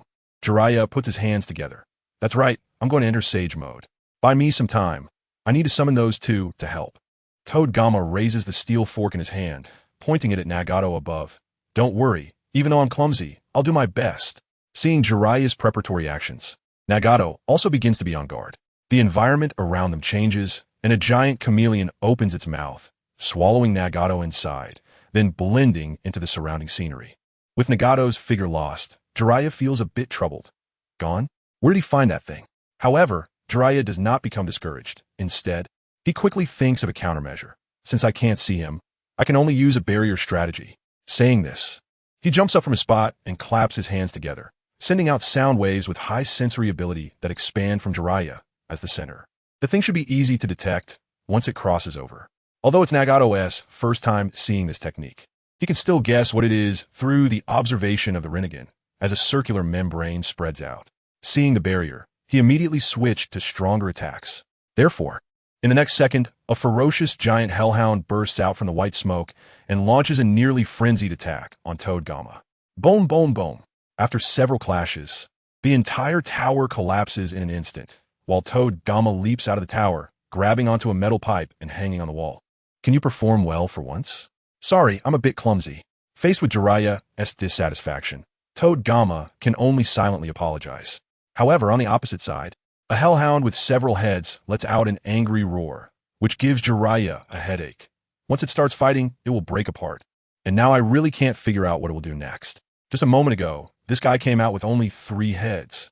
And after being beaten by Tobirama, it immediately split into more heads, and its attack power grew stronger. It can even split apart. Before Jiraiya and the others could think of a countermeasure, the hellhound immediately divided into several parts and surrounded Tobirama for a full-scale beating. Seeing this, Tobirama could only jump away, but unfortunately, the opponent's numbers were too many, and jumping into the air instead put him in a difficult position due to limited mobility. Tobirama swung the steel fork, knocking a few hellhound away, then used a shield to block the charge of one hellhound. Because he was in the air, Tobirama was knocked directly into the back of the tower, and his massive body smashed the tower to pieces. Tobirama supports himself and instinctively apologizes. Sorry, I'm too clumsy. Jiraiya, however, does not pay attention to this and asks Tobirama, I feel something is off. Tobirama, unable to deal with one opponent, replies, well, I'm too clumsy, I can't figure it out. Jiraiya explained. Nagato has eyes just like the Sage of 6 Paths, and he has also mastered all chakra natures. Moreover, I taught him all the ninjutsu back in the day. But why, until now, has he only been using summoning techniques? As someone who was once Nagato's teacher, Jiraiya was very clear about what he had taught Nagato, but now that both sides were at war, Nagato was only using summoning techniques from start to finish. Could it be a tactic? However, there was no time for Jiraiya to think about it now, as a brand new summoning beast, a summoning water buffalo, charged towards them. Frogjar, you should go back first. Sorry. With the disappearance of Frogjar, the summoning water buffalo crashed right into the spot where Jiraiya was standing, the immense impact shattering buildings hundreds of meters behind him. However, the summoning water buffalo, which could have continued its charge without obstruction, suddenly seemed to be blocked by something, unable to move forward at all. Boom! Immediately after, the gigantic summoning water buffalo was blasted away by something, crashing into a distant tower. At that moment, an ancient female voice echoed from the dark cave. Little Jiraiya, why did you call us when you encountered this? No wonder Bunta has been so angry. Another ancient male voice advised. Old woman, let it go. Little Jiraiya must have his reasons for doing this. But the next moment, the old female voice scolded. Shut up, old man. At this time, Jiraiya's voice came through. It's been a long time. You too, I'm really sorry. The old male voice asked, but little Jiraiya, didn't you dislike this for fear of losing your woman source, and were very resistant to becoming like this? Jiraiya sighed helplessly. I can't worry about that now. Because the opponent has the Rinnegan. The old female voice exclaimed. Wow, the eyes of the Sage of 6 Paths. Does that kind of thing really exist? Yes. That's why I need your help. As Jiraiya and the others got closer, a figure appeared at the cave entrance, which was enormous compared to a normal person, and on its shoulders stood 2 small figures. Let's move. Chapter 63. The teacher's responsibility to be honest. Little Jiraiya, you should learn to enter sage mode by yourself. There's no way. My experience is too shallow compared to you two. From Nagato's perspective, he couldn't see what Jiraiya looked like at that moment. But the overwhelming chakra that was terrifying kept radiating throughout the cave. Nagato did not dare to underestimate this. Although he had once beaten Orochimaru by himself, they had not been fighting seriously at that time. Now, facing the immortal Jiraiya, he had to be even more cautious. Otherwise, with his familiarity with Jiraiya, he definitely wouldn't survive under him. At that moment, Jiraiya jumped forward to the entrance of the cave, and with a loud bang, his small body crushed the ground beneath him. It was only then that Nagato could see Jiraiya's appearance clearly. Jiraiya had lost his usual comical yet handsome face, replaced by a frog-like visage, with a small frog perched on each shoulder. This appearance was Jiraiya's strongest trump card, Sage Mode. Naruto Uzumaki exclaimed, "So ugly. Is this really Sage Mode, pervy Sage?" Jiraiya laughed. "Haha, I don't have that much talent. It's already good enough that I can transform into this in Sage Mode." Naruto Uzumaki recalled, "I remember Sage Grandpa also wanted to provide me with Sage Chakra by standing on my shoulders, but Kurama wasn't willing." "Kurama, you want a frog to sit on me? Don't even think about it." Naruto Uzumaki asked, "But Dad Sage Mode only increased the eye shadow and changed the pupils. Why did Uncle Jiraiya's change so much?" Jiraiya replied, "I already said my talent isn't enough." Hashirama Senju added, "The difficulty of learning Sage Mode is not low. Being able to master it is already impressive, which proves your talent is not low." "Madara, what's so difficult about Sage Mode?" Sage Zensaku on the right shoulder looked around, and, not seeing those longed-for eyes, couldn't help but ask, "Where is it? The Rinnegan you mentioned? How come I can't see it?" Sage Jima on the left shoulder retorted, "That's because your old eyes are failing you." Jiraiya quickly explained before the two could start arguing. "No, he summoned a summoned beast that can become invisible, which is why he is hidden." Sage Jima thoughtfully said, "So, it's something like a chameleon." Jiraiya clarified, "I have already opened the sensing barrier." However, Jiraiya's explanation earned him a reprimand from Sage Jima. "How long will this take? Just use biological detection to flush him out." Sage Zensaku joked, "Don't get too excited, old lady. Be careful your wrinkles don't increase." Sage Jima cursed, "Shut up, you old man." Sage Zensaku laughed a couple of times, but ignored it, instead asking Jiraiya, "Little Jiraiya, why did you go to the trouble of summoning us to fight? Who are we facing?" Jiraiya was silent for a second before explaining, "Because I once taught him." Sage Zensaku was shocked. "How come I've never heard you mention this?" Could he be Sage Jima, who was in the middle of forming seals, continued, "The child of prophecy? Then why are you fighting him?" The Toad Sage had once told Jiraiya that his disciple would be the legendary child of prophecy, who would change the world. Therefore, Jiraiya was extremely strict when choosing disciples.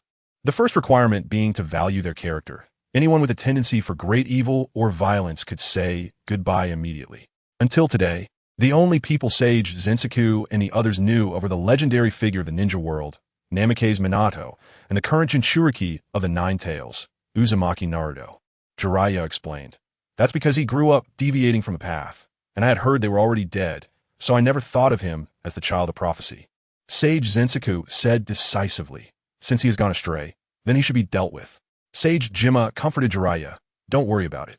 The so-called prophecy is just the ramblings of that senile old man." "All right." At this moment, Sage Jima extended a tongue like that of a hunting dog, sniffing around nearby, and shared the sense of smell with his connected tongue. "Found you." Soon, through the sense of smell, Sage Jima located the enemy's whereabouts, and his tongue quickly lunged at the chameleon. So fast. Although Nagato saw the attack, by the time he prepared to react, the tongue had already tightly ensnared the chameleon's body. Don't even think about running. Seeing the opponent trying to break free, Sage Jima immediately formed seals, causing the surface of the tongue to secrete a highly corrosive liquid, instantly causing the summoned chameleon to scream in pain. Sage Jima yanked hard, pulling the summoned chameleon to the ground, then called out to his old partner, "Old man." "I know." Sage Zensaku was already prepared, taking a deep breath before immediately spraying out a large amount of water, which moved at incredible speed, slicing through everything in its path, including the summoned chameleon. Crack! The two segments of the summoned chameleon turned into two clouds of white smoke, and then a figure with orange-red hair stood up, looking at those special eyes. Sage Jima exclaimed, "Is that the Rinnegan? It really looks just like the legend said." However, Sage Zensaku disdainfully said, "Those annoying eyes. I didn't expect the child of prophecy to be him." Meanwhile, Jiraiya recalled his days at Mayaboka Mountain. At that time, he had already been at Mayaboka Mountain for several years, until one day he received a summons from the great Toad Sage, who said that his future disciple could either destroy the world or lead it to peace. The reason for these two possible paths for the disciple was largely due to the choices made by him as a teacher. Toad Sage, this is when I need to make a choice, right? Jiraiya was very sure that his disciple had gone astray, so he, as the teacher, needed to make a choice to eliminate the threat before him. Summoning technique. Nagato formed hand seals with both hands and released the summoning technique again. However, as the smoke cleared, this time the summoned being left Jiraiya and the others stunned. This time it's a summoner? Previously, summoning various summoned beasts could still be explained as Nagato having contracts with many types of summoned beasts, but to summon a summoner? Is this reverse summoning? However, Jiraiya didn't want to think about these things. Looking at his former beloved disciple, he firmly said, "No matter what, you are the one bringing destruction to the world, and eliminating you is the mission I, as your teacher, must shoulder." Chapter 64. The battle begins, a strange place with the two summoned people opening their eyes. Jiraiya, Sage Zensaku, and Sage Jima were all frozen in place. Rinnegan? All three of them have Rinnegan? How is this possible? Aren't these eyes only possessed by the Sage of Six Paths? How can there be so many? Sage Zensaku exclaimed in shock. What is going on with the three of them? All three have Rinnegan? Jiraiya guessed. This is his technique. There must be some trick to it. Sage Jima was extremely dissatisfied. How could this happen while I was busy making dinner? Sage Zensaku hurriedly reminded. Old lady, focus on dealing with the enemy first. However, Sage Zensaku's words ignited the powder keg in Sage Jima's heart, and she angrily scolded Sage Zensaku. What did you say? You old man? Ignoring the quarrel between the two sages on his shoulders, Jiraiya shook his white hair. Next, it's my turn. Let me show you the sage version of my opening remarks.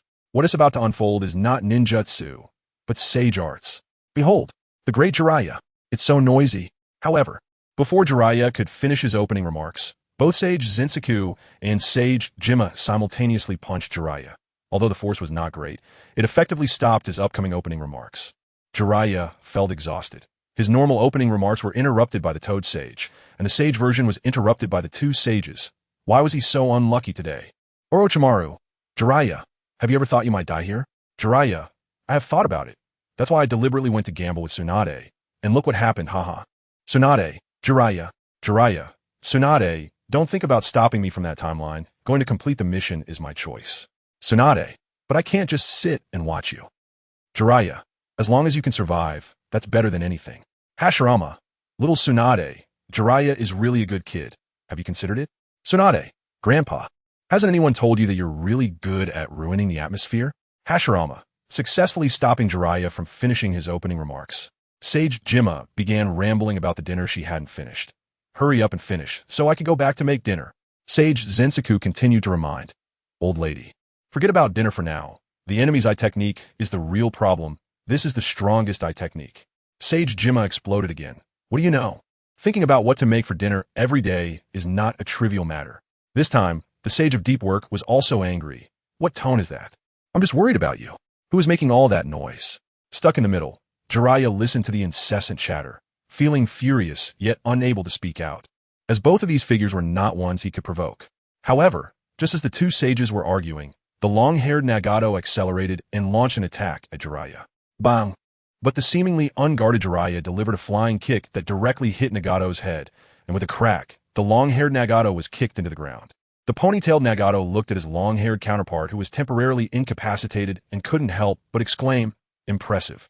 Jiraiya retracted his foot and advised Nagato, "You two, stop arguing. Let's get to it." So it's decided, we'll have fried chicken tonight. Considering the situation, the sage of Jiraiya quickly made up his mind, then put his hands together to gather chakra. Little Jiraiya, use oil. Old man, cooperate with me. Understood. At this, both a person and a frog formed hand seals simultaneously, and the three of them unleashed a combined sage technique at once. Sage art. 5 right guards. Jiraiya's oil was ignited by the Sage of Jiraiya's fire release, then spread by the Sage of Deep Work's wind release, and in an instant, a wave of flames surged toward Nagato. Seeing this technique, the bald Nagato hurriedly dashed in front of the other selves, spreading his arms to face the heat wave that was melting the rocks in the distance. Boom, boom, boom. The entire process lasted several seconds before Jiraiya and the others stopped their release.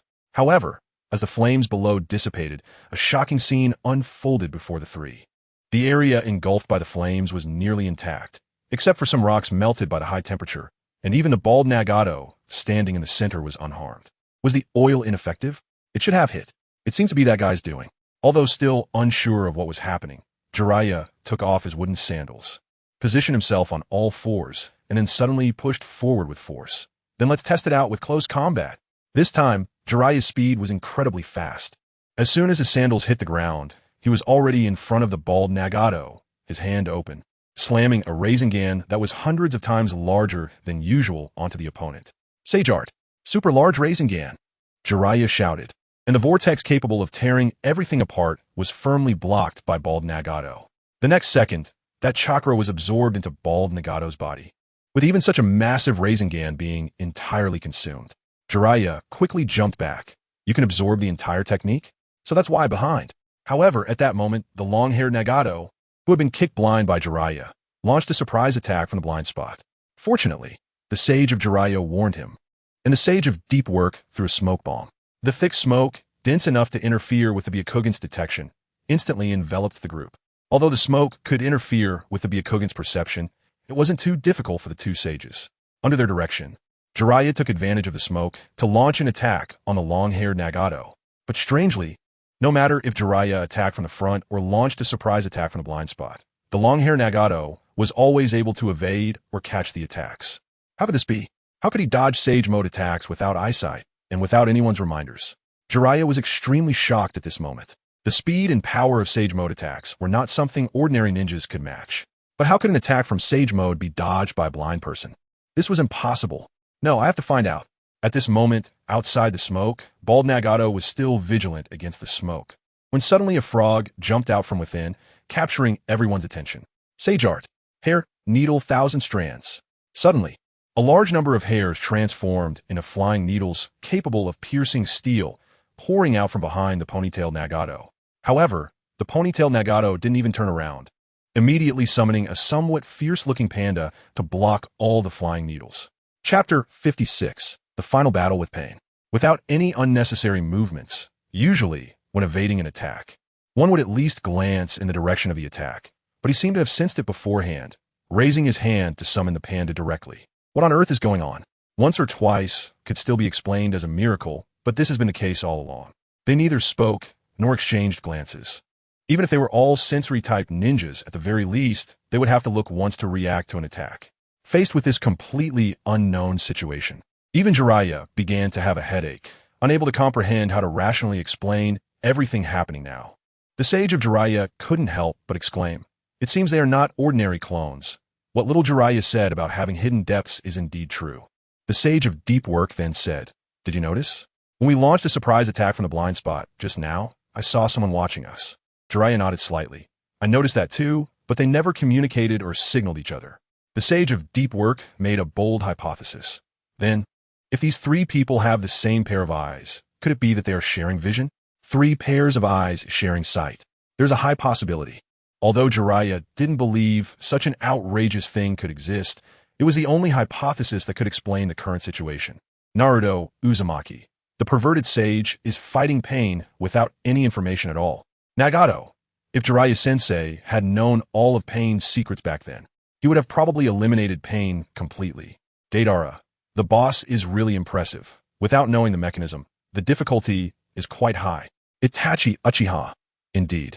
Nagato, anyone can say that, but you, Itachi, don't have the right to say it. Uchiha Itachi, don't forget, I knew the intelligence at that time, which allowed me to quickly formulate a countermeasure. At this moment, Jiraiya is at a significant disadvantage. On one hand, he is unclear about all the enemy's information, which leads to his sage techniques being primarily exploratory. On the other hand, in a situation where he is completely unable to use ninjutsu and sage techniques, pure taijutsu can only inflict very limited damage on the enemy. Therefore, the current battle for Jiraiya has only 2 options. One is to fight to the bitter end regardless of the consequences, which would likely mean that the intelligence would not be transmitted and he would die here. The other is to quickly retreat. As the saying goes, if you keep the green hills, you won't lack firewood. Intelligence is indeed important, but it also requires life to test it. It would be the most disadvantageous if he risked his life and still didn't obtain any intelligence. Little Jiraiya, retreat. With a command from Sage Fukusaku, Jiraiya immediately threw a smoke bomb and disappeared from the spot amidst the smoke. Although the smoke did interfere with the vision of the Rinnegan through the remaining chakra flow, Nagato's gaze turned to the cave from which Jiraiya had emerged. He ran from there. Meanwhile, Sage Shima, who was escaping, felt dissatisfied. Why are we running? Sage Fukasaku explained, we need to analyze the abilities of the 6 paths to formulate a countermeasure, which takes some time. They look different, but they all have the same pair of eyes. In other words, they all have Rinnegan. By the end, Sage Fukasaku also felt a bit wary of those eyes. After all, they're the eyes possessed only by the Sage of 6 Paths, a figure that only the great sage of Mount Mayaboku has seen. The intelligence had long been lost along with the memories when the great sage began to suffer from dementia. Jiraiya pondered. Even if one of them is Nagato, it shouldn't be all of them. What's going on here? Which one is the real Pain? Who exactly is Pain? Based on what is known so far, Jiraiya has no clues at all, especially regarding the Pain that the Rain Shinobi village has been talking about. Who among the 3 is it? Or could it be that all 3 of them are? Sage Fukasaku said, we don't know who Pain is for now, but we can draw some conclusions, more or less. This piqued Jiraiya's interest. What conclusions? Sage Fukasaku explained. The 3 of them share the same vision and share information with each other. Perhaps that is the ability of those eyes. What benefit could that have? This left Sage Shima puzzled. Sage Fukasaku explained. Simply put, it's like a surveillance system. One person is equivalent to 3 surveillance cameras. Even if only one person sees something, the others can react without needing to observe. They have 3 times the vision of ordinary people, and unlike Byakugan, which requires chakra to observe, they can cancel their blind spots at any time. This is the strongest capability in coordinated combat. After hearing Sage Fukasaku's deduction, Jiraiya proposed a combat strategy. It seems that to fight them, we must separate them, one-on-one. We might be able to win. Sage Fukasaku nodded. With this ability, the basic combat approach would be group coordination, avoiding situations of solo combat. However, taijutsu cannot win, and ninjutsu can be absorbed. What to do? Although there is a clear combat strategy, how to fight has troubled Jiraiya. Even Sage mode. His taijutsu cannot break through defenses, and as for sneak attacks, the enemy has no blind spots, so how can there be any sneak attacks? If taijutsu and ninjutsu won't work, then we can only use jinjutsu, Sage Fukasaku suggested. Jiraiya helplessly replied, but I don't know jinjutsu. Sage Fukasaku continued. Wasn't he your disciple before? So he must know that you don't use jinjutsu. We can take advantage of this gap. Suddenly realizing something, Sage Shima quickly refused. I don't want to. I'd rather die. Huh? Why? Jiraiya was puzzled by this, while Sage Fukasaku scolded her. Old lady, this is about world peace. It's not the time for you to throw a tantrum. To hell with your senile prophecy. Watch your words, old lady. Facing the rejection of that matter, Sage Shima directly cursed at the great sage, while Sage Fukasaku hurriedly scolded his old partner. Jiraiya couldn't help but ask curiously, what exactly are you rejecting? Sage Shima could only explain. At this age, having to sing a duet with that old man is too shameful. Huh? A duet? As a result, after Sage Shima said this, Jiraiya was even more confused. A duet? What does that have to do with jinjutsu? What on earth is going on here? Chapter 66, Showdown with Pain. Part 2, Sage Fukasaku explained. Our strongest jinjutsu is a technique that affects the opponent's hearing through song. After hearing Sage Fukasaku's explanation, Jiraiya finally understood. I see. No wonder you wanted me to retreat first. Sage Fukasaku continued. Although this technique is powerful, its weaknesses are also very obvious. Once activated, it will expose our position due to sound. Moreover, the coordination of sounds also takes time to take effect. If the opponent finds our position and attacks before it takes effect, we will surely lose. After hearing the pros and cons of this technique, Jiraiya had a general understanding. After a half-second silence, Jiraiya said, if there is a situation that endangers your lives, please disappear from my shoulders immediately. Upon hearing Jiraiya's words, which sounded like he was making arrangements for after his death, Sage Fukasaku hurriedly responded, no. This battle concerns the future of the ninja world. Hearing Sage Fukasaku's concern, Jiraiya felt warm inside and then said, I have a plan, but it might be very dangerous. Tell me, Senju Tobirama, being in a situation where your own bottom line is exposed while having limited information about the opponent means that this battle can be avoided. Uchiha Madara, in the end, it's just that my strength is too weak. If I could crush the opponent, who cares about the information? Senju Tobirama, that's why you will always be overshadowed by your elder brother. Uchiha Madara, in the entire ninja world, only Hashirama can make me use my full strength. Can the others? Uzumaki Baruto, I would really like to try, the enemy that once put my dad and master in a tough battle. Uchiha Madara, thick-skinned kid, you're the first one to dare challenge me after knowing my name. Uzumaki Baruto, how much do you know about me? Besides the flying thunder god and Rasengan that I've shown, what else do you know? Uchiha Obito. Kid, are you provoking me? Uzumaki Boruto. I'm not sure about that. You can think so, or you can think otherwise. Not long after, the three Pain, who were searching for Jiraiya in the tunnel, suddenly heard a continuous chorus of frog croaks, and at that moment, they all experienced a delay in their movements. Is that the sound of frogs? A jinjutsu? It came from deep within. Because of the influence of the frog croaks, the animal path, human path, and hungry ghost path could only say one sentence each. And then, through the perception of the human path, they determined the direction from which the croaks were coming. The three rushed toward the source of the sound. And as they turned a corner, they saw Jiraiya lying in wait. As the three rushed in, the shadow hidden in the wall transformed back into Jiraiya's figure. Which surprised Pain. He had hidden shadow clones. Sage art. Fire style. Great fireball. A terrifying fireball shot past the backs of Pain, instantly vaporizing all the water puddles within several meters due to the intense heat. Playing this game? The hungry ghost path hurriedly turned around to face the fireball that could melt everything. Seeing the hungry ghost path facing the attack alone validated Jiraiya's thoughts. The long-haired Pain at first could only use summoning techniques, while this bald Pain could only absorb ninjutsu. In that case, the Pain whose abilities were unknown must have only one ability.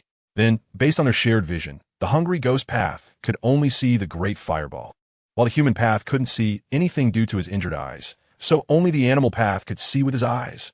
Sage art. Fire style. Great fireball. Jiraiya in front released another massive fireball, and with the front and back attack, the hungry ghost path could only focus on one side. As expected, the animal path had to jump up to avoid the attack, but this action allowed Jiraiya to show a smile of success. He fell into a trap.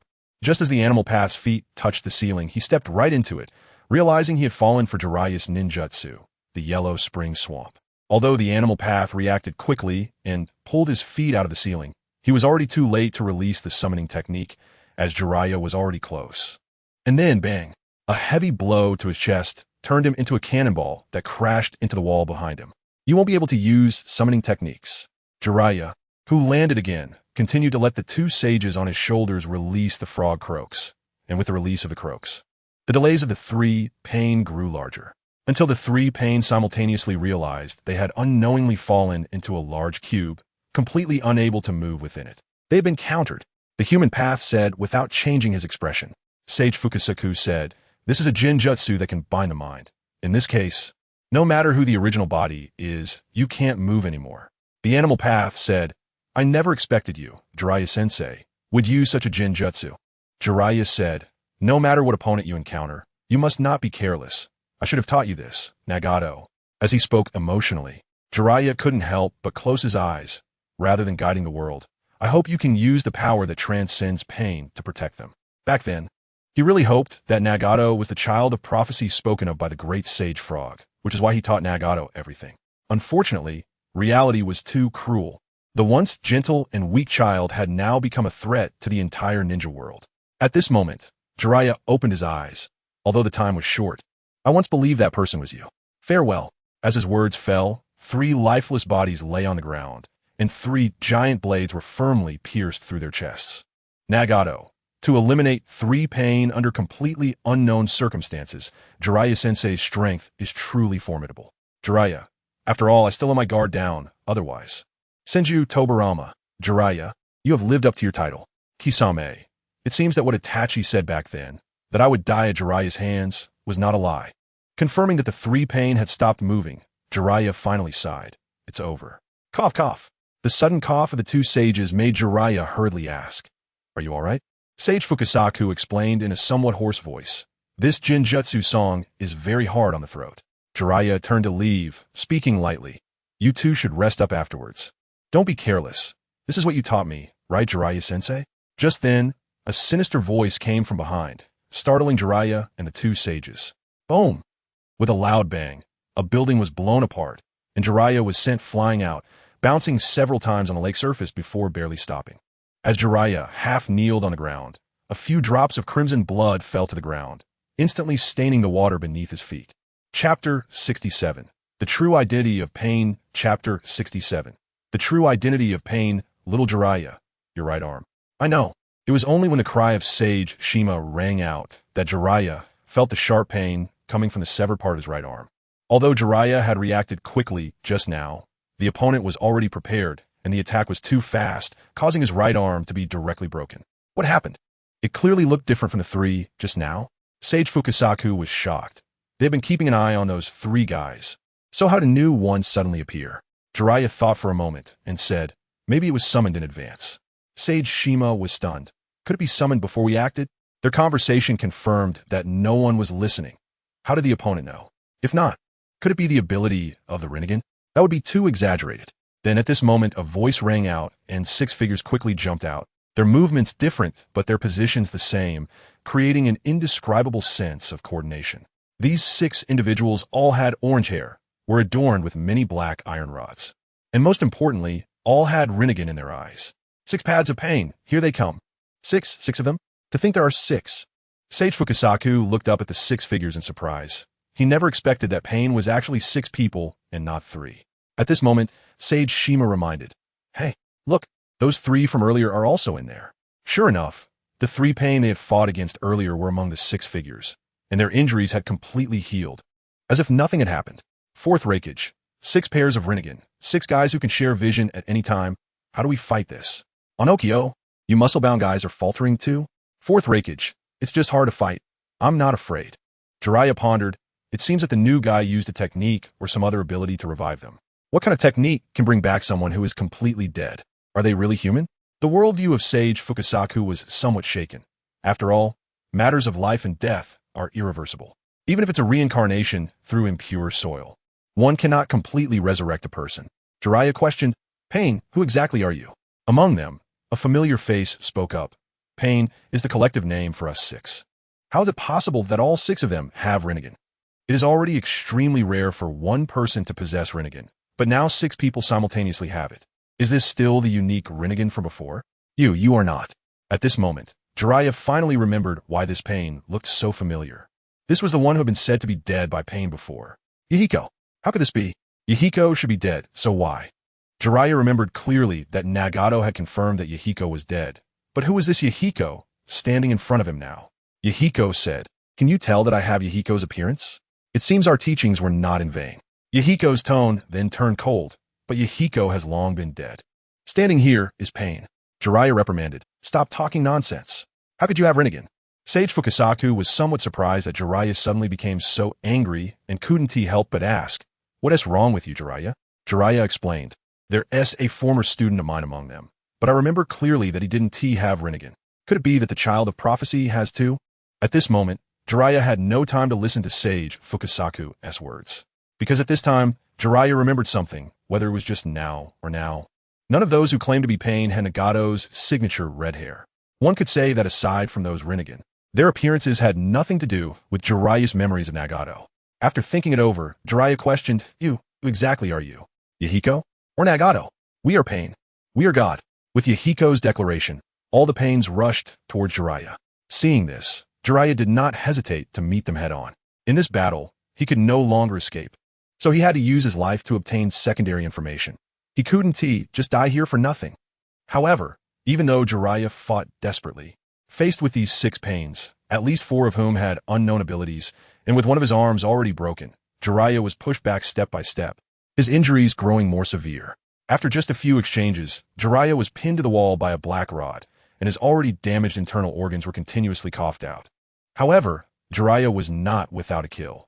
He managed to destroy the lower half of one of the Pains with a desperate blow, ensuring it was dead beyond recovery. Naruto Uzumaki, perverted sage. Jiraiya, aren't we too old for this? Why get so angry so easily? After a while, Jiraiya finally had the strength to mumble. Fortunately, pulling him into the barrier allowed me to successfully eliminate him. Is everything okay? It's fine. Although he said it was fine, the painful expression on Jiraiya's face indicated that his current situation was extremely dangerous. Suddenly, Jiraiya felt a powerful force controlling his chakra. Why is my chakra in disorder? Is it because of this? Realizing it was the black rod's doing, Sage Fukasaku quickly pulled it out. Sure enough, as soon as the black rod left Jiraiya's body, that controlling force disappeared. Jiraiya looked at the strange black rod and couldn't help but mumble, What a strange weapon. This is not human at all. It's simply an aberration.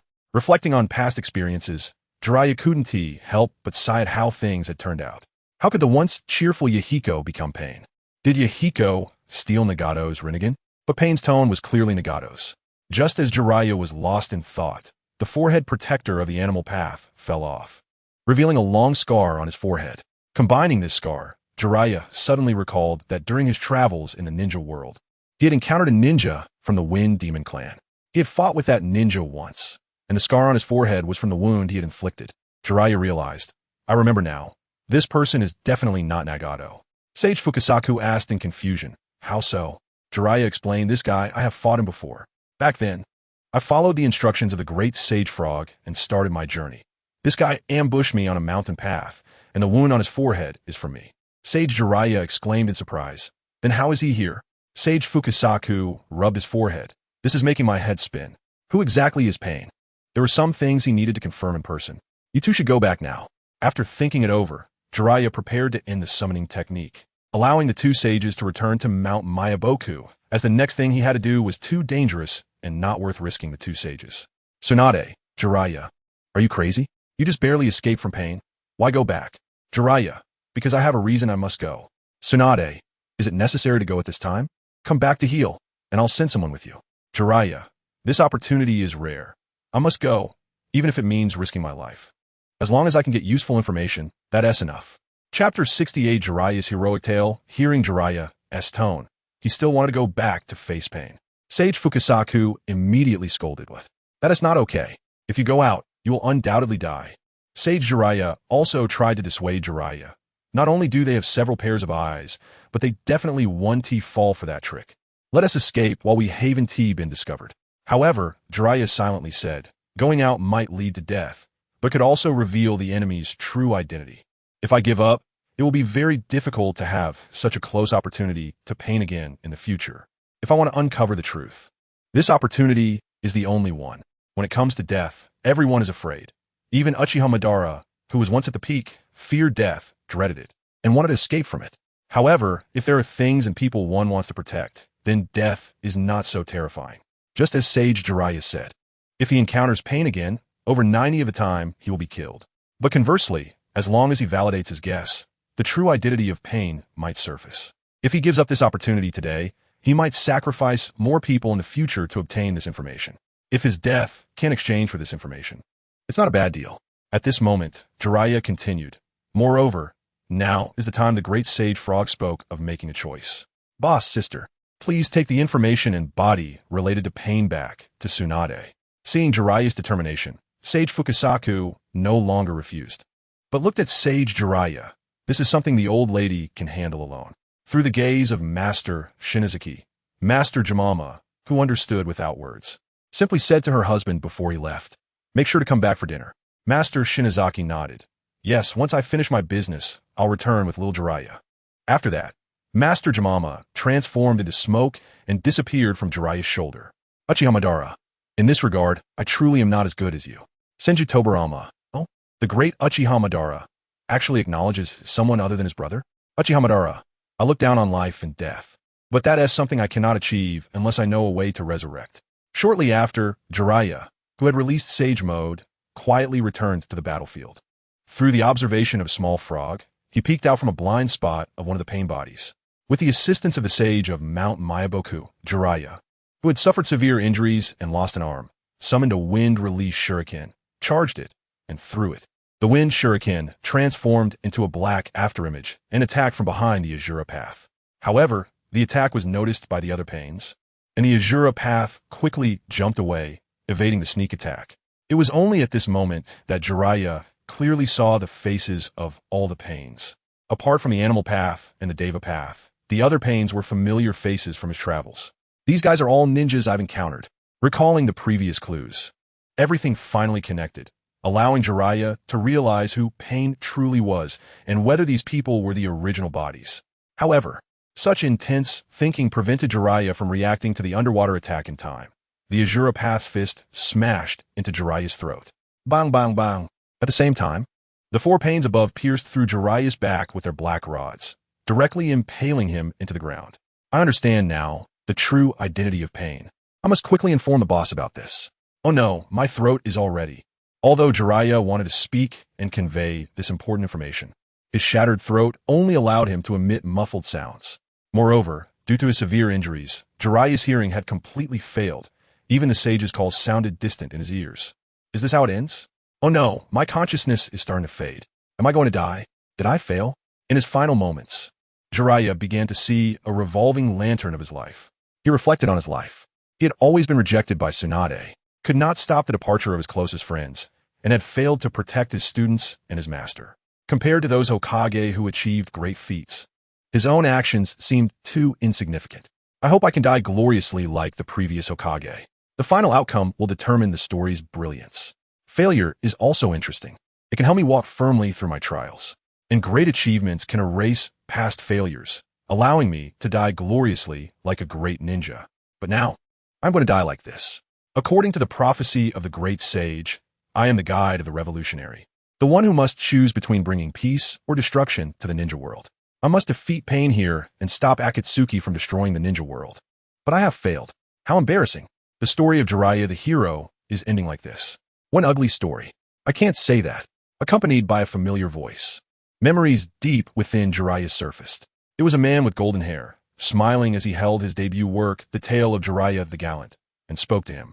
This was his most proud disciple, the fourth Hokage of Konohagakure, Minato Namikaze. Minato, flipping through the already familiar story, continued to praise. This story is very interesting. Many of its tales are drawn from your personal experiences. Jiraiya-sensei. It could be called an autobiographical novel. Faced with Minato's admiration, Jiraiya scratched his chin in embarrassment. But it doesn't sell well at all. I want to add some of my specialties next time. Minato continued to express his admiration. The protagonist of this novel never gives up until the end. He's really cool and very much like you, sensei. Yes, is that so? Jiraiya felt even more embarrassed. Minato closed the book and excitedly proposed to Jiraiya. Yes. And can I name my child after this protagonist? This made Jiraiya hurriedly refuse. That wouldn't be good. I thought of it while eating ramen. If that child finds out their name came from an old man thinking about ramen, what would they think? Naruto is really a good name.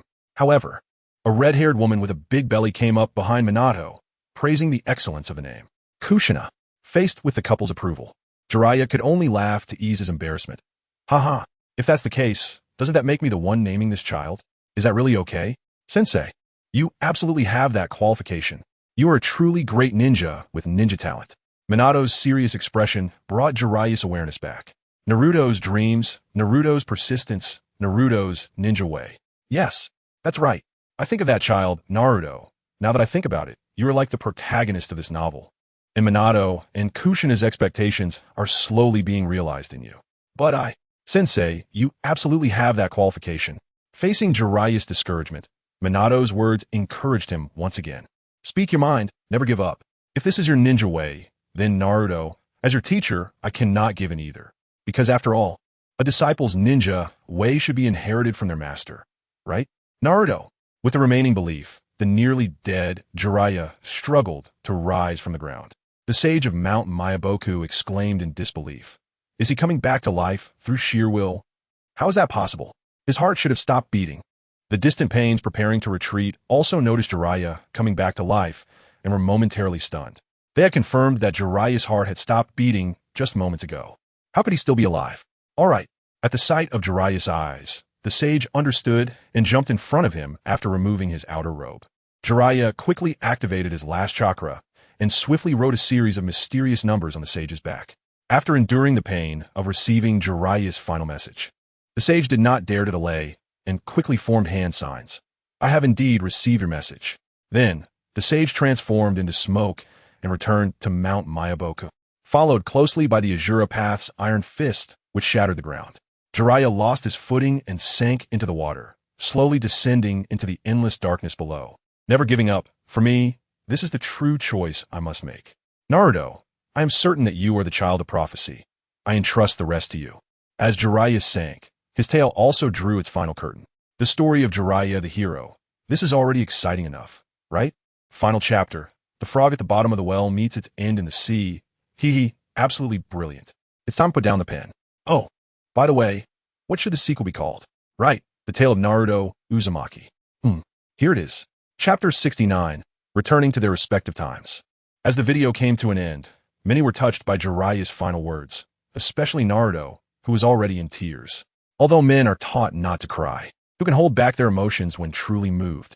Moreover, this was the first time Naruto had witnessed Jiraiya's entire death process. Dad, I'm fine. In response to his family's concern, Naruto quickly wiped his tears and returned to his usual self. Naruto said firmly, "Perverted sage, I will never live up to this name." Jiraiya still wore his cheerful expression and patted Naruto's shoulder. Haha, actually, I was already very satisfied when I saw the future you. On the other side, Fushin, after watching the video, felt unsettled for a long time. He used to think that he was nothing more than Jiraiya's clone, and his purpose of existence was merely to eliminate Ishiki or force him out of his complete form, leaving the rest to the 7th Hokage and Sasuke Uchiha. After watching Jiraiya's story, Fushin found himself wanting to inherit this guy's title, allowing the Toad Sage to return to the ninja world once more. Ding! The scene of Jiraiya's ninja art episode ends, rewarding the ninja Jiraiya with the fire style, True Fire of Samadhi. At this moment, the system's reward was issued. But only the True Fire of Samadhi? Jiraiya was somewhat puzzled. He had never heard of such a flame. Was it a type of Amaterasu? Fushin, who didn't know when he had come to Jiraiya's side, explained, "The True Fire of Samadhi is a special flame that exists in a mountain of flames, similar to Amaterasu, with the characteristic of flames that do not extinguish until the opponent dies." Jiraiya looked at Fushin in surprise. Huh? How do you know so much? Fushin activated his chakra and produced a strand of golden flame in his palm. I can use this fire style. Huh? Looking at the golden flame, many people widened their eyes. After all, they were familiar with the name of Amaterasu, but they had indeed never heard of the True Fire of Samadhi. Fushin put away the True Fire of Samadhi and said, "I can teach you how to use it. If it's you, learning should be quick." Thank you. Ding. A long time had passed since the count, and everyone was sent back to their original time period. The deceased needed to use a resurrection card to leave. Huh? How? Just as the system's voice fell, everyone except those who had already died was teleported back to their original timelines. Looking at the suddenly reduced number of people in the space, Hashirama asked Madara beside him, "Resurrection card, now only you have this thing. Do you want to be revived?" Madara took out the resurrection card, played with it in his hand for a while, then directly threw it in front of the Hokage of all generations. "Whoever wants it can take it." Madara. No one expected that such a precious resurrection card will be tossed aside by Madara. Madara explained to himself, "Although I still want to carry out the infinite Tsukuyami plan, I will only repeat the mistakes if I revive before figuring out why the plan failed." Hashirama stepped forward to smooth things over. Don't mind what he said. "Whoever wants to be revived can just take it. 4th Hokage, you can take it." Tobirama thought for a moment and handed the resurrection card to Minato, but Minato hurriedly refused. No, the previous Hokage should enjoy such an honor. "Minato, you take it." At this moment, Hiruzen Sarutobi also echoed, "Teacher, he and the 1st Hokage are already from an old era. Reviving them would not be of much use." "I'm not in a hurry to be revived," Minato said, "but 3rd Hokage, don't you still have many things to do?" Hiruzen chuckled lightly. "I owe Naruto a childhood, so this will be my compensation for his childhood." As he spoke, Hiruzen pressed the resurrection card against Minato's chest. "Thank you, 3rd Hokage. Thank you, Uchiha Madara." In gratitude to those who gave him the resurrection card, Minato offered his sincere thanks. "Go, Minato. Take good care, Naruto. I'll be right back." Then, at the moment the resurrection card turned to fragments, Minato disappeared from the system space under the gaze of Kushina. In many timelines, strong individuals returned one after another to their original timelines. Tsunade returned to her office and saw Naruto and Jiraiya, who had just finished their training and returned to Konoha. Tsunade. The moment she saw Jiraiya, the image of Jiraiya's fierce battle with pain suddenly appeared in her mind, causing this Iron Lady to rush forward uncontrollably. "Don't hit. I haven't done anything yet." Although Jiraiya always acted carefree, he was instinctively afraid of Tsunade's iron fist. However, what greeted Jiraiya was not Tsunade's iron fist, but her embrace. This left Jiraiya momentarily stunned. Tsunade. On the other side, Naruto returned to his Hokage office, but compared to when he was the 5th Hokage, the desk now had a computer and instant noodle boxes. "Am I back?" Naruto felt it was unreal, but the memories constantly reminded him that this was real. "Dad, we're back." Suddenly, the office door opened, and a golden-haired boy walked in. Looking at this boy, images of a youth who seemed to bear much on his shoulders flashed in his mind. Forget about that. Naruto smiled gently and said to his son, "Boruto, how was this mission?" Boruto replied with a grin. It was completed beautifully. In a much more distant future, when Boruto opened his eyes again, what greeted him was not the system space, but a large tree enveloping a black-haired man. Uncle Sasuke, Master, is this back? Boruto looked around and confirmed he had returned to his own timeline, letting out a relieved breath. It seemed that his dad, mom, and Himawari were not from his timeline. His current timeline was quite terrible. If possible, Boruto wished none of them would come here. Boruto? However, just as Boruto felt relieved, a familiar voice rang out, causing him to widen his eyes and quickly turn around. He saw a black-haired girl standing behind him without him noticing. As the girl looked at the man wrapped in trees, she couldn't help but ask, "Why is Uncle Sasuke inside the tree? Kagura, how did you get here?" Chapter 70. Changes in their respective timelines. Facing Boruto's question, Kagura herself was puzzled. "I don't know. All I know is that the last voice said we had to return to our respective timelines, and then I ended up here. But your timeline shouldn't be in the Warring States period, right?" This made Boruto even more confused.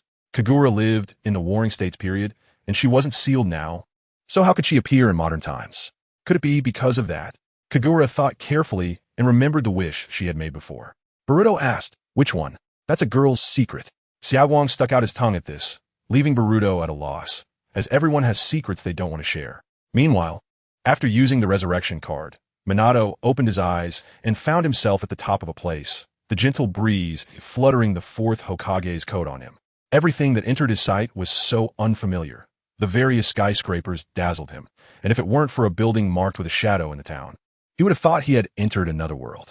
"So this is Hokage Rock. It's your era, Naruto."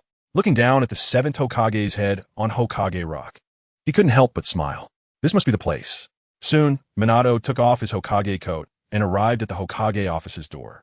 Although the Hokage is the highest position in the village, the Hokage office generally has no guards since the Hokage himself is stationed here. Which fool would be dumb enough to attack? Moreover, those who dare to directly attack the Hokage building generally end up as casualties. Therefore, besides the usual guards, there are no other guards in the Hokage building, and anyone can come to the Hokage office, unlike Hanzo's heavily fortified place. Sorry, are you here, too? Upon hearing someone enter, Naruto, who was enjoying the view, habitually picked up a mission file to flip through it. But when he prepared to see who had come in, he froze in place. The person entering just like him had a head of dazzling blonde hair and a handsome face, but was wearing a past Konoha village jonin jacket. "Naruto, Dad." Minato's gentle voice brought tears to Naruto's eyes. A title he and T called out for many years could finally be uttered at this moment. Soon after, in Ichiraka Ramen, Naruto and Minato were chatting, making others curious about who the guy eating ramen with the seventh Hokage was. Why does he look so much like the seventh Hokage? The fourth Hokage? But the fourth Hokage had died over 30 years ago. How could he still be here eating ramen? However, the father and son were not concerned about what others were saying. Minato sighed. So technology is so advanced now. Naruto excitedly introduced to his father. Now going to other villages no longer requires ninjas to protect the journey. You just need to take the Thunder Train, and you can reach other villages in a short time. Having just been resurrected for 2 hours, Minato couldn't help but sigh at how wonderful life is now. The village he and the previous Hokages had worked hard to build had finally been realized in Naruto's hands. Not long after, Naruto and Minato arrived at the top of the Hokage building. Looking at the current Konoha village, Minato felt only a sense of comfort. "Dad, so you're here. Mom was afraid you'd forget to have lunch and go eat instant noodles, so she specifically asked me to bring this to you." At this moment, Boruto came over, holding the bento made by Hinata. "Thanks." Although Naruto had just finished eating ramen, his stomach was still able to accommodate it. After all, this was made by his wife. "Who are you?" At this moment, Boruto noticed Minato beside him. Who is this handsome big brother? Why does he seem familiar? It was Minato's first time seeing Boruto as a child. Compared to the young man he saw in the system's space, Boruto at this moment was undoubtedly the happiest. Minato thought, reaching out to pat his little head. "You must be Boruto. Who are you? How dare you impersonate my grandfather?" At this moment, Boruto realized that this person was the fourth Hokage, hanging in his dad's office, who was also his grandfather. But his grandfather had already died when his dad was born. How could this person possibly be his grandfather? Seeing this, Naruto stopped Boruto, who was about to act. "All right, Boruto, this is your grandfather." "Dad, are you crazy? How can you say that?" Finally, after Naruto's terrible explanation, Boruto confirmed that this person was indeed his grandfather, though he didn't know why he was resurrected. On the other side, Sasuke returned to his own world. The first thing Sasuke did upon returning was check for any enemies nearby. After confirming there were none, he returned to the campfire. Reflecting on today's strange experiences, he couldn't help but miss his wife, daughter, parents, and brother when they were all around. However, since he was back, he decided to continue living his life. Ding! System notification. Everyone should rest well.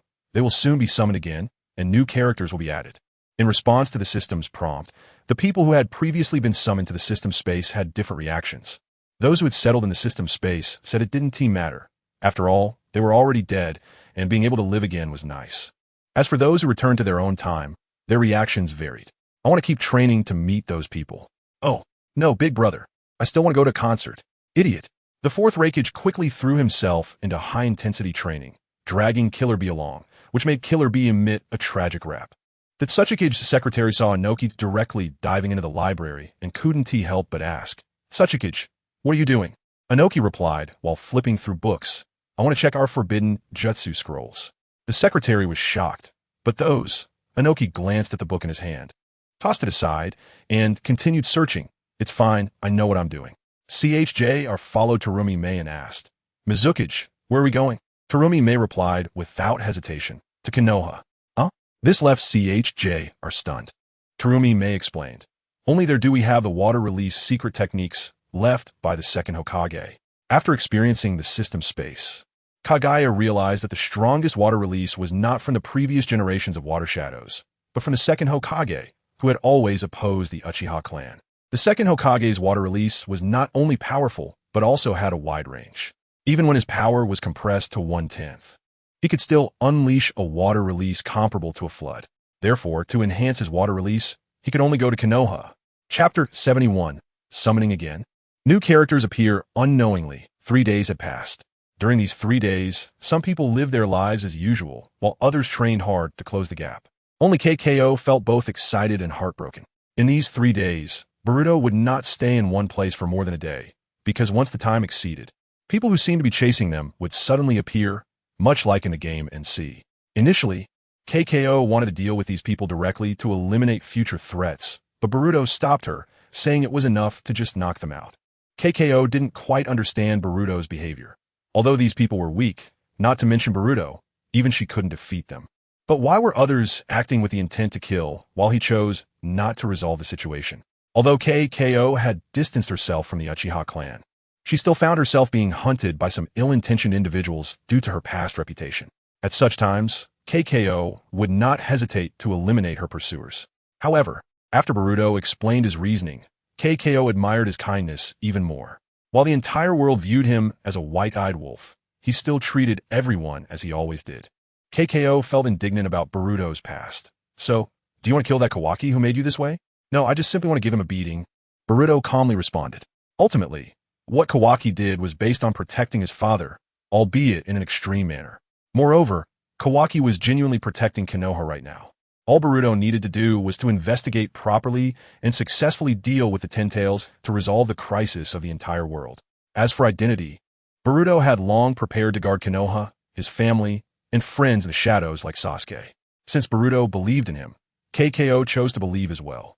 KKO herself was unwilling to trust Kawaki, but she was willing to trust Boruto's choice. Today, after confirming that there were no pursuers around, Boruto and KKO chose to set up camp at a cave entrance. KKO skillfully skinned and chopped the rabbit she had just caught, while Boruto was in charge of cooking. This was their division of labor over the past 3 days.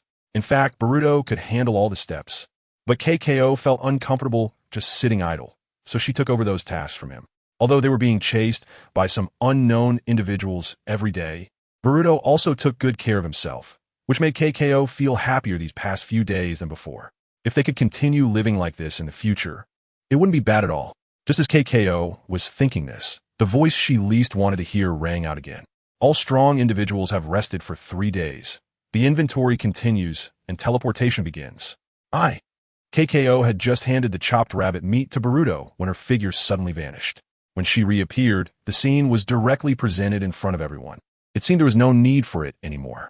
Boruto took it without feeling anything, then smiled wryly, thinking it would take a long time to return. But it had only been 3 days.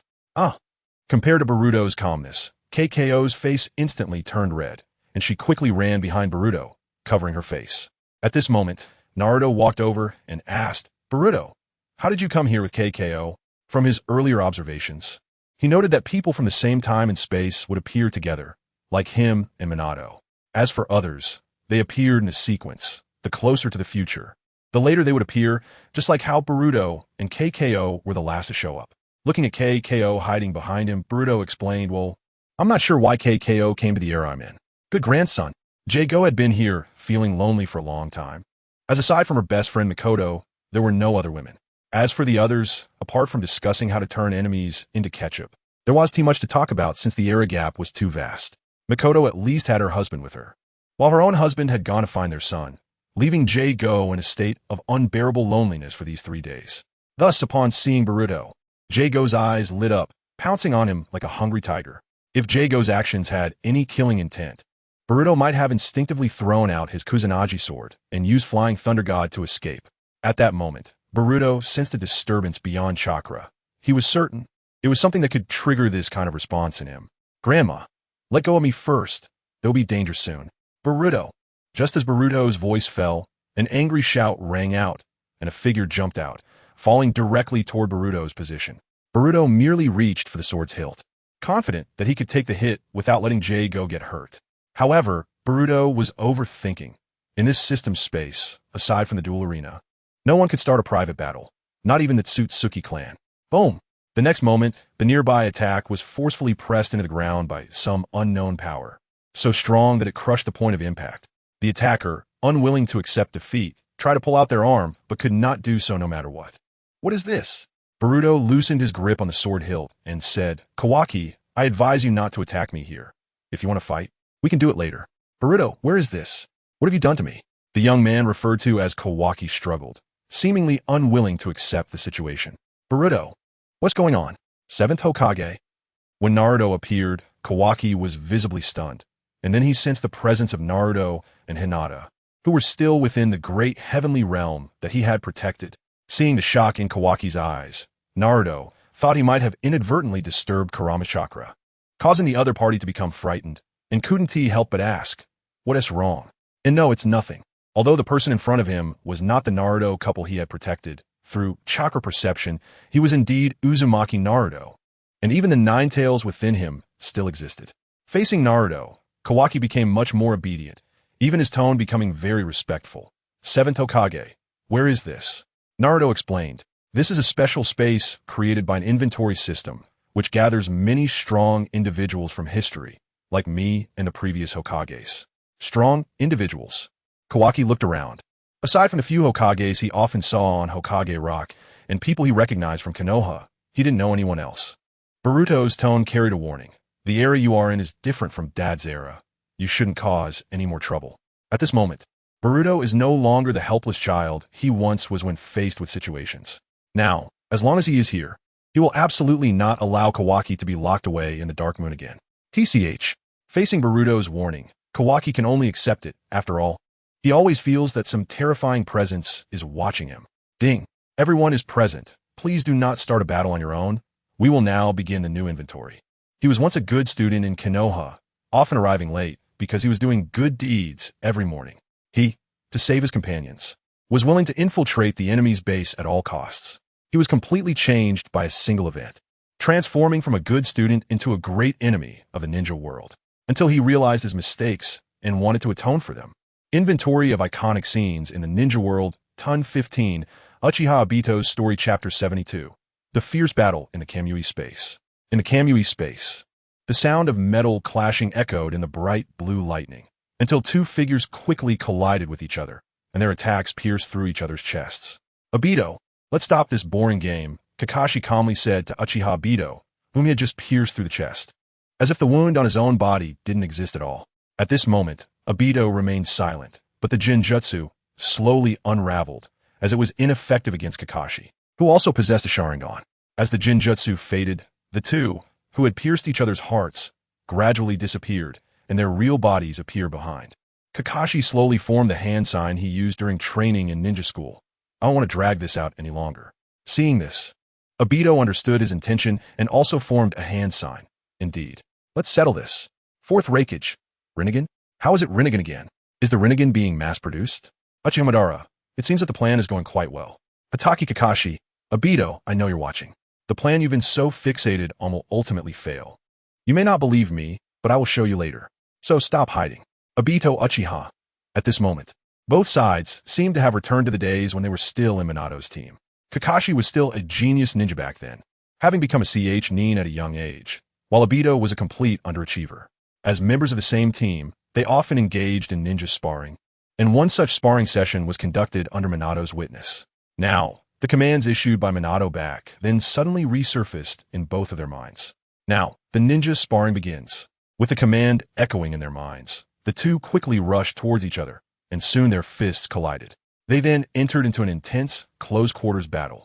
Kakashi, being a genius ninja, had even managed to win against Guy, a master of taijutsu, several times. However, under the guidance of Madara Uchiha and years of fighting, Obito's taijutsu was no less formidable than Kakashi's. Moreover, since they were currently in Kemui's space, Obito's intangibility could no longer be used. As a result, their taijutsu battle fell into a stalemate, with neither able to gain the upper hand, even when they drew their respective weapons. The fierce clashes produced sparks, but didn't determine a victor. Use your hand. At this moment, both sides engaged in grappling again, but Obito suddenly changed his expression, catching Kakashi's hand and forming hand seals. Kakashi realized something was wrong, but he was struck by Obito's knee to the chin, causing a moment of dizziness. Obito kicked Kakashi away and distanced himself, completing the last seal. Fire style. Great fireball technique. Faced with the raging flames, Kakashi rolled to his feet, completed all the necessary hand seals in half a second, and then slammed his hands on the ground. Earth style. Earth flow wall. A thick stone wall rose from the ground, standing in front of Kakashi and withstanding the great fireball technique unleashed by Obito. However, the fierce flames continued to shatter the outer layers of the earth flow wall, eventually leaving a thick layer of black smoke around it. Just then, Kakashi heard the sound of a kunai being picked up, quickly realizing Obito was approaching. Soon, he locked onto Obito's direction with his Sharingan's dynamic vision and prepared himself. However, what came from the direction Kakashi was guarding wasn't Obito, but a parachute made of kunai and a piece of cloth. Not good. Realizing he had fallen for a trap, Kakashi quickly turned around, but Obito had already reached behind him, delivering a solid horizontal strike to Kakashi's head. The heavy dizziness engulfed him, leaving Kakashi unable to move for a short time. At that moment, he was completely at Obito's mercy. Just as Obito was about to strike, another Kakashi burst out from the ground. Obito had already anticipated this. This is the real body. Thinking this, Obito swung his weapon, stabbing through Kakashi's body. However, in the next second, Kakashi's body transformed into a violent current, instantly spreading throughout Obito. He never expected this to be a lightning clone. At this moment, the situation reversed instantly. Kakashi performed a backflip and a spinning kick, striking Obito in the chest.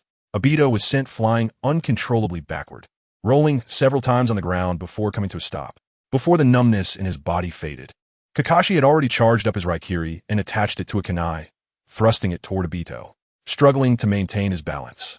Obito summoned a black rod into his hand and aimed for Kakashi's heart. However, the numbness in his body couldn't be ignored, and under its influence, Obito's attack missed its mark, shifting from his heart to his waist. Puchi. Accompanied by the sound of piercing, Kakashi's Raikiri undeniably penetrated Obito's chest, while Obito's black rod struck Kakashi's waist. Obito, your will from the past still accompanies me. Right now, all I can do is protect Naruto in the present. Naruto, you must not be lost. You need to be stronger than me, possessing many things others do not. And now, what I can do is to safeguard the past Obito and eliminate the present Obito. Cough. The sounds of Obito's painful groans and Kakashi's muffled grunts echoed simultaneously. However, compared to Kakashi, who was merely half kneeling on the ground, Obito spat out a mouthful of blood, collapsing to the ground and trembling continuously. Inoki, this is the true battle of ninjas, unlike those who just blast each other with monsters. Uchiha, can't afford to lose, I can choose not to play Inoki. Senju Tobirama, even if we don't use those things, who among you has the ability to defeat Madara, me or my brother? Inoki, it's over Obito. Looking at the large hole in Obito's chest that clearly showed the scenery behind him, Kakashi gasped for breath and said, To his surprise, Obito not only did not get angry at this moment, but instead laughed. Our duel, you indeed won. However, don't think you can win this war. Saying this, Obito used Kimui to leave, leaving Kakashi alone here. Although Kakashi wanted to stop him, his injuries did not allow him to do so, and he could only watch Obito leave helplessly. Immediately afterward, on the battlefield of the Fourth Great Ninja War, Obito appeared on the Ten Tails, accompanied by a whirlpool. However, at this moment, there was a large hole pierced through his heart, although his strong vitality, sustained by the cells of Hashirama in his body, was holding on. It was still a matter of time before he died without treatment. Chapter 73. The Birth of the Ten Tails Jinchuriki. Just as Obito was still easing the severe pain in his chest, his white right arm suddenly grew many black rods, uncontrollably. And even his arm began to prepare to form hand seals on its own. Obito knew very well what was happening. It was Madara, only he had this ability. He wanted Obito to use the Rinnegan to resurrect him, trading his own life for Madara's resurrection. No, he would never let him have his way. He wanted to create a world where Rin was still alive. However, Obito's firm conviction did not bring about a miracle. The large areas of black began to control his body, making him involuntarily form a special seal. Meanwhile, the reanimated Uchiha Madara was leisurely forming seals to remotely control Obito's actions. After all, he was not controlling Obito. He was just controlling the black Zetsu that had seized control of Obito's body. Remembering the naive words Obito had said back then, Madara couldn't help but sneer. Now, it's time for you to repay me. Madara, hearing the screams coming from the Ten Tails, was reminded of a technique that could only be used with the Rinnegan. The forbidden technique of the Six Paths, Rinne Tensei. Facing Hashirama, who had seen through his thoughts, Madara was not anxious. After all, he needed to maintain the Four Red Sun formation and didn't have the energy to stop himself. Seeing Madara's tacit acceptance, Hashirama quickly split off a large number of wood clone techniques to prepare to intercept Madara. However, because maintaining the Four Red Sun formation limited the chakra he could provide to the clones, he could only create 5 at most. Only 2. I didn't expect to be so miserable. Meanwhile, Tobirama was also preparing to help his elder brother. However, his chakra was not as terrifying as his brother's, and he was also maintaining the Four Red Sun formation, so he could only create 2 shadow clones at most. At the same time, many people on the battlefield noticed Obito's abnormality and began to take action. Riding on the blue snake, Sasuke jumped out, causing Naruto, who was still in a melee with the Ten Tails clones, to shout, "Sasuke, wait!"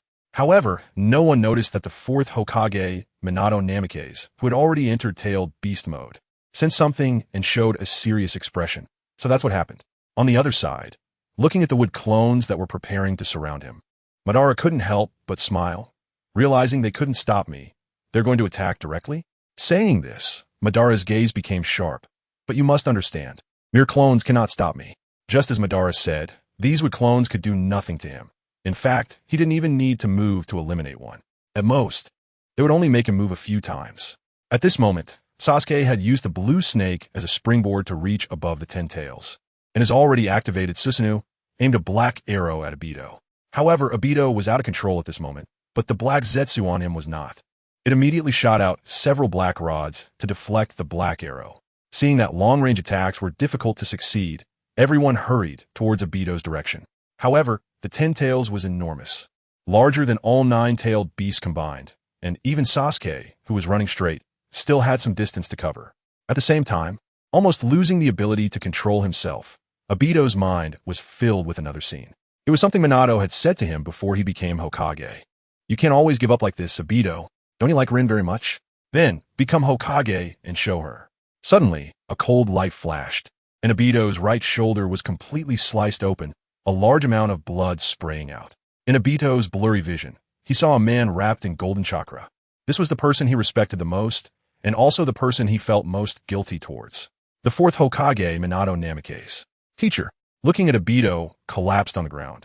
Minato was also stunned, because he only sensed the flying thunder god mark he had inscribed on the back of the masked man back then. But he didn't expect that this mark was actually behind Obito. "Obito, it was you." Minato never imagined that the one who had killed many people and unleashed the Nine Tails to attack Konoha was actually his former student. "Kushina Uzumaki. Obito, you brat, come out." Minato Namikaze. "Kushina, don't be agitated. We don't even know where he is now." "Kushina, seriously, we cared so much about him. And it turns out he is such a white-eyed wolf." Naruto Uzumaki. Moreover, he has wantonly killed many people and instigated the Fourth Great Ninja War. No matter how you put it, he is the greatest sinner of this war. Sasuke Uchiha. That's not like you to say, Naruto. Naruto Uzumaki. We have no right to forgive what Obito has done, but I still choose to believe in the ideas of the pervy sage. If we view the world only through hatred, it will only give birth to more hatred and spread. Hiruzen Sarutobi. Obito. I remember you were a good kid who would help the elderly no matter when in Konoha. Hashirama Senju. The Uchiha clan possesses the most intense and extreme emotions, so their actions are also similarly extreme and intense. Uchiha Zuna. Oh, truly impressive. White hair, you managed to investigate the Uchiha clan so thoroughly. Yagura. You truly are a weapon of the Uchiha. Facing this former student, now an enemy, Minato felt an inexplicable sadness. The flying thunder god mark will never disappear. I haven't told you this, Obito. If you were still alive, I really hope you could become Hokage, but why? The old Minato liked this silly yet serious and kind young man, but the current Obito felt very unfamiliar to him. At this moment, Sasuke also arrived, looking at Obito, who had already been dealt with by Minato, and helplessly said, "This is boring. All we need to do next is seal that half-resurrected Madara, and this war will be over. The rest is just this big guy." Saying this, Sasuke glanced at the 10 tails beneath him. However, Obito scoffed coldly. "As a rogue ninja yourself, what basis do you have to say this war is over?" Obito's words startled the two present, but before they could react, the 10 tails, which had already been suppressed by the Maijin Gate, suddenly began to tremble. Immediately afterward, the enormous body of the 10 tails was rapidly absorbed into Obito's body, eventually forming a small ball glowing with white light. Sasuke and Minato, who had been thrown away, were caught by Naruto's chakra claws and pulled to his side. Sasuke said, "That guy's initial target was that hand's seal." Crack! At this moment, the small ball began to shatter, revealing a man inside with white skin, appearing to have scales and possessing 9 black tomo patterns behind him.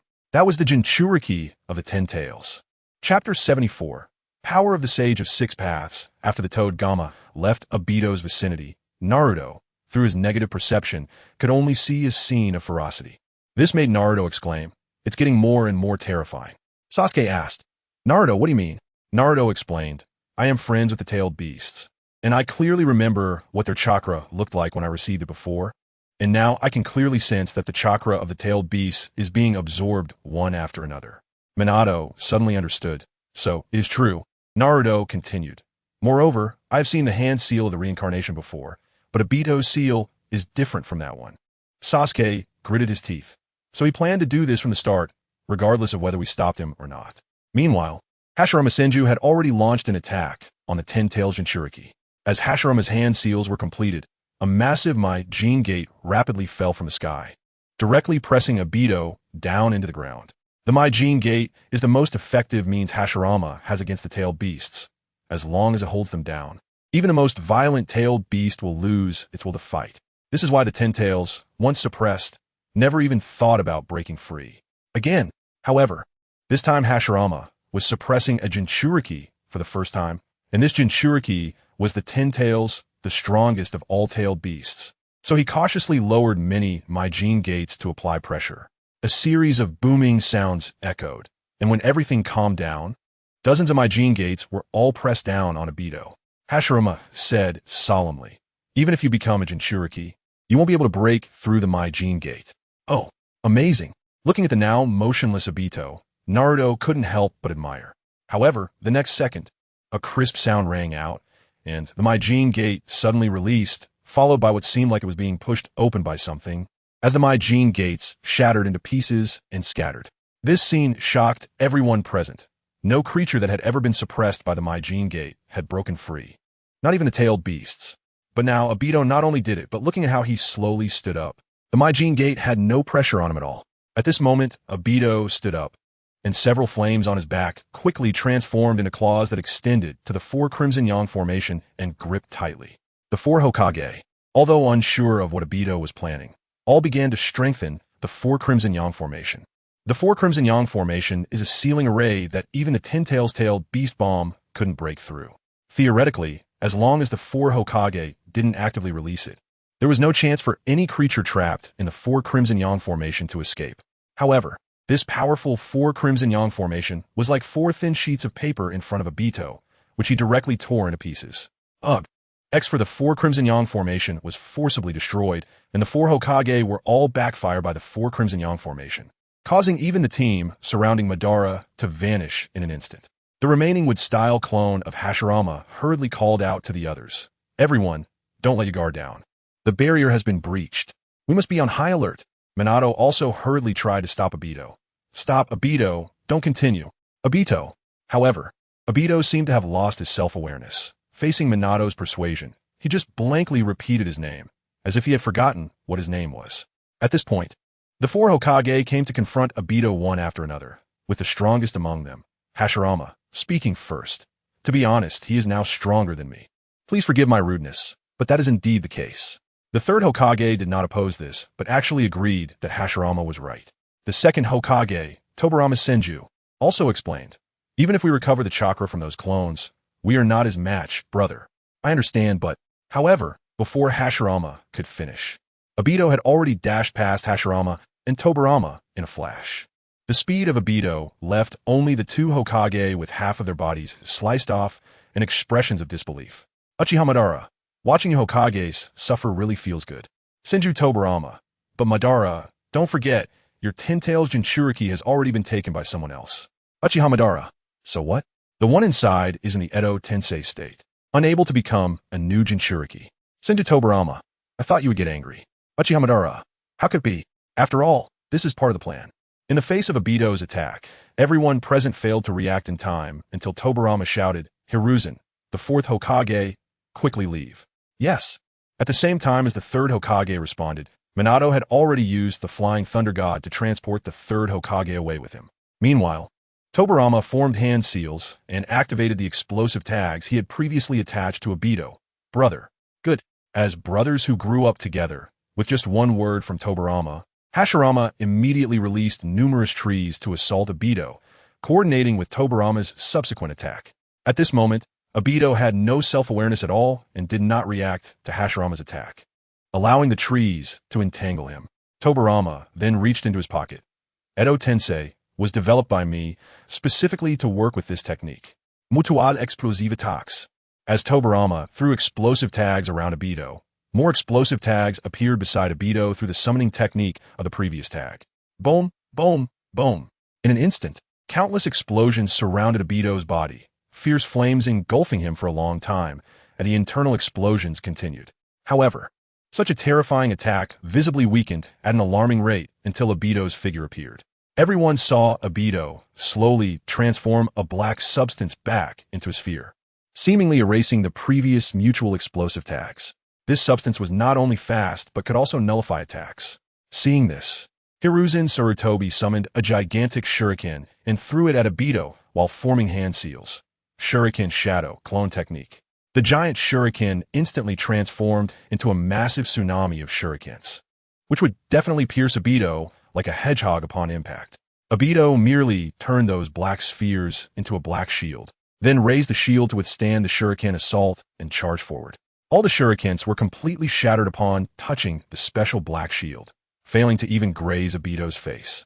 Immediately, the shield transformed into a spear and lunged at Hiruzen Sarutobi. Although Hiruzen managed to dodge, his right shoulder was still directly smashed. However, before Hiruzen could stabilize himself, a large hand grabbed his head. Not good. Boom! The black substance burst through Obito's palm, instantly shattering the upper half of Hiruzen's body, leaving only the powerless lower half on the ground. In just a few seconds, facing the combined assault of the 3 Hokage, Obito achieved a record of wounding 2 and killing 1. If the 3 Hokage hadn't been in the state of Edo Tensei, the result would have been complete annihilation of the Hokage. This enormous disparity in strength had already shocked everyone present. Chapter 75. Adapted Obito at this moment. Naruto, who was on Gamakichi, asked Minato, Dad, can you use Flying Thunder God to move Grandpa third? Minato helplessly replied, without my chakra directly contacting him. It's impossible to move him. Sasuke interjected, Naruto, stop shouting. The Hokage know they are in Edo Tensei bodies and specifically rushed in to analyze the enemy's abilities and techniques. Minato couldn't help but admire Sasuke's response. Sasuke, you're truly an outstanding child. However, he then reminded, but even in Edo Tensei bodies, it still takes time to recover. I'll go up and create an opportunity. Saying this, Minato began to channel his chakra, starting to fulfill his duties as a senior and Hokage. If that's the case, then I will too.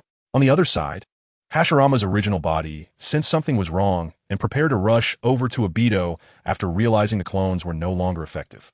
I can't wait any longer, Hashirama. Madara descended in front of Hashirama. He had waited too long and didn't want to wait any longer. Only Hashirama could satisfy his desire for battle. In response, Hashirama was actually reluctant. He wanted to rush to stop Obito, but Madara was not someone who could be easily dismissed.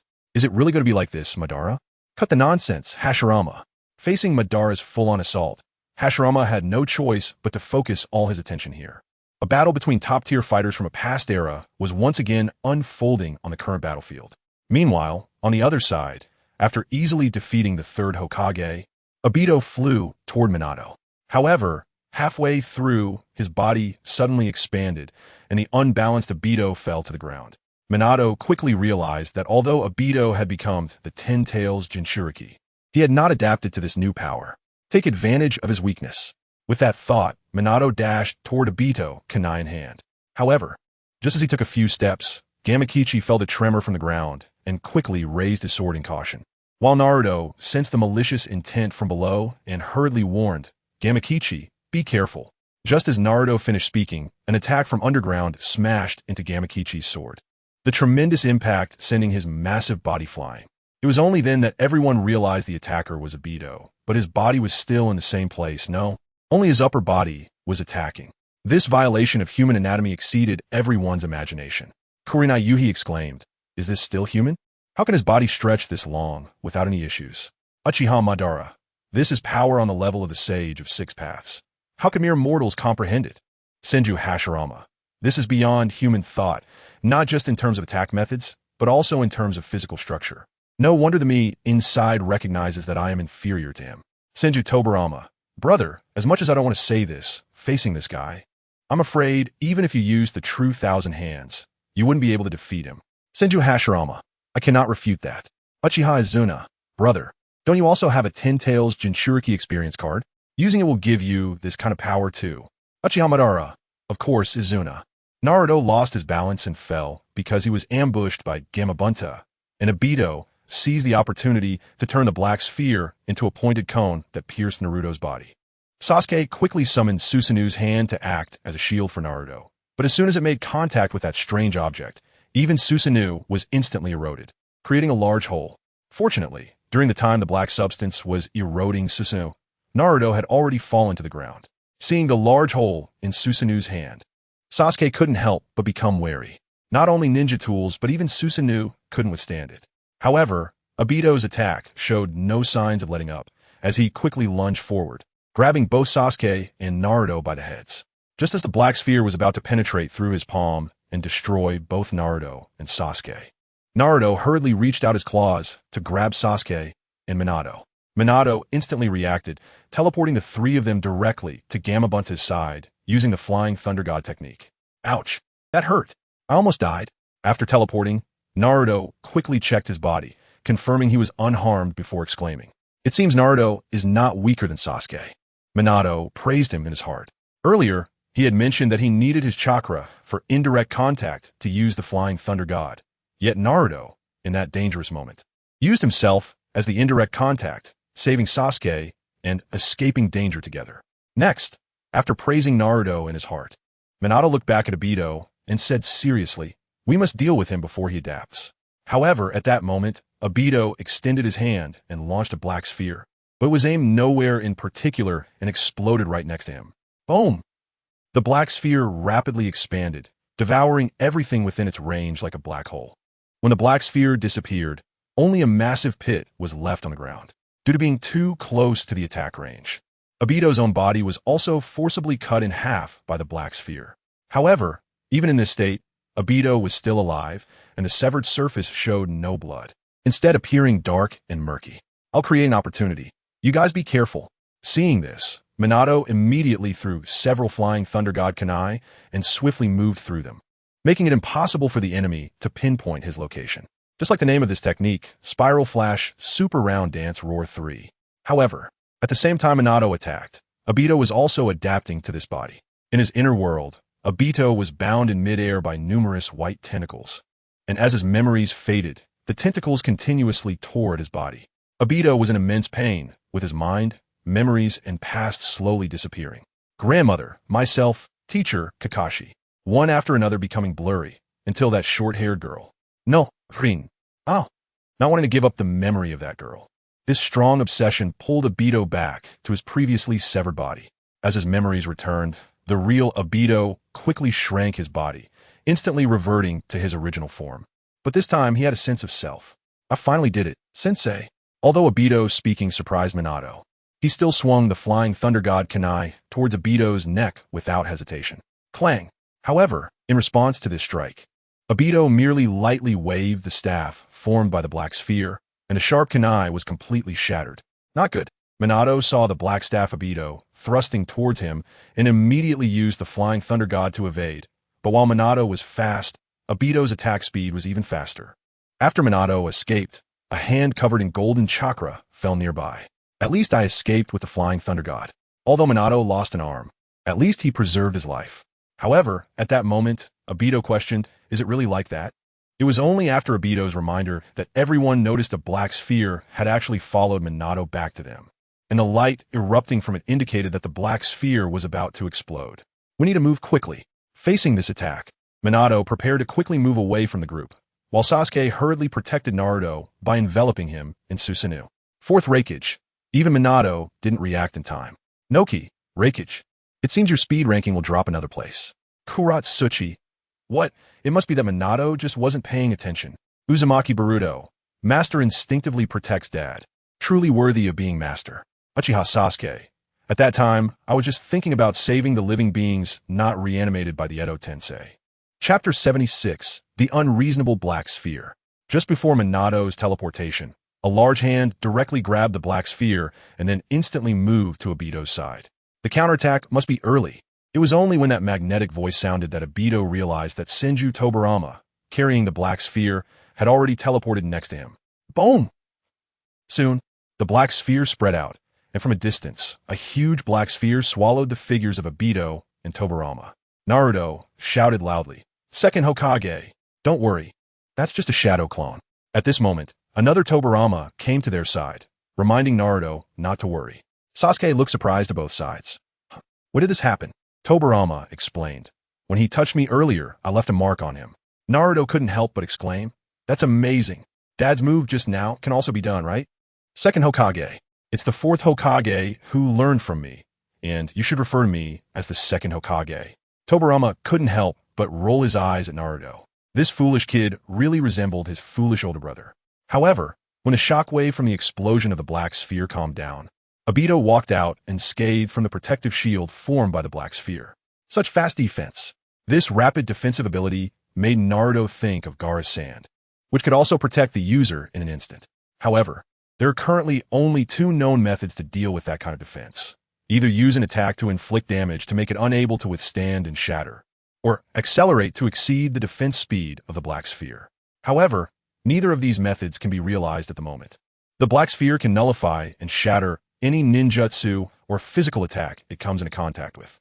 As for speed, there's no need to say more. Even when Tobirama used the flying thunder god to teleport, Obito was stunned, and the black sphere could still defend against this situation. It is clear that neither speed nor power works. Indeed, I still need to use the Spiral Flash Super Rasen Dance to create an opportunity. Minato, of course, saw that even Tobirama couldn't exceed the defense speed of the black sphere with the flying thunder god. But he was confident that the Spiral Flash Super Rasen Dance could break through Obito's defense. Tobirama, upon hearing this, couldn't help but comment, your naming method is really interesting. I would definitely have something to say about it normally. Amaterasu. However, Sasuke didn't care about anything and directly released his strongest fire style towards Obito. The black flames appeared out of thin air in front of Obito, but before the black flames could touch him, the black sphere had already formed a shield, blocking all of Amaterasu. Sasuke, Naruto, didn't I say I would create the opportunity? Let's create the opportunity. Let's go, Naruto. The main attacker will be left to you, Dad. Sasuke ignored Minato's dissatisfaction and, along with Naruto, launched an offensive against Obito. Really disobedient. Minato sighed helplessly, and at the same time, Tobirama placed a hand on Minato's shoulder.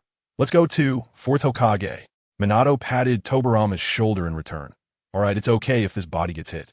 Upon closing their mouths, the two left their respective flying thunder god marks on each other. Naruto, this time I will cooperate with your chakra ratio. Okay, let's show Dad and the others how well we can cooperate. While sprinting, Sasuke released Amaterasu and used the add-on technique to control it so that it could be maintained in his hand without harming himself, while Naruto also condensed a spiral shuriken. Fire style, add-on technique. Wind style, spiral shuriken. As soon as the black flames touched the surface of the spiral shuriken, they instantly covered it, transforming it into a black wind fire wheel. At the same time, Tobirama again arrived behind Obito using the flying thunder god. But the prepared Obito merely said lightly, "Want to sandwich me from both sides?" The one responding to Obito was not Tobirama, but Minato. Just as Naruto and Sasuke pushed the spiral shuriken enhanced with Amaterasu forward, Minato unexpectedly ran over to crash into the attack. This surprised everyone present, including Obito. Did the teacher lose his mind? Namake's Minato. I see. Kukina. Minato, you still have the mind to lament. Why would you block for that, brat? Senju Tobirama. Because the fourth Hokage and I are going to use a technique that can only be used when two people can use the flying thunder god at the same time. Uzumaki Naruto. At that time, Dad, your action shocked us. Uchiha Sasuke. Fortunately, no allies were accidentally harmed. Has Minato lost his mind? Of course not. In that moment of everyone being stunned, Minato and Tobirama simultaneously activated their respective flying thunder god marks. Mutual flying thunder god. Two in an instant, Minato, who had originally collided with a black flame shuriken, switched places with Obito, while Minato appeared where Obito had been. This technique is called Scorch Release. Radiant Wheel Gale. Pitch black. Let's keep attacking like this.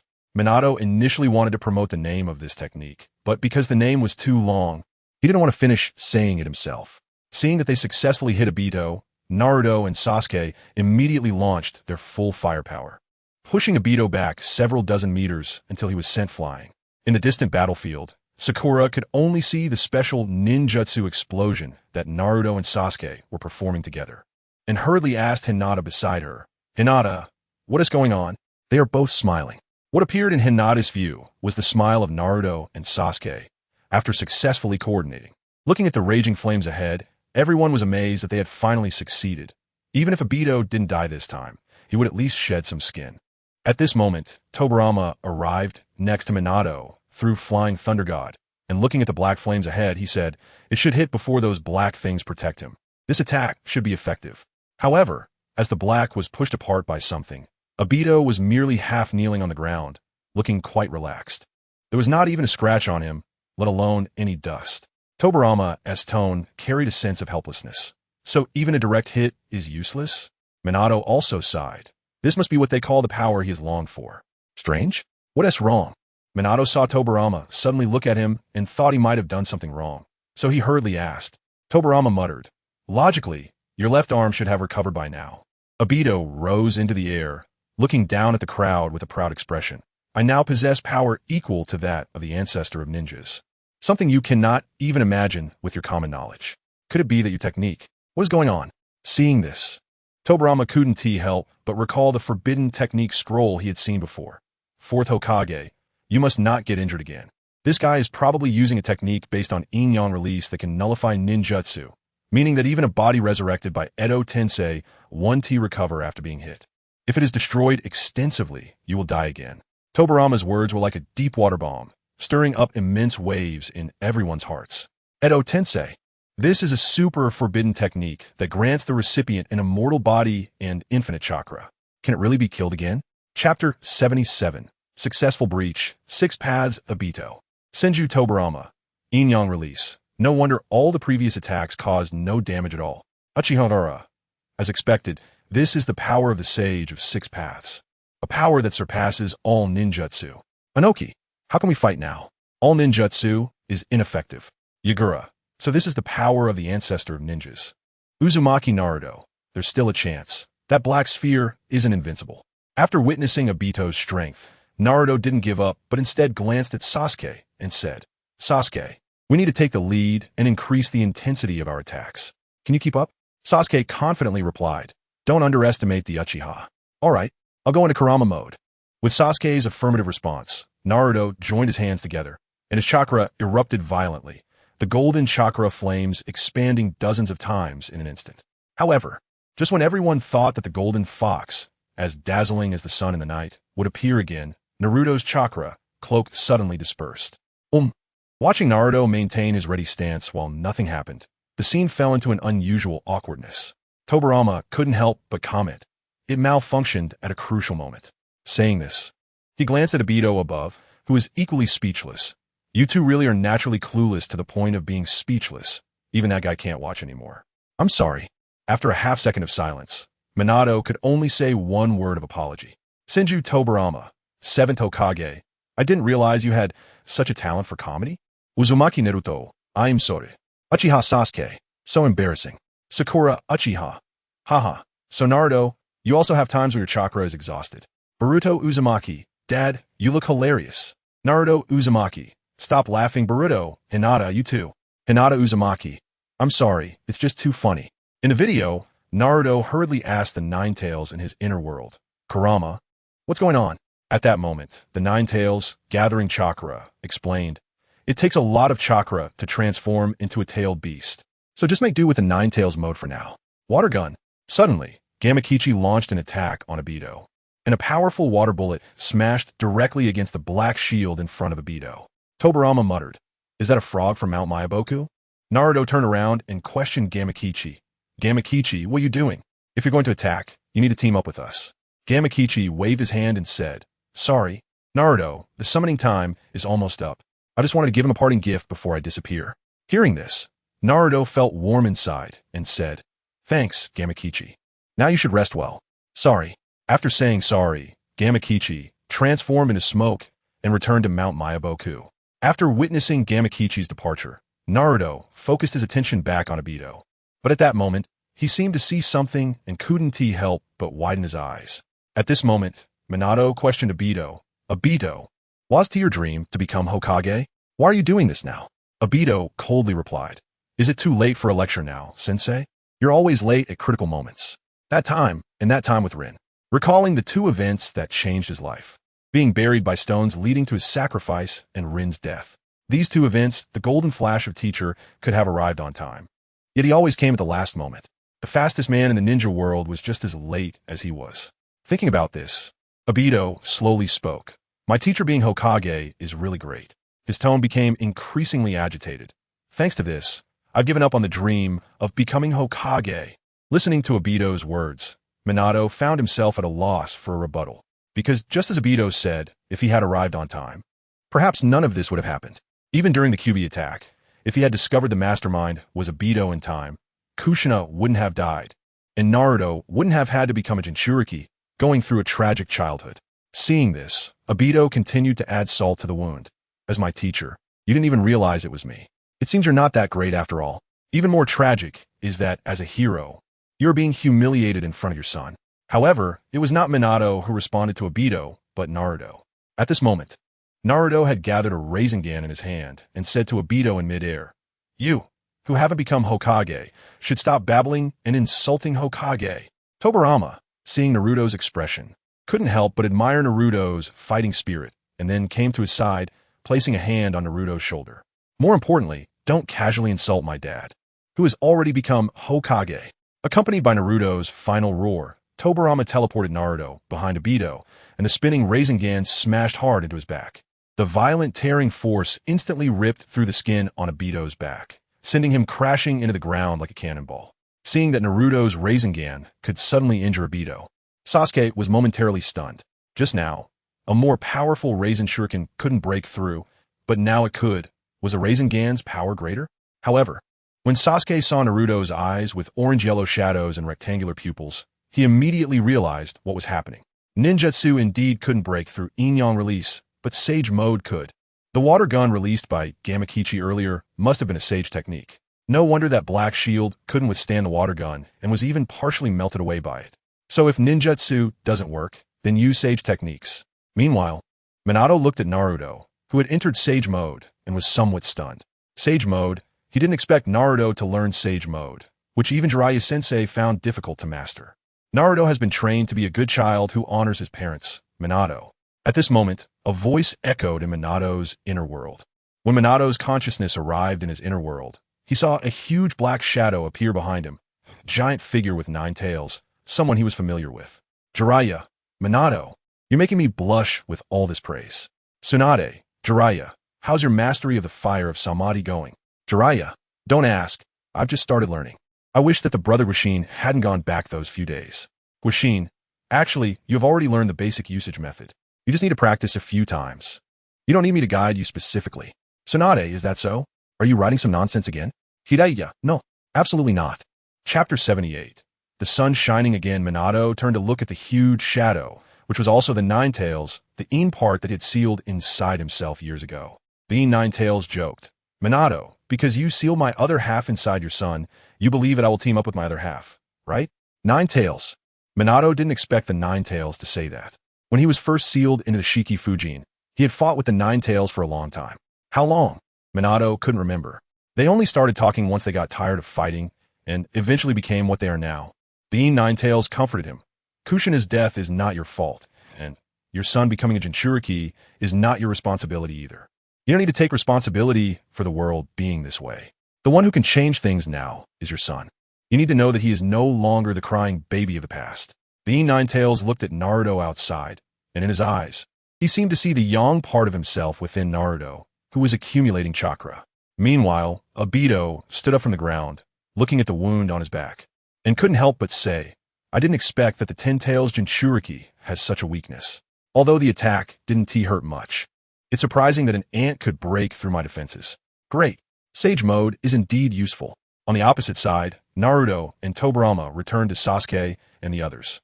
Seeing this, Naruto couldn't help but exclaim, soon, I will be able to cooperate with my Flying Thunder God technique and have mastered Sage power. It feels just like fighting alongside my brother.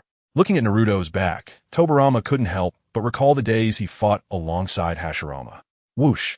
At this moment, Obito healed the wound on his back, and the spiky appendages on his back ignited a bluish flame.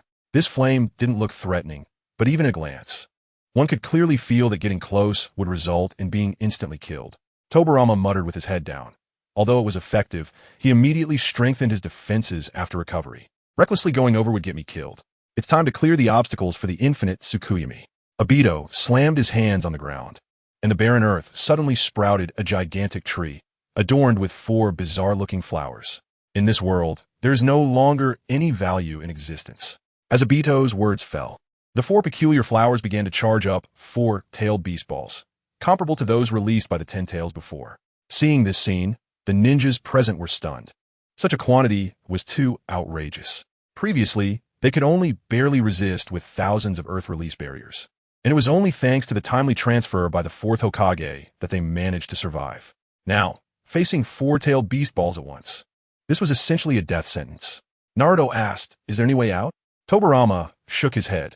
Flying Thunder God can only transfer one at a time. I'll handle one with the 4th Hokage, but there's no way to deal with the other 2.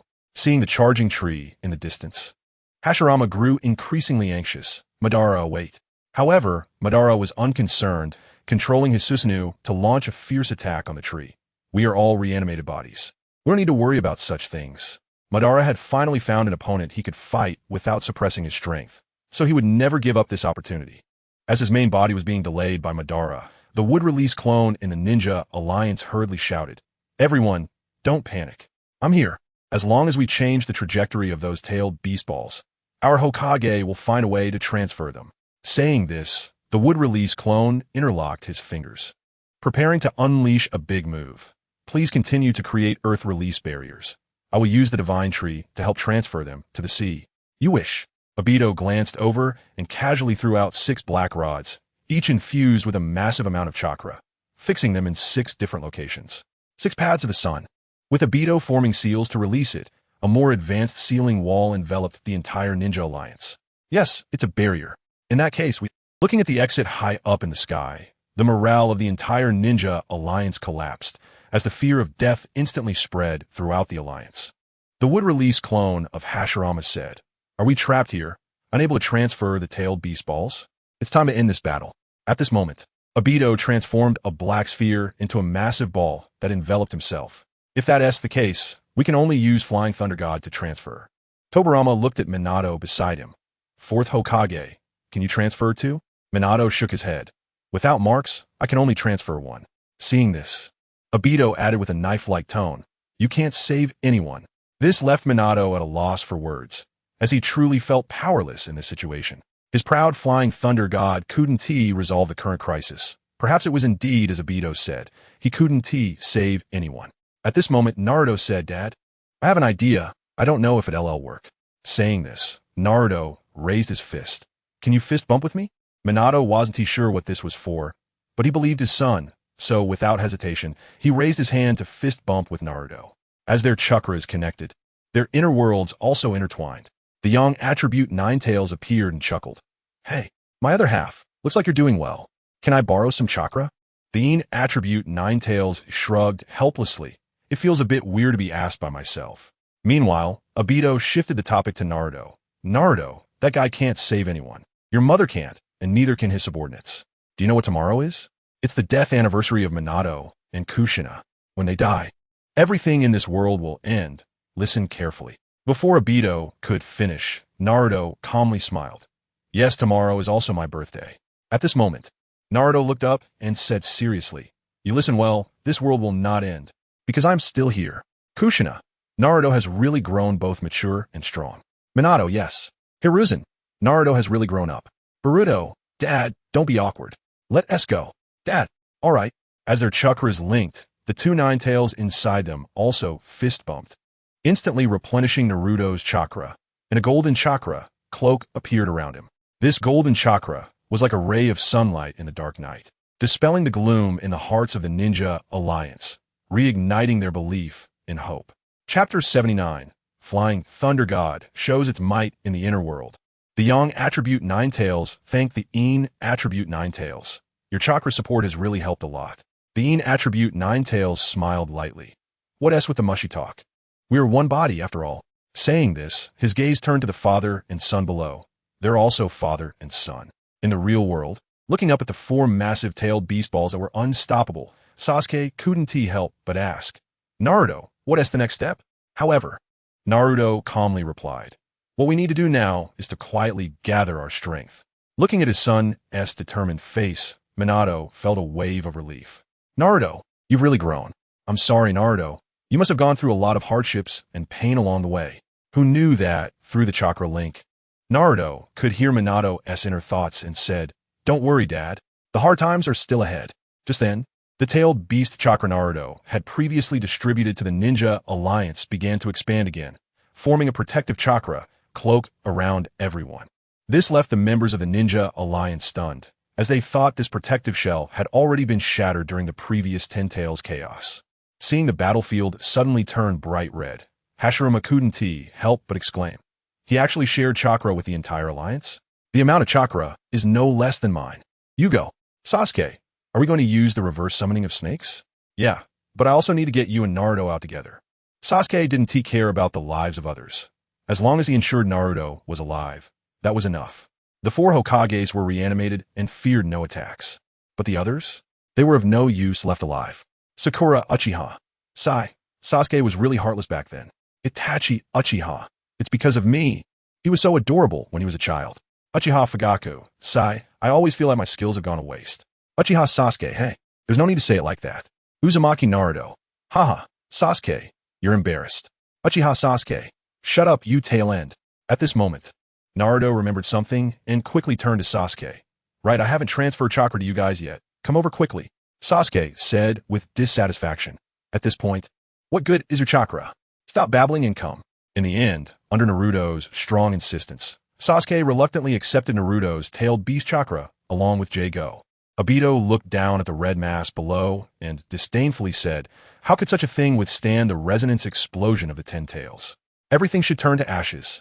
Accompanied by Obito being wrapped in the truth-seeking orb, for tailed beast balls poured into the Six Paths Sun Formation. Boom! A deep explosion sounded, and the Six Paths Sun Formation was pushed into an onion shape by the impact generated by the tailed beast balls, only returning to its original shape after the exit expelled the shockwave and dust. However, The violent explosion did not annihilate the ninja coalition. They even witnessed how the Six Paths Sun formation was deformed by the explosion of the tailed beast balls. Huh, we're not dead. We're really not dead. Awesome. Seeing that they were still alive, the ninja coalition erupted into cheers, their joy of surviving making them as happy as children. Watching the jubilant ninja coalition below, Tobirama praised, "Fourth Hokage. Counting this time, you've saved everyone twice." "It's just luck," Minato replied, breathing heavily. Although it was a momentary transfer, the Flying Thunder God technique is one-on-one. So the previous transfer was equivalent to Minato performing thousands of transfers in half a second to move the ninja coalition. Therefore, the chakra consumption was immense. If it weren't for the quick chakra recovery of the reincarnated bodies, Minato would have already collapsed. Jago looked at the towering six-path sun formation ahead and asked in confusion, "What did you do?" Naruto explained, "It was Dad who transferred the ninja coalition outside." "With that technique? All of them?" Sasuke couldn't believe it. How could everyone be transferred in an instant? Wasn't it said that only those whose chakra had come into contact with the fourth Hokage's chakra could be transferred together? How did you do it? Naruto chuckled. "Everyone has the chakra I transmitted with Kurama before." As he spoke, Naruto felt his brain starting to overload. "So, I first connected Dad's chakra with everyone's chakra. What's that called again?" Seeing this, Minato quietly reminded him, "Indirect contact." Naruto finally reacted. "Right, indirect contact." Tobirama explained in more detail. "You must have used the shadow clone principle, dispersing chakra while keeping a small part within your body. When the main body wants to control the chakra, the dispersed chakra resonates, creating a chain reaction. In short, Naruto connected the coalition's chakra through the fourth Hokage by linking it with his own chakra, right?" Faced with Tobirama's explanation, the user Naruto looked completely bewildered. He understood the words, but when put together, it became something he couldn't recognize. Seeing Naruto's reaction, Tobirama couldn't help but cover his forehead and sigh. "Forget it.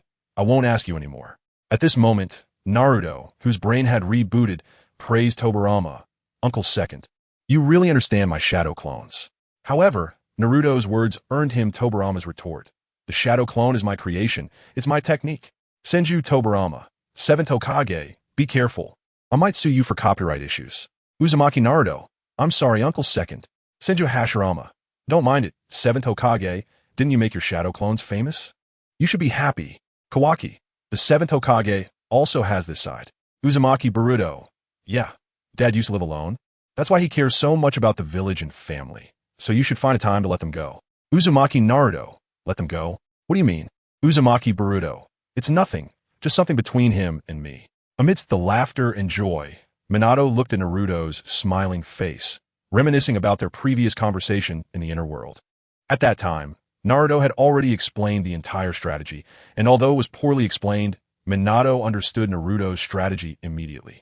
Naruto clenched his fists and excitedly said, "Let us give it a try. As long as we leverage the nine tails, no, Kurama's power, there's nothing we can't do. Let's fight side by side." The Ina tribute Nine Tails couldn't help but feel emotional. For people, he actually counts us as human. How is he educated? Haha. The young attribute Nine Tails shrugged, indicating that he would know in the future. Minato looked at Naruto, gently saying, "Naruto, I really want to have a good chat with you now." Naruto replied, "There's no need for men to say much. I already know. Moreover, I've already seen Mom's chakra." Upon hearing this, Minato couldn't help but remember what he and Kushina had said to Naruto before they died. Many, many things. And Naruto responded to him with a sunny smile. No need to say, it must be just as chatty as Mom, right? Yeah. Looking at Naruto now, Minato couldn't help but feel a layer of mist in his eyes. Kushina, Naruto, 555. Minato, you've worked hard. Naruto, hee. Chapter 80. Counterattack faced with this situation. Minato felt nostalgic, cornered by the enemy, yet feeling an unyielding sense of fearlessness. Right? It felt like when fighting alongside Kushina. At this moment, Naruto's pupils had turned into fox-like slits, indicating that his chakra had fully recovered, and he suddenly leaped out, the burning chakra forming a massive fox head. The terrifying amount of chakra surprised even Sasuke, who couldn't believe that Naruto could release such a huge amount of chakra. Seeing this, Tobirama unintentionally reminded him, "Naruto, being aggressive is indeed a good thing, but don't forget that only Sage Mode can be effective." Tobirama's words made Naruto pause for half a second on the ground. Then he held his head and exclaimed, "Right? I completely forgot about that." Tobirama felt he had overestimated Naruto's intelligence, and helplessly held his forehead. I've confirmed it. You are an idiot even more foolish than your brother. Sasuke silently complained. Having so much chakra on you is simply a waste. Only Minato wore a helpless smile. This feeling is still okay. Meanwhile, in the inner world, the young attribute Ninetales laughed loudly. Ha! You've surpassed all past Hokages. Just in another sense. Naruto, feeling shy, cursed at the young attribute Ninetales. Shut up, you idiot Kurama. The young attribute Ninetales didn't care and continued laughing. Ha! It feels very familiar. Once the young attribute Ninetales was satisfied with his laughter, he said, but you don't have to worry. This is very manageable. This left Naruto momentarily speechless, pondering. This? I didn't mean for you to worry, you idiot. The young attribute Ninetales shook his head, correcting him. No, I meant that you can enter Sage mode in this state. Huh. Now it was Naruto's turn to be stunned. Can two modes coexist? The young attribute Ninetales explained.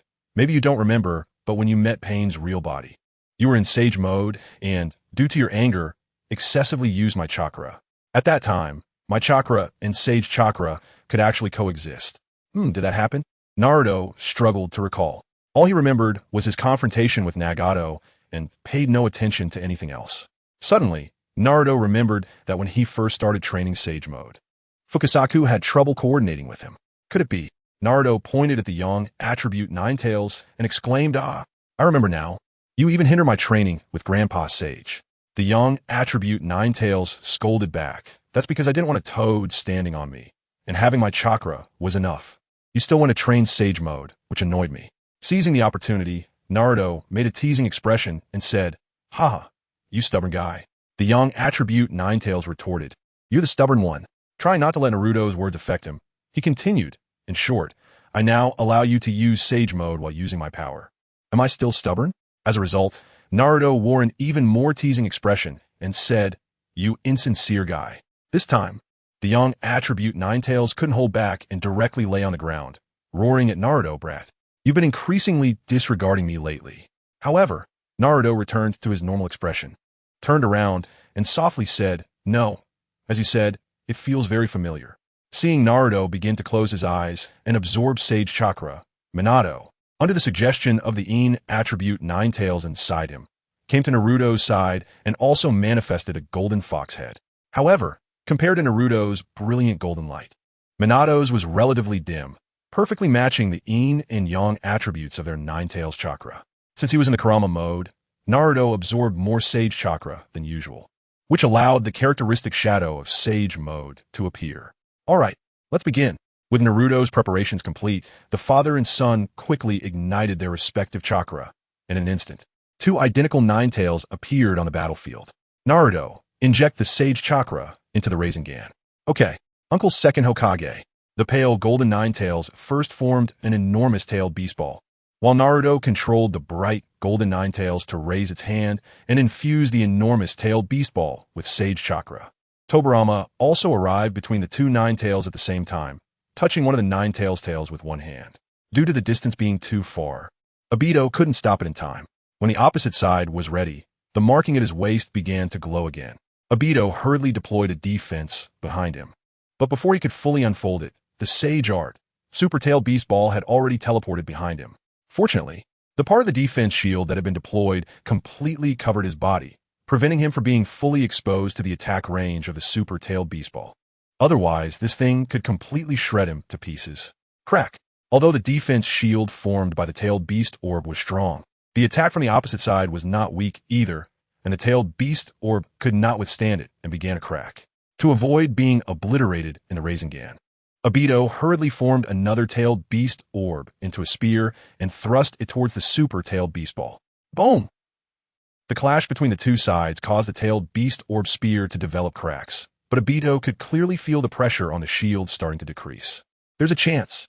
Seizing the opportunity, Obito suddenly exerted force and successfully knocked both Ninetales away before the Tailed Beast Orb shield and spear were destroyed. Obito slid back along the ground for several dozen meters while the two Ninetales flew backward and crashed into the ground.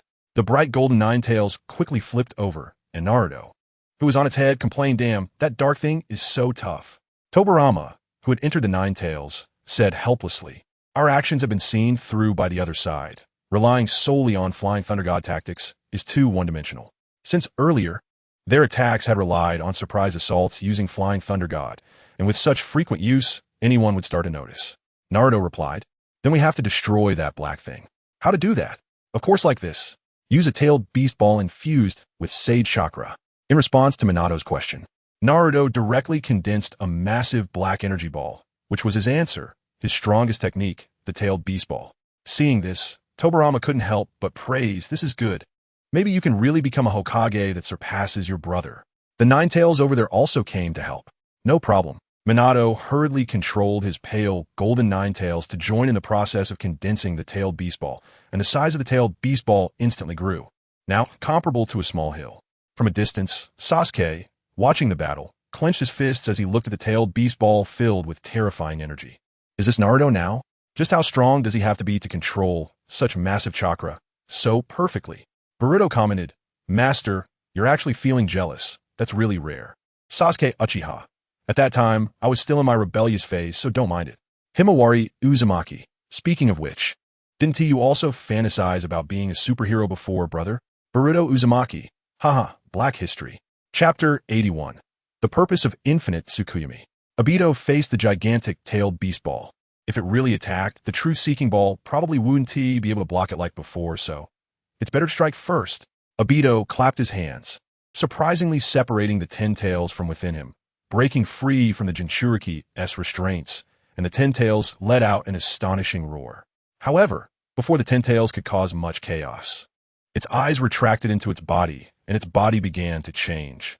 Seeing this, Obito raised his hand to cancel the six-path sun array, and at that moment, the 10 tails body rapidly expanded and grew, turning into a gigantic tree. The roots of this tree covered a vast area, not only interrupting Naruto and Minato's attacks, but also entangling the two Nine Tails in one go. Minato didn't have time to react to what was happening when he clearly felt the rapid depletion of chakra within him. The attack range of the roots didn't stop there. It instantly affected the entire ninja alliance, as those roots, seemingly with a will of their own, extended out to grab one ninja after another. The captured ninjas didn't even have time to react to the situation before their chakra was drained, and they turned into mere corpses. Not good. That thing absorbs chakra. If we don't run quickly, we'll die. Help! In an instant, the entire ninja alliance was thrown into chaos, fleeing for their lives. What is going on? So many are coming after me alone. Damn it. Compared to ordinary people, the Jinchuriki Killer Bee was pursued by even more roots, leaving him exhausted. The 8 tails inside Killer Bee quickly warned him. This is the God Tree, the final form of the 10 tails. It knows you have a lot of chakra. Because of the emergence of the God Tree, the battle between Hashirama and Madara had to be temporarily halted, dodging the attacks of the God Tree. Hashirama questioned his close friend and enemy in front of him. What is going on? Madara was also attacked by the God Tree, but he wielded the Uchiha fan to cut it off, saying, "Chakra originally belongs to the God Tree. Yours, there's all of it." Hashirama punched and shattered a root, exclaiming, "What?" They really didn't know the origin of chakra, but based on the knowledge they learned from their ancestors. Chakra is produced by trillions of cells in the human body. However, Madara's words indicated that chakra was not like that. Madara lightly laughed, dodging the attack of a root, and then attacked Hashirama. It's just reclaiming the chakra that was scattered long ago. Hashirama suddenly pushed him away. What do you mean by that? Madara summoned Susanoo and cut off the roots attacking from behind, instead asking, after such a long time, "The true history has been veiled. Hashirama, do you know how ninjas were born?" Seeing the look of confusion on Hashirama's face, Madara began to recount that unknown history. In the distant past, when chakra was still unknown, the struggles between people had never ceased. The God Tree only observed the conflicts between people, never participating until one day, the God Tree bore fruit once every 1,000 years. Just during the chaos of war, a person appeared who sought the power of the God Tree for victory, named Kaguya Otsutsuki. Before long, Kaguya relied on this power to single-handedly quell the entire war. She was the first person to possess chakra. Not only Kaguya, but even her children were also born with chakra, but the God Tree took violent actions to reclaim the chakra, which was the 10 tails. However, the 10 tails was eventually subdued by Kaguya's child, named Hagoromo Otsutsuki, who then began to teach the ways of using chakra and establish the ninja sect, which is the ancestor of all ninjas, known to us as the Sage of Six Paths. After hearing all this, Hashirama was shocked. How do you know all this? Madara landed on a tree branch, and by now, the growth of the god tree had calmed down, because it's all written on the stone tablet of the Uchiha clan. At this moment, Madara's tone revealed rare helplessness. To quell the war, I partook of the forbidden fruit, yet in the end, nothing changed. The war continues and intensifies. When I learned this back then, I truly fell into despair. There is no true peace in this world, Hashirama. Since we cannot eliminate war, why not use the power of the god tree to cast a large-scale illusion? Hashirama responded, "Is this what you call your dream?" Madara tilted his head to look at the towering bud in the distance. It's a bit different when the flowers bloom on the god tree. The eyes within the flowers will project onto the moon, completing infinite Tsukuyami, and the one who will initiate this technique will be me. Hashirama Senju, is this the infinite Tsukuyami plan you speak of? Uchiha Obito, that's right, since we can't achieve world peace in reality, why not realize it directly in dreams? Kagaya Otsutsuki, you started such a crazy plan just for this? Uchiha Madara, so, is the ninja world peaceful now? Inoki, even if there are still conflicts, there haven't been any large-scale wars happening. Uchiha Madara, in the end, you are still fighting for interests. As long as the infinite Tsukuyami is activated, the entire world will fall into a world without conflict. Fourth Reikage, you are just a madman. Uchiha Madara, whether a madman or a savior, I am just doing all of this for world peace. Senju Hashirama, Madara, I'm having a hard time understanding you. Senju Tobirama, big brother, I told you that the Uchiha are all a bunch of madmen. Uchiha Sasuke, you can talk about him, but don't project him onto the entire Uchiha clan. Uchiha Fugaku, second Hokage, we may get emotional, but you have never looked at this issue from our perspective. Senju Tobirama, oh, how so? Uchiha Fugaku, from my review of previous literature, before the establishment of Konoha, you also hated the Uchiha clan, right? Senju Tobirama, that's right. At that time, the Senju and Uchiha were fighting desperately against each other. Uchiha Fugaku, because brothers, relatives, and friends died in the Uchiha clan. It's understandable that you would hate the Uchiha. Similarly, the Uchiha also hated the existence of the Senju at that time. Senju Tobirama, what does all of this have to do with the issues we're discussing? Uchiha Fugaku, yes, hatred is relative. The Uchiha clan is indeed easily emotional, but it cannot be denied that our emotional responses are also a reflection of our feedback to external circumstances. Uchiha Fugaku, in the end, we are all human, and as humans, we all have our own emotions. Before the Uchiha clan was exterminated, we endured the long-term oppression brought by Konoha. If it were you, wouldn't you want to resist? Senju Tobirama, Uchiha Fugaku, what I want to express is that I do not deny that there may be lunatics within the Uchiha clan, but please do not extend this idea to every member of the Uchiha. Chapter 82, The Ninja Alliance That Lost Faith. In the video, Naruto has had most of his chakra drained by the God Tree, and his tailed beast mode has completely vanished. The weaker he becomes, the more he cannot break free. Water style. Water, severing wave. At this moment, Tobirama shot out a sharp water blade, directly cutting the roots binding Naruto. However, the growth rate of these roots is too fast. New roots quickly sprouted from the cut ends, wrapping around Naruto once again. Damn, there are too many. Tobirama had considered using Flying Thunder God to move over, but the roots had wrapped Naruto up like a dumpling, making it pointless to transfer. Just as Naruto was about to disappear under the roots' grasp, a figure wielding an iron rod appeared before him and smashed the roots to pieces. Grandpa. Naruto's consciousness was already very weak, but he still recognized that the one who saved him was the third Hokage, Hiruzen Sarutobi, who had taken care of him. Sorry, I'm late. Hiruzen quickly picked up Naruto and brought him to Tobirama's side. Seeing this, Tobirama quickly placed a hand on Hiruzen's shoulder and used Flying Thunder God to escape the area.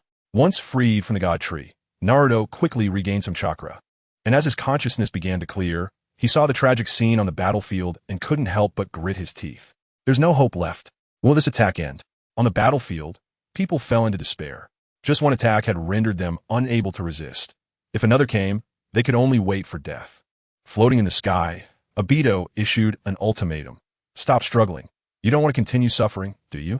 Faced with Obito's terrifying power, the Ninja Alliance had lost even the will to resist. Seeing this, Obito continued to fan the flames. The world of ninjas has already ended. There is no need to continue. Without resistance, there is no slaughter. If you don't want to regret it, then do nothing. Listening to Obito's words, some ninjas began to waver. If we do nothing, can we really be saved? Obito gave a definitive reply. That's right.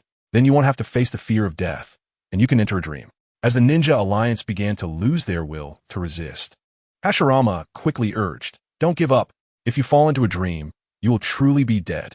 However, even the call of the god of ninjas was met with silence.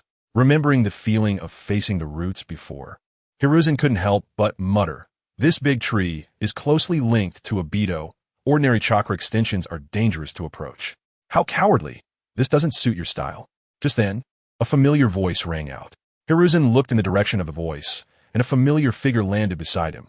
"Teacher, Sarutobi." "Orochimaru, you're really late. How are the 5 Kage?" They were not surprised by Orochimaru's arrival. After all, the 4 Hokage here were summoned by him through impure world reincarnation. But they had just arrived faster. Orochimaru replied, "I have helped them recover, but if they remain cowardly, there's nothing I can do." Hiruzen helplessly retorted, "You really enjoy putting others down. The 5 Kage have already been beaten to that state. If they lack the courage to face it, I doubt Madara would show mercy and would instead eliminate them on the spot." Meanwhile, without the God Tree's interference, Hashirama and Madara once again engaged in battle. Although this time, they weren't using Susanoo or the Wood Golem, the destructive force they generated was still considerable. The clash between Hashirama and Madara shattered nearby roots. Hashirama questioned, "When will that thing bloom?" Madara stepped back and released a great fire annihilation, instantly burning a large area of roots. Standing amidst the flames, Madara said leisurely, "The Jinchuriki of the 8 Tails and 9 Tails are still alive. You know what that means, right?" Hashirama summoned some trees to attack Madara. "Does that mean the chakra of the 8 Tails and 9 Tails is essential?" Seeing this, Madara wielded his fan to defend. While having the chakra of the 8 Tails and 9 Tails would stabilize things a lot, it will bloom regardless. It just needs some time. After clearing the trees, standing on the roots of the God Tree, he slowly said, "I estimate that there is still about 15 minutes. During this time, I must stop Obito and take his place. Then use your sage power to complete everything." Through the sharing of his body, the Wood Clone in the Ninja Alliance also knew this information. He had to quickly share this information with everyone. Thinking of this, Hashirama's clone turned and asked, "Is there anyone from the Senju clan here?" The nearest Ino quickly stood up. "Yes." Hashirama's clone continued, "Do you know the mind transfer jutsu?" "Yes." After receiving Ino's affirmative response, Hashirama's clone pleaded, "Please, connect me with everyone. I need to explain everything about that tree and the infinite Tsukuyami." As Ino placed a hand on Hashirama's clone's forehead, the mind transfer jutsu was activated. However, the first connection was not with the Ninja Alliance, but with a group of familiar people. Tsunade's voice came first. "This feeling, Grandpa." Hashirama was somewhat happy. "Oh, little Tsunade." Inoki's voice rang out. "That voice is unmistakable, Lord Hashirama." Ino felt the pressure on her shoulders increase dramatically, as she was now connected to all the big shots. "The 5 Kage? Have they come into my casting range?" Hashirama's clone said, "We'll catch up later.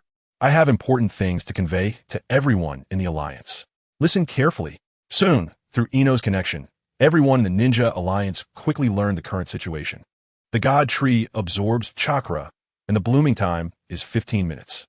Can they really stop it in such a short time? If we do nothing, the outcome is predictable. So we must try to cut down the God Tree or defeat the caster within 15 minutes. And don't give up, everyone. In response to Hashirama's clone's encouragement, the crowd remained unmoved. 15 minutes. What can we do in 15 minutes? Whether it's cutting down the God Tree or dealing with the caster, these are not things they can accomplish. Rather than that, it would be better to wait for the other side to complete the infinite Tsukuyami. It's already over. If I had known, I wouldn't have started in the first place. The disheartened Ninja Alliance had begun to give up, and the vast majority had lost their belief in victory. Inoki, facing an enemy that cannot be defeated and an unchangeable outcome, we have indeed lost hope. Deidara, oh, with my art, I can definitely destroy the God Tree perfectly. Sasori, don't bring out your one-time art. Obito Uchiha. Finally it's about to be realized. Kakashi Hitaki, Obito, you'll understand, everything you're doing now is wrong. Chapter 83. Regaining belief, looking down at the Ninja Alliance that has lost its will to resist. Obito continues, "That's right. No need to regret. I will take you into another world." Naruto wanted to refute him, but he couldn't find any words to encourage everyone. The situation was extremely dire. Even the few who still wanted to resist felt discouraged in such an atmosphere. What should we do? Just then, at the moment when everyone's belief was collapsing, a purple sword light severed a root of the God Tree. The fallen root stirred ripples in people's hearts. And when they looked up, they saw a giant figure wielding a long sword sweeping past the root. At that moment, Sasuke said without looking back, "Naruto, if you're going to give up, then just give up. I will take care of it. Let us go, you go." Faced with Sasuke's choice, Yugo, who wouldn't speak, trusted Sasuke's decision. Watching Sasuke choose to resist, Naruto fell into deep thought, and through the spread of the heart transmission technique, many people saw into Naruto's heart. At that time, I should have just greeted him. The scene showed Naruto as a child, watching Sasuke's departing figure, wanting to say hello, but ultimately letting go of his hand. After that, I have thought about it countless times. The subsequent scenes kept appearing, Sasuke's departure, which he couldn't successfully prevent. So, the death of the third Hokage, which he was powerless to stop. Asuma's death, where he could only comfort Konohamaru, not wanting to think about. Jiraiya's death, Chiyo's death, Niji's death, one after another, companions leaving his side, regretting the things he should have done but didn't. Rekindling the belief in his heart, Naruto was once again covered in a golden chakra cloak. Not only that, as Naruto leaped up, his chakra surged dramatically, and a golden fox appeared beside Sasuke. Naruto firmly said, "Moreover, I cannot treat everything we have experienced as if it never happened." The reason Naruto could instantly recover such a large amount of chakra was entirely due to the In attribute of the Nine Tails. After all, his current body was a reanimated body, lacking everything except chakra. After taking a large amount of chakra from his In attribute self twice, the Yang attribute Nine Tails felt somewhat embarrassed. "Sorry, I borrowed chakra from you." The In attribute Nine Tails didn't mind. No need to worry about it. Naruto looked at Obito and said, "Sasuke, you should know that only sage techniques can deal damage, right? Don't compare us to the you from earlier." Unlike Naruto, Sasuke remembered this matter from the beginning to now. There was no temporary forgetfulness. Standing in Susanoo, Yugo released his Heaven's Curse seal, and in an instant, black patterns covered Susanoo's entire body, forming a diamond pattern at the center of Susanoo's head. Mizuki looked at that form of Susanoo and couldn't help but say, "That is Sasuke's curse seal, right?" Xiangling exclaimed. "The curse seal should have long since lost its effect." Orochimaru explained leisurely. Yugo is the source of the Heaven's Curse seal. What he released can also be said to be Sage Art Curse seal. Now this Susanoo should be called Sage Art Susanoo. At this time, Naruto and Sasuke had already launched an attack on Obito. With Sage Mode and Sage Art Curse seal, the two of them could now inflict effective damage on Obito. In an instant, explosions erupted on the battlefield, with sword energy, flames, and ninjutsu constantly exploding all around. This made Orochimaru and Tobirama, who were watching from a distance, ponder. These two might really become ninjas who surpass Hashirama and Madara one day. Those two really charged in. So what should we do? Wait for the 5 Kages to arrive and ask, "Is that really okay?" However, looking at Naruto and Sasuke already battling Obito, the Ninja Alliance remained at a loss. Suddenly, a new memory was unintentionally released by the heart transmission technique. It was the memory of the first Hokage, as well as the memory of the first 5 Kage summit. At that time, under Hashirama's invitation, the 5 great nations held the first 5 Kage summit. Hashirama even thought of giving away the tailed beasts they had captured to other nations to promote peace among the 5 great nations. But thanks to Tobirama's interference, it didn't succeed. Madara, Hashirama, I have to criticize you for this. What do you mean by giving them away for free? Why not just wipe them out? Senju Hashirama. After all, it's for peace. What's wrong with giving away some ordinary weapons? First Tsuchikage. Only you would dare to call those tailed beasts ordinary weapons. First Raikage. Why didn't you think at the time that tailed beasts, as strategic weapons, posed no threat to the first Hokage? First Mizukage. The Wind Shadow is even funnier. Thinking he could get something from Konoha. First Wind Shadow. So what? I don't believe that Senju Hashirama can take on all 4 nations by himself. Uchiha Madara, let me correct you. It's not him against the 4 nations, but rather the 4 nations coming together to resist him. First Hokage. Isn't that the same? Second Hokage. Not at all. The former is the big brother fighting against you 4, while the latter is the big brother single-handedly beating you 4. First Raikage. Indeed. A clown who doesn't even understand his own situation. However, the 5 Kage at that time were not convinced. They each had their own agendas and were engaged in various overt and covert struggle for the benefit of their own countries. Yet, only Hashirama genuinely wanted to promote the development of peace, thus constantly pleading with everyone. Pleading with everyone. Pleading with everyone. Pleading with everyone. Please, my dear children. At this moment, Hashirama's voice reached everyone in the ninja allied forces. Let us ninjas weave our dreams from the past pain, distress, and setbacks. Weave the true dreams of us ninjas. Hashirama's final shout echoed in everyone's hearts. Gradually, people felt the first Hokage's longing and determination for peace. Dreams. They still had their dreams, and they should not give up no matter what. Yes, we cannot give up, just as the first Hokage said. Gradually, the previously collapsed beliefs rose again. Their eyes reopened, and the confusion and fear had vanished, replaced by determination and bravery. This time, facing the pressure from Obito and the God Tree, no one retreated, but instead took out their weapons. Chapter 84. Dual Attack, Tailed Beast Disaster Boom. The clash between Susanu's sword and the truth-seeking ball created a terrifying sonic boom, followed by a tailed beast ball that directly hit them, illuminating the entire sky with dazzling flames. The Nine Tails and Susanoo were blasted to the ground, sliding for over 100 meters, while Obito in the air retracted the shattered, truth-seeking ball. You will regret this. We will regret not resisting. In response to Obito's words, Naruto and Sasuke attacked even more fiercely. On the other side, under the leadership of the five Kage, the ninja allied forces began an orderly assault on the God Tree. Moreover, Tobirama coordinated with Minato, allowing each member of the ninja allied forces to escape to designated safe areas using Flying Thunder God whenever they encountered danger. This effectively prevented casualties within the ninja allied forces. Tsunade and Sakura simultaneously performed summoning jutsu, bringing a tenth of the slug's true body to the battlefield, creating a vast healing area. With transfers and healing, this time no one retreated, launching a fierce attack on the God Tree. Although each person's damage to the God Tree was quite limited, it could even be described as a drizzle, but as the saying goes, dripping water penetrates stone. If one person can't do it, then there are hundreds, thousands. Once the numbers accumulate, even such a gigantic God Tree, they were confident they could cut it down. Tobirama. It's truly rare for ninjas from various countries to work so harmoniously together. Hashirama. I told you, people will eventually understand each other. Uchiha Madara. There's also a more powerful enemy that exists. Uchiha Izuna. Brother is right. Nagato. But even with such an enemy, without Naruto's personal charm and determination to move forward, it would be impossible to create the current situation. Despair would be more likely to appear. Watching the Ninja Alliance, whose beliefs had crumbled, rally once again, Obito felt a deep irritation inside. Time and again, why couldn't they just fall into despair? Soon, facing the attacks from the Nine Tails and Susanoo, Obito no longer chose to confront them head-on, but instead utilized his smaller size to launch flanking attacks with speed. Damn, too fast. For a moment, the Nine Tails and Susanoo felt as if they were swatting at mosquitoes, continuously missing their attacks. However, Naruto's powerful sensory abilities kept improving, and he gradually began to lock onto Obito's movements. As for Sasuke, that pair of eternal Mangeki Sharingan was not just for show. His terrifying dynamic vision had adapted to Obito's speed, transforming from mere afterimages into a clear image.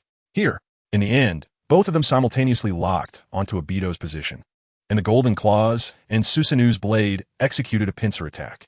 With no way to dodge, Obito unleashed the truth-seeking balls to withstand the attack. Feeling the impact from the shield of the truth-seeking balls, he couldn't help but sigh at how quickly he had to block. However, he didn't show his inner sigh on the surface and coldly said, "It's time to sleep. Hurry up and sleep. Let me take you into dreamland." The next moment, the defensive shield transformed into two giant hands that grabbed the Nine Tails and Susanoo. The force was so great that the Nine Tails and Susanoo had no strength to resist, only able to struggle. Obito gave them no chance, quickly rushing into the sky and then diving down rapidly, performing a classic earth throw, smashing the Nine Tails and Susanoo heavily into the ground. With a loud bang, dust soared hundreds of meters high near the God Tree, and a large amount of rubble scattered like flowers in the wind. Naruto and Sasuke were directly knocked out of their tail beast forms and Susanoo. Watching Naruto, who was in immense pain but still slowly standing up, Obito questioned, "Why do you still stand up? What are you fighting for? For your comrades? Or for the whole world?" Seemingly resonating with Naruto's childhood, Obito continued, "Listen well, whether it's comrades or the world, they will betray you sooner or later. You should understand this. In the past, the village and Sasuke have betrayed you, and Jiraiya's death has also made you feel hatred." As he spoke, Naruto couldn't help but recall everything from the past. At the beginning, everyone in the village wished he didn't exist, and Sasuke left to gain power. You're just like me. One day, the long-accumulated pain will change you, and in the end, you will feel even more pain than before. However, if I were truly in the same situation as Obito, maybe I would indeed become like him. Even so, can you assert that you won't change? But there are no ifs in this world. Irika Sensei's teachings, Kakashi Sensei's teachings, and the guidance of the pervy sage, all of these have formed the current me. At this moment, Obito questioned sharply, "Why do you still fight at this point?" Naruto slowly stood up, "Because this is my ninja way." Obito seemed taken aback. What? Naruto lifted his head, and the chakra cloak enveloped him once again. "Speak plainly. Move forward bravely. This is my ninja way." Uzumaki Baruto. Dad said it so well. So cool. Uzumaki Himawari. This is Dad's ninja way. Kawaki. 7th Hokage, T.T. Uzumaki Baruto. Kawaki, what is wrong with you? Why are you crying? Kawaki, what do you know? 7th Hokage's cool speech, and you act like it's nothing. Uzumaki Baruto. Well, forget it. I want to deal with you. At this moment, Sasuke came to Naruto's side. The power of his eternal Manjiki constantly adjusting, accurately covering Naruto's release chakra. Naruto, let us finish him in the next round. Oh, with the release of their chakras, the golden fox head had already formed, and surprisingly, it was covered with a layer of purple armor. That was the armor of Susanoo. If you want to sleep, do it tomorrow. Dreams must be realized by yourself. The next moment, a massive chakra formed the body of the Nine Tails, and the shell of Susanoo simultaneously enveloped the entire body of the Nine Tails. Unlike their future combined technique, where the Nine Tails wore Susanoo's armor at this moment, Susanoo could be said to have armed the Nine Tails to the teeth. Except for its mouth, where the Nine Tails golden chakra could be seen. Every other part was completely wrapped in Susanoo's shell, combining the terrifying destructive power of the tailed beast and the weaponry of Susanoo. The current Nine Tails could be described as a war machine. Feeling the comfort emanating from beside him, Sasuke couldn't help but exclaim, "This is what Madara felt back then." However, Obito did not share this sentiment. He stared fixedly at the calamity of the tailed beast before him and coldly said, "At this point, whatever you do is useless." Just as Obito said, there were less than 15 minutes left. No matter how hard Naruto and Sasuke tried, they couldn't eliminate him or sever the god tree. It could be said that the infinite Tsukuyomi had succeeded halfway. Chapter 85. The defeat is certain if we just wait to die like this. That's impossible. Facing Naruto's words, Obito was already losing his patience, gathering several truth-seeking balls in his hands. These truth-seeking balls quickly combined and then elongated, stretching out over 100 meters to form a long sword resembling DNA. This was the divine tool held by the Sage of Six Paths, the Sword of Tengu.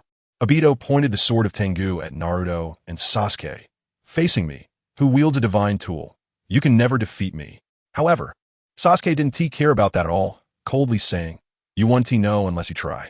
Obito continued, "The Sword of Tengu. It is the sword of the heart that holds my strong desires. The Sage of Six Paths created the world relying on this sword." Obito's words were meant to make Naruto and Sasuke retreat. After all, at this moment, they were facing a weapon possessed by the Sage of Six Paths. Against such a level weapon, they should give up the fight and accept reality. However, both Naruto and Sasuke did not care what weapon they were about to face. They only knew that they had to win. They must win. Their strong will was transmitted to the 12 young ninjas of Konoha through the mind-body switch technique. Although it wasn't Naruto who actively transmitted it, Sakura, Hinata, Lee, Tintin, Shikamaru, and others, Naruto's companions all received the message to support Naruto. Naruto reminded Sasuke, "Sasuke, let us concentrate our power on this one strike. So the opportunity is only once. Don't miss it." Sasuke responded dissatisfied. "Who do you think I am?" Seeing that the other party was not appreciative, Obito's patience was completely exhausted. He swung the Sword of Tengu to launch an attack on Naruto and Sasuke. "And I will use this sword to destroy this world." Facing the attack launched by Obito, the Nine Tails let out a thunderous roar in response. At the same time, the companions from Konoha jumped down and entered the tails of the Nine Tails, where a Rasengan had already been formed. As everyone made contact with the Rasengan, a coat made entirely of chakra appeared on them. "I leave the Rasengan to you all. You must destroy that guy's shield." Naruto's voice quickly spread through the hearts of his Konoha companions via the mind transfer technique. "Can I hit the target successfully?" "I definitely can." Finally, a strike containing the power of the entire new generation of Konoha collided with the power of the Sage of Six Paths, who once created the world. Kakashi, who faintly sensed the situation through his Sharingan, couldn't help but sigh. Although he initially did foolish things, seeing Naruto work harder than anyone else always made him instinctively reach out to hold him, no matter who it is. One day, everyone will understand that the emptiness in their hearts will be filled by their companions. And those who fill their hearts with the feelings of companionship are very strong. Boom! A strike infused with all their strength pierced through the truth-seeking ball shield. Yet the exceptionally hard shield was only partially penetrated by this attack. However, the shield was about to face the Rasengan held by Konoha's companions. Boom, boom, boom. 9 powerful Rasengans, in conjunction with the Susanu's sword, rained down upon the truth-seeking ball shield, and a deafening roar echoed through the skies. Crack. Ultimately, the truth-seeking ball shield could not withstand such a fierce attack and was completely shattered. Seeing this, Obito had no choice but to swing his sword to meet the strike of the Susanu's sword. Clang! A crisp collision sound rang out, and in an instant, many unfamiliar memories flowed into Naruto's mind through the weapon. It was a history that only existed in memories. In this history, Obito arrived at the battlefield just in time to help Kakashi defeat all the pursuing Umbu from a mist. Following that, Obito worked with Kakashi to successfully control the 3 tails within Rin's body using the Sharingan, ultimately bringing Rin back to Konoha safely. Because of this achievement, Obito became a hero of Konoha, returning to Minato's team, fighting alongside Kakashi and Rin. Until one day in the future, Obito became famous and was appointed Hokage, leaving his likeness on the Hokage rock. Why? Why am I seeing this scene before my eyes? Because the will in my heart has shifted. The Amenomurakumo no Tsurugi is no longer invincible, and ultimately under the strike of the Susanu's sword. With a crack, the Amenomurakumo no Tsurugi shattered, and immediately after, the sharp Susanu's sword solidly struck into Obito's body. Uchiha Madara. Companions, huh? Boring stuff. Uchiha Sasuke. This is why you will never succeed, Madara. Senju Hashirama. Sasuke is right. Without companions, no matter how strong you are, you will ultimately end up with nothing. Hatake Kakashi. Obito, deep down, you still think about your comrades in Konoha, don't you? You're just making excuses to reject all of this. Uchiha Obito, impossible. My will is absolute. Kakashi Hatake. Then how do you explain this scene? Why are you still thinking about becoming Hokage? Uchiha Obito, this is all just an illusion. A cold light flashed, and the sword of Susanoo had already slashed through Obito's body, leaving a deep wound on him, accompanied by the blade infused with sage power. The wound suddenly burst forth with 9 different chakras, transforming into the heads of 9-tailed beasts. The young attribute 9 tails couldn't help but cheer, just as I thought. Resonating with the tailed beast chakra you obtained, I can extract the tailed beast chakra with just 1 strike. The opportunity has come. Naruto quickly extended his 9 tails to grab the leaking tailed beast chakra. At this moment, the 9 tails reminded him, Naruto, the next part is crucial. Just like back then, pull the tailed beast chakra out during the tug of war. All right, Naruto responded quickly, but the process was not smooth. The chakras of the 2 tails to the 7 tails, as well as his own 9 tails chakra, easily linked up. However, because he lacked the 1 tail and 8 tails chakra, he was rejected by the chakras of those 2-tailed beasts. The 1 tail was originally one with me. I'll take charge. Finally, a weakness was exposed. Little 8 grabbed those chakras, just when Naruto was at a loss. 2 figures quickly sprang out and captured the 1 tail and 8 tails chakras in their own ways. These 2 were the former Jinchuriki of the 1 tail, the current Kazekage of Sunagakure, Gaara, and the current Jinchuriki of the 8 tails, one of the AB duo from Kyomogakure, Killer Bee. Seeing the expression on Obito's face, the 9 tails hurriedly urged, Good. Now pull out. Then he will be left with just an empty shell, and the divine tree won't be able to bloom. Chapter 86.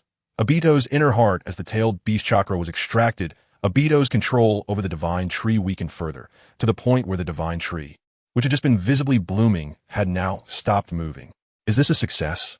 Many ninjas were completely unclear about the situation, although they were crazily chopping down the tree. Had they really managed to stop the divine tree? Everyone! At that moment, Shikamaru's voice echoed in the minds of all the Ninja Alliance. I said before, it doesn't matter how weak the power is, what matters is how to use it. Everyone, listen to my explanation. As Shikamaru connected with the Ninja Alliance, Naruto, who was indirectly connecting with Obito, continuously received memories from deep within Obito's heart. When he was young, Obito's dream was the same as his, to become Hokage, to be the greatest ninja in the village. After that, he formed a team with Kakashi and Rin, happily completing missions together for a while. However, in the end, all he got was Rin's corpse, and he was completely disappointed with the world. The Nine-Tails who saw the scene scoffed. TCH. Did the chakra connection cause the memories to flood in? Unlike the Nine-Tails' disdain, Naruto felt deep sorrow for Obito's past and present. Don't underestimate the power on the same level as the Sage of Six Paths. Feeling the tailed beast chakra being gradually pulled out, Obito became anxious and desperately pulled back. At this moment, it was entirely Naruto who was pulling, and he really couldn't match Obito's power, which was at the level of the Sage of Six Paths. The chakra was suddenly pulled back a large portion. Suddenly, the Susanoo armor extended a large hand and firmly grasped the returning chakra, halting its retreat. Sasuke reminded, "All right, Naruto, pull quickly." Not just Sasuke, but the companions who had assisted him before did not leave, all entering the body of the Nine-Tails.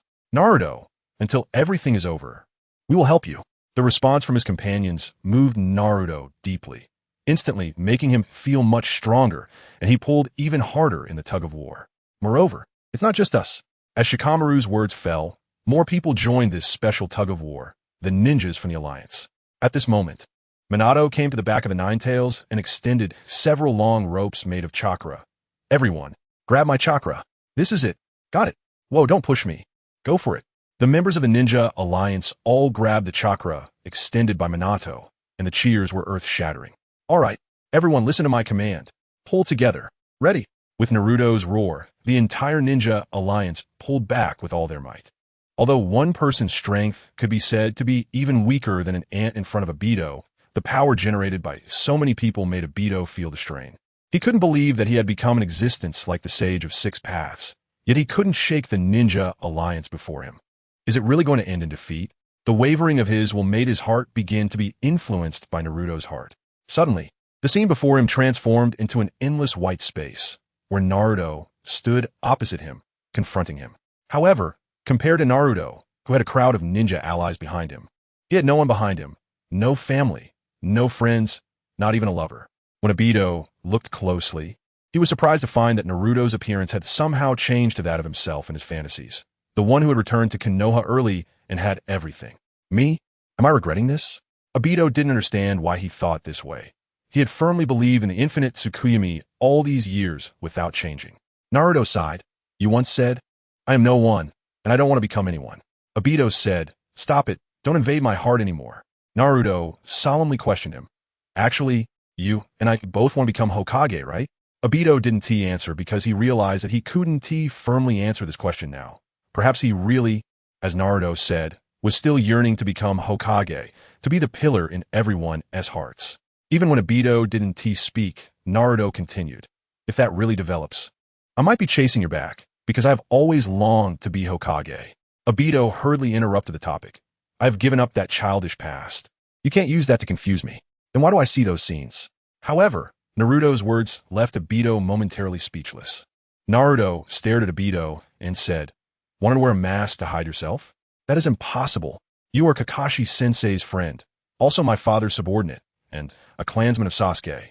Moreover, a senior who shares the same dream as me." This time it was Obito's turn to impatiently question, "What exactly do you want?" Naruto raised his hand, pointing at Obito, and said word by word, "I said before, I will take off your mask, Uchiha Obito." "Uchiha Obito, is it possible that my heart—" "No, it can't be. Kakashi Hitaki, Obito."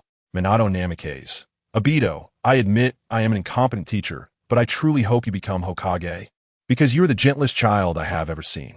Obito Uchiha. "Teacher, maybe I was really wrong, but I can no longer turn back." Kakashi Hitaki. "Obito, as long as you give up your plan, there is still room for redemption." Obito was taken aback, his tone laced with sarcasm. "You call me Obito Uchiha? What significance does that name have now?" At this point, Obito spread his arms. "I have merged with the Ten Tails and am no longer human. I'm a leader guiding others to the next stage. My will and body are equivalent to that of the Sage of Six Paths. I can be considered the second Sage of Six Paths facing Obito, who still refused to confront his own heart. Naruto continued to correct him.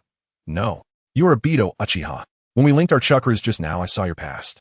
We both had similar childhoods and goals. Moreover, we both lost the most important person to us. So the loneliness we fear often attacks us. You also longed for everyone's recognition and approval back then. That's why you took being Hokage as your life's goal. At this point, Naruto couldn't help but question Obito. Just look at your current state, opposing the entire ninja world. And yet you say it's all for the twisted reason of this world. What you're doing cannot gain recognition from anyone. Your current dream, you, who share the same dream as me, have now gone against the Hokage. By the end, Naruto's words were almost shouted out because he truly regretted Obito's choice. He could have become a respected figure, but now he had become a great enemy of the ninja world. It's precisely because I'm similar to you, so. Just as Naruto was about to say something else, Obito interrupted. No, it is precisely because I am despairing of the entire world that I want to see you. Saying this, Obito shook his head and rephrased. No, I want to verify once again whether the path I chose is correct. Fighting you reminds me of my past self, which is why I want to see when someone with a similar background to mine will begin to despair and ultimately give up their dreams. Chapter 87, Mouth Ninjutsu? You're bound to lose. Facing Obito's words, Naruto felt a sense of frustration rise. Is this your reason for abandoning everything to escape? But Obito stubbornly said, everything I do has nothing to do with becoming Hokage. It can even be said to surpass Hokage, because it can achieve peace. Are those words really your true feelings? Is that really how you think? Facing Naruto's eyes, which clearly conveyed sincerity, Obito could no longer maintain his guilty heart and slowly closed his eyes. He realized that the look in Naruto's eyes was exactly the same as Rin's gaze upon him back then. So earnest, so sincere. Obito Uchiha. Naruto, I really. However, my conflicted heart ultimately made me speak. Yes, I've always thought that way. Naruto stepped forward and said to himself, someone once told me that this is a difficult and arduous path, and to succeed, one cannot escape, but must move forward bravely. The Hokage is the person who endures pain and stands at the forefront for everyone, the one who perseveres to the end for the sake of others. There are no shortcuts to becoming Hokage. If you want to become Hokage, you must not choose to run away. At this point, Naruto recalled the person who said these words, Itachi Uchiha, the man who had the mindset of a Hokage since childhood. For the village, he sacrificed almost everything. It can be said that Konoha owes Itachi Uchiha a Hokage. Obito also recalled the past, the moment when Rin bandaged his wound after he was accidentally injured. He clearly remembered what Rin said to him back then and the smile she showed him. At this moment, Naruto saw Obito looking at his palm and continued. You told Kakashi-sensei that you abandoned all the expectations and memories between comrades, right? Naruto walked around Obito, constantly making eye contact with him. But when you became the 10 Tails Jinchuriki and almost replaced it, wasn't it precisely these that you suppressed? So, the reason you want to defeat the 10 Tails and control it is because you are unwilling to abandon these and want to maintain your identity. These words left Obito at a loss. Because Naruto was right, it was the bond with the 4th Hokage's team that helped him suppress the 10 Tails.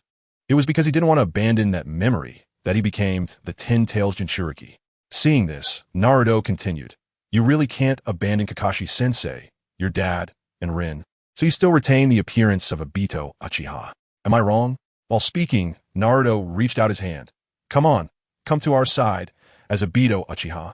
As a ninja of Konoha, make amends for the sins you've committed. If that girl named Rin were still alive, she would definitely say, don't pretend to be strong and hide yourself. I see it all. Stop running away. You are you, Obito Uchiha. Looking at Naruto's outstretched hand, Obito's heart was already in turmoil. Voices deep within him kept surging. Go back. But the voice of wanting to realize Rin's existence was also roaring, impossible. Don't go. The constant conflict within made Obito unsure of how to move forward, his hand slowly reaching out to Naruto's palm.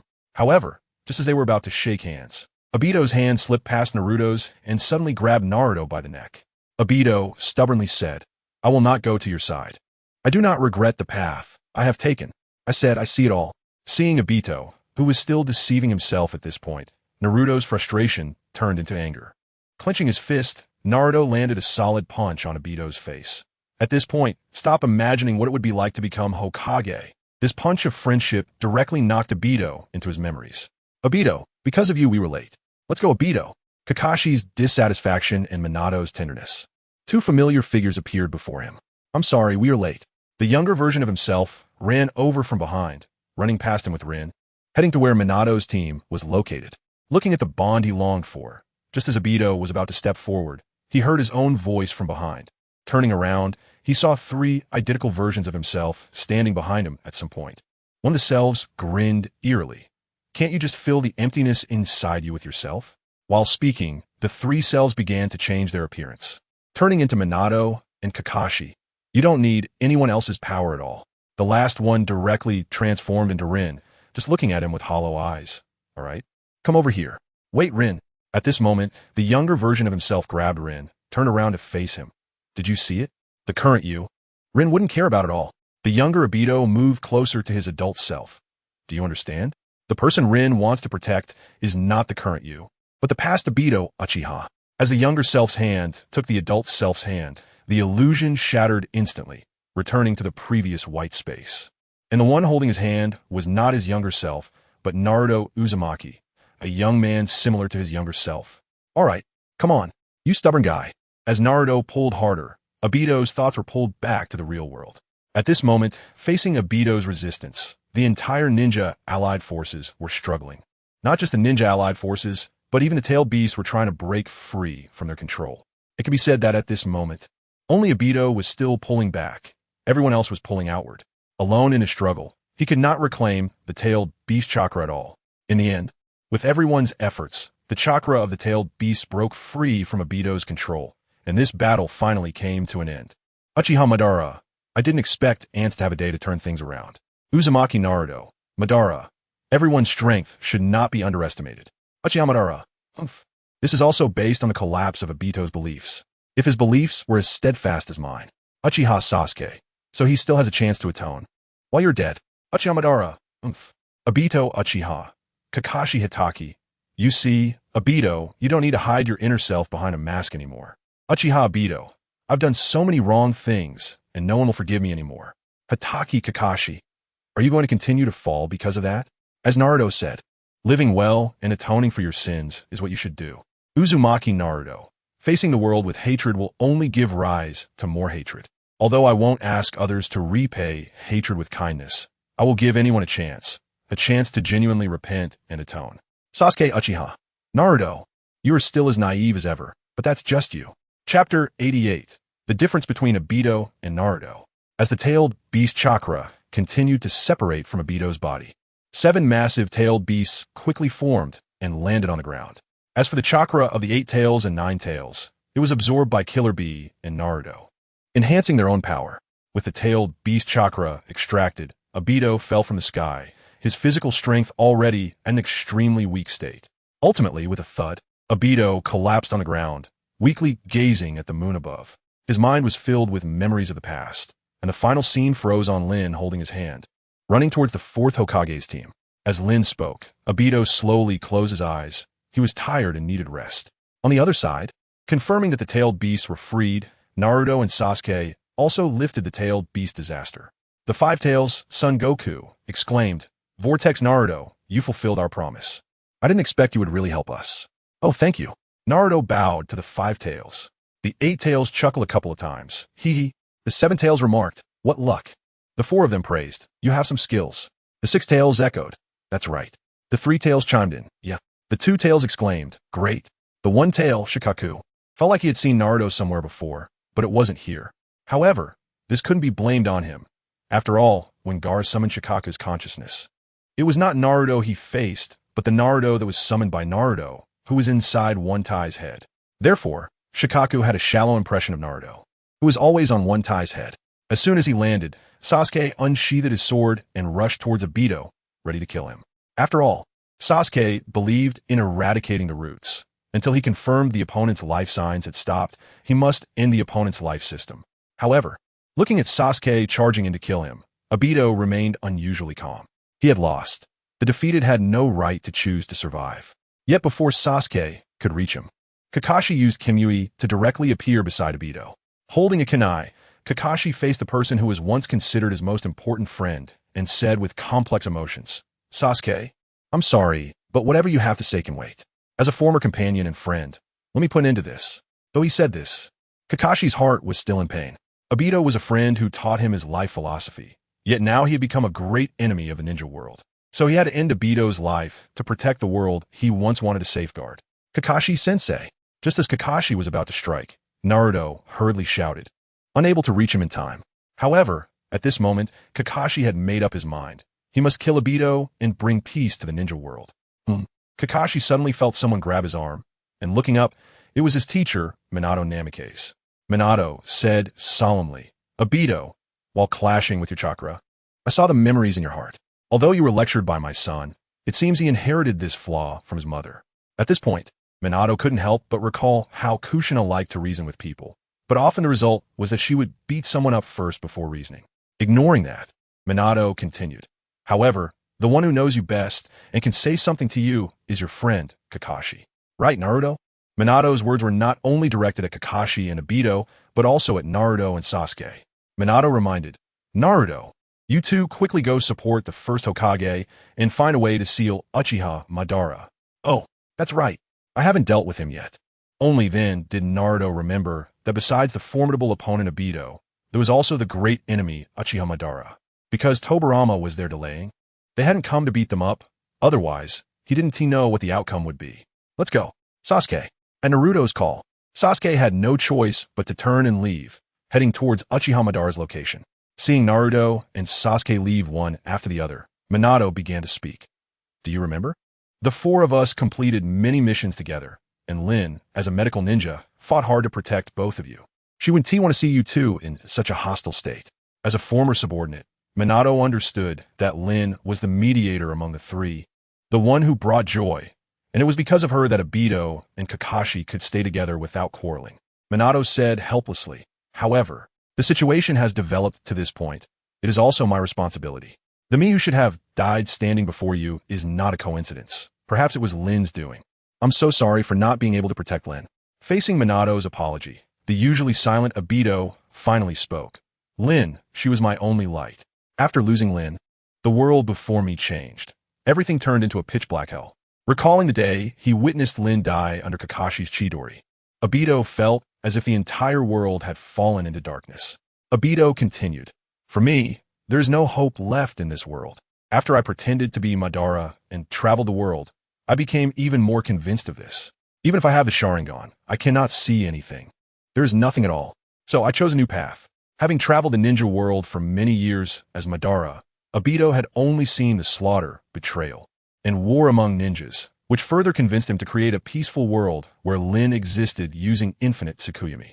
Kakashi nodded. You indeed made a choice. Perhaps it's not wrong. Even for me, after losing you, Lin soon left, and then it was Minato-sensei. This world has become a kind of hell for me too. The successive departures of Obito and Lin caused Kakashi immense pain, and he even fought in the Umbu for a long time until he became the guardian of Kushina, which led to some change. However, after Minato also left, Kakashi fell into a deep collapse for a long time, even entering a state of self-doubt, believing he was a harbinger of misfortune. If it weren't for Guy, who would occasionally challenge him to a duel, Kakashi might have fallen into the same hell as Obito. Thinking of this, Kakashi continued, although I'm not very clear, I've always been watching with my eyes. It was because of your Sharingan and your words that I wanted to see. Obito said, Naruto, do you have any evidence to prove that Naruto's path won't fail? Kakashi stood up and shook his head. No, perhaps he will also fail. Seeing this, Obito questioned, then what is the difference between me and Naruto? Kakashi replied, Obito, I can assert that compared to the current you, he will not fail. Obito didn't believe it. Why? Kakashi said, because when he faces setbacks on the path he should take, I will help him. Obito, why do you want to help him? Because he won't give up on his dreams and reality. That's just the kind of person he is. His way of doing things will unconsciously attract companions. And when he encounters setbacks, everyone will go to help him. That's the difference between him and you. Can you see that even in this pitch black hell? Since you and I have the same eyes, you should be able to see it. Trusting companions gather together, and maybe hope can really take shape and appear before everyone. That's my thought, Obito. Accompanying Kakashi's words, his gaze also moved to Naruto in the distance. Now, the gigantic raisin shuriken that Naruto was forming at the top of the divine tree was like a beacon in the night, guiding everyone forward. Chapter 89, Obito's Final Redemption. Lying on the ground, Obito quietly watched the light released by Naruto. He had indeed felt Naruto's will earlier, a determination that was so firm it was completely irrational. Perhaps in the end, Obito seemed to have to admit he was truly wrong. The same childhood, the same dream, yet they walked two different paths. Some might say Naruto's choice was foolish. Has he forgotten those things from the past? No, Naruto not only hasn't forgotten, he remembers very clearly. And because he remembers so clearly, he wants the recognition of others even more. To recognize him as a person, not just a fox spirit that could destroy the village at any moment. Cough, cough. Suddenly, Obito coughed violently a few times. Minato knew that once the tailed beast was extracted from the Jinchuriki's body, death would be the final fate for them. Just as Minato thought this, the in-release Nine Tails said, the Ten Tails Jinchuriki is different from other Jinchuriki. Even if the tailed beast is extracted, he won't die. Minato was shocked. How is that possible? The in-release Nine Tails explained. What has been extracted is just the tailed beast, the shell of the 10 tails that is the outer path golem still exists within. And that thing can provide considerable vitality. Minato was somewhat incredulous. Is that true? The in-release Nine Tails questioned. Hey, who was it that split the 10 tails into 9 parts and scattered them across the world? Minato answered, the Sage of Six Paths. The in-release Nine Tails nodded. After the old man finished that, he was weak and on the verge of death for several months before recovering. I see. Minato suddenly realized and then told Kakashi the information he got from the Nine Tails. So that's how it is. After hearing this, Kakashi also showed a reaction similar to Minato's. At this moment, they heard the sound of the Raisin Shuriken exploding in the distance, indicating that Naruto had launched an attack on Madara. Kakashi said to Obito, you rest here now. There's still many things you need to take care of later. Teacher, please watch over Obito. I understand. Kakashi was also somewhat worried about the situation on the other side of the battlefield. He needed to hurry over to provide support. Although in the current situation, the stronger Six Paths Obito had already been defeated, Madara, as a reanimated corpse, should not be underestimated. Uchiha Obito, not to be underestimated? Clearly, his strength was suppressed by Edo Tensei, yet it can still be said that he is not to be underestimated. Senju Tobirama. After all, Edo Tensei was never a technique that perfectly replicated the level of the person in life. It uses an immortal body combined with some forbidden techniques that can affect oneself. Orochimaru. No wonder no matter how I adjusted it back then, the strength of a ninja summoned by Edo Tensei was always extremely mismatched with their life. Fourth Reikage. I may not have wanted to admit it before, but now I have to admit that the Obito of Edo Tensei is not as strong as the Obito in life. Yagura. Truly a terrifying ninja. Uzumaki Boruto. So this is the strength of the Warring States period. Kawaki, what? Boruto. Do you want to challenge him? Uzumaki Boruto. Not really. Just as Kakashi was preparing to support Naruto, Obito took a breath and crossed his fingers in front of his chest. Thinking that Obito was about to do something again, Minato instinctively became alert. Obito, what are you planning to do? Obito calmly replied. This is a technique used by a man I once manipulated to betray me. Could it be? Kakashi suddenly remembered the technique used by Pain when he invaded Konoha. Obito's tone was filled with self-mockery. I never dreamed that one day I would make the same choice as he did. The outer path, samsara of heaven. At that time, he was shocked to hear that Nagato would choose to use this technique for atonement. The usually cold and decisive Nagato actually chose to face death. Kakashi exclaimed, the cost of this technique is my life, isn't it? Obito responded to Kakashi's question in a calm tone. This technique was part of the plan that Madara originally had for executing the infinite Tsukuyomi, and apart from Nagato and Madara, he knew it best. Obito reminisced about Nagato and couldn't help but sigh. I begin to understand why Nagato suddenly betrayed me. Memories built upon countless bonds can also become a powerful force. Speaking of which, both Nagato and Naruto are Jiraiya's disciples, and I can say that I lost to Jiraiya. He is your teacher, the one who nurtured you to become Hokage, while I am your disciple, a ninja who abandoned the dream of Hokage and severed all ties to the past. Obito never expected that the results of Jiraiya's teachings would be so astonishing, considering he was merely a mortal. Obito said with a hint of self-mockery, with someone like me, I would have no face to meet Rin over there. Kakashi reminded him, is that really okay? As long as you're alive, you'll always have a chance to atone for the mistakes you've made. It's impossible. Those mistakes cannot be atoned for, even if it costs me my life. Obito slowly closed his eyes. Since the moment he realized he had made a mistake, he had completely given up on the hope of living. Not to mention having killed many ninjas and people, just the fact that he attacked his own teacher's wife, attempting to kill his teacher, which indirectly led to the deaths of both his teacher and his teacher's wife, was enough for him to feel he had no reason to live. He must die. Only death can be his return.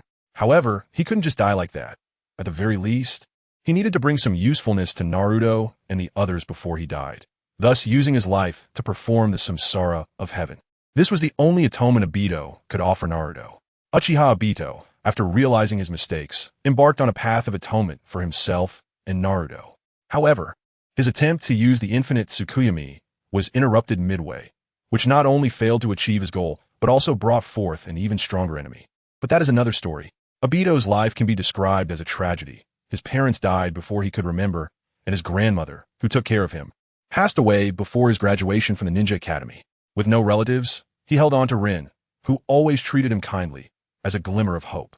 To honor that, he worked hard to improve, and although he never surpassed Kakashi, he accomplished many things that his peers could do. However, just a few years later, even that light was extinguished, leaving Obito's heart completely shattered. It wasn't until the Fourth Great Ninja War, reignited by Naruto's determination and resolve, that Obito rediscovered his original intentions. Ding! The story of Uchiha Obito ends, rewarding him with the ability to resurrect one person, including himself. Chapter 90. The Reward for the Duel. In the Kamui space, after watching the video, Obito fell into silence. Although he did not personally experience all that, in a way it was still him, prompting Obito to reflect on everything he had done in the past. He caused the death of his master, the death of his master's wife, and slaughtered the Uchiha clan. He had many blood debts to pay and could easily be called irredeemably evil. Yet Naruto, who had a similar background, chose a different path. Despite being the son of the fourth Hokage and a member of the Uzumaki clan, everything he gained was through his own efforts. From his initial pranks to completing missions, and later saving villages until he defeated Pain and became a hero of the village. It was only then that he was officially accepted by the village. In contrast, no one knew he was the Hokage's son. Instead, his identity as the Nine-Tails Jinchuriki followed him everywhere. Would he not give up on his dreams? Obito muttered to himself, and his thoughts naturally began to change. Ding! Uchiha Obito chose to resurrect another person, and that person was Uzumaki Kushina. Just as everyone was still discussing their thoughts on the video, the system's voice startled many. Huh? Resurrect me? Suddenly brought back to life. Kushina felt confused, as if she had been resurrected for no reason. Those familiar with Obito thought he would unhesitatingly choose to resurrect his beloved, so this choice left them puzzled about his intentions. However, Obito had not left the Kamui space, so there was no way to ask him. Upon seeing the system prompt that Kushina was resurrected, Kakashi understood that after watching the video, Obito had changed. Although he didn't know how much he had changed, he was certain that from now on, Obito would no longer trigger the Fourth Great Ninja War and become a major enemy of the ninja world. Question: who interrupted Uchiha Obito's attempt to use the infinite Tsukuyomi? Uchiha Madara Namikaze Minato se Kaguya Otsutsuki. The tailed beast, this question prohibits Kakashi and anyone from the future from answering. For Kakashi and Naruto, it was not surprising that they were prohibited from answering. After all, they had experienced the Fourth War. Even if they hadn't seen it with their own eyes, they could know who the culprit was through subsequent events. For example, Naruto and Sasuke had always mentioned that Madara's infinite Tsukuyomi plan would fail, effectively handing down a death sentence to Uchiha Madara's plan. Inoki stated confidently, "It must be Uchiha Madara. Who else has the ability to break through the defenses of the fourth Hokage?" The fourth Raikage, who had always been at odds with Inoki, surprisingly agreed. That's right, with the fourth Hokage present, only Uchiha Madara and Obito could have done it. Their viewpoints were not wrong. Inoki had personally experienced the terror of Madara, whether through personal encounters or the battles of the five Kage in the video, all indicating Madara's strength. Furthermore, during the Third Great Ninja War, the famous Namikaze Minato directly issued an order to the other villages. As long as it was confirmed to be Minato, they could retreat without bearing responsibility. This shows that whether it was Uchiha Madara or Namikaze Minato, either one could make the ninja world tremble. As for why the fourth Raikage agreed, it was simple. He had personally experienced Minato's speed, and even someone as proud as him, known for his speed, admitted that Minato's speed surpassed his own. This is enough to illustrate how fast Minato was. Therefore, aside from Uchiha Madara, who could break through the fourth Raikage defenses, no one else could breach Minato's defenses. Facing the options from Inoki and the fourth Raikage, most people had no objections, as they couldn't think of any other enemy capable of defeating Minato head-on at that time. Choose A. Just as everyone was filled with anticipation, the system's response disappointed them. Incorrect answer. Those who answered incorrectly had their chakra attribute changes deducted. Damn! Those who had their chakra attribute changes deducted cursed Inoki and the fourth Reikage ancestors for inexplicably losing an attribute change. If it wasn't for me, Minato fell into thought at this moment. He could indeed block the majority of people's sneak attacks, and at that time he was still entailed beast mode, with enhanced sensing abilities. Therefore, aside from a powerhouse like Uchiha Madara, only the second Hokage, who could use space-time ninjutsu, could sneak attack. But was there anyone from the options who was like the second Hokage? No. The tailed beast should hate Uchiha Madara the most. Moreover, at that time, he had a good relationship with the Nine Tails, and the other tailed beast wouldn't sneak attack without warning. So, aside from himself, the answer that seemed the least likely was C. Kagaya Otsutsuki. Kagaya Otsutsuki? Who is that? Faced with the answer given by Minato, everyone except the Akatsuki members and those from the future was momentarily stunned. Kagaya Otsutsuki? Is there such a person? In the Akatsuki organization, there was a member who,